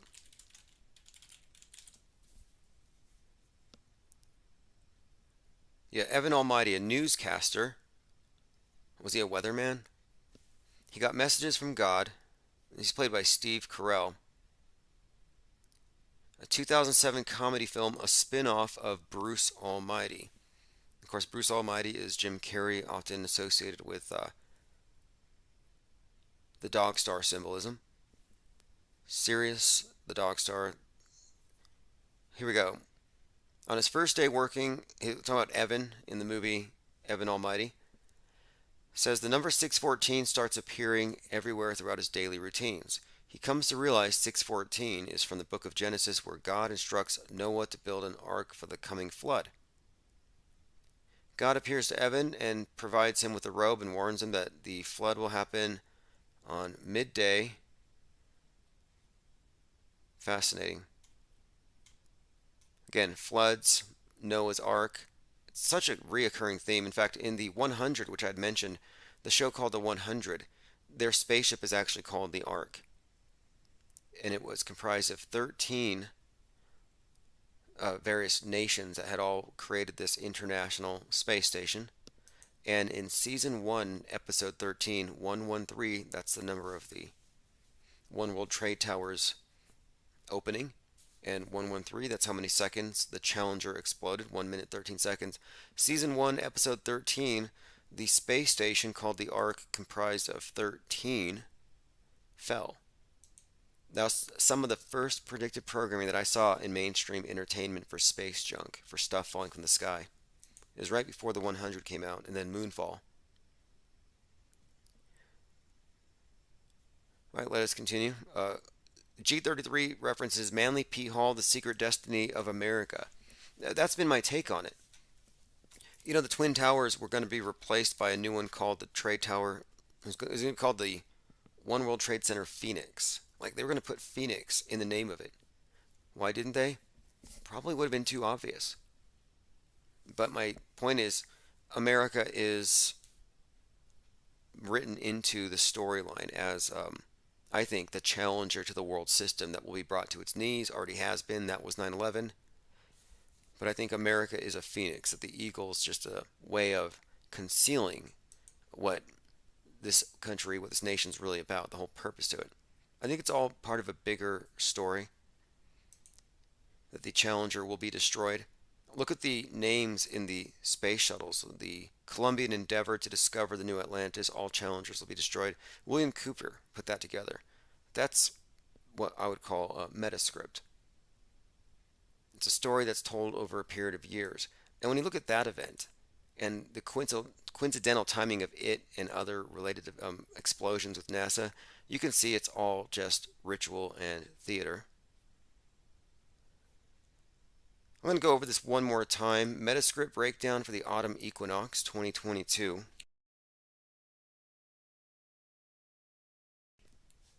And you can find all of the notes that we go over here at minds.com, Infinite Plane Society. So the New York Attorney General filed a 222-page civil suit against Trump and his family. This is the number associated with, of course, the Pluto returns. We've been talking about the Artemis mission to the moon failed due to a crack in the rocket, Broken Arrow. Military code, Broken Arrow is an emergency situation with nuclear weapons.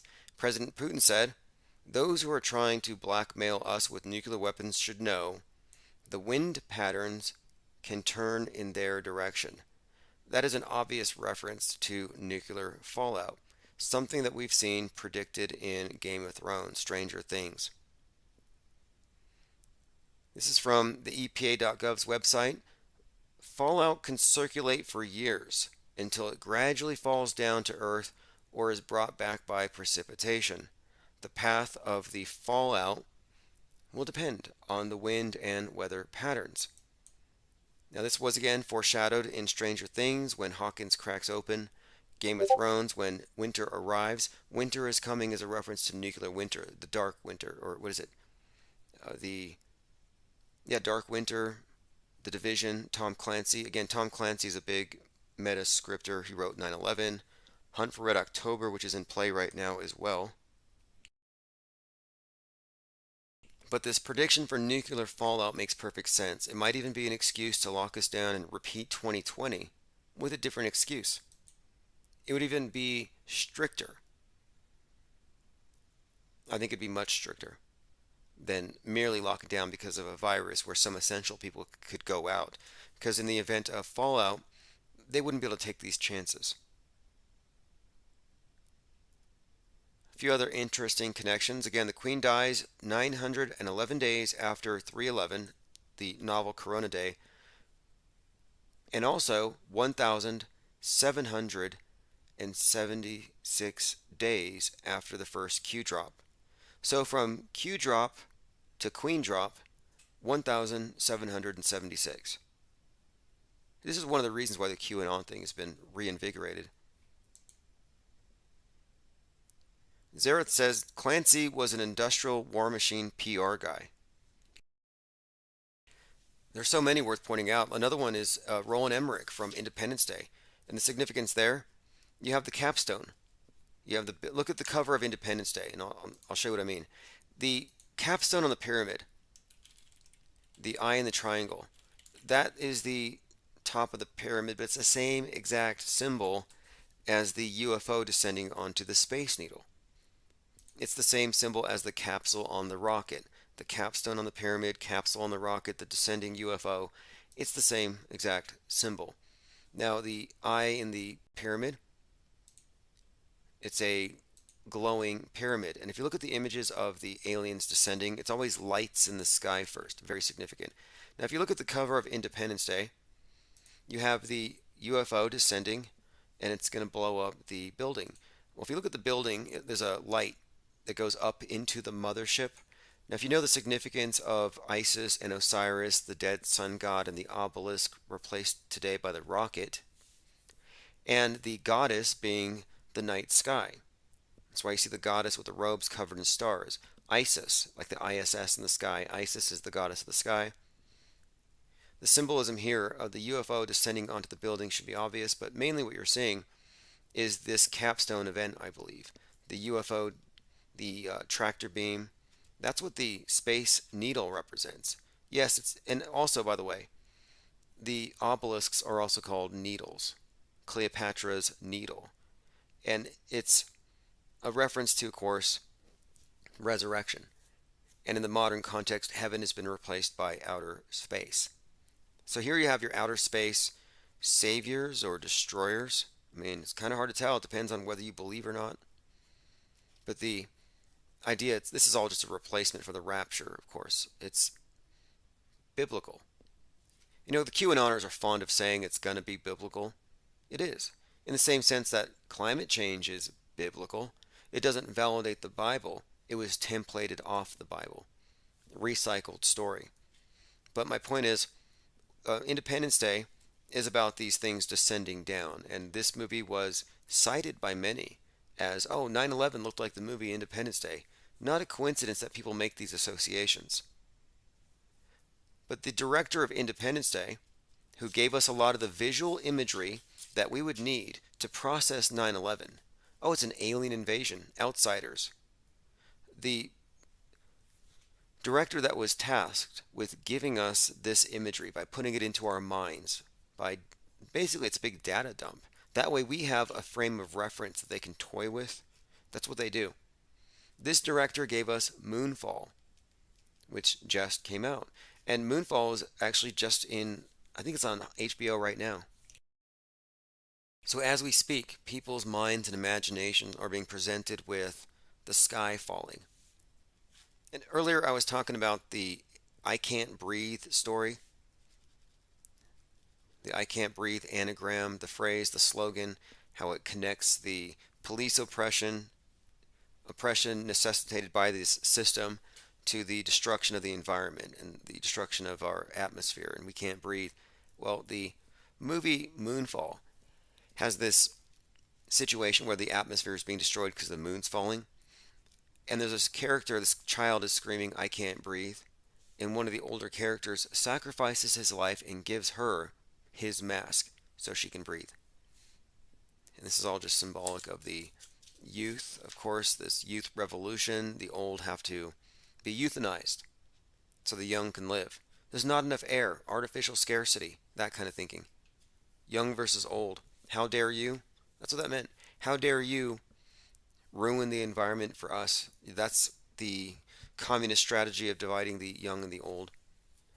But my point is, Roland Emmerich brought us Moonfall, which gave us a lot of imagery that we would need to process a lot of the fake news, like the space junk that's become a regular feature of the news now.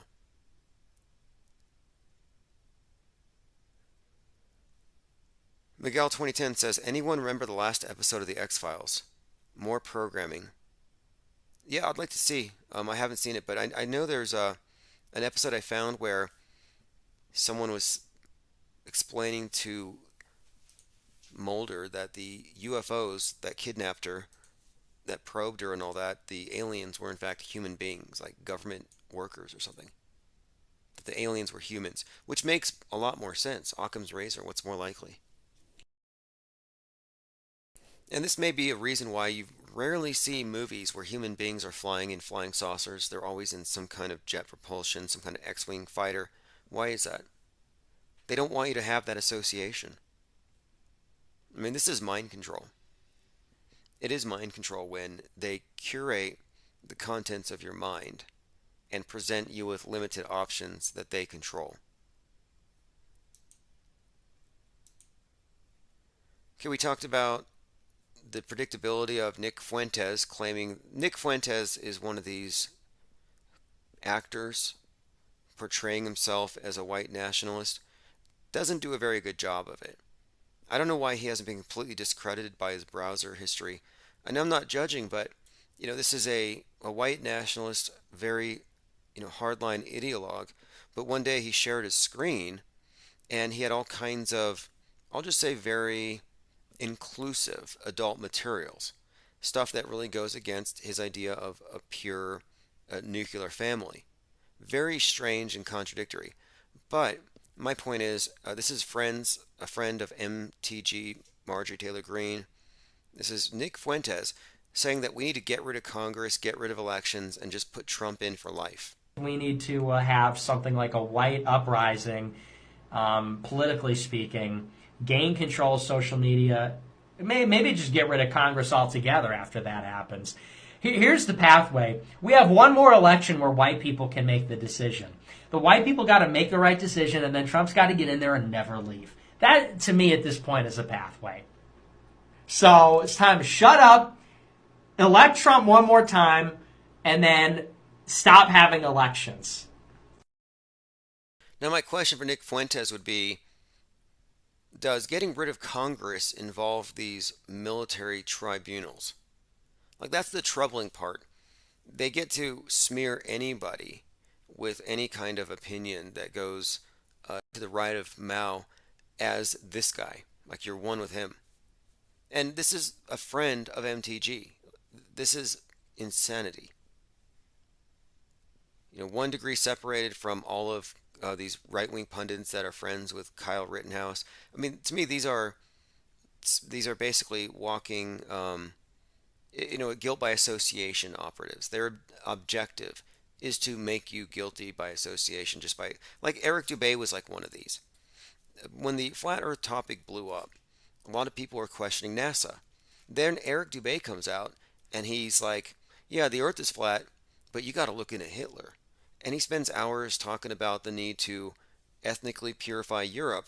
Meanwhile, he's in Thailand. He's in Thailand teaching yoga. I'm like, that's not very Nazi of you.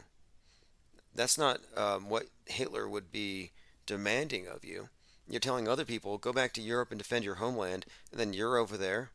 It didn't make any sense to me until I realized that he didn't believe it. Nick Fuentes doesn't believe what he's saying. Eric Dubé doesn't believe what he's saying. He's paid to say it. Eric Dubé does not believe any of it, otherwise he'd be living that way. No, he's an obvious hypocrite, but that's because, of course, you have these actors who have certain lines, and it's guilt by association. So if you think that the Earth isn't a CGI ball, you must be a Nazi. And it doesn't help that the latest Flat Earth documentary to come out is by Hibbler Productions. Hibbler was on InfoWars, and Alex Jones kept jokingly calling him Hitler. Well, Hibbler's main symbol, their logo, is the Nazi black sun. I mean, what? And he's like, no, it's a positive symbol. You can't listen to the misinformation. It's the same people who say, oh, Hitler's a great guy. Don't listen to what you were told in school. Like, honestly, I don't need a political savior, but this Hitler fan club thing took over a large swath of the whole flat earth topic and made it where if you question, and this is ironic too, you question NASA, you're a Nazi. Excuse me, but wasn't NASA founded by Nazis? Wasn't Werner von Braun a Nazi? The guy who wrote the book that manifested Elon Musk? Mars, a technical tale about a guy, a dictator on Mars called the Elon. Yeah, NASA was founded by Nazis. But if you question them, you're a Nazi. Unbelievable. And that's also strange. Like, if Eric Dubé was really a Nazi, wouldn't he be a fan of NASA? He's always calling them deceivers. He's like, NASA means deceiver, and Werner von Braun was a Nazi. Yeah, but you love Hitler. If you love Hitler, you should love NASA. It doesn't make sense to me. Someone explain it. All right, let's see here. We're just having a kind of a random night, going through a few topics, discussing what may or may not happen tomorrow. We're the cutting edge of the fringe. Joe Biden said something so startling that it's probably just going to be ignored. They're going to gaslight us. Yes, Joe Biden admitted that he had a very interesting and productive relationship with a 12-year-old when he was 30. And the way he said it, you heard it. I mean, what is your internal, your inner voice say? Do you have any sort of impressions? A lot of people were creeped out. I was creeped out by that. Salty says, why do all the weirdos end up in Thailand? I don't want to generalize, but I'd say this. A lot of the neo-Nazi flat earthers ended up there. Nathan Thompson, neo-Nazi flat earther. The first time I met Nathan Thompson, it was in Denver at a flat earth conference. And you know what he said to me? He said, oh, hey, have you read the protocols of the learned elders of Zion? Jews did 9/11. And I laughed because I thought he was joking. I thought he was being a parody. And I'm like, the protocols of the learned elders of Zion. Here we are questioning special effects superimposed over the news, bad science fiction, fake space travel, and they want to talk about that. It didn't make sense to me. And they're all like that. All the neckbeards with Bibles and rap sheets, all federal informants. And those are the good ones. Those are like the ones that are at least presentable enough that you'd be seeing them, you might talk to them in public. But there are some that are just really dark. Do you know, I mean, if you want to know about the limited hangout operation at the core of the flat earth topic, it was basically led by people who are connected to, and this is provable, I can show you headlines, people connected to child trafficking. Yes, the, I guess, organizer of the Flat Earth Conference, the one that Jimmy Kimmel made fun of, yeah, he and Rob Skiba, who supposedly died on a ventilator, if you believe it, he and Rob Skiba worked with Philip Stallings, and they produced a series of documentaries called The Globe Lie. And this was in 2015. Well, in 2018, the guy that they did the documentary with, the one I'm talking about, his name is Philip Stallings, had been arrested and charged and convicted 56 counts of the worst thing you could do. So you have this film production company, and one of the three partners is abusing children. That's crazy in itself. These other two guys just kind of ignore him and after the first conference pretend like he doesn't exist. But yet, they're still surrounded by a couple of others who are known predators on parole, weirdly, basically headlining these conferences. It didn't make sense to me. I'm like, why is the Daily Beast talking to a guy who had that kind of record? And I thought about it. It makes sense. If they want to control a conversation or a topic, they want to control whoever talks about it. They have people who are already blackmailed, more or less. They didn't tell us. I mean, that's what I'm saying. The conference organizers didn't say, oh, by the way, we got a bunch of, SOs around us, a bunch of offenders. You think that that would be a priority. But they distracted everybody with the Bible. Isn't it strange how they wave around a Bible and they gain all kinds of trust? It was a really strange movement. We're talking about the flat earth topic and how it became co-opted, but what's more, it was taken over by this fringe religious sect that believed that in 2018 the sky, which was made out of emerald and dome glass, was going to shatter, and that the world was going to see the face of the Lord, and then the glass would fall and crush the non-believers. They called it Skyfall. I wasn't there, but I know someone who was close to going, and they were actually shown a piece of glass they said was from the dome. So at backstage of the Flat Earth Conference, not in front of everybody, but only a select few, were actually shown dome glass. Like a relic. I mean, you can laugh at it, but I know people who believe that NASA sent people to the moon and they brought back moon rocks. And they still believe it, even though NPR has admitted that the moon rocks were all made out of petrified wood. And this is not even disputable. The moon rocks that the astronauts brought down are really just petrified wood. Moonies, domers, it's the same exact thing. Let me go and play this clip if you haven't heard it. A prized possession in the Dutch National Museum. Good morning, I'm Steve Inskeep. A prized possession in the Dutch National Museum is not what the curators thought. Back in 1969, the Apollo 11 astronauts visited the Netherlands, and the U.S. ambassador gave the Dutch Prime Minister what he said was a moon rock. No doubt it gave a warm feeling to the U.S. ally. But when an expert saw it in the National Museum, he said he wasn't so sure it was real. Geologists have now identified the moon rock as petrified wood. It's Morning Edition. Petrified wood. Now, what does that actually mean? If it's petrified wood, then what is the moon made out of? I'm thinking wood. Or they didn't go. I'll leave it up to you. What's more likely? That they didn't go to the moon, or that the moon is made out of wood. Those are your only options. That's your choice. Wood and moon, or they didn't go. You can't make it up and say something else. You can't. You can't make up a story like, oh, they switched it out. Well, I'm sorry, but if you're going to make up a story to explain discrepancies in the mainstream media presentation, then you have a huge burden of proof. I was having this conversation in Discord with somebody about 9/11, and I was just saying, if you're going to try to convince me that you know someone that died, well, then your burden of proof is the same as the mainstream media's. If they haven't made the case, then how are you going to do it? What can you show me that the mainstream media could not show me that would convince me?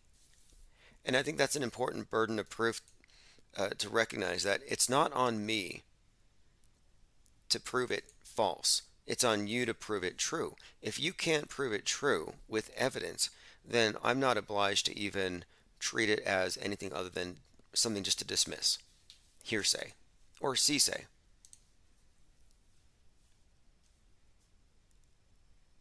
All right, let's see. It is 9/23/2022, the eve of what many speculate will be the day of vengeance, the end of the world, nuclear holocaust, all kinds of things. Latest conspiracy theory, tomorrow will be a day of vengeance. Yeah, this day of vengeance thing is new. The QAnoners are seeing some hype, and I think they're just jumping on it.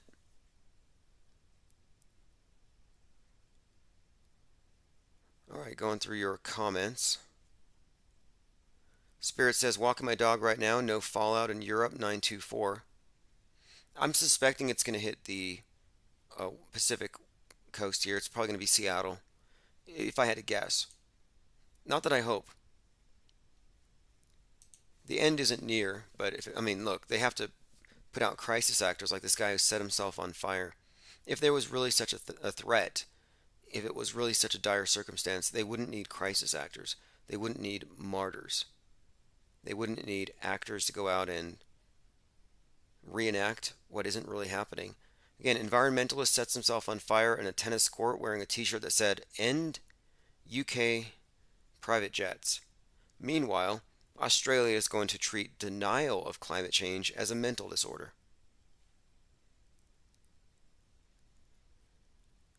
So what is 924? Is it a lot of hype? If you want to call in, number is 833-311-1984.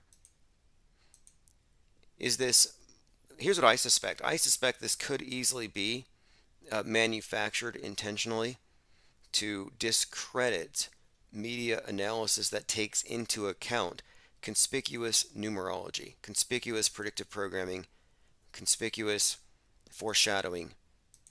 I think they want to discredit this area of research as random cherry picking from Simpsons episodes, when in fact it goes much deeper than that.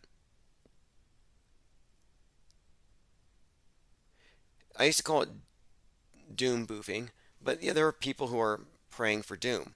Climate change believers have been waiting for climate change for 33 years. They've been hoping. G33 says, usually when a specific date is promoted, nothing happens immediately. Yeah, this date is, again, kind of spontaneous, kind of new. Is this an intentional psyop, or is it really spontaneous? I don't know, but I can guarantee you that on 924, there will be many, many fake deaths, as there are, in fact, drills that are being conducted. And the one that I was reading about, and this is in Kansas, and this is on Saturday, the drill I was reading about had to do with mass casualties in the vicinity of a nursing home. They needed to have some kind of situation and actors that could reenact something having to do with a nursing home. So I don't know what that would be, but it makes me think of Timothy McVeigh. You know, Timothy McVeigh blowing up a government building, a lot of collateral damage. And the foreshadowing has specifically said that we're going to be seeing a right-winger, some kind of QAnon type. In fact, here's the actual advertisement. Volunteers needed as actors for a full-scale exercise on Saturday morning, September the 24th. So in the morning, there are going to be people, 50 volunteers. Now let me just point this out. The Vegas shooting of 10/1/2017 had 50 survivors moved to Thousand Oaks. These 50 were shot at again at the Borderline Bar and Grill by a different shooter. This one was a vet. This is also interesting too because it was Borderline Bar and Grill. Well, what is borderline? Well, borderline is a reference, I think, to borderline personality disorder, bipolar. The shooter was a vet with PTSD, and all the celebrities came out and they said, we got to get these vets help that they need and take away their guns. I thought, okay, that's an obvious agenda. But the 50 people at Borderline that were shot at were also at Vegas 13 months prior. Concurrent with the shooting of these 50 was a drill down the street where 50 crisis actors, in what the media described as an eerie coincidence, were doing a drill based upon the script of the Vegas shooting. It was a concert shooting. So you have 50 actors in Thousand Oaks reenacting Vegas from 13 months prior while the actual victims were down the street being shot at, an identical number of people, 50. My point is, I think the media reported on the drill and didn't know, the ones who reported on the drill, that the drill was actually the same area, the same event that was being presented as real. I think they got their wires crossed. But this is all provable. This isn't cherry picking. I am pointing out things that you can verify, dates and otherwise. My point is, if they need 50 to act as persons injured from a natural disaster, it says some role players will play victims in the Jefferson County Long-Term Care Facility. If you would like to be one of the nursing home victim role players. Now, what kind of event would involve natural disaster and nursing home victims? This is tomorrow. Again, whether or not there's an actual psyop tomorrow and a bunch of people fake die, a bunch of people will fake die, at least 50. I have a short clip here. For those of you who still believe in outer space, fine, believe in it, but what you see on TV isn't in outer space. Here are some astronauts who are dropping a computer on the floor. Like, they drop it, like gravity pulls it down. So they're obviously not in zero G. I'll just play this clip. A bunch of clowns on a zero G plane. And what you see here is the two people on the left holding the paper. They're about to drop it when there's supposed to be no gravity. They're supposed to be floating. You know, But it's funny, last Earth Day, they had a globe, like an inflatable globe that they were bouncing around, and they dropped it on the floor, and they all looked down and froze. Like the director must have said, stay there. But yes, they dropped it. So if you believe in outer space, fine, but the space station isn't there. Look at the magic mason jars on the Chinese space station. That should tell you everything. The magic mason jars that can hold water in zero G without a lid. Magic. A bunch of clowns on a zero G plane. And what you see here is the two people on the left holding the paper. They're about to drop it when there's supposed to be no gravity. They're supposed to be floating, but We've seen them drop other things like screws, so many things. And people will say, like true believers will say, oh, that was a microgravity, a pocket of microgravity. Okay, fine.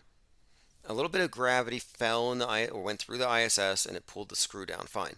Explain to me then the mason jar. How does that work? How does a mason jar hold water in zero G?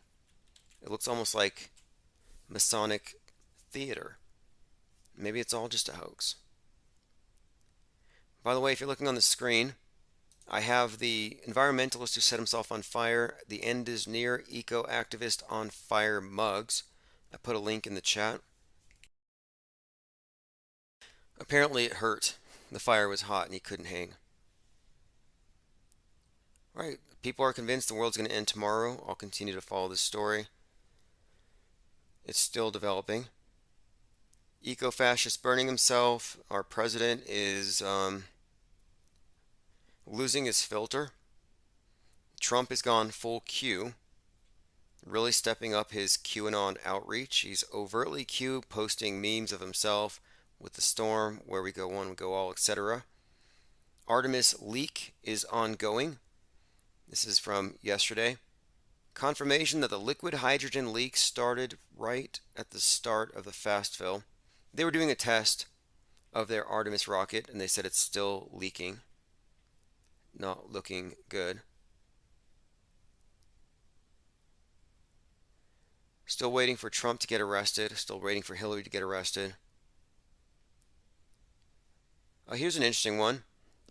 One of our own IPS members had gone on to a public meeting, a city council meeting, and described how masks are problematic for his kid, and he expressed his opinions.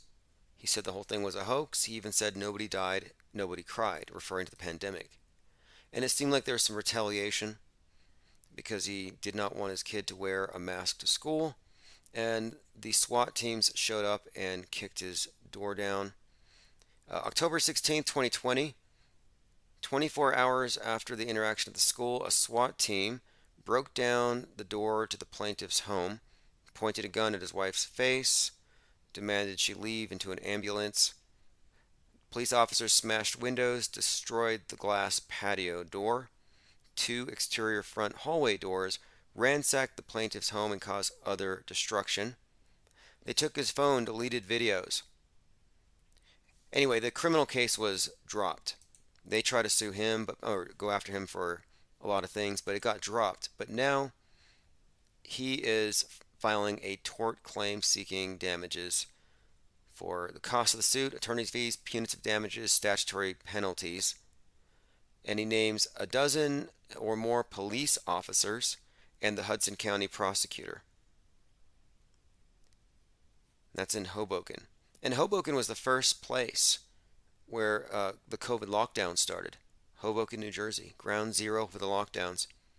And yes, somebody protested against the masks. And you know what? This is how you know he's real. He didn't get on InfoWars. Think about this. Some guy, a father, goes to a school to protest against his child who's 4 or 5 having to wear a mask. They SWAT his house and throw him in jail and try to prosecute him, try to wreck his life, and then they drop it. But the damage is done. And now he's suing in response. But he didn't get any kind of traction from InfoWars or any of these big name platforms. Not that there was a lack of attempt to reach out. I don't think that's a coincidence. He's uncontrolled opposition. You have a lot of uncontrolled opposition, and then you have controlled opposition. And the controlled opposition wants nothing to do with you if you're not one of them. All right, so many things to cover. Tomorrow is Infinite Plane Saturn Day.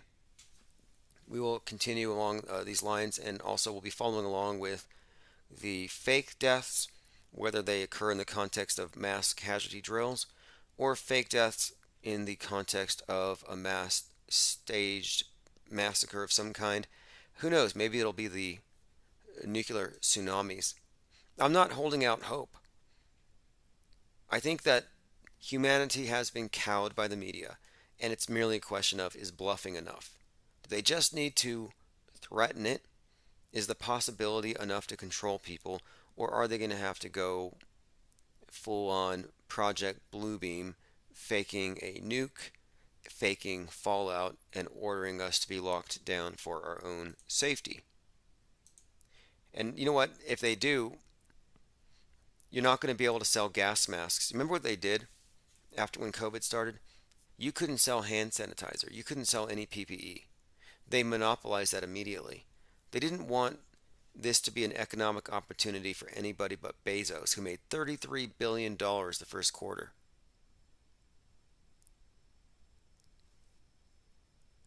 Zaret says Alex Hicks controlled plane out of control. Right. You know, the thing about Alex Jones is that he is the best at what he does in terms of as a showman, entertainer, as a salesman. He was even selling super male vitality stuff on the stand. I mean, he was promoting his products or whatever. He's good at what he does. He's the loudest voice, and he's the one the media points to. And my only point on this is that he's on the world stage, and he's aware of it. He doesn't go off world stage. He believes in the moon landings. And I'm not judging, but I'm saying that if you're on the world stage, your entire perspective has certain things built into it that makes you non-threatening to the status quo. In fact, he serves a purpose. And his purpose is similar to Eric Dubay, similar to Nick Fuentes. They can get you to be associated with certain things and makes you a target for political oppression. I recall Alex Jones was at 1-6. He was there, and he yelled into the microphone, "We will get Joe Biden out of office one way or the other." Now, that was a very inflammatory statement. And by the way, Alex Jones knows Q. And that has not become mainstream news. Shouldn't it? Lean Dion says, I can't tell who's more entertaining, AJ or Trump. Yeah, they're both very much entertainers. That's what we're seeing. Entertainment is part of how they get the propaganda to sink in. And of course, it's all about attention. They need people who can get attention. They place high value on that. If you're really good at getting attention, it opens up all kinds of doors. Look at, for example, Alex Stein. Reality TV star, learned how to leverage the attention he could get in the captive audiences at city council meetings, and he created a platform out of it. And it's all based on his ability to get and hold attention. It doesn't matter if it's entertainment or cringe-ertainment. It's all about, can you get that loosh? Can you get the people to focus their minds on their loosh magnets long enough to cash in on it? And absolutely. All right, this is a clip from Alex Jones on the Eddie Bravo's show called Look Into It on Rofkin. I highly recommend it. A lot of interesting interviews. But here is Alex Jones and Eddie Bravo talking about how they know who Q is. Well, Alex knows, and Joe Rogan knows. Yeah, Joe Rogan knows who Q is. Like on the drops, he said that? You know something, Eddie? If we ever have dinner again, which I'm sure we will, you know I know who Q is, right? What? No way. You know what? Why would the MSM? Why would MSM do that? Why would they do that? But see, why would they fake that? Eddie, you've known me 15, 16, 17 years. So I'm wrong about some things, but if I'm telling you something, this is actually real right now. Okay. I know the whole history of Q. I know who started it. Okay, who is it now? Tell me. I want to know, dog. Now, what's interesting about this is Alex Jones was trying for several moments to tell Eddie who Q is, and Eddie kept interrupting him. Now, my insight on this is, and I have evidence to prove this, I have emails and headers, the person who is part of this Q operation is already known to Eddie. He's already known to Joe. He's already known to Alex. I'm pretty sure Eddie knows him, but he's playing like he doesn't. But Alex definitely is admitting it, and as you'll hear in this conversation, he says to him, next time you're hanging out with me and Joe, we will tell you. But dude, this show will blow up if you told me. I don't know who it is. Told me.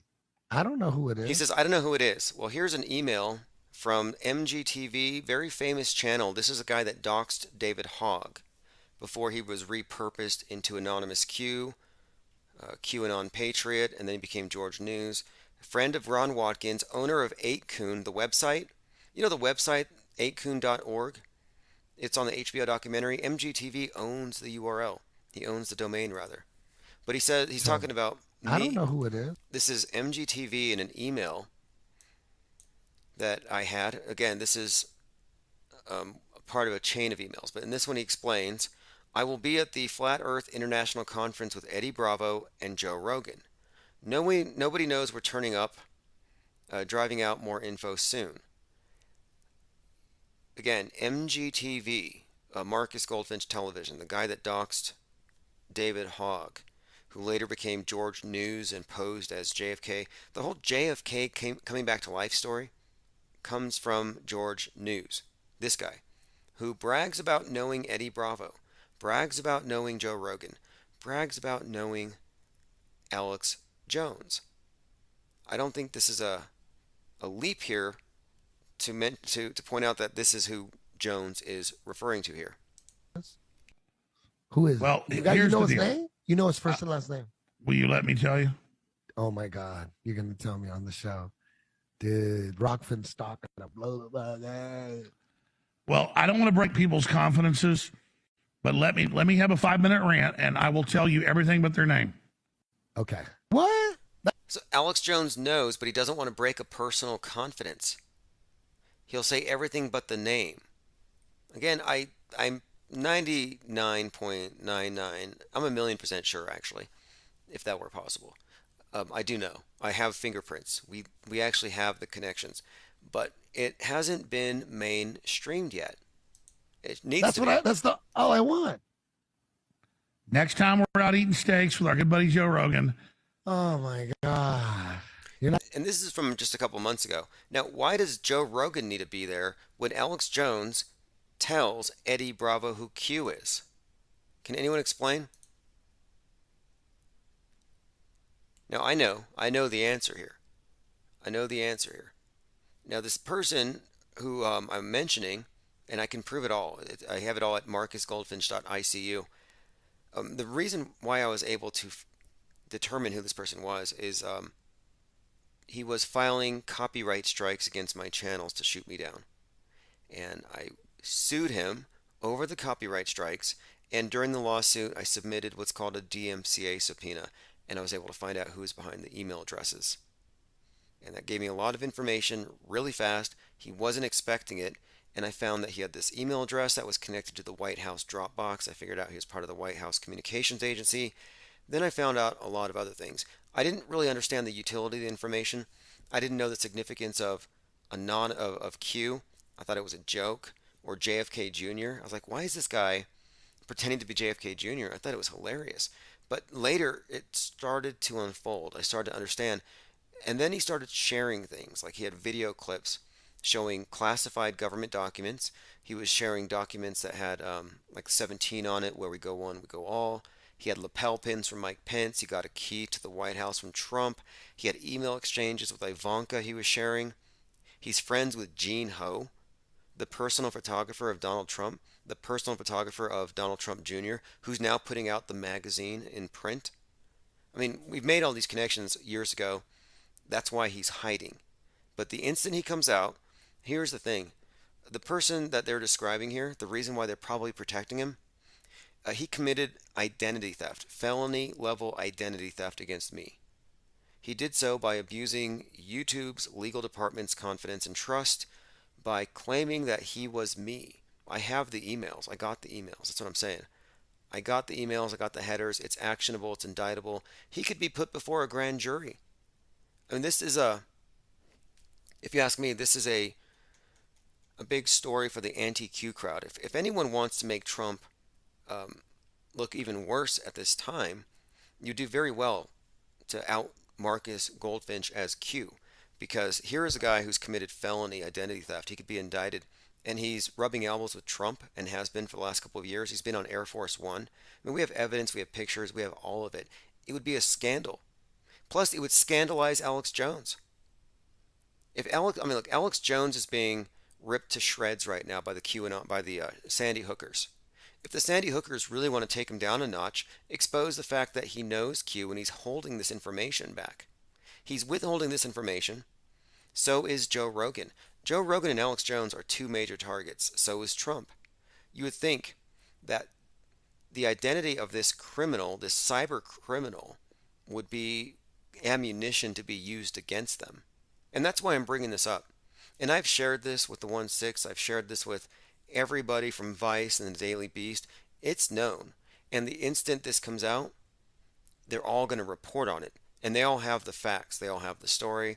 They know how it connects. In fact, I've seen a couple mentions of him, but not by name. But they're getting close. Again, I'm just pointing out Alex Jones knows him and so does Joe Rogan. And this is going to look very bad on them when it comes out. And it's going to have to come out. It's going to come out in one of these court proceedings, but at some point he's going to be doxxed. Next time we're out eating steaks with our good buddy Joe Rogan. Oh my God. You're gonna tell me everything except his name? Whoa. Damn. You think I'm It's BS? like you're gonna do everything to my dick except make me come. You know, that'd be like, what do I tell that girl? It's up to you to come, Eddie. Tell me. Okay, fuck it. Just tell me the way you were gonna tell me. Don't give up his name. Just tell me. Look, I swear on my children this is true. I don't just do that for no reason, okay? Like, you believe me, right, Eddie? This is episode 13 of Look Into It, Eddie Bravo's show. Alex Jones is trying to tell him who Q is, that he and Joe Rogan know, and Eddie's not letting him get the name out. Alex is getting flustered here. I do. I don't know why, but I do. Look, if I give up confidences and say names, Yeah, I don't I'll want never you to be get given killed. you. There was 2 Qs. There was 3 Qs. There was a bunch of idiots who know what they were doing, claiming they knew what Q was. There was operatives. There were bad guys putting out Q info. There were good people. Okay. I don't know what to. There was 2 Qs. There was 3 Qs. There was a bunch of idiots who know what they were doing, claiming they knew what Q was. There was operatives. There were bad guys putting out Q info. There were good people. Okay. I don't know what to. All right, so we have nothing definitive here. He won't release the information other than to admit that he and Joe know. And this comports with what I already knew, that because he used to brag to me before he was doxxed. MGTV used to brag about hanging out with Joe Rogan, Alex Jones, and Eddie Bravo. And what's more, he's pretty well known in the Ultimate Fighting Championship circuit. He's a well-known person. He's a known quantity. We know who Q is. We've known since 2018. It's not a mystery at all. I can connect all the dots. This is not conjecture. What Alex Jones is saying here fits. He knows. And it might be a letdown for some people to know that it's not JFK.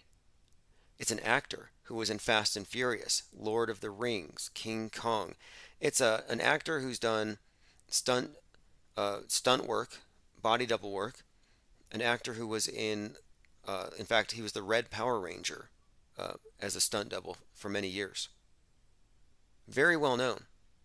This person is an operative, works at was part of the White House Communications Agency, and had been traveling with Trump since 2016, along with Gene Ho, Trump's photographer. And he operates George News and has the largest QAnon influencer channel on Telegram. That's how significant this person is. He's huge within the QAnon circles. In fact, the QAnon drops never stopped. They just moved to George News, George Magazine. And this is something that we've known and we've been following since it started. And the mass media is just barely catching up now. In fact, they used to say to me, oh, Trump has nothing to do with Q. It's just his base. He just panders. No, Trump is full on Q.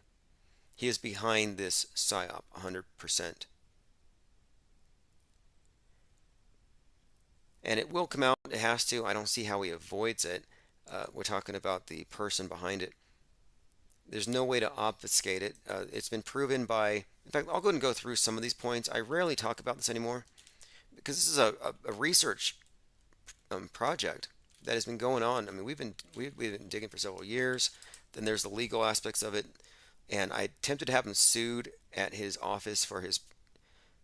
it was called... He had a production company, but it was out in Apia, Samoa. I spent a lot of money trying to get this guy sued. Q is nobody, just a distraction, says Miguel. No, Q is a person. It's not magic that these postings occur. There is somebody pressing those buttons. And he says Q could look like the Bible in 2,000 years. Well, exactly. It's called the Q source. This is engineered. This is a neo-Christian religion with the Kennedys as the bloodline of Christ. And if you look at this, the oral tradition is a hypothetical collection of Jesus' primary sayings before they were codified into a book. It was called the Q source. The Q source, meaning the hypothetical collection of Jesus' sayings, part of the common material found in the Gospels of Matthew and Luke, but not in the Gospel of Mark. The oral gospel traditions. So at the very beginning of the Bible, when they were assembling it, it was just a bunch of statements by this person, and they called it the Q source.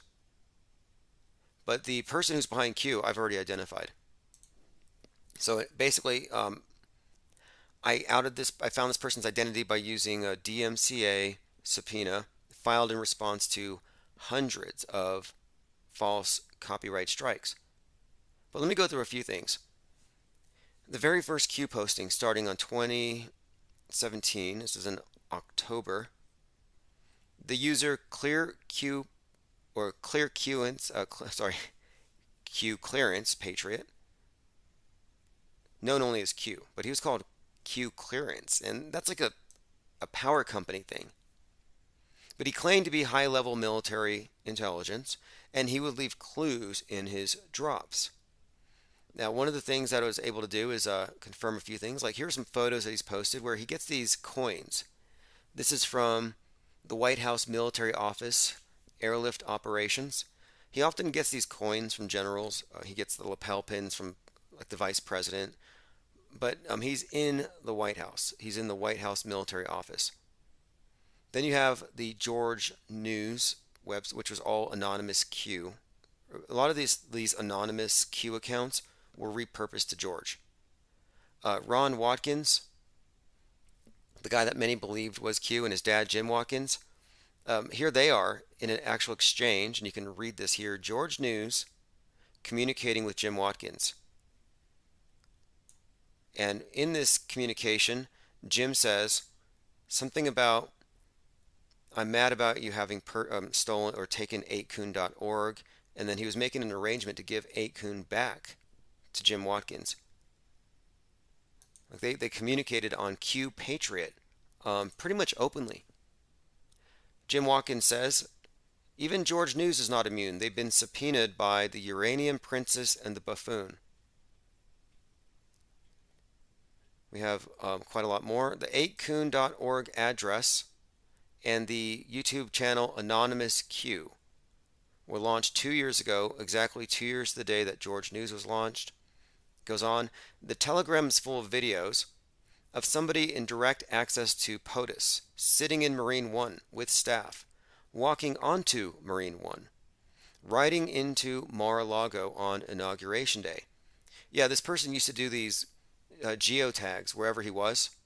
He had unfettered access to Trump.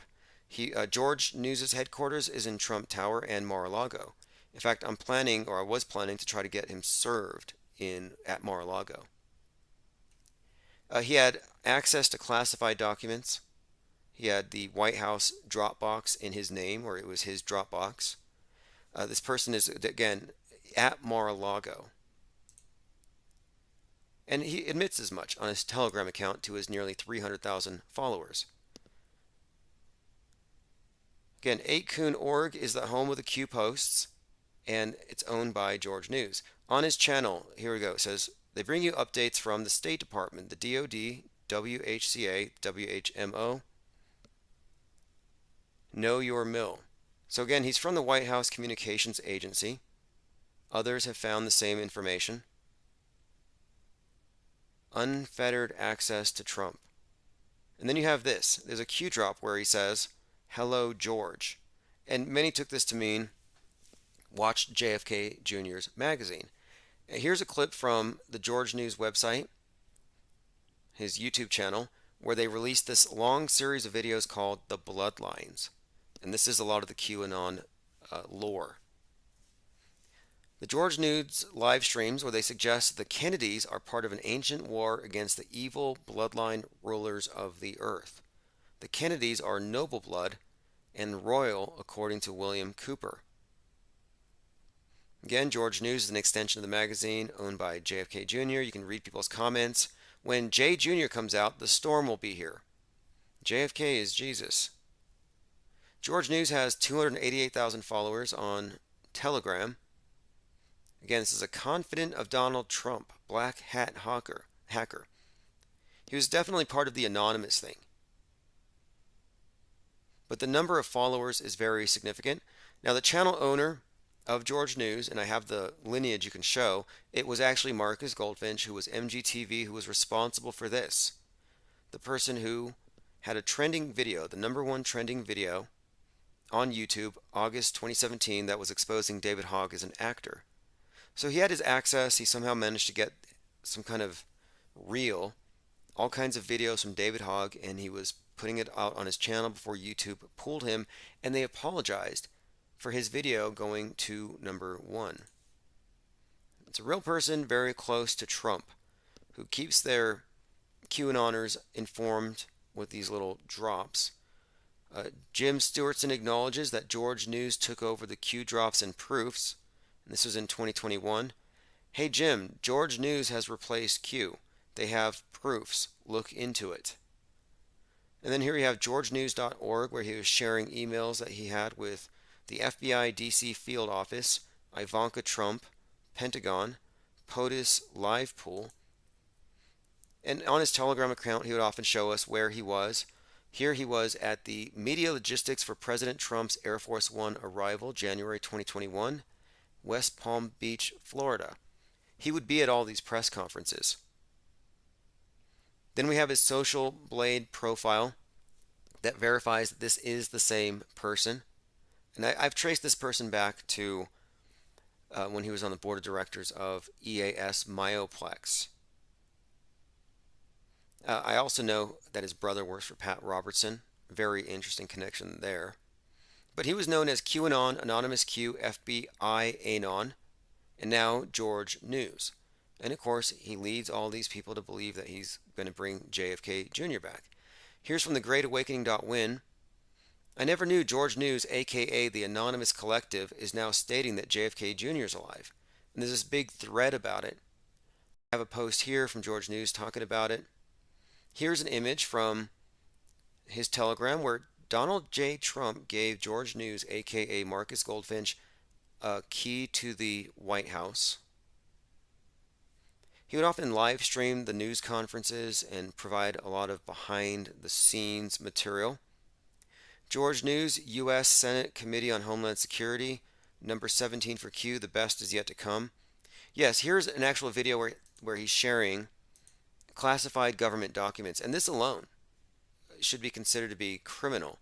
The video is labeled "We Are With You." It was recently uploaded, and what you see is something from the U.S. Senate Committee on Homeland Security and Government Affairs, secret classification. Now, this is the same computer, the same person that has the key to the White House. It's a secret document. He opens it, page 0017, the best is yet to come, George News, number 45. It's from Anonymous Charity. So Anonymous Charity uploads George News, and it's some classified documents, and he's showing off his trinkets from the White House. Again, he got personalized suit cufflinks from Pence. So just to recap here, he was Anonymous Collective, Anonymous Q. He did the Q drops as QAnon. He's connected to Ron Watkins and Jim Watkins. I even called Ron Watkins when he was running for Congress. I got him on the phone, and I got him to admit something. Marcus Goldfinch works with RFK Jr. and the Trumps. He's a frequent guest at Mar-a-Lago. He's an actor and a stuntman. He was in Fast and Furious, Power Rangers, Xena the Warrior Princess.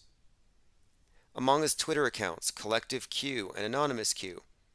He's been viral many times. Here's an article from, there was some hit piece, it was meant to be a hit piece, and it was an attempt to humiliate AOC. There's a video that was released from her college days where she was dancing on a roof. A video posted by a Twitter user called, quote, Anonymous Q shows her dancing on a roof of a building in college. So if you remember the viral story of AOC dancing on the roof and it was made to make her look unserious, yeah, that was Marcus Goldfinch. That was his account, and I can again prove all of this. But this was when he was Anonymous Q, and this was before the Q thing really blew up. AnonymousCharity@gmail.com was the manager for the White House Communications Office Dropbox. You can all look this up. He's well known among MMA fighters, close friends with Joe Rogan, Eddie Bravo. Alex Jones, and this was in April of 2020. Alex Jones claims he will reveal the identity of Q next Wednesday if Joe Rogan doesn't expose it first. So there was a point where he was going to expose it if Joe didn't. I don't know why. Maybe it had to do with distancing themselves from it, but they were definitely about to expose it. And here's where it gets kind of interesting as well. We were talking about Eric Dubé. Eric Dubé knows him. I actually pretended to be Goldfinch, and I had an email exchange with Dubé, and I verified a few things because there was this thing called The Awakening, a True Story 2017, produced by Eric Dubé and MGTV. MGTV and Eric Dubé worked together on an Amazon released movie called The Awakening. It was a flat earth movie. So you have a flat earth neo-Nazi hanging out with Q before he was Q.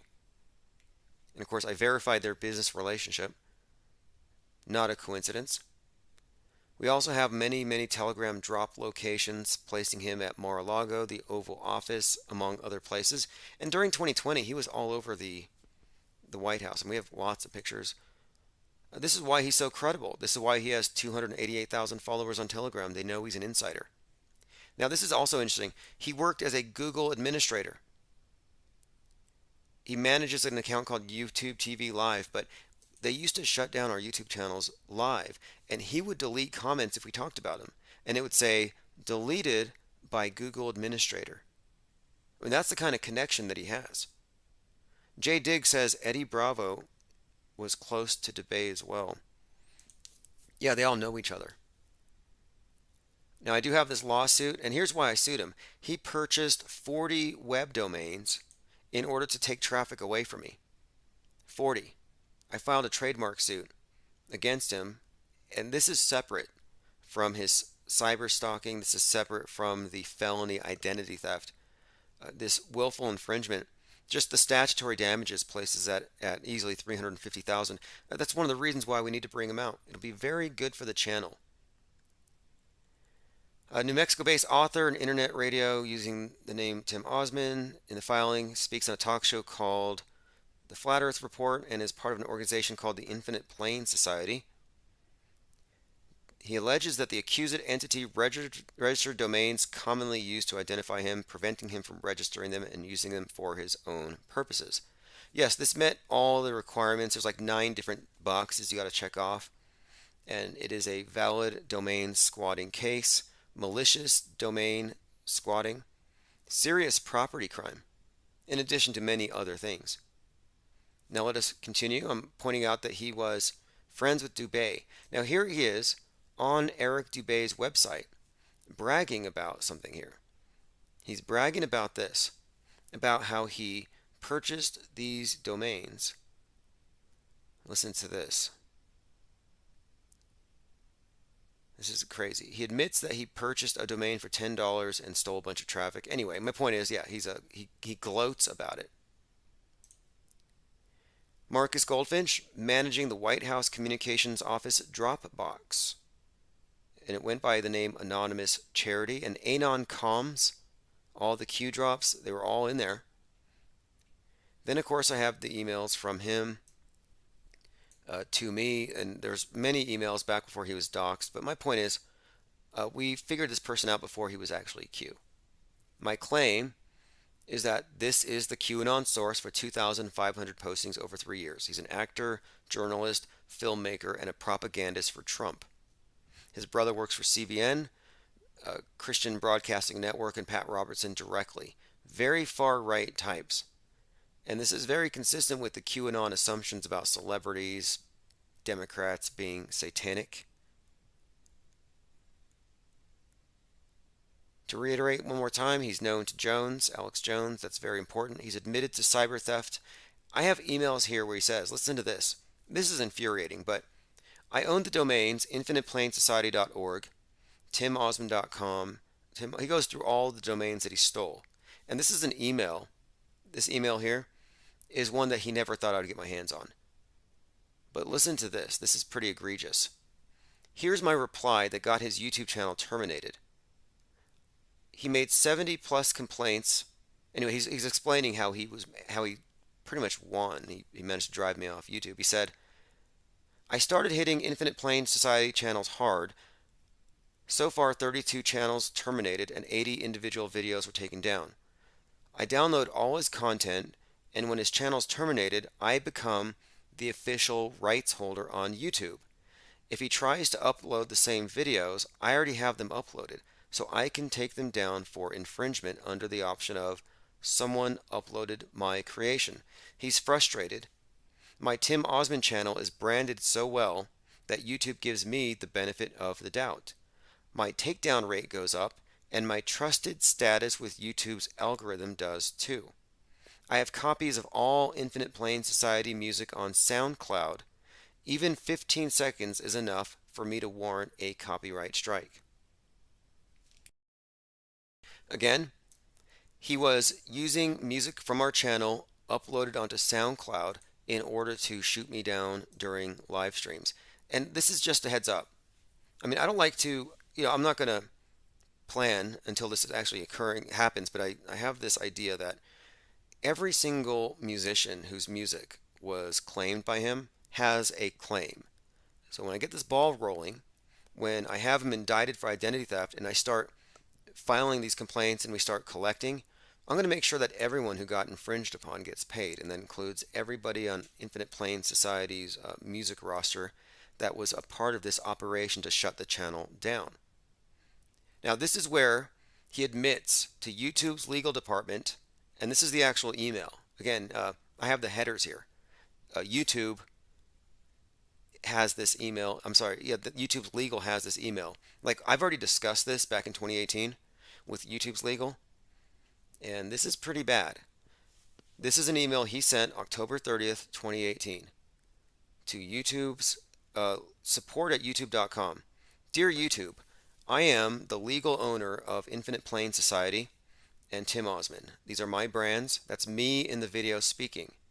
To prove it, I have my domain and brand identity, timosmond.com, pointed to the YouTube channel and infiniteplanesociety.org. Please let me know if you want to communicate to me via these emails if it helps. Now that's a direct quote where he is stealing my identity. I ran this by the FCC. This is a felony identity theft. This has like, I believe this has, it's a fourth-degree felony, up to 18 years in prison, $15,000 in fines. Then you got civil courts, restitution, attorney's fees, and everything that I claim as a victim here. So he claimed rights to my voice. He engaged in a cyber squatting campaign targeting Infinite Plane Radio, Infinite Plane Society, bought dozens of domains. These are significant cyber crimes. He admitted in private email confessions, on web forums, and he admitted it to YouTube here. He tricked them. This is why I'm saying he's going to come out, because he's a co-defendant in my lawsuit against YouTube that is still in the works. He's going to have to be brought out. Now, a trademark owner like me, I can win my cyber squatting suit. Damages $100,000 per act of cyber squatting. Now, does he have money? Is it collectible? When I first started pursuing this, that was the first thing that every attorney asked me. They said, is he collectible? If there's no money, they're not going to pursue it. Well, what I learned is that he was on the board of directors of EAS Myoplex when it sold to Abbott Laboratories in like 2005. So he was a party to a $300 million deal split between less than 12 other people. His brother works for CBN. I've seen their yachts. I've seen everything that would suggest to me that yes, and he's bragged about his money. So yes, he has the money. Absolutely. Is he collectible? Yes, he just needs to be caught. And to me, I'm putting this together and I'm sending it to the right people, I think. If enough people see the value in him as a target, they will help bring him out. Alex Jones knows Q. Joe Rogan knows Q. We're talking about a major insurrectionist who hasn't been identified yet, a major QAnon influencer. Beyond just if he was just an influencer, it would be worth dragging him out, just because of this felony identity theft. Miguel says, sounds like he wanted to be caught. No, he didn't want to be caught.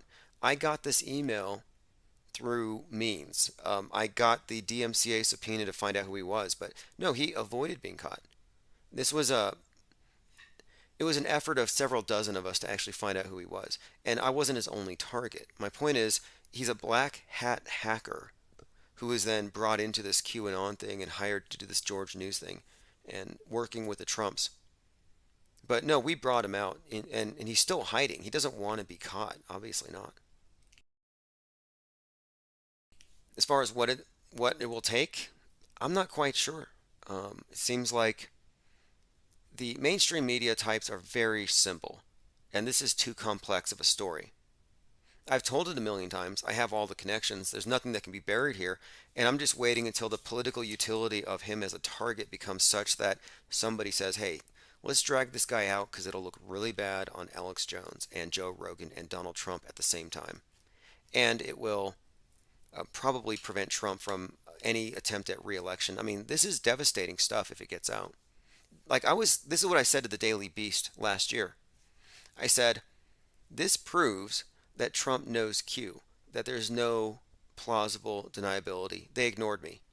I said this to Mike Rothschild during an interview where he was about to release his book about Q, and he said, it's not a big deal. Nobody cares about JFK Jr. or George News. Well, now it's the main story. George News has been brought up, but moreover, now it's the story that Trump is embracing Q. He never had plausible deniability, but they were ignoring it. It kind of made me think that this whole thing is scripted and that they don't want this person to come out. But my objective is to drag this person out into the light. And we have a few different approaches, a few different paths to victory. But just the fact that Joe Rogan and Alex Jones know him, this should be viral. And the fact that it isn't, very interesting. All right, let's get back on topic here. What were we covering tonight? We were talking about so many things. Oh yes, tomorrow the world's going to end. Infinite Plane Saturn Day. We'll definitely be following the events tomorrow if there's anything. Also, the 25th is Say Day. If you see something, say something. Okay, well, I got something, DHS. I saw some petrified wood passed off as moon rocks. Just thought I'd say something about that. I saw a CGI mouse on a rocket, supposedly in space. I saw a green screen on the ISS. I saw water that wasn't floating around. I saw some paper fall out of the hands of an astronaut in 0G. Just gotta say something, right? I also saw this environmentalist wacko set himself on fire in public, and he did so to protest jets, private jets. And I just want to say, I also saw Australia talking about treating climate change denial as a mental disorder. So am I to believe that I am mentally disordered, meanwhile this individual who set himself on fire is sane? You know, this reminds me of the premise of Eric Fromm's book, The Sane Society. He's like, what does it mean to be sane in a society that's profoundly sick? And it's like, I don't know if I agree with their standards. Let's listen one more time to President Joe Biden on this off-the-cuff, no-filtered remark. You gotta say hi to me. We go back a long way. She was 12, I was 30, but anyway, this woman helped me get an awful lot done. Anyway, what did you say? She was 12, I was 30, but anyway. What the? Okay. Again, I'm waiting for them to explain it. Wait for the people on the left to minimize that.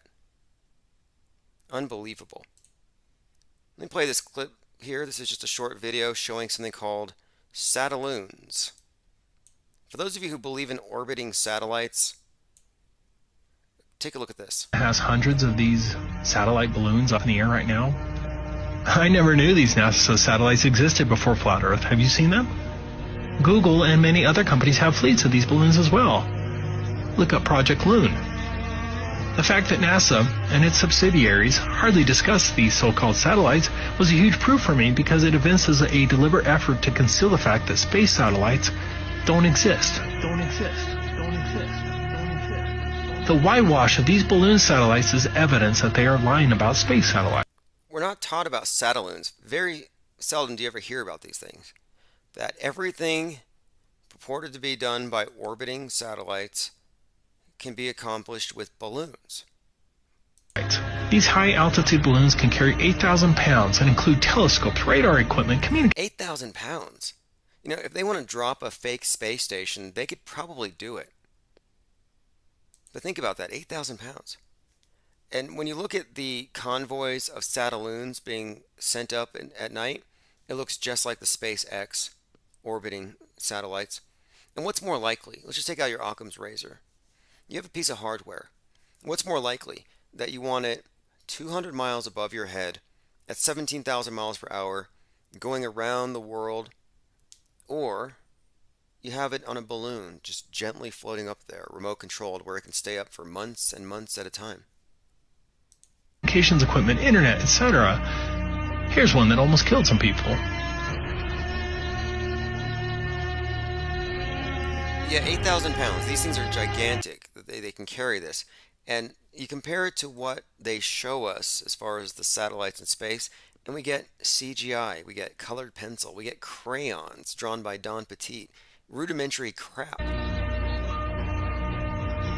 Finally, look at these actual NASA videos of satellites. They are manifestly fake. Look at this one. Look at this one. Look at this one. Look at this one. Look at this one. Look at this one. Imagine we live on a flat fucking world. All this time we thought we lived on a round planet, huh? We have no fucking evidence to believe that we're on a round planet, only by people telling us. But we really don't know who we are, where we came from, who the fuck is our purpose here. It's fucking insane. Fuck my whole brain up right now. This got me going in so many directions right there. So all the astronauts are just actors. Actronauts. Actronauts. Actronauts. Actronauts. Have you ever looked away from Earth into the black void? Yeah. Because you can see. Because you can see the stars. Oh yeah. You know, and pretty much all the time you can see the stars. There's more than stars. You can see planets. You can see moons. We were never able to see stars from the lunar surface. I don't recall during the period of time that we were photographing the solar corona what stars we could see. I don't remember seeing any. Can't wait to see Chris Hadfield and tell him that my buddy thinks he's an actor. I can't wait to see him either and say, nice try, bud. Didn't fool me. So Chris Hadfield has never been to space, is what you're telling me? Never. No one has. No one has. No one has. Interesting.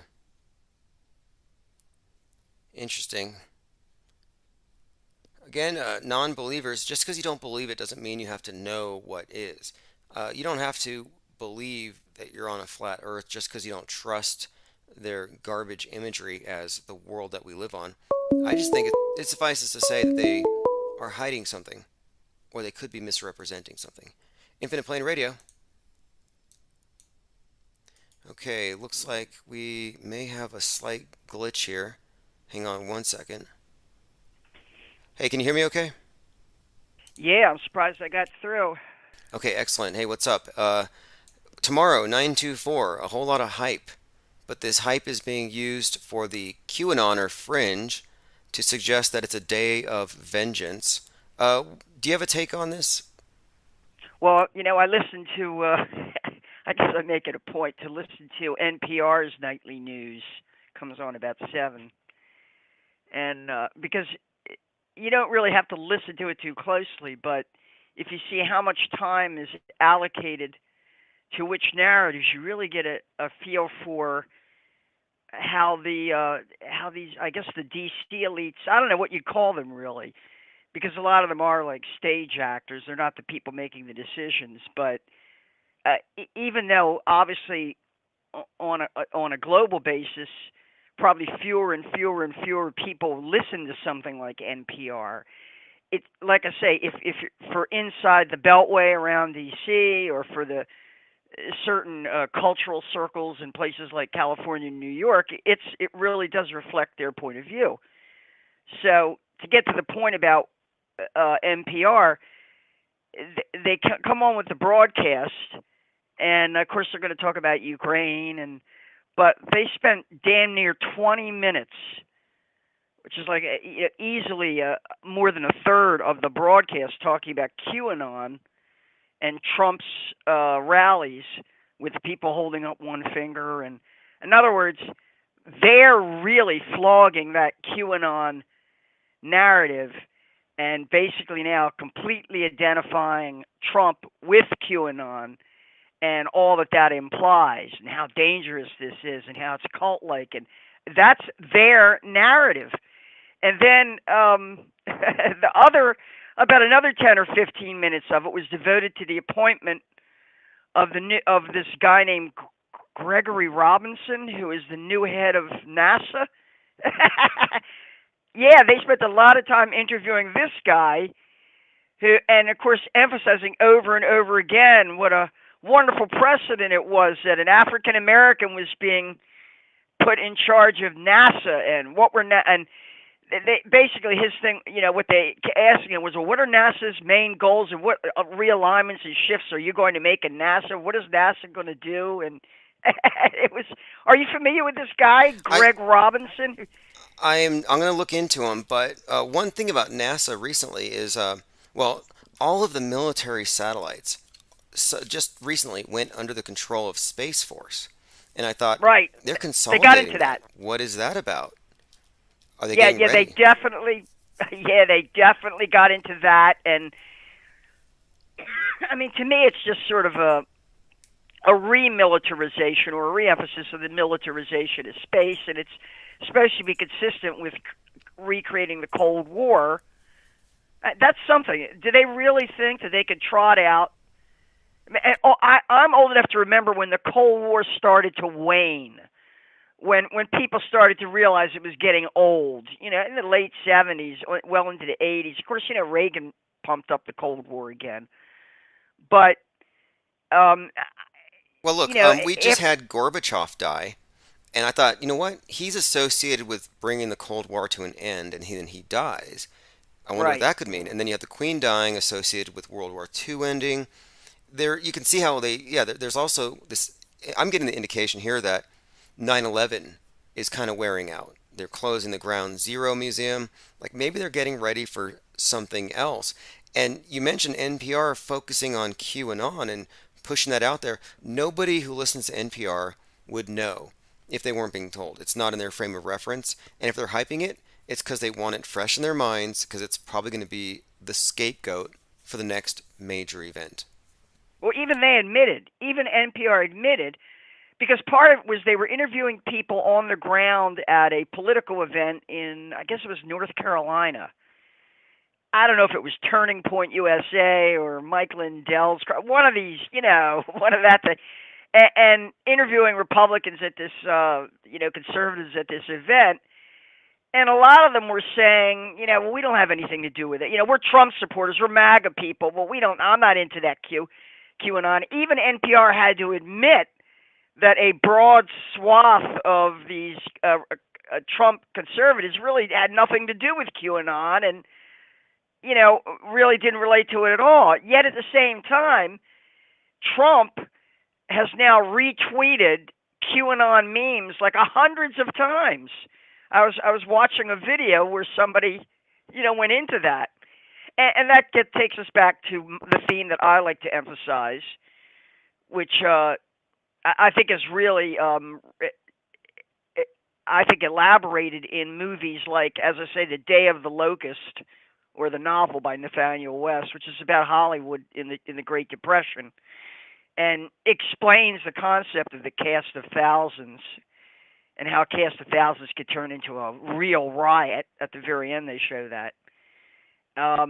Or films like Network, based on Paddy Chayefsky's Broadway play, which, and of course the film version of that really is Network is a fantastic film to watch. Anyone listening right now, if you haven't seen that, You got to watch the movie Network that was made in the 70s to really get a feel for the cast of thousands in television news, and how television news was essentially crafted and turned into a giant mind fuck. Well, really, lately I've been referencing newsbenders because our news is bent, obviously. They've been doing it for a long time, and newsbenders was from the 60s, basically saying, and it's showing you the new hire at the news agency was told, oh yeah, we write the news years in advance. And everyone had implants, so if they went against the program, they could be terminated instantly. It was... Right. Yep. Right. That's another great. That's another. Right. Exactly. If you don't fit into the narrative, we'll terminate you. There's a great little video I saw. It showed up on Facebook. I'm pretty sure the narration is by Owen Benjamin, and it's explaining fractal geometry as a means of showing how tiny actions by apparently isolated individuals recreate and replicate the magical narrative that is coming from the top down to manifest something like Apollo 11. You know, we walked on the moon. NASA.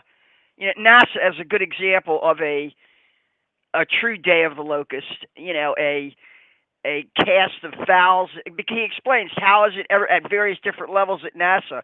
Everybody who plays their part in the psyop does a little thing to replicate the larger narrative that they're propagating.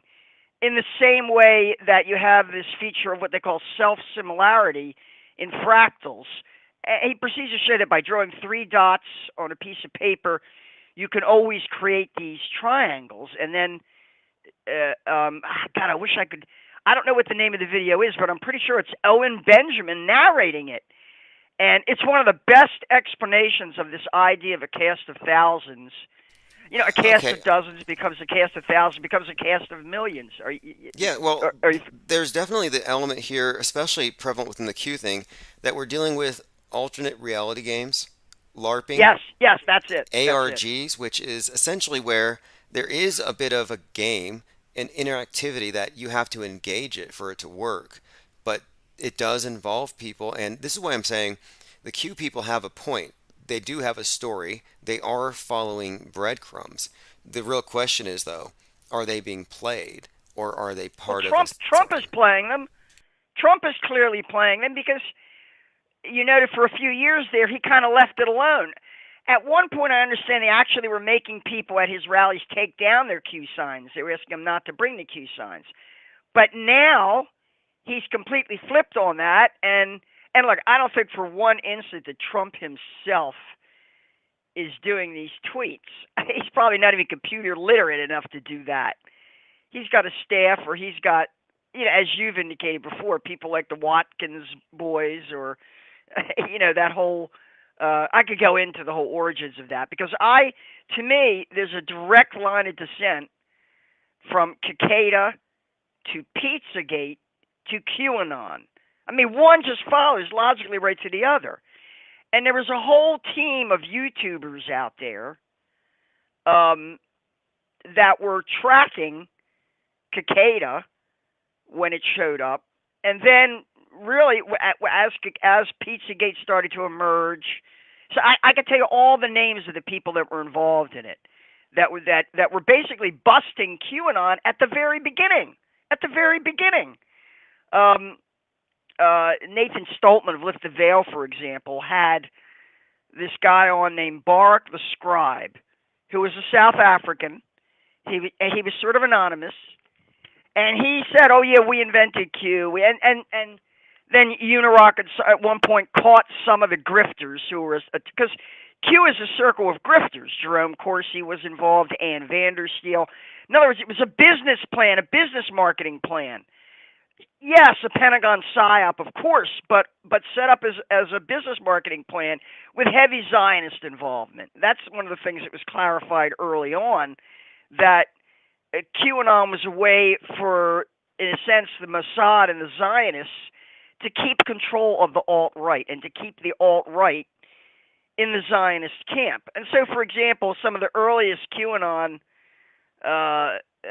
drops, as they were called, would say things like "trust Sessions" in reference to this really corrupt, closeted individual, Jeff Sessions from Alabama, who it was Trump's first appointment as Attorney General.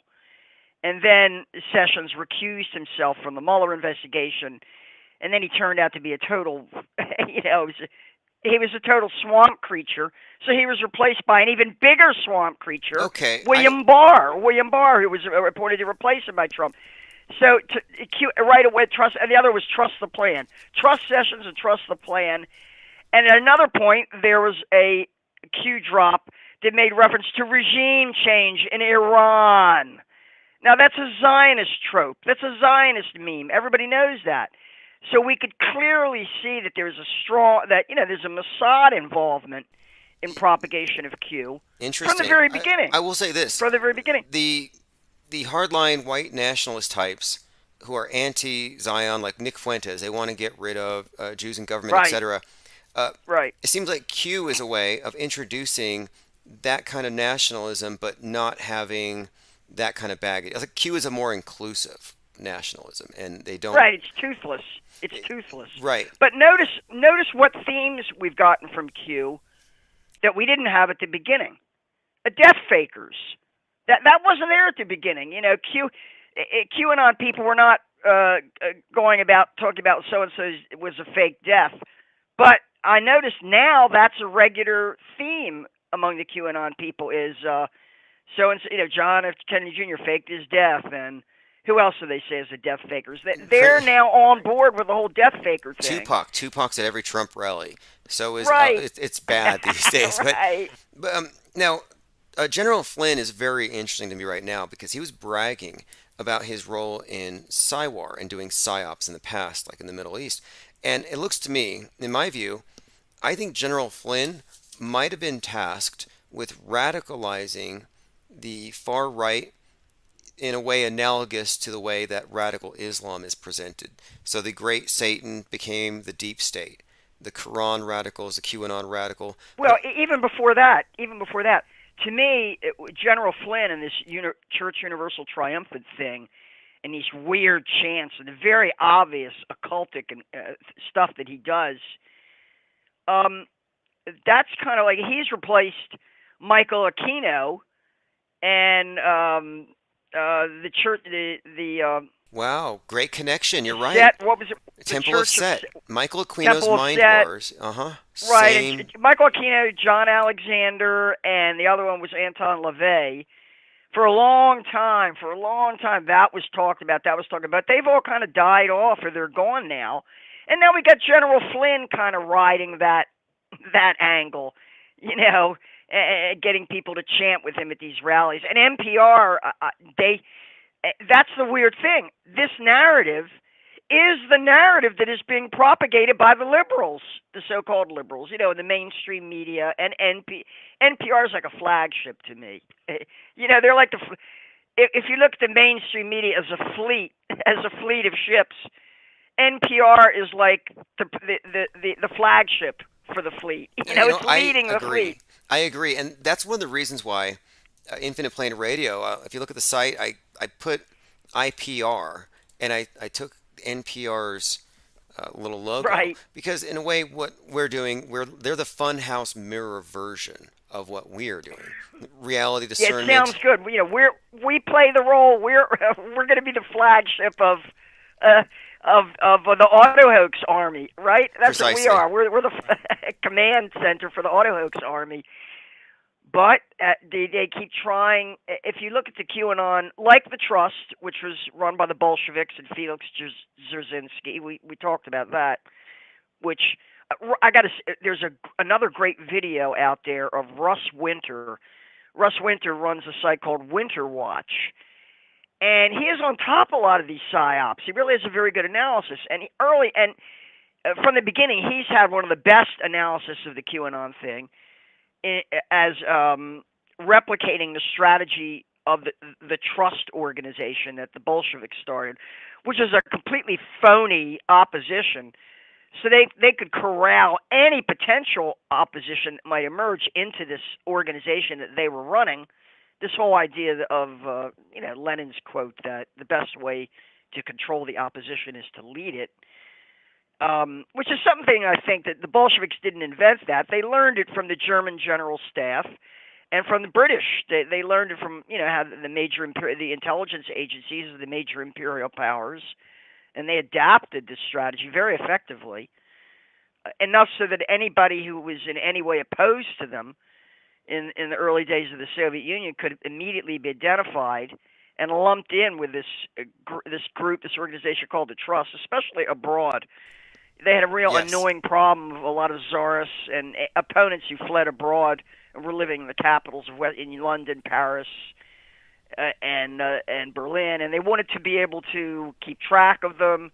That sort of initially started out as they were tracking their opponents, their emigres who had fled abroad, but then in turn they were able to actually infiltrate the intelligence agencies of the Western powers, and especially the FBI and MI6, but especially the British intelligence.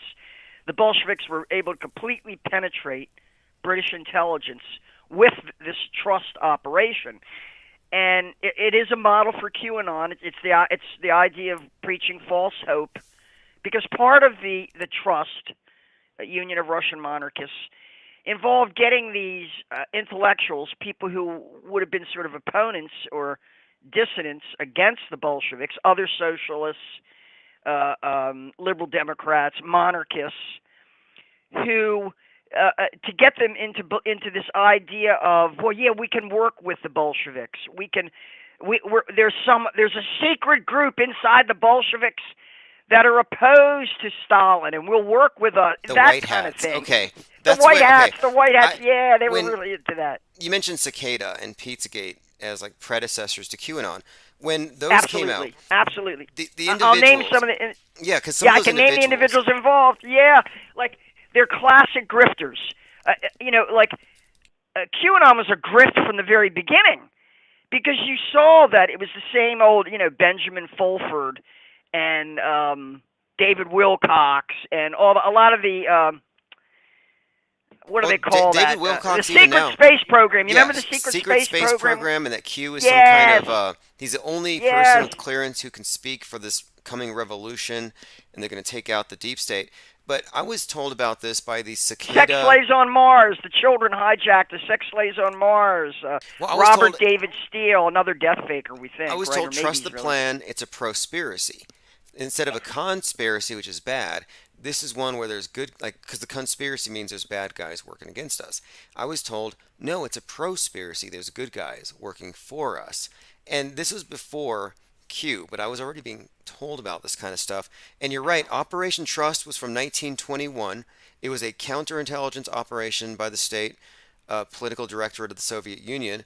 And Operation Trust was a fake movement, a fake anti-Bolshevik. Yeah, it ended in 25 because a British agent of Russian birth, known as Sidney Riley, that wasn't his real name. His real name was Rosenblum, I think Sidney Rosenblum or something. But he became the famous Sidney Riley, who is considered sort of the greatest spy in British history, one of the greatest spies in British history. He knew that Stalin and Dzerzhinsky were running this as a psyop, but he couldn't convince his fellow Russian exiles that this was actually happening. So he went into the Soviet Union himself at the invitation of the Trust, right, which involved many people he knew, many friends of his who believed in this thing. And he went there and he stood up at a meeting and said, "You've got to assassinate Stalin now." And what this did was it kind of self-destructed. It was like, in a way, he was sabotaging the whole operation, and so they had to shut it down.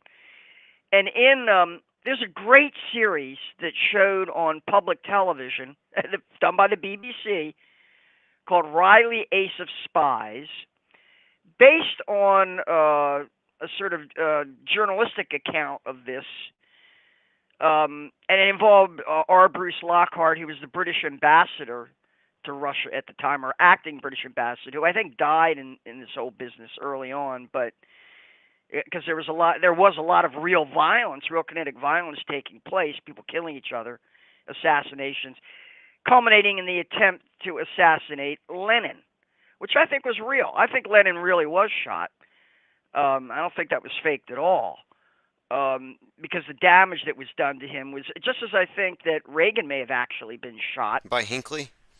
That was that's an interesting one. I mean, Hinckley was recently in the news lambasting us on some interview about our gun problem. Yeah, unless you want to say that Brady, the press secretary, who was rendered into a wheelchair for the rest of his life, a lot more convincing than, say, Gabby Giffords. Gabby Giffords, yeah, that looks fake. She looks fake. But James Brady, he looked real to me. It looked like he really had been shot. That doesn't mean that it was actually Hinckley who did that particular did that particular shooting. They may have used Hinckley as a patsy in this attempted assassination of Ronald Reagan so early in his term. But I do know that they've let Hinckley out now, and he's doing some kind of musical tour or art tour. Now, you know what's interesting about Brady? There's a channel, Jurassic Liars, that does a lot of research, and he notices a lot of these like birth dates and coincidences, and like what we do, a bit of metascript. The interesting thing is, Brady died 33 years after he was shot. And by the way, Greg Robinson, the new head of NASA, Judy Woodruff, the NPR maven who interviewed him, made a point of saying, and this appointment is in your 33rd year with NASA. Okay. And Robinson came back and said, I couldn't believe it. He said, he emphasized the point. He says, yep, this is my 33rd year with NASA that I've arrived at this position, which is so important for black people. They got a black guy running. Look, they do it. Dog and pony show. It is all symbolic, but so 33. But That's Brady, a magic number. But the thing is, they ruled his death, like the cause of his death was gunshot. So even though he was shot 33 years prior, that was his cause of death 33 years after the fact, and he died on 8/4, which has some occult connotations. It's the 666 day, the 6 times 6 times 6, the 216th day of the year. Very interesting side note. But my point is, I always think that this numerology is just. I'm with Les Luthor on that. It's like, I don't know, gematria and numerology kind of bore me after a while. Gematria is cognitive bias run amok. When people add things, they subtract things. It doesn't mean that much, but well, especially because they're doing it in the wrong language. Gematria is supposed to initially be associated with Hebrew and Aramaic, an encryption of Hebrew and Aramaic, and then maybe Greek. But they bastardize it. Look, it's common core gematria. Yeah, they make it English and Latin, and however, right. I'm only interested in the patterns and the patterns that fit actual ritual programs that you can document, as in like established structures, rituals that are pretty well known and being reenacted. But I'm not interested in digging. I love this idea of this idea of the fractal character of the faking and of the hoax, the auto hoax, we're an auto hoax army. They're a hoax army. NASA is a hoax army. It's an army of hoaxers. But by explaining how fractal geometry works, he shows how someone at maybe at a middle level or low level or even a fairly high level working at NASA doesn't have to know that the whole thing is fake. Oh, it would work against their interests.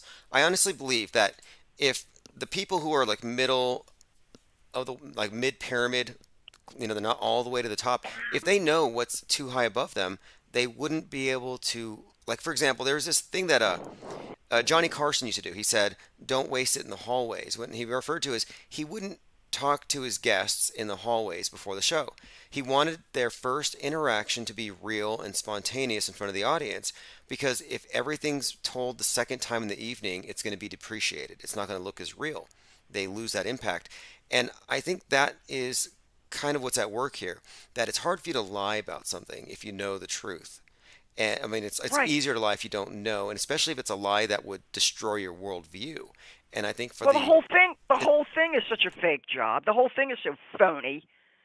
I mean, everything about Hollywood is as phony as a $2 bill. I mean, the whole thing is so fake that absolutely they have to use every stage trick in the book. It's like Robbie Parker hyperventilating before he gets ready to step up to the mic and talk, right? Grinning and then say, and Alex Jones just got ripped on by the judge for imitating Robbie Parker. They played in an old video clip and used it against him. I mean, are you watching this thing? It is amazing to me. I mean, it looks to me like Jones is either a canary in a coal mine or he's a wrecking ball designed to destroy our free speech. I'm having trouble. You know, I watched a lot of that testimony, including this journalist who wrote a book, I guess, about, you know, the bottle blonde they had on the stand for this longest period of time of testimony in the Jones trial. And all she was some hack writer, you know, PR consultant who wrote articles and books and basically was trying to conflate Jones with Q, with MAGA, you know, to kind of put up the idea is to conflate all of them and put them in the same basket of deplorables. And then also the testimony, also that video you played of Jones' wife or someone who is purported to be Jones' wife. On Young Turks? Yeah, right. She went over to Cenk Uygur and the Young Turks. And, well, how many wives has Jones had? Because I remember, is this the one called Violet? Which is one of the wives has the 5-pound ball she was throwing at his head and beat him with the shampoo. I don't think it's the same wife. I think that it's hard to keep track of his wives. It really is, because I remember I told you way back that story that the Wing TV people, their encounter with Jones, where one of them might have gotten onto Alex Jones. A lot of, or somehow or other, they became friends with another. I want to say a conspiracy-minded, 9/11 truth-minded broadcaster. Who what was his Whalen? I think his name was Frank Whalen, and he got one of these guest spots on Jones' show, and the wife, whose name was Violet, I think at the time, was beating up on him because he wasn't flogging Jones's video. He wasn't selling enough. Right. He needed to be selling. They needed to meet a sales quota. It was exactly like this QAnon crap. T-shirts, coffee mugs, Mike Lindell. I watched this interview with Ashley Babbitt's mother. It was really important to me to call attention to this, because who's showing up doing these videos, being interviewed by these people, but this woman claiming to be Ashley Babbitt's mother. And she doesn't really have a whole lot to say, but she makes it a point to really push buy Mike Lindell's pillows. We got a special deal. I couldn't believe this. Ashley Babbitt's mother is shilling Mike Lindell's pillows and blankets. I mean, it doesn't make sense to me. Her daughter was shot in the neck while breaking into the Capitol, so supposedly a martyr, and now she's selling pillows.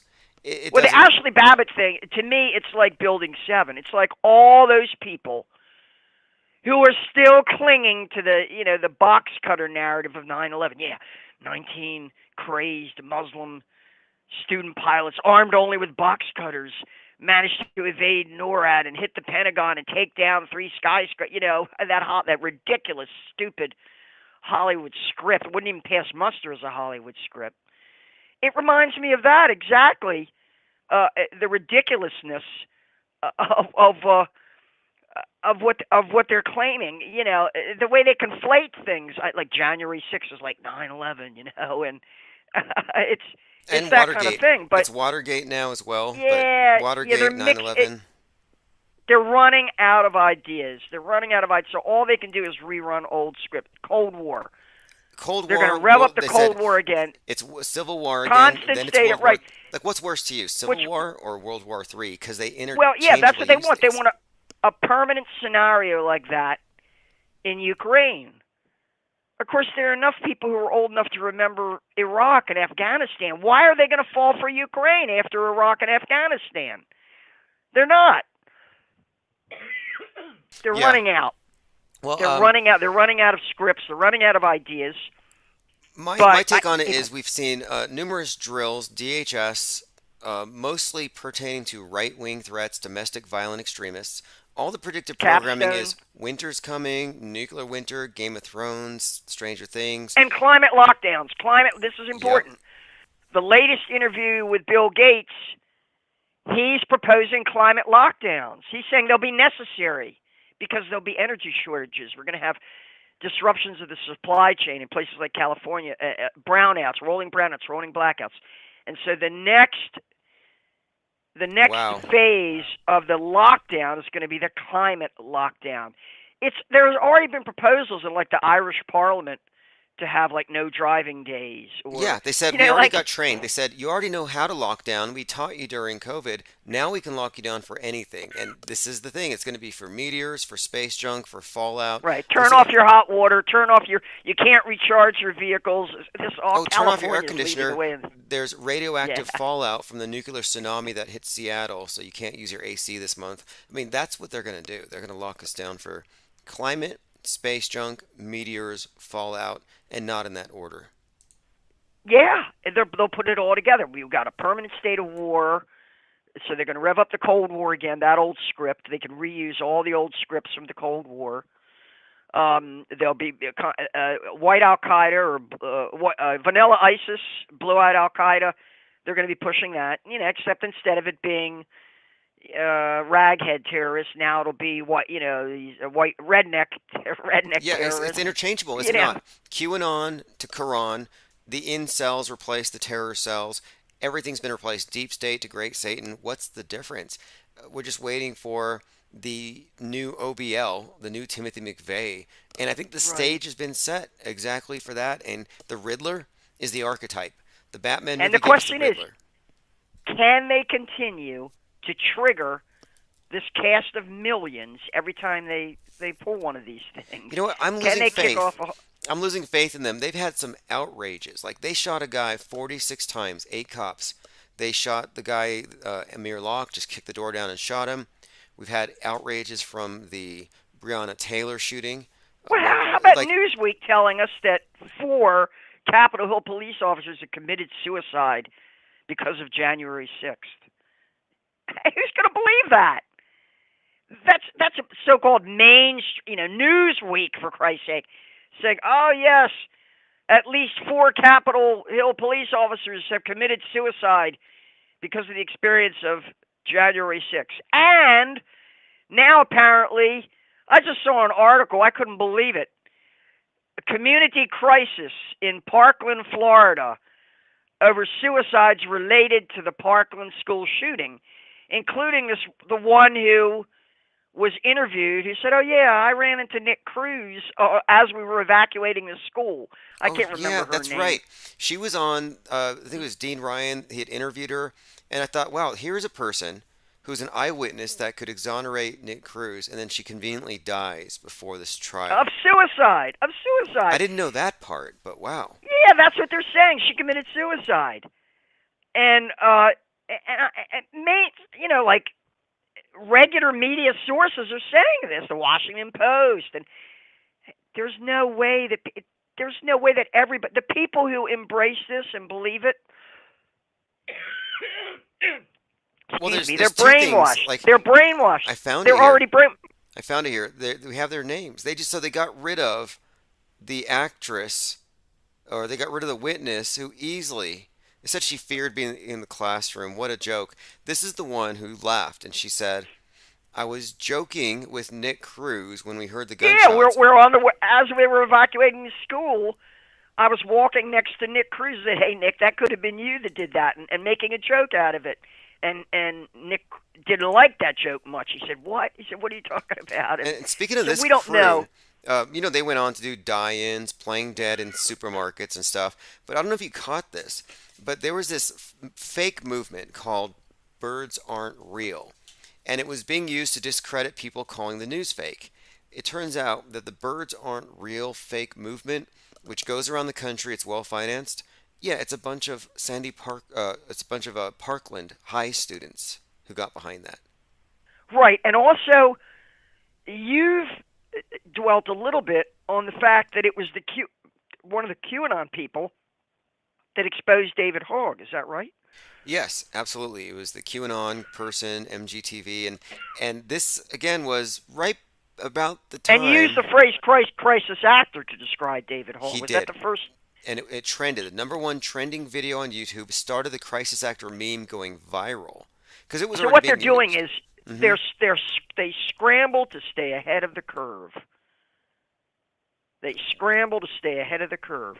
If the phrase crisis actor, and we're the ones who made that phrase universal, we're the ones who introduced it, crisis actors.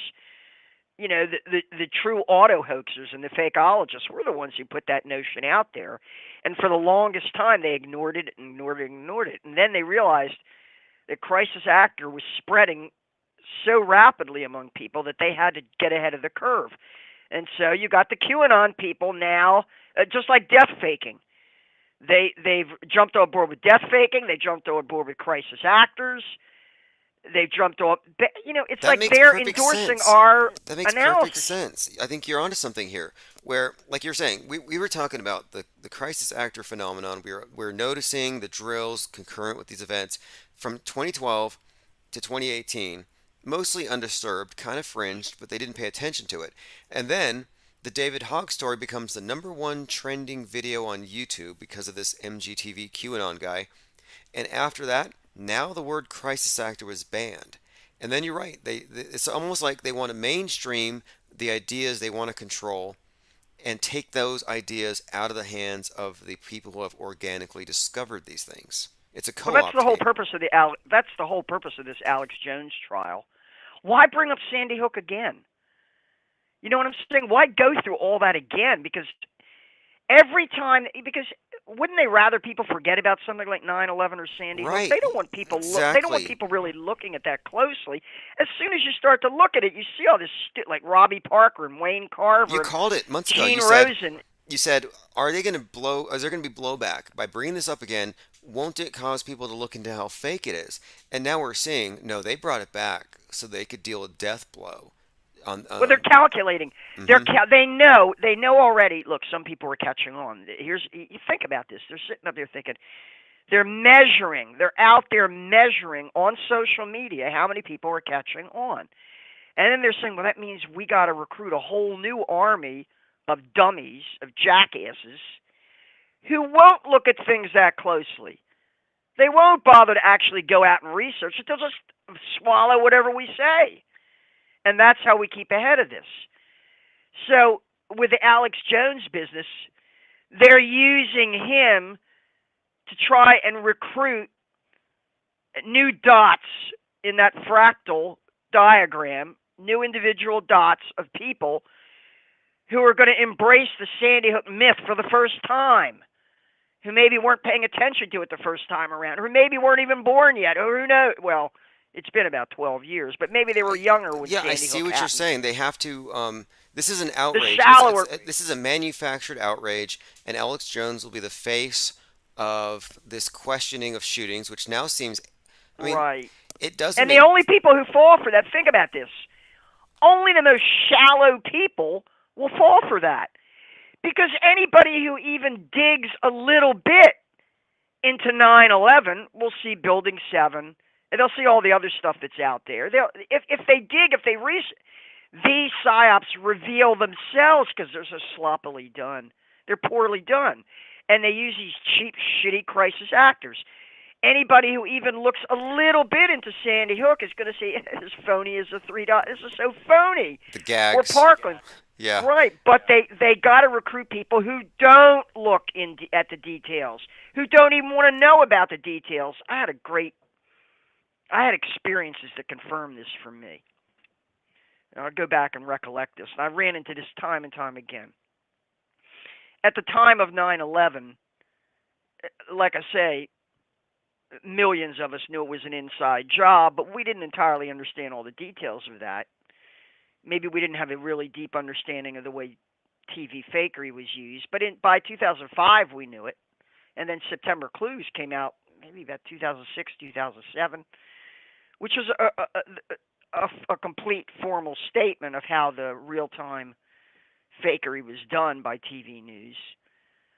But you know, we were catching on. People had caught on to this stuff, and I had some DVDs, including one DVD called 9/11 Eyewitness that actually won an award at documentary film festivals, where somebody like Rick Siegel, named Rick Siegel, had set up a camera. Now remember, had set up a camera on Hoboken, which is right across the river from Manhattan, on the day of 9/11 itself, and they took some videos, and one of the videos shows what looks to me like a controlled demolition of one of the towers. Now, it might have been fake. It doesn't matter, but I had all this material. I had all these videos about 9/11. Hoboken.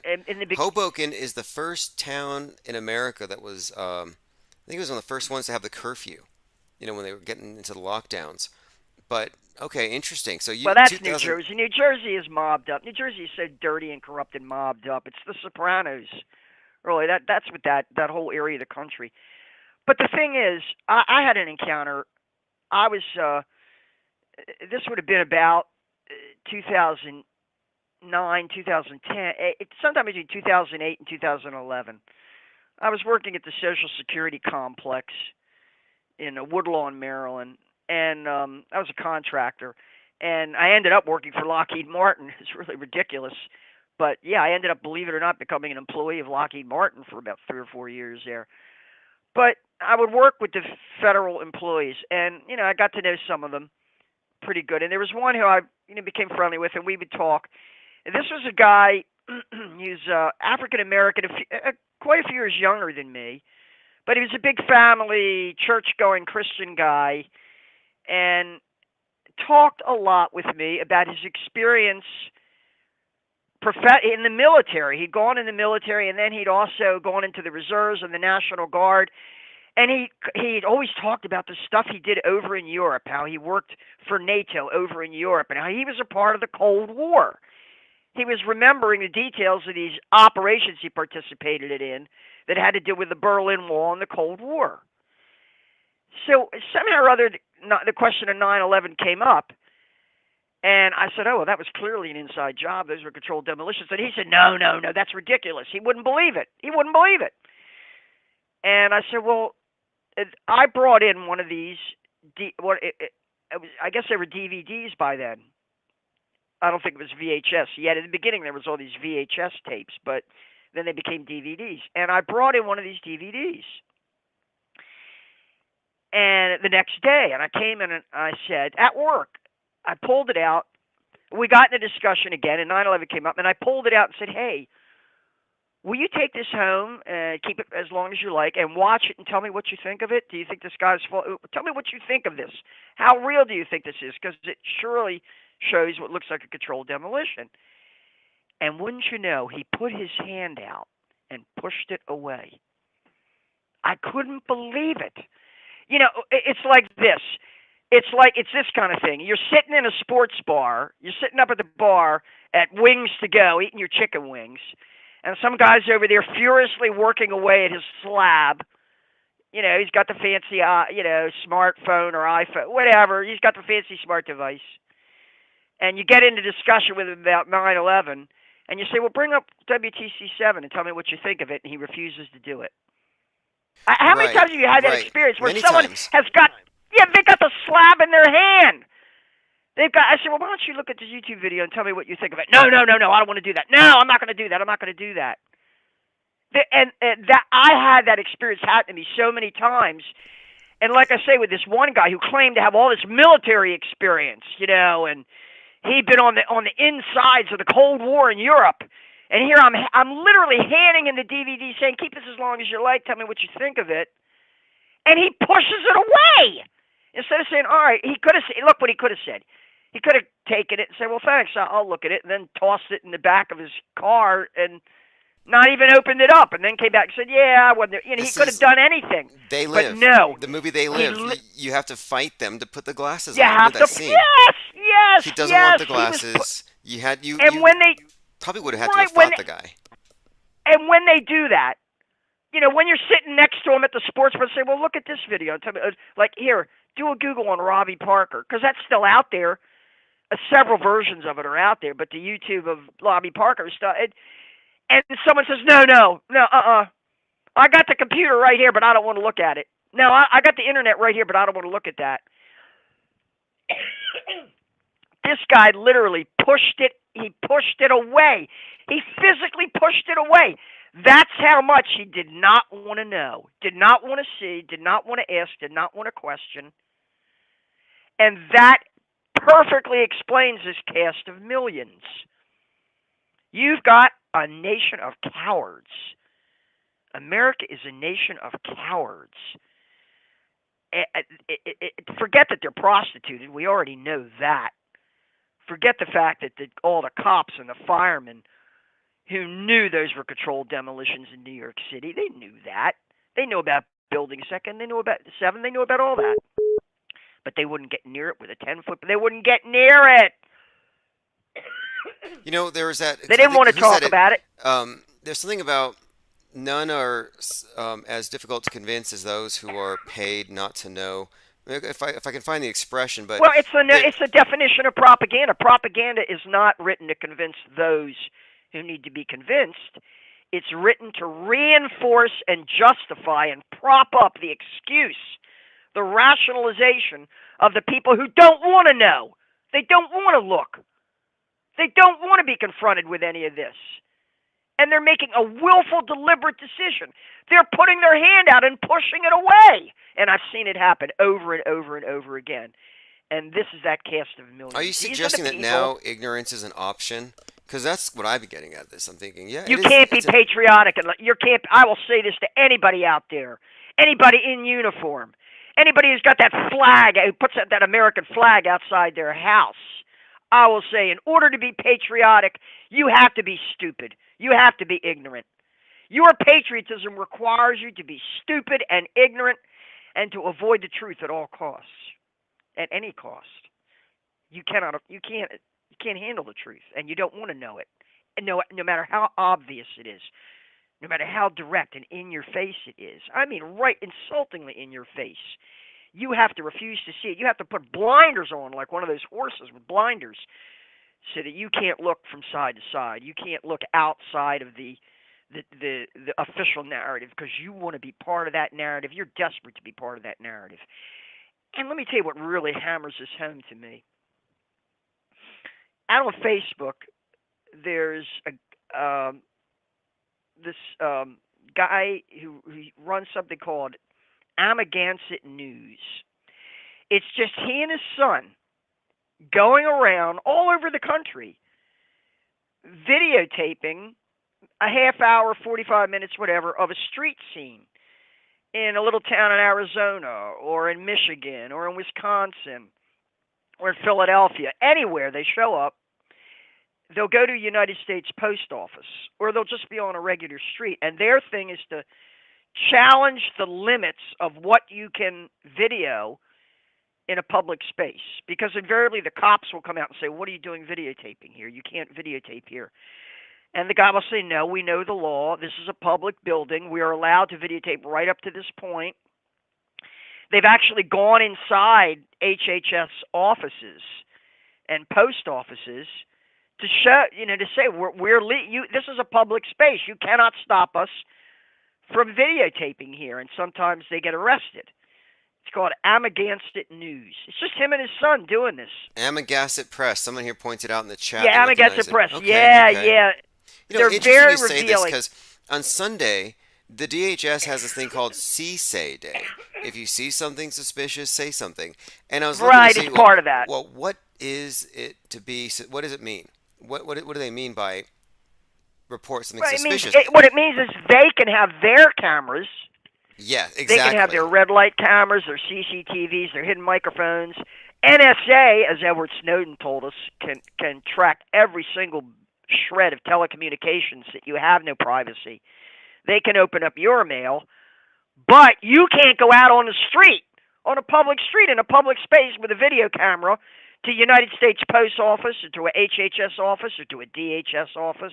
Well, the DHS locations, they're like covered by barbed wire. You can't Whatever get anywhere happened near to them. presumption of innocence? Are we all assumed to be terrorists and super spreaders unless proven otherwise? That's just their When assumption. that's the thing. When I watched this guy's videos, I'm against it press. What I really found disturbing was no matter where he goes, there are people still wearing that fucking mask. They're all wearing the mask. You see them walk up to the post office and they put on the mask.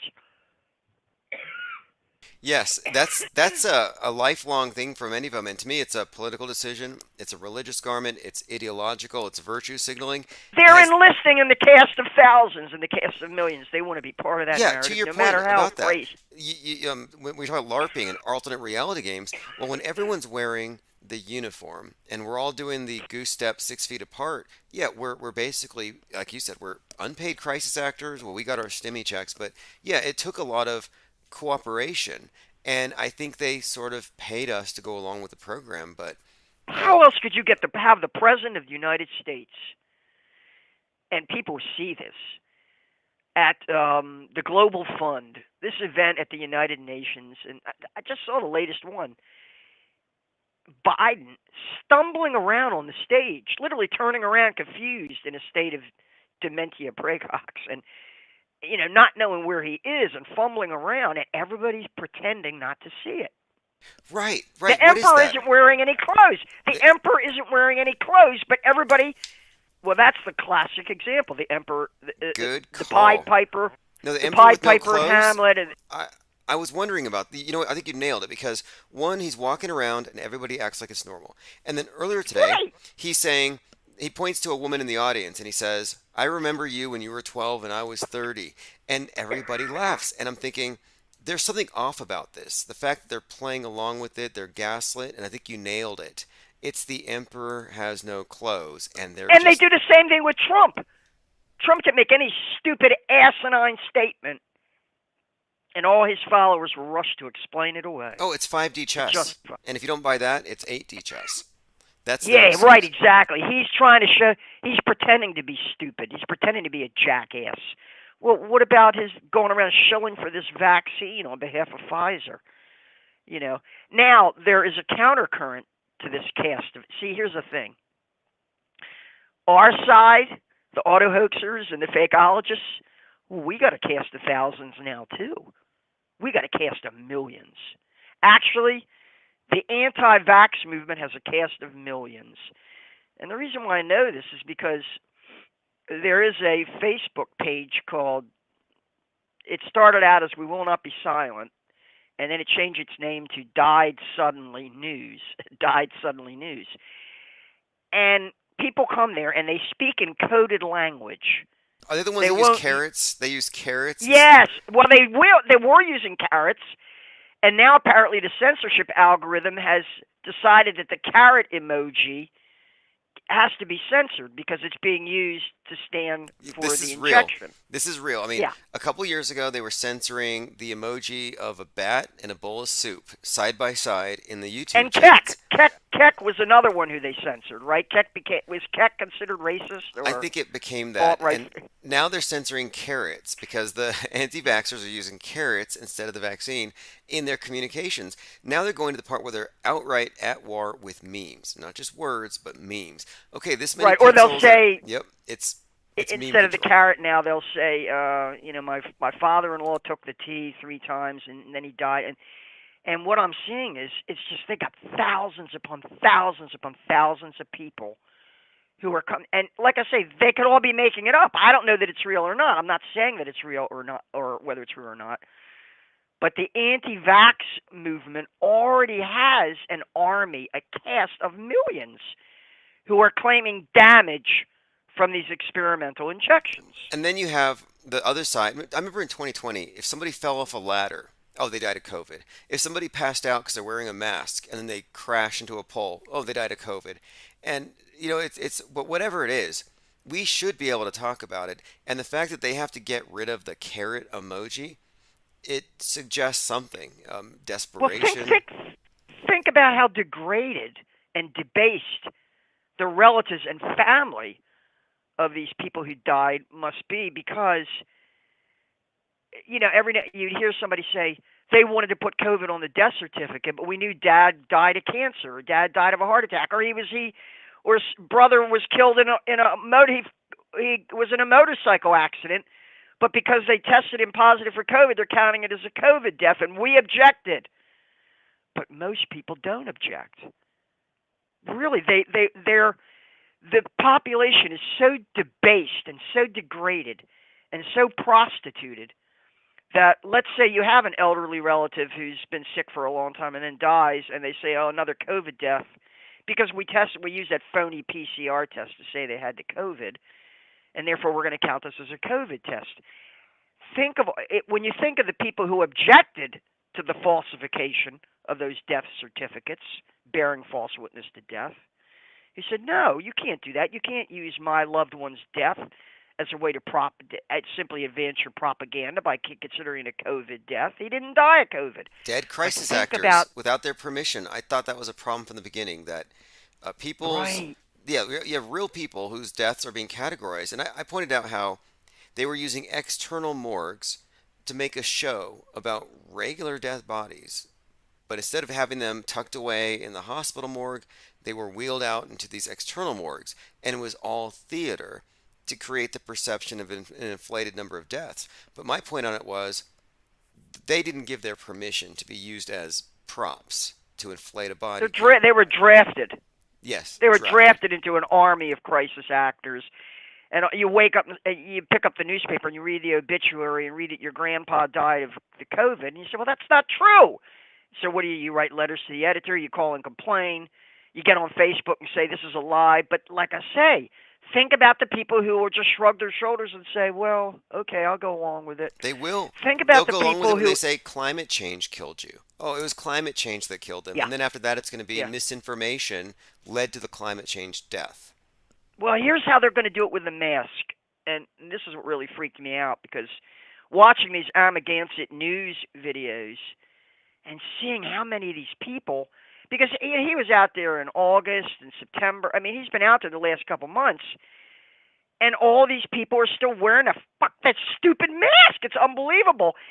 And usually the ones who call the police on him and start complaining, because he's perfectly within his rights to be on a public street, on a sidewalk with a video camera. He's got his son out there videotaping whatever is going on, just random street scenes, and immediately you got some shopkeeper will come out with a mask on, saying, "What are you doing out here? What are you doing out here?" And the guy will say, "Well, you have the right to ask me what I'm doing here. This is a public street. I can be here with a video camera. I'm going to call the police on you." And they're Karens. The Karens show up. The Karens, and what's the male counterpart of the Karen? The Chad. Right, there's Karens and Chads, and all with their mask. And the mask is nothing but a sign of loyalty now. It's got nothing to do with it's got nothing to do with any virus or corona or anything like that. It's a political statement now. It's showing I'm a part of this cast of millions. And no matter what you say, I'm going to belong. I'm going to be a part of it. Yeah, you know what? The other day, Biden came out he said that the pandemic was over. And I was walking by an individual who had his face diaper on. It's like 80 degrees, nice sunny day. I look at him and I'm thinking, I should tell this poor guy, hey, your leader just said you can take it off. But I'm like, you know what? I'd rather have them label themselves. Yeah, go ahead and put the label on your face so I know. Okay, we got a fascist here. And did you hear what Biden said today about the 13-year-old, the 12-year-old? I mean, that is a short clip. I don't know if you caught it earlier. About a 12-year-old? No, go ahead. I mean, okay. This is just the strangest thing. Joe Biden is out giving a speech, and he looks to a woman in the audience, and he said, "I worked with her when she was 12, and I was 30." And then everybody starts laughing. And I'm thinking, wait, he's flirting with this woman, saying she was 12, pedophile joke. I was 30, and everybody laughed. This is the Emperor's New Clothes thing, where this is a perfect example. They're laughing at his senility. They're laughing, at his senility. Maybe that's but what it was. But they're also laughing at his perversity. Well, whatever they're it was. also trivializing this. He's a pedophile. I've seen him on tape fingering and pawing. Well, over he's little always girls. groping. That's been the case, and that to me is one of two things. Either it's selective editing, or this is somebody who he can't restrain himself. And it looks to me like he has no self-control. He's lost his filter. But this is a weird remark where he said, quote, "We go back a long way. She was 12, I was 30." Right, almost like, oh, we had a relationship when she was like, yeah, exactly. And people laugh knowingly. They laughed, they smiled, and and giggling. it was a bunch of Democrats. Like it's an inside joke. Like it's an inside joke. Like, oh, there goes old Joe again, pawing over the hair of some 12-year-old. Oh, yeah, there he goes again. And we're all in on it. We're As all Obama part of said, it. oh, he likes to go deep in the pizza sauce. And then Kamala starts laughing. I mean, there was a... Yeah, he likes ice cream and pizza, which apparently are coded language for... And the thing is, they did this with the Elefantis business and the Comet Ping Pong, because everybody knew there was pederasty going on there. Let's take a moment here to distinguish between pedophilia and pederasty, because that's where the rubber hits the road, so to speak, where one crosses over into the other. The practice of pederasty is widespread in the gay community. Has a long history. That's where an older man goes after a younger male. Like the Southern Baptists, the Boy Scouts. Then you got child brides. You've got all over the world. And the QAnoners don't have a monopoly on the Save the Children thing. It's a ubiquitous issue, problem everywhere. But it shouldn't be trivialized. It shouldn't be, it's only the Democrats, and they shouldn't be minimizing Joe Biden's behaviors. Well, there was in the case of the savings and loan out there in Nebraska, that the Franklin Savings and Loan, and Lawrence King, who sang the national anthem at the Republican National Convention, and then ended up getting convicted of basically human trafficking, prostituting boys. Right, the whole Franklin cover-up was like a predecessor. Yeah, the Franklin cover, which was about Boys Town is there. Dennis Hastert, this is amazing to me that how they can bury this history. Dennis Hastert. If I just grabbed someone in the street and said Denny Hastert, who is Denny Hastert? They wouldn't know. But this Dennis Hastert was Speaker of the House, which is now what position Nancy Pelosi is in. He was Speaker of the House, third in line for succession to the presidency. If the president and the vice president die, it goes to the Speaker of the House. This guy Hastert was Speaker of the House for 10 years, mostly during the Reagan years. And then once he was out, he was arrested and tried and convicted, and the judge called him a monster for violating and abusing young boys as a wrestling coach, and had been doing it for decades. And no one asked the question, oh my God, this guy was Speaker of the House of Representatives, third in line to be president for like a decade, controlling all the legislation that came in and out. But no, nobody was blackmailing him. Nobody knew that he was a pederast. Yeah, this is what needs to be pointed out. Nobody knew that? That these types of predators, these situations are usually it's usually the case where it's not an individual in a vacuum. It's not a bad apple. I'm pretty sure Hastert is supposed to be. I mean, it's crazy. They choose not to see. They choose not to look. Do you remember when Brian Williams got in trouble for lying about a bunch of things, and they let him go for 6 months, and he came back? I was like, wait a minute. Yeah. He's a scapegoat for the fact that they're all liars, and he just got caught. And the point was, well, he's just reading a script. He's reading a script somebody else has written. So is he the one making up the lies? Exactly. Or is he just repeating them on television? Same thing with Geraldo. Geraldo was another one who got caught lying over and over again. One particularly egregious case during the Afghan War, the early days of the Afghan War. Geraldo did this broadcast claiming to be in one place, and he was showing, and people examined it closely, and it was exposed. They exposed the fact that he was actually about 300 miles away from where he claimed to be, and he was just making it up. And there were other instances, but they bring these people back again and again and again. Brian Williams should have just, in a sane world, right, in a world that made sense, as soon as Brian Williams told the world, hey, I lied to you and I did it over and over again, well, that'd be it, time to retire. He'd be gone. He'd be gone. They gave it but 6 months. But they brought him back again. They put him back on the air. I think at MSNBC where he had been originally, right? Didn't they rehire him in the same position? They did, and what got me was he didn't really do anything other than wait for people to forget. And nobody in the network took the blame. It was just him. And his stories were all just eminently debunkable. And it made me think, well, this is probably just the tip of the iceberg, and they can limit damage control by letting him take the blame. Oh, like Jussie Smollett, for example. Jussie Smollett is just one example of what is pretty standard practice among the media when it comes to faking things. But just by focusing on him, it gives you the impression that, oh, if there's somebody faking this out, we'll catch them. If one of our guys lies... Smollett. Yeah, Jussie Smollett was not a trivial case, because that scheme there, that plot there, was intended to trigger a race riot in the city of Chicago that could then... Jussie Smollett was George Floyd before George Floyd. Jussie Smollett was supposed to be the original George Floyd, right? Oh, we're going to show this video. It's going to trigger race riots. Race riots across the country, and then blame it on Trump. That was the whole strategy. And Jussie Smollett was on the phone to Kamala Harris, Cory Booker, a host of Democratic Party politicians who were directing his every move in that first 24 hours that the story was breaking, that people believed it. Before he was completely discredited, he was getting direction from Al Sharpton. All of them were running that. And then as soon as it was exposed that he made it all up, and he hired these two Nigerians it was really stupid, to play the role of his assailants, I guess. I don't know how that worked. As soon as it was exposed as completely fake and phony, immediately these people all disappeared. You didn't hear anything about it. But Jussie Smollett committed a federal offense. He mailed to himself fake threatening letters.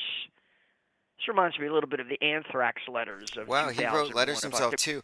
And have you heard recently? That's a federal crime. That's a federal crime. When you use the U.S. mails to fabricate a phony, and he said these were threatening letters. My life is in danger. I've been threatening these letters. A false report using that as evidence. Fascinating. This is oh my God, that's a federal offense to use the U.S. mails to do that, to cause riots, to create a state of insurrection, I guess, against Donald Trump. That was the idea. They were going to create a state of insurrection. They were going to brand the MAGA hat as the new Klan hood right after that thing. And they wouldn't have needed George Floyd. They wouldn't have needed George Floyd. They had George Floyd and Jussie Smollett, but it didn't work. It failed.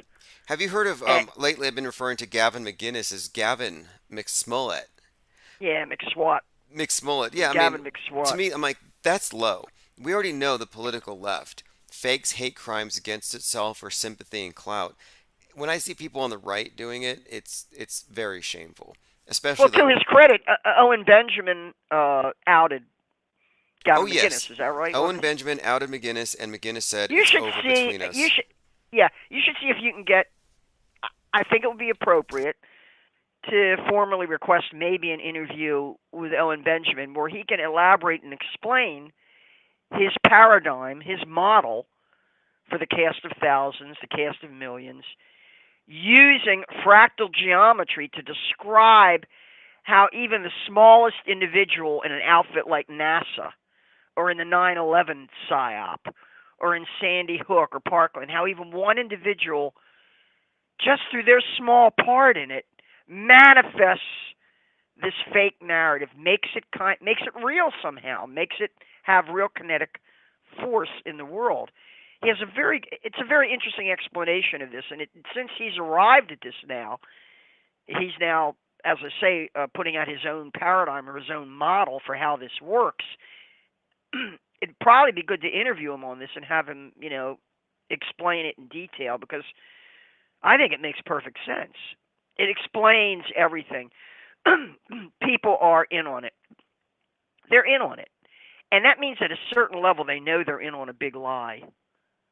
They know they're in on a big lie, but they feel the necessity to do that because they're so desperate to be part of the narrative. So much that if you actually hand them a DVD and say, "Hey, would you watch this?" they'll push it away.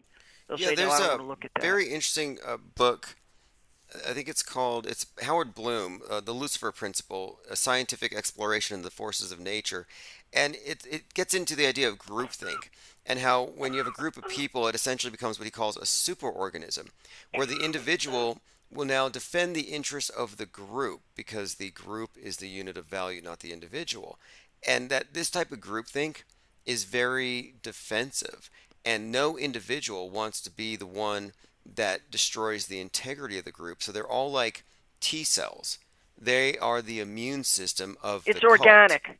Hmm. Yeah, it's organic, and one of the best explanations of this, or maybe it's limited, maybe it's not good enough, is Matthias Desmet, Desmet, called mass formation. I'm sure you've seen videos, and he's got a book out about it, and this is his explanation for why everybody went along with the COVID psyop, even though it was completely fake. He calls it a mass formation. And he explains the difference between traditional autocracies and monarchies and dictatorships and modern, postmodern totalitarian technocracy, where they literally want to control your every thought and your every word, your every particle of discourse. They want to control and regulate. And he calls it a mass formation and says that it arises out of the alienation and what he calls free-floating anxiety and loneliness and alienation, the so-called lonely crowd. Every individual in the crowd. It's a crowd, but everybody individual in it is like plagued by loneliness and free-floating anxiety.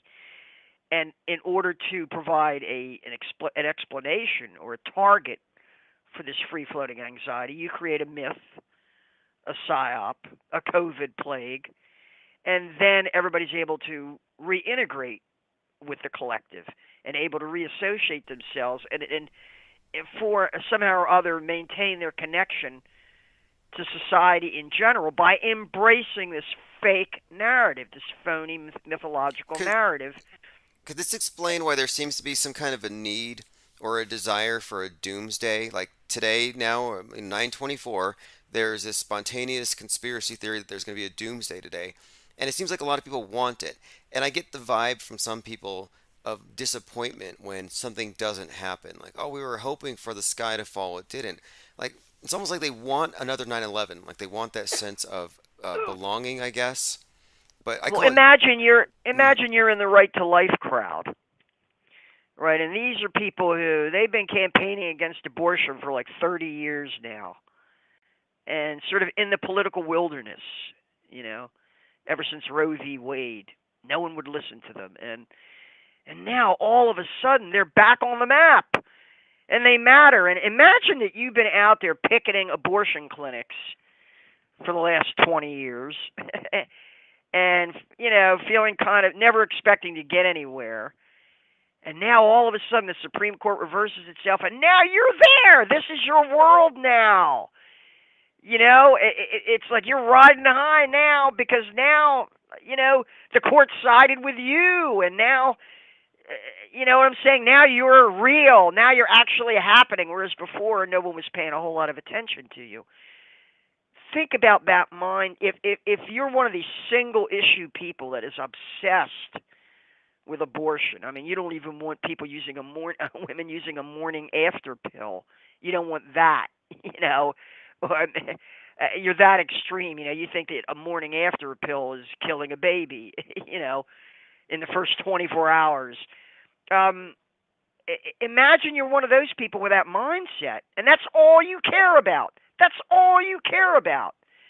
Donald Trump could say, hey, I could shoot somebody on Fifth Avenue and these people will still be voting for me. That's the mindset you're talking about, that sense of loyalty. And, yeah, Desmet calls it mass formation. I feel like, in a way, he's making an excuse, but he's chalking it up to anxiety and anomia and the collapse of traditional bonds and relations to society and this free-floating anxiety. But frankly, I still think the money counts a lot. I know you've had some callers say that following the money is just another rabbit hole because the people at the top who are writing the script, they have so much money, they can just print it, they don't care. I agree with that to a certain extent. But remember that at the lower levels, it's money that's driving this. It's government grants, millions and millions of dollars in government grants. It's organization. It's money that makes it work. Someone's not going to go against their job or their pension or their grant. They will play along with a big lie, and that accounts for a lot of this. It That accounts does. for a lot of this. And there is this bond that forms with people who are not able to gain traction with the ideas in their own personal lives, so they find their communities that are online, and then these communities, like like the QAnon in particular, they revel in their alienation because the further they go from the mainstream, uh, the more they have others they can just run to the arms of. They can go run to Dallas and join the cult and drink the Kool-Aid there. But it seems like there's a great incentive to put the group above everything else. There's a great incentive, I think, to put belonging above facts. And even if the storm doesn't come, even if Q never speaks again, the movement has enough there to survive and thrive endlessly. It's collectivist in its impulse. It is. Where we go one, we go all. It really struck me. All. They had the one finger up. Where we go one. You know, the image all. I get the image of the Pied Piper leading all these lemons over the cliff. Yeah, it's collective salvation. It's like, no, we need to collectively gang up and collectively take out the bad guys. Where we go one, we go all. It's not about individualism at all. It's a very collectivist movement. And then you have Putin's brain, Alexander Dugin, talking about there needs to be a global army to rise up against the Western Antichrist. And Putin says, oh, we're not against you, we're against your elite. This is, again, collectivism, collective salvation, collective guilt. It's not a good move philosophically. It's a move towards groupthink. Dugin has got to be fake because they're claiming that his daughter was killed in a car bomb. And all the initial reports said that her body was so damaged it was unrecognizable. But then they had an open casket funeral. And I've seen the picture of the open casket. So people were already saying that that the story of Alexander Dugin's daughter is completely phony. Have you checked into that at all? I'll have to check on it, but that would be peculiar for someone to have been blown up in a car bomb to have an open casket. Right.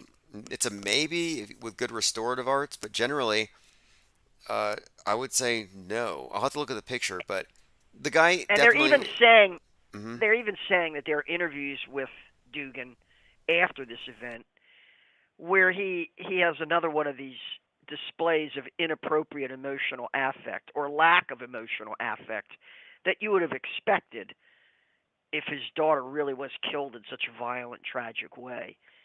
So people are already calling that out as fake. You know. I see. Well, he strikes me as an agitator, and I was looking at him as a provocateur. Yeah, in many ways, yeah. I think Alexander Dugin and Alexander Jones have comparable roles with Trump and Putin, respectively, and they're both pushing the same basic kind of ideas here: the Antichrist West, the deep state, same exact bad guy. That Alex Jones trial. He has nowhere in history has he gotten as much coverage or promotion from all of these controlled big tech outlets. When you do a Google search, his trial just comes up over and over and over again. It's something that people probably wouldn't even be paying any attention to or not paying that much attention to is really being heavily, heavily promoted by the media. NPR is another one who's really pushed the narrative of the Alex Jones trial. They've covered it in detail. So yeah, they're really using Alex Jones basically to try to to conflate him with Trump, with QAnon, with MAGA. They're all the same. They're a dangerous white supremacist, terrorist. They're calling them terrorists now too. Denialists. They're climate denialists.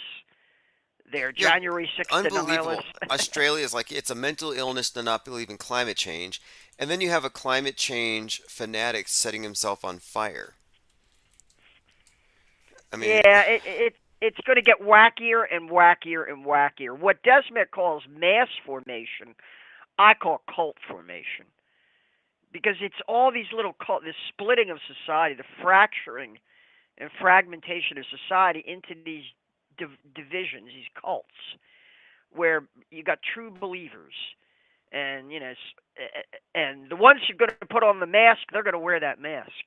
Now, I had something interesting. I was having a discussion with a neighbor of mine. He's a little bit older than me, maybe a year or two older than me, and he said he was advised not to go to China because the air is so bad in China, not to go to Beijing, not to go to Chinese cities, because the air is so bad in the average Chinese city that you have to wear a mask. Have you heard this, seen this elsewhere? I've seen images of them in masks. I remember reading in school and stuff. It'd be like on certain days they wear masks because the air is so bad, and it's kind of normal out there, so they didn't have the resistance to wearing masks that we had over here. I've Well, heard the that before. observation's been made. The observation's been made that the mask is very much an Asian thing. Not only in Japan, in China, in Southeast Asia, but even here in the United States, Americans of Asian descent tend to favor the mask more. I've heard. Now, I hope that's not a racist observation, but No, it may be maybe a different cultural norms, and they're used yes, to it. yes, absolutely, different cultural norm. And this is what I got out of that Project Runway predictive programming fashion show back in 2019, where COVID Kapoor, the fashion designer, COVID with a K, COVID Kapoor, it must be an Indian name, where he had his model out there with her face mask that was coordinated with her outfit in a plaid, this really ugly shade of plaid, I thought, red plaid. And it's the idea that we're doing this as a fashion statement now. It's got nothing to do with Corona or epidemic. There's a strong. The mask is a fashion statement. I think and you can make a link between fashion, fascism, and what you're describing. It's all about signaling your compliance and your solidarity with the state's war on individuals who fail to comply. I think it's a fascist statement, and fashion and fascism, fashion, uniforms, it all goes together. Also a signifier of class differential. And I observe this, and you can all observe it if you go out to a restaurant or anywhere, where you're in an environment where the employees are wearing masks but the customers aren't. The classic image that I recall is over and over we see Tom Brady either disembarking or boarding the team plane, and he wasn't wearing a mask. He'd never be wearing a mask, but the valets, the porters, the people carrying his luggage, they were all masked. And so, or Stacey Abrams in that class full of kids, where she's not wearing the mask, but every one of those kids is masked. Or the teacher's not wearing the mask, but the kids are wearing the mask. You know, any situation where you see clearly they're imposing the mask on certain people, but not on others. Like Jeff Bezos' mega yacht. He's on his mega yacht, roided out, flexing. They're dumping water on him. He's taking pictures for the press. But all of his servants are wearing masks. All of them. And I'm like, wait. Yeah, that's messaging. That's messaging there that it's a sign of servility. It's a class signifier. If you're important enough, you know, if you're Gavin Newsom, you in the middle of a lockdown, when everybody in the state of California is locked down, nobody can go out, and you're having a party at the French Laundry with your lobbyists and your friends, and you're all yucking it up, and nobody's wearing a mask, and you're not, and somehow or other you get caught doing that. And to me, he should have had to resign at that. I mean, to me, this was such a stunning display of contempt and hypocrisy. Deliberate induction of cognitive dissonance. I think the hypocrisy is part of the Psy-War.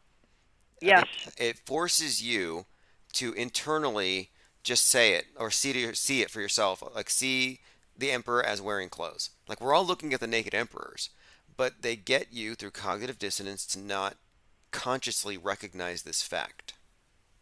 This is the essence of feudalism. And we are entering a period of cyber feudalism where, as you say, they're going to abolish industrial capitalism as we knew it and kind of replace it with a new form of feudalism. in which class lines there's not going to be any middle class anymore. There'll be the tiny elite at the top. They don't wear the mask, but everybody else below will have to. And if you're in an environment where you'll be able to tell who the important people are by the ones who are not masked, and who the servant class is, the serfs, by the people who are obediently masked. And that's what, when I watch these videos, he's out there on the street at a United States post office, and people are walking up to the post office putting on their masks, or if they don't have the mask on already, in order to enter the post office, right? It's a ritual they have to go through. That's a signifier. That's powerful messaging there. And the mask has definitely been used for that. And when Biden did that interview with Scott Pelley the other night, where he said, Mr. President, is the pandemic over? And Biden says, yes, the pandemic is over. Right away, I posted a sign on Facebook. The president says the pandemic is over, and then in parentheses, you could all take off your mask. You have permission to take off your mask now. And almost immediately, a member of my family, my immediate family, came back with a comment, LOL, laughing at me, saying, oh, God, why don't you get over it already? You're obsessed with the mask. Am I the one who's obsessed with the mask?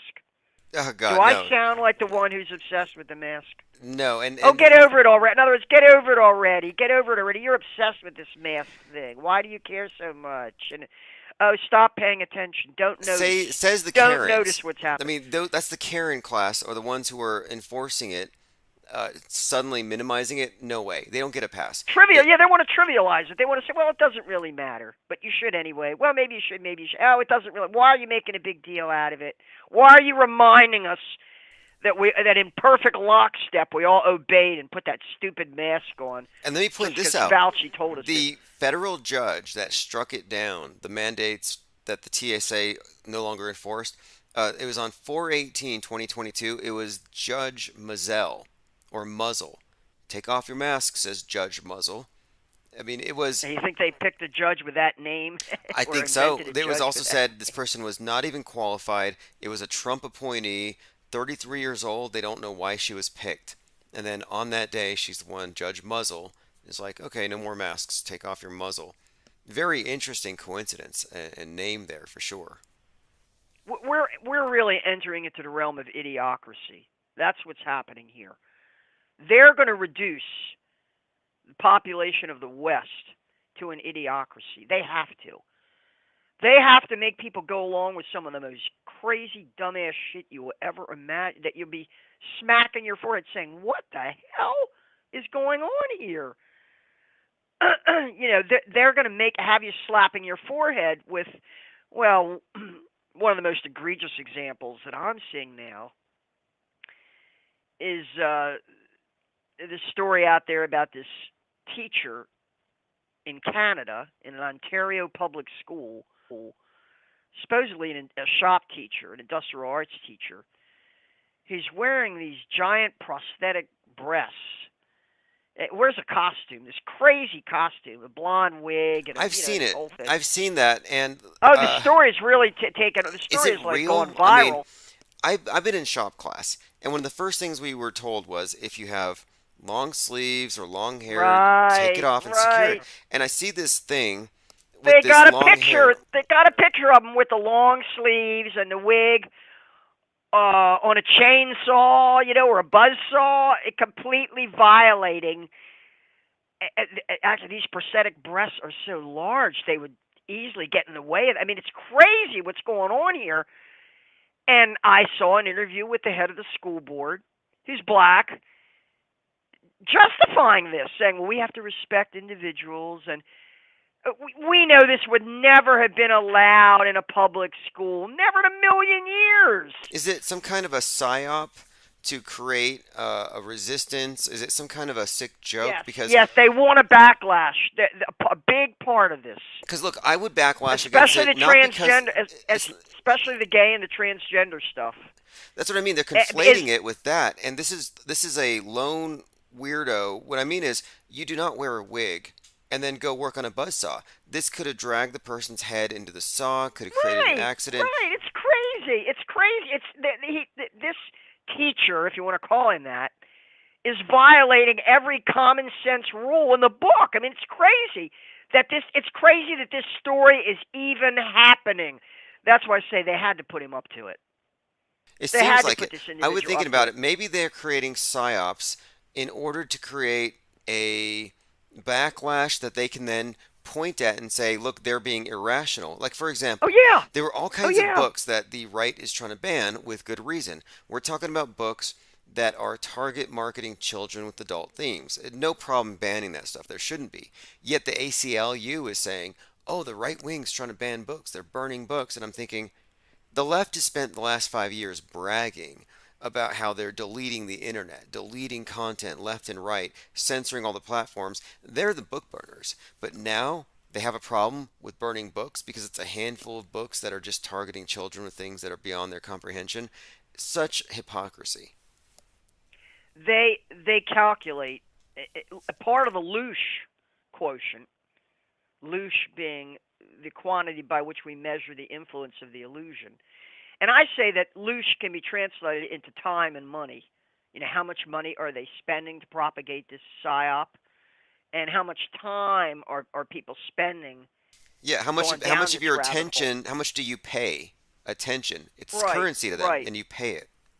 So every year, year after year, we would have these gay pride marches in places like San Francisco and New York initially, and then they had, I think, I couldn't believe one year they said the largest number of people that had ever assembled in Washington, D.C.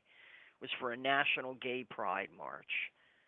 Not to oppose the Iraq War, not to protest 9/11, but a gay pride march was the largest number, that's officially, largest number of people ever assembled in Washington, D.C. for a gay pride march. Now, I was looking at some of these gay pride marches, videos of them, and you know you've always got the individuals out there that are like they're almost completely naked, but they're wearing grown men wearing thongs and really stupid, asinine, perverted-looking shit. Oh, I did see in stuff a gay this summer pride where it was children being, and you know, this is bizarre because you're watching children, and then you have like adults twerking in their faces, dancing on stripper poles. And the question you ask yourself is, look, these gay pride marches, they were organized and financed.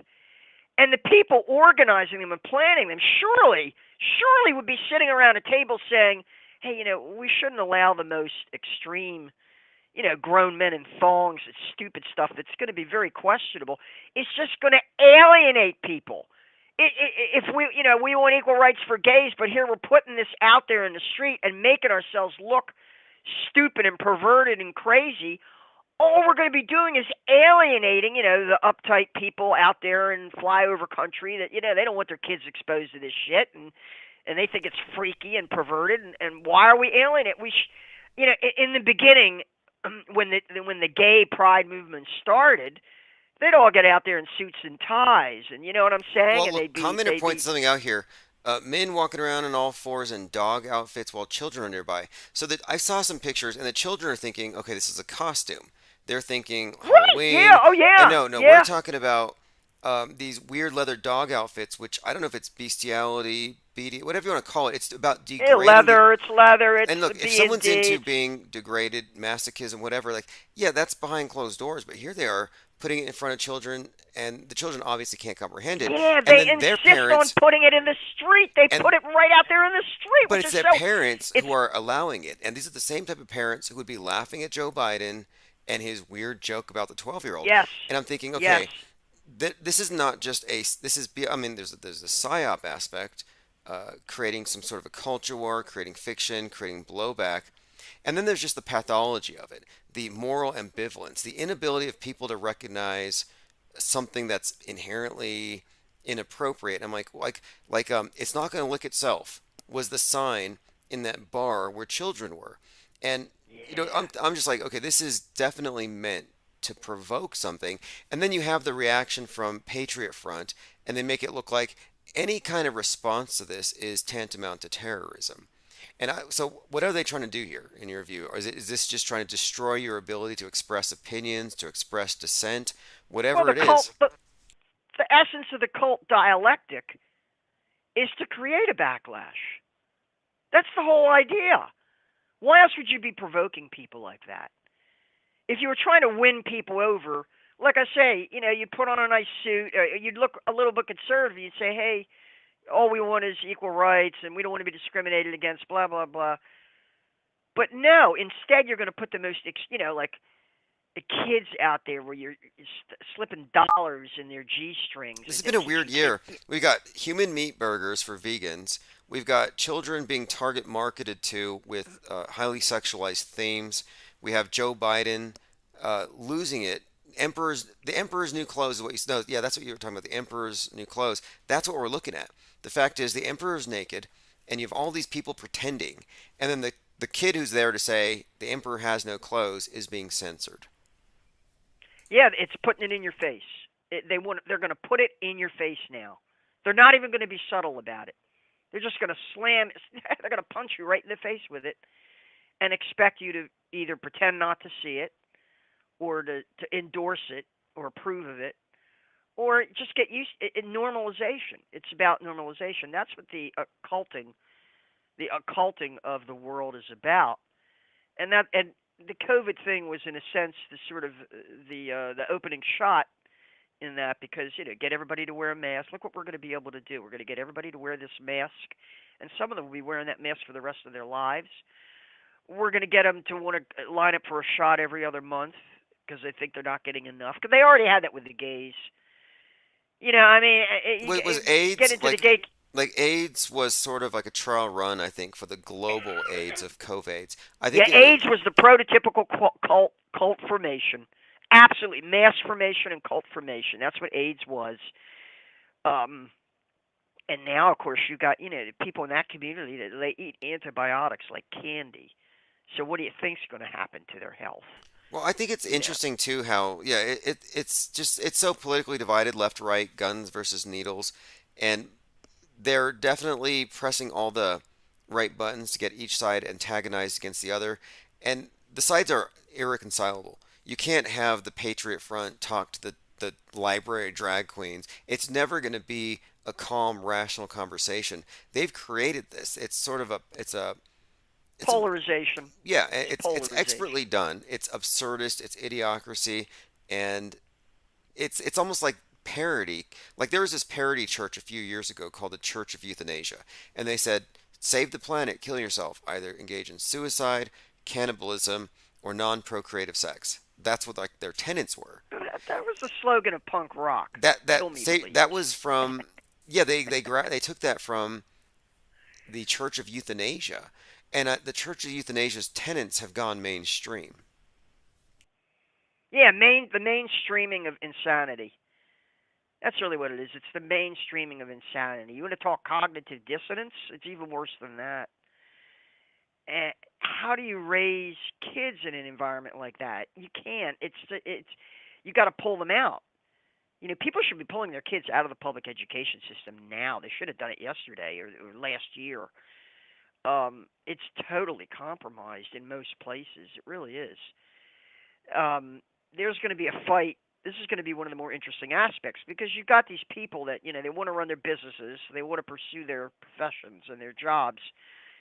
But at the same time, they think they're going to be able to dump their kids into these warehouses called public schools where the kids are going to be subjected to some of the craziest shit you can imagine. Yeah, well, I kind of think, though, like the public schooling is there to condition you to accept the world stage view. World stage parents will send their kids to a world stage school. And I don't know if there's a because they believe we walked on the moon. They believe we walked on the moon, and they're not offended by the idea that their kids are being taught just crazy lies, like we walked on the moon. They're not offended by that idea, or planes can knock down skyscrapers. You're right. They're part of that world stage. They really believe in it. They're ideologically committed into it, and that's the only reason why they would allow their kids to be brainwashed. They don't know any better. I mean, if I knew then what I knew now, I would have taken some other path, but. What I'm thinking here is... It shouldn't take that much to figure it out. It shouldn't take that much. My contention, my argument is that all you got to do is scratch the surface of it. And right away you could see how phony it is. You could see how they're lying to you. It doesn't take much. I think there's a philosophical error that's inculcated into people when it comes to how media is consumed. And my intention for this, for Infinite Plane Radio, is we build a big enough pool of people. Like you said, we already have our cast of thousands, if not millions. All we need to do is make it self-aware. And I've been adopting the Kraken as a meme because I think we already have it. It's beneath the surface. It's aggregating. And there's going to be a point where the media, which chooses to ignore it, may eventually be forced to recognize that there has been a rift, a breakaway of people who don't fall for every premise they set. And when enough of us become cognizant as a separate movement, separate from mainstream media, separate from alternative media, totally broken apart, we'll be unstoppable in terms of our ability to communicate and grow our network without their platforms. I don't like our dependency on their media, their movies, their TV shows, their semiotics. I don't like that. Kraken is something of a good example of that, because if I were to ask you what is the origin of the word Kraken, where does it come from, what would you tell me? Well, it's kind of like they've it's been appropriated. It's Norse, but they brought it in with Poseidon. They mixed it in. But they used it in a movie. They used it in Clash of the Titans. And they mixed it with that. And so yeah, it's actually right. kind They of conflated. But conflated it doesn't come from Greek mythology. It's not a Greek word. It's a Norse. It comes from Norse mythology, Viking mythology. But when they made the movie Clash of the Titans, they borrowed it for Clash of the Titans. So anybody who grew up thinking that Clash of the, whose representation of Greek mythology and the Greek gods comes from the movie Clash of the Titans is going to think that the Kraken is a Greek thing. But it's not. Here again, conflation. I think what it is, though, I think it's syncretism. In fact, I think this is intentional. Like, for example, for example, I think Cthulhu from the Lovecraftian mythos at Point Nemo corresponds to the Kraken, and I can find aspects of the Godzilla mythos. I think they've created a new modern myth, and it is definitely conflating all of them, but it's syncretizing them for this new purpose. And the Mandela effect psyop is all conflation. It's all based on conflation, right? They do this. Really. I noticed recently, like there was a lot of symbolism with Princess Diana. Meanwhile, you had the Artemis rocket. Well, Artemis is simply the Greek counterpart. Diana. So I find many different counterparts. So I'm looking at the Kraken, Cthulhu, Leviathan from the Bible, Godzilla, and this general story, this general meme or zeitgeist about some Kraken about to be unleashed. I think this is an intentionally created concoction. Overlapping myths. Well, eschatology, though, which is the belief in an end times or an apocalypse, a doomsday cult thing. Yeah, like, you know what? That's been around a long time. They repackage that every year. They do. And speaking of this Kraken thing, Putin just came out announcing they have a new weapon called it's a nuclear submarine that can create radioactive tsunamis, and the weapon is called Poseidon. I mean, this is god of the Greek god of the seas, the oceans. Yeah. I'm not real clear on what game the Russians are playing in this, really, because lately they've been talking about using nukes, right? And of course, if we know that nukes are a hoax, what does that mean? That they're willing to use that as some kind of threat? Where did that come from? Right. Who put that into the script? Who wrote that into the script? I think that this is a doable hoax. Like, I think they can stage it somewhere, maybe high altitude or maybe out in the ocean, but that they can create the effect of there being nuclear winter. I think they can create nuclear winter. Now you're and into fallout. special effects. Oh yeah, you're into the special effects. I think they can do it. And the special effects can be dazzling. When I started looking at those wildfires in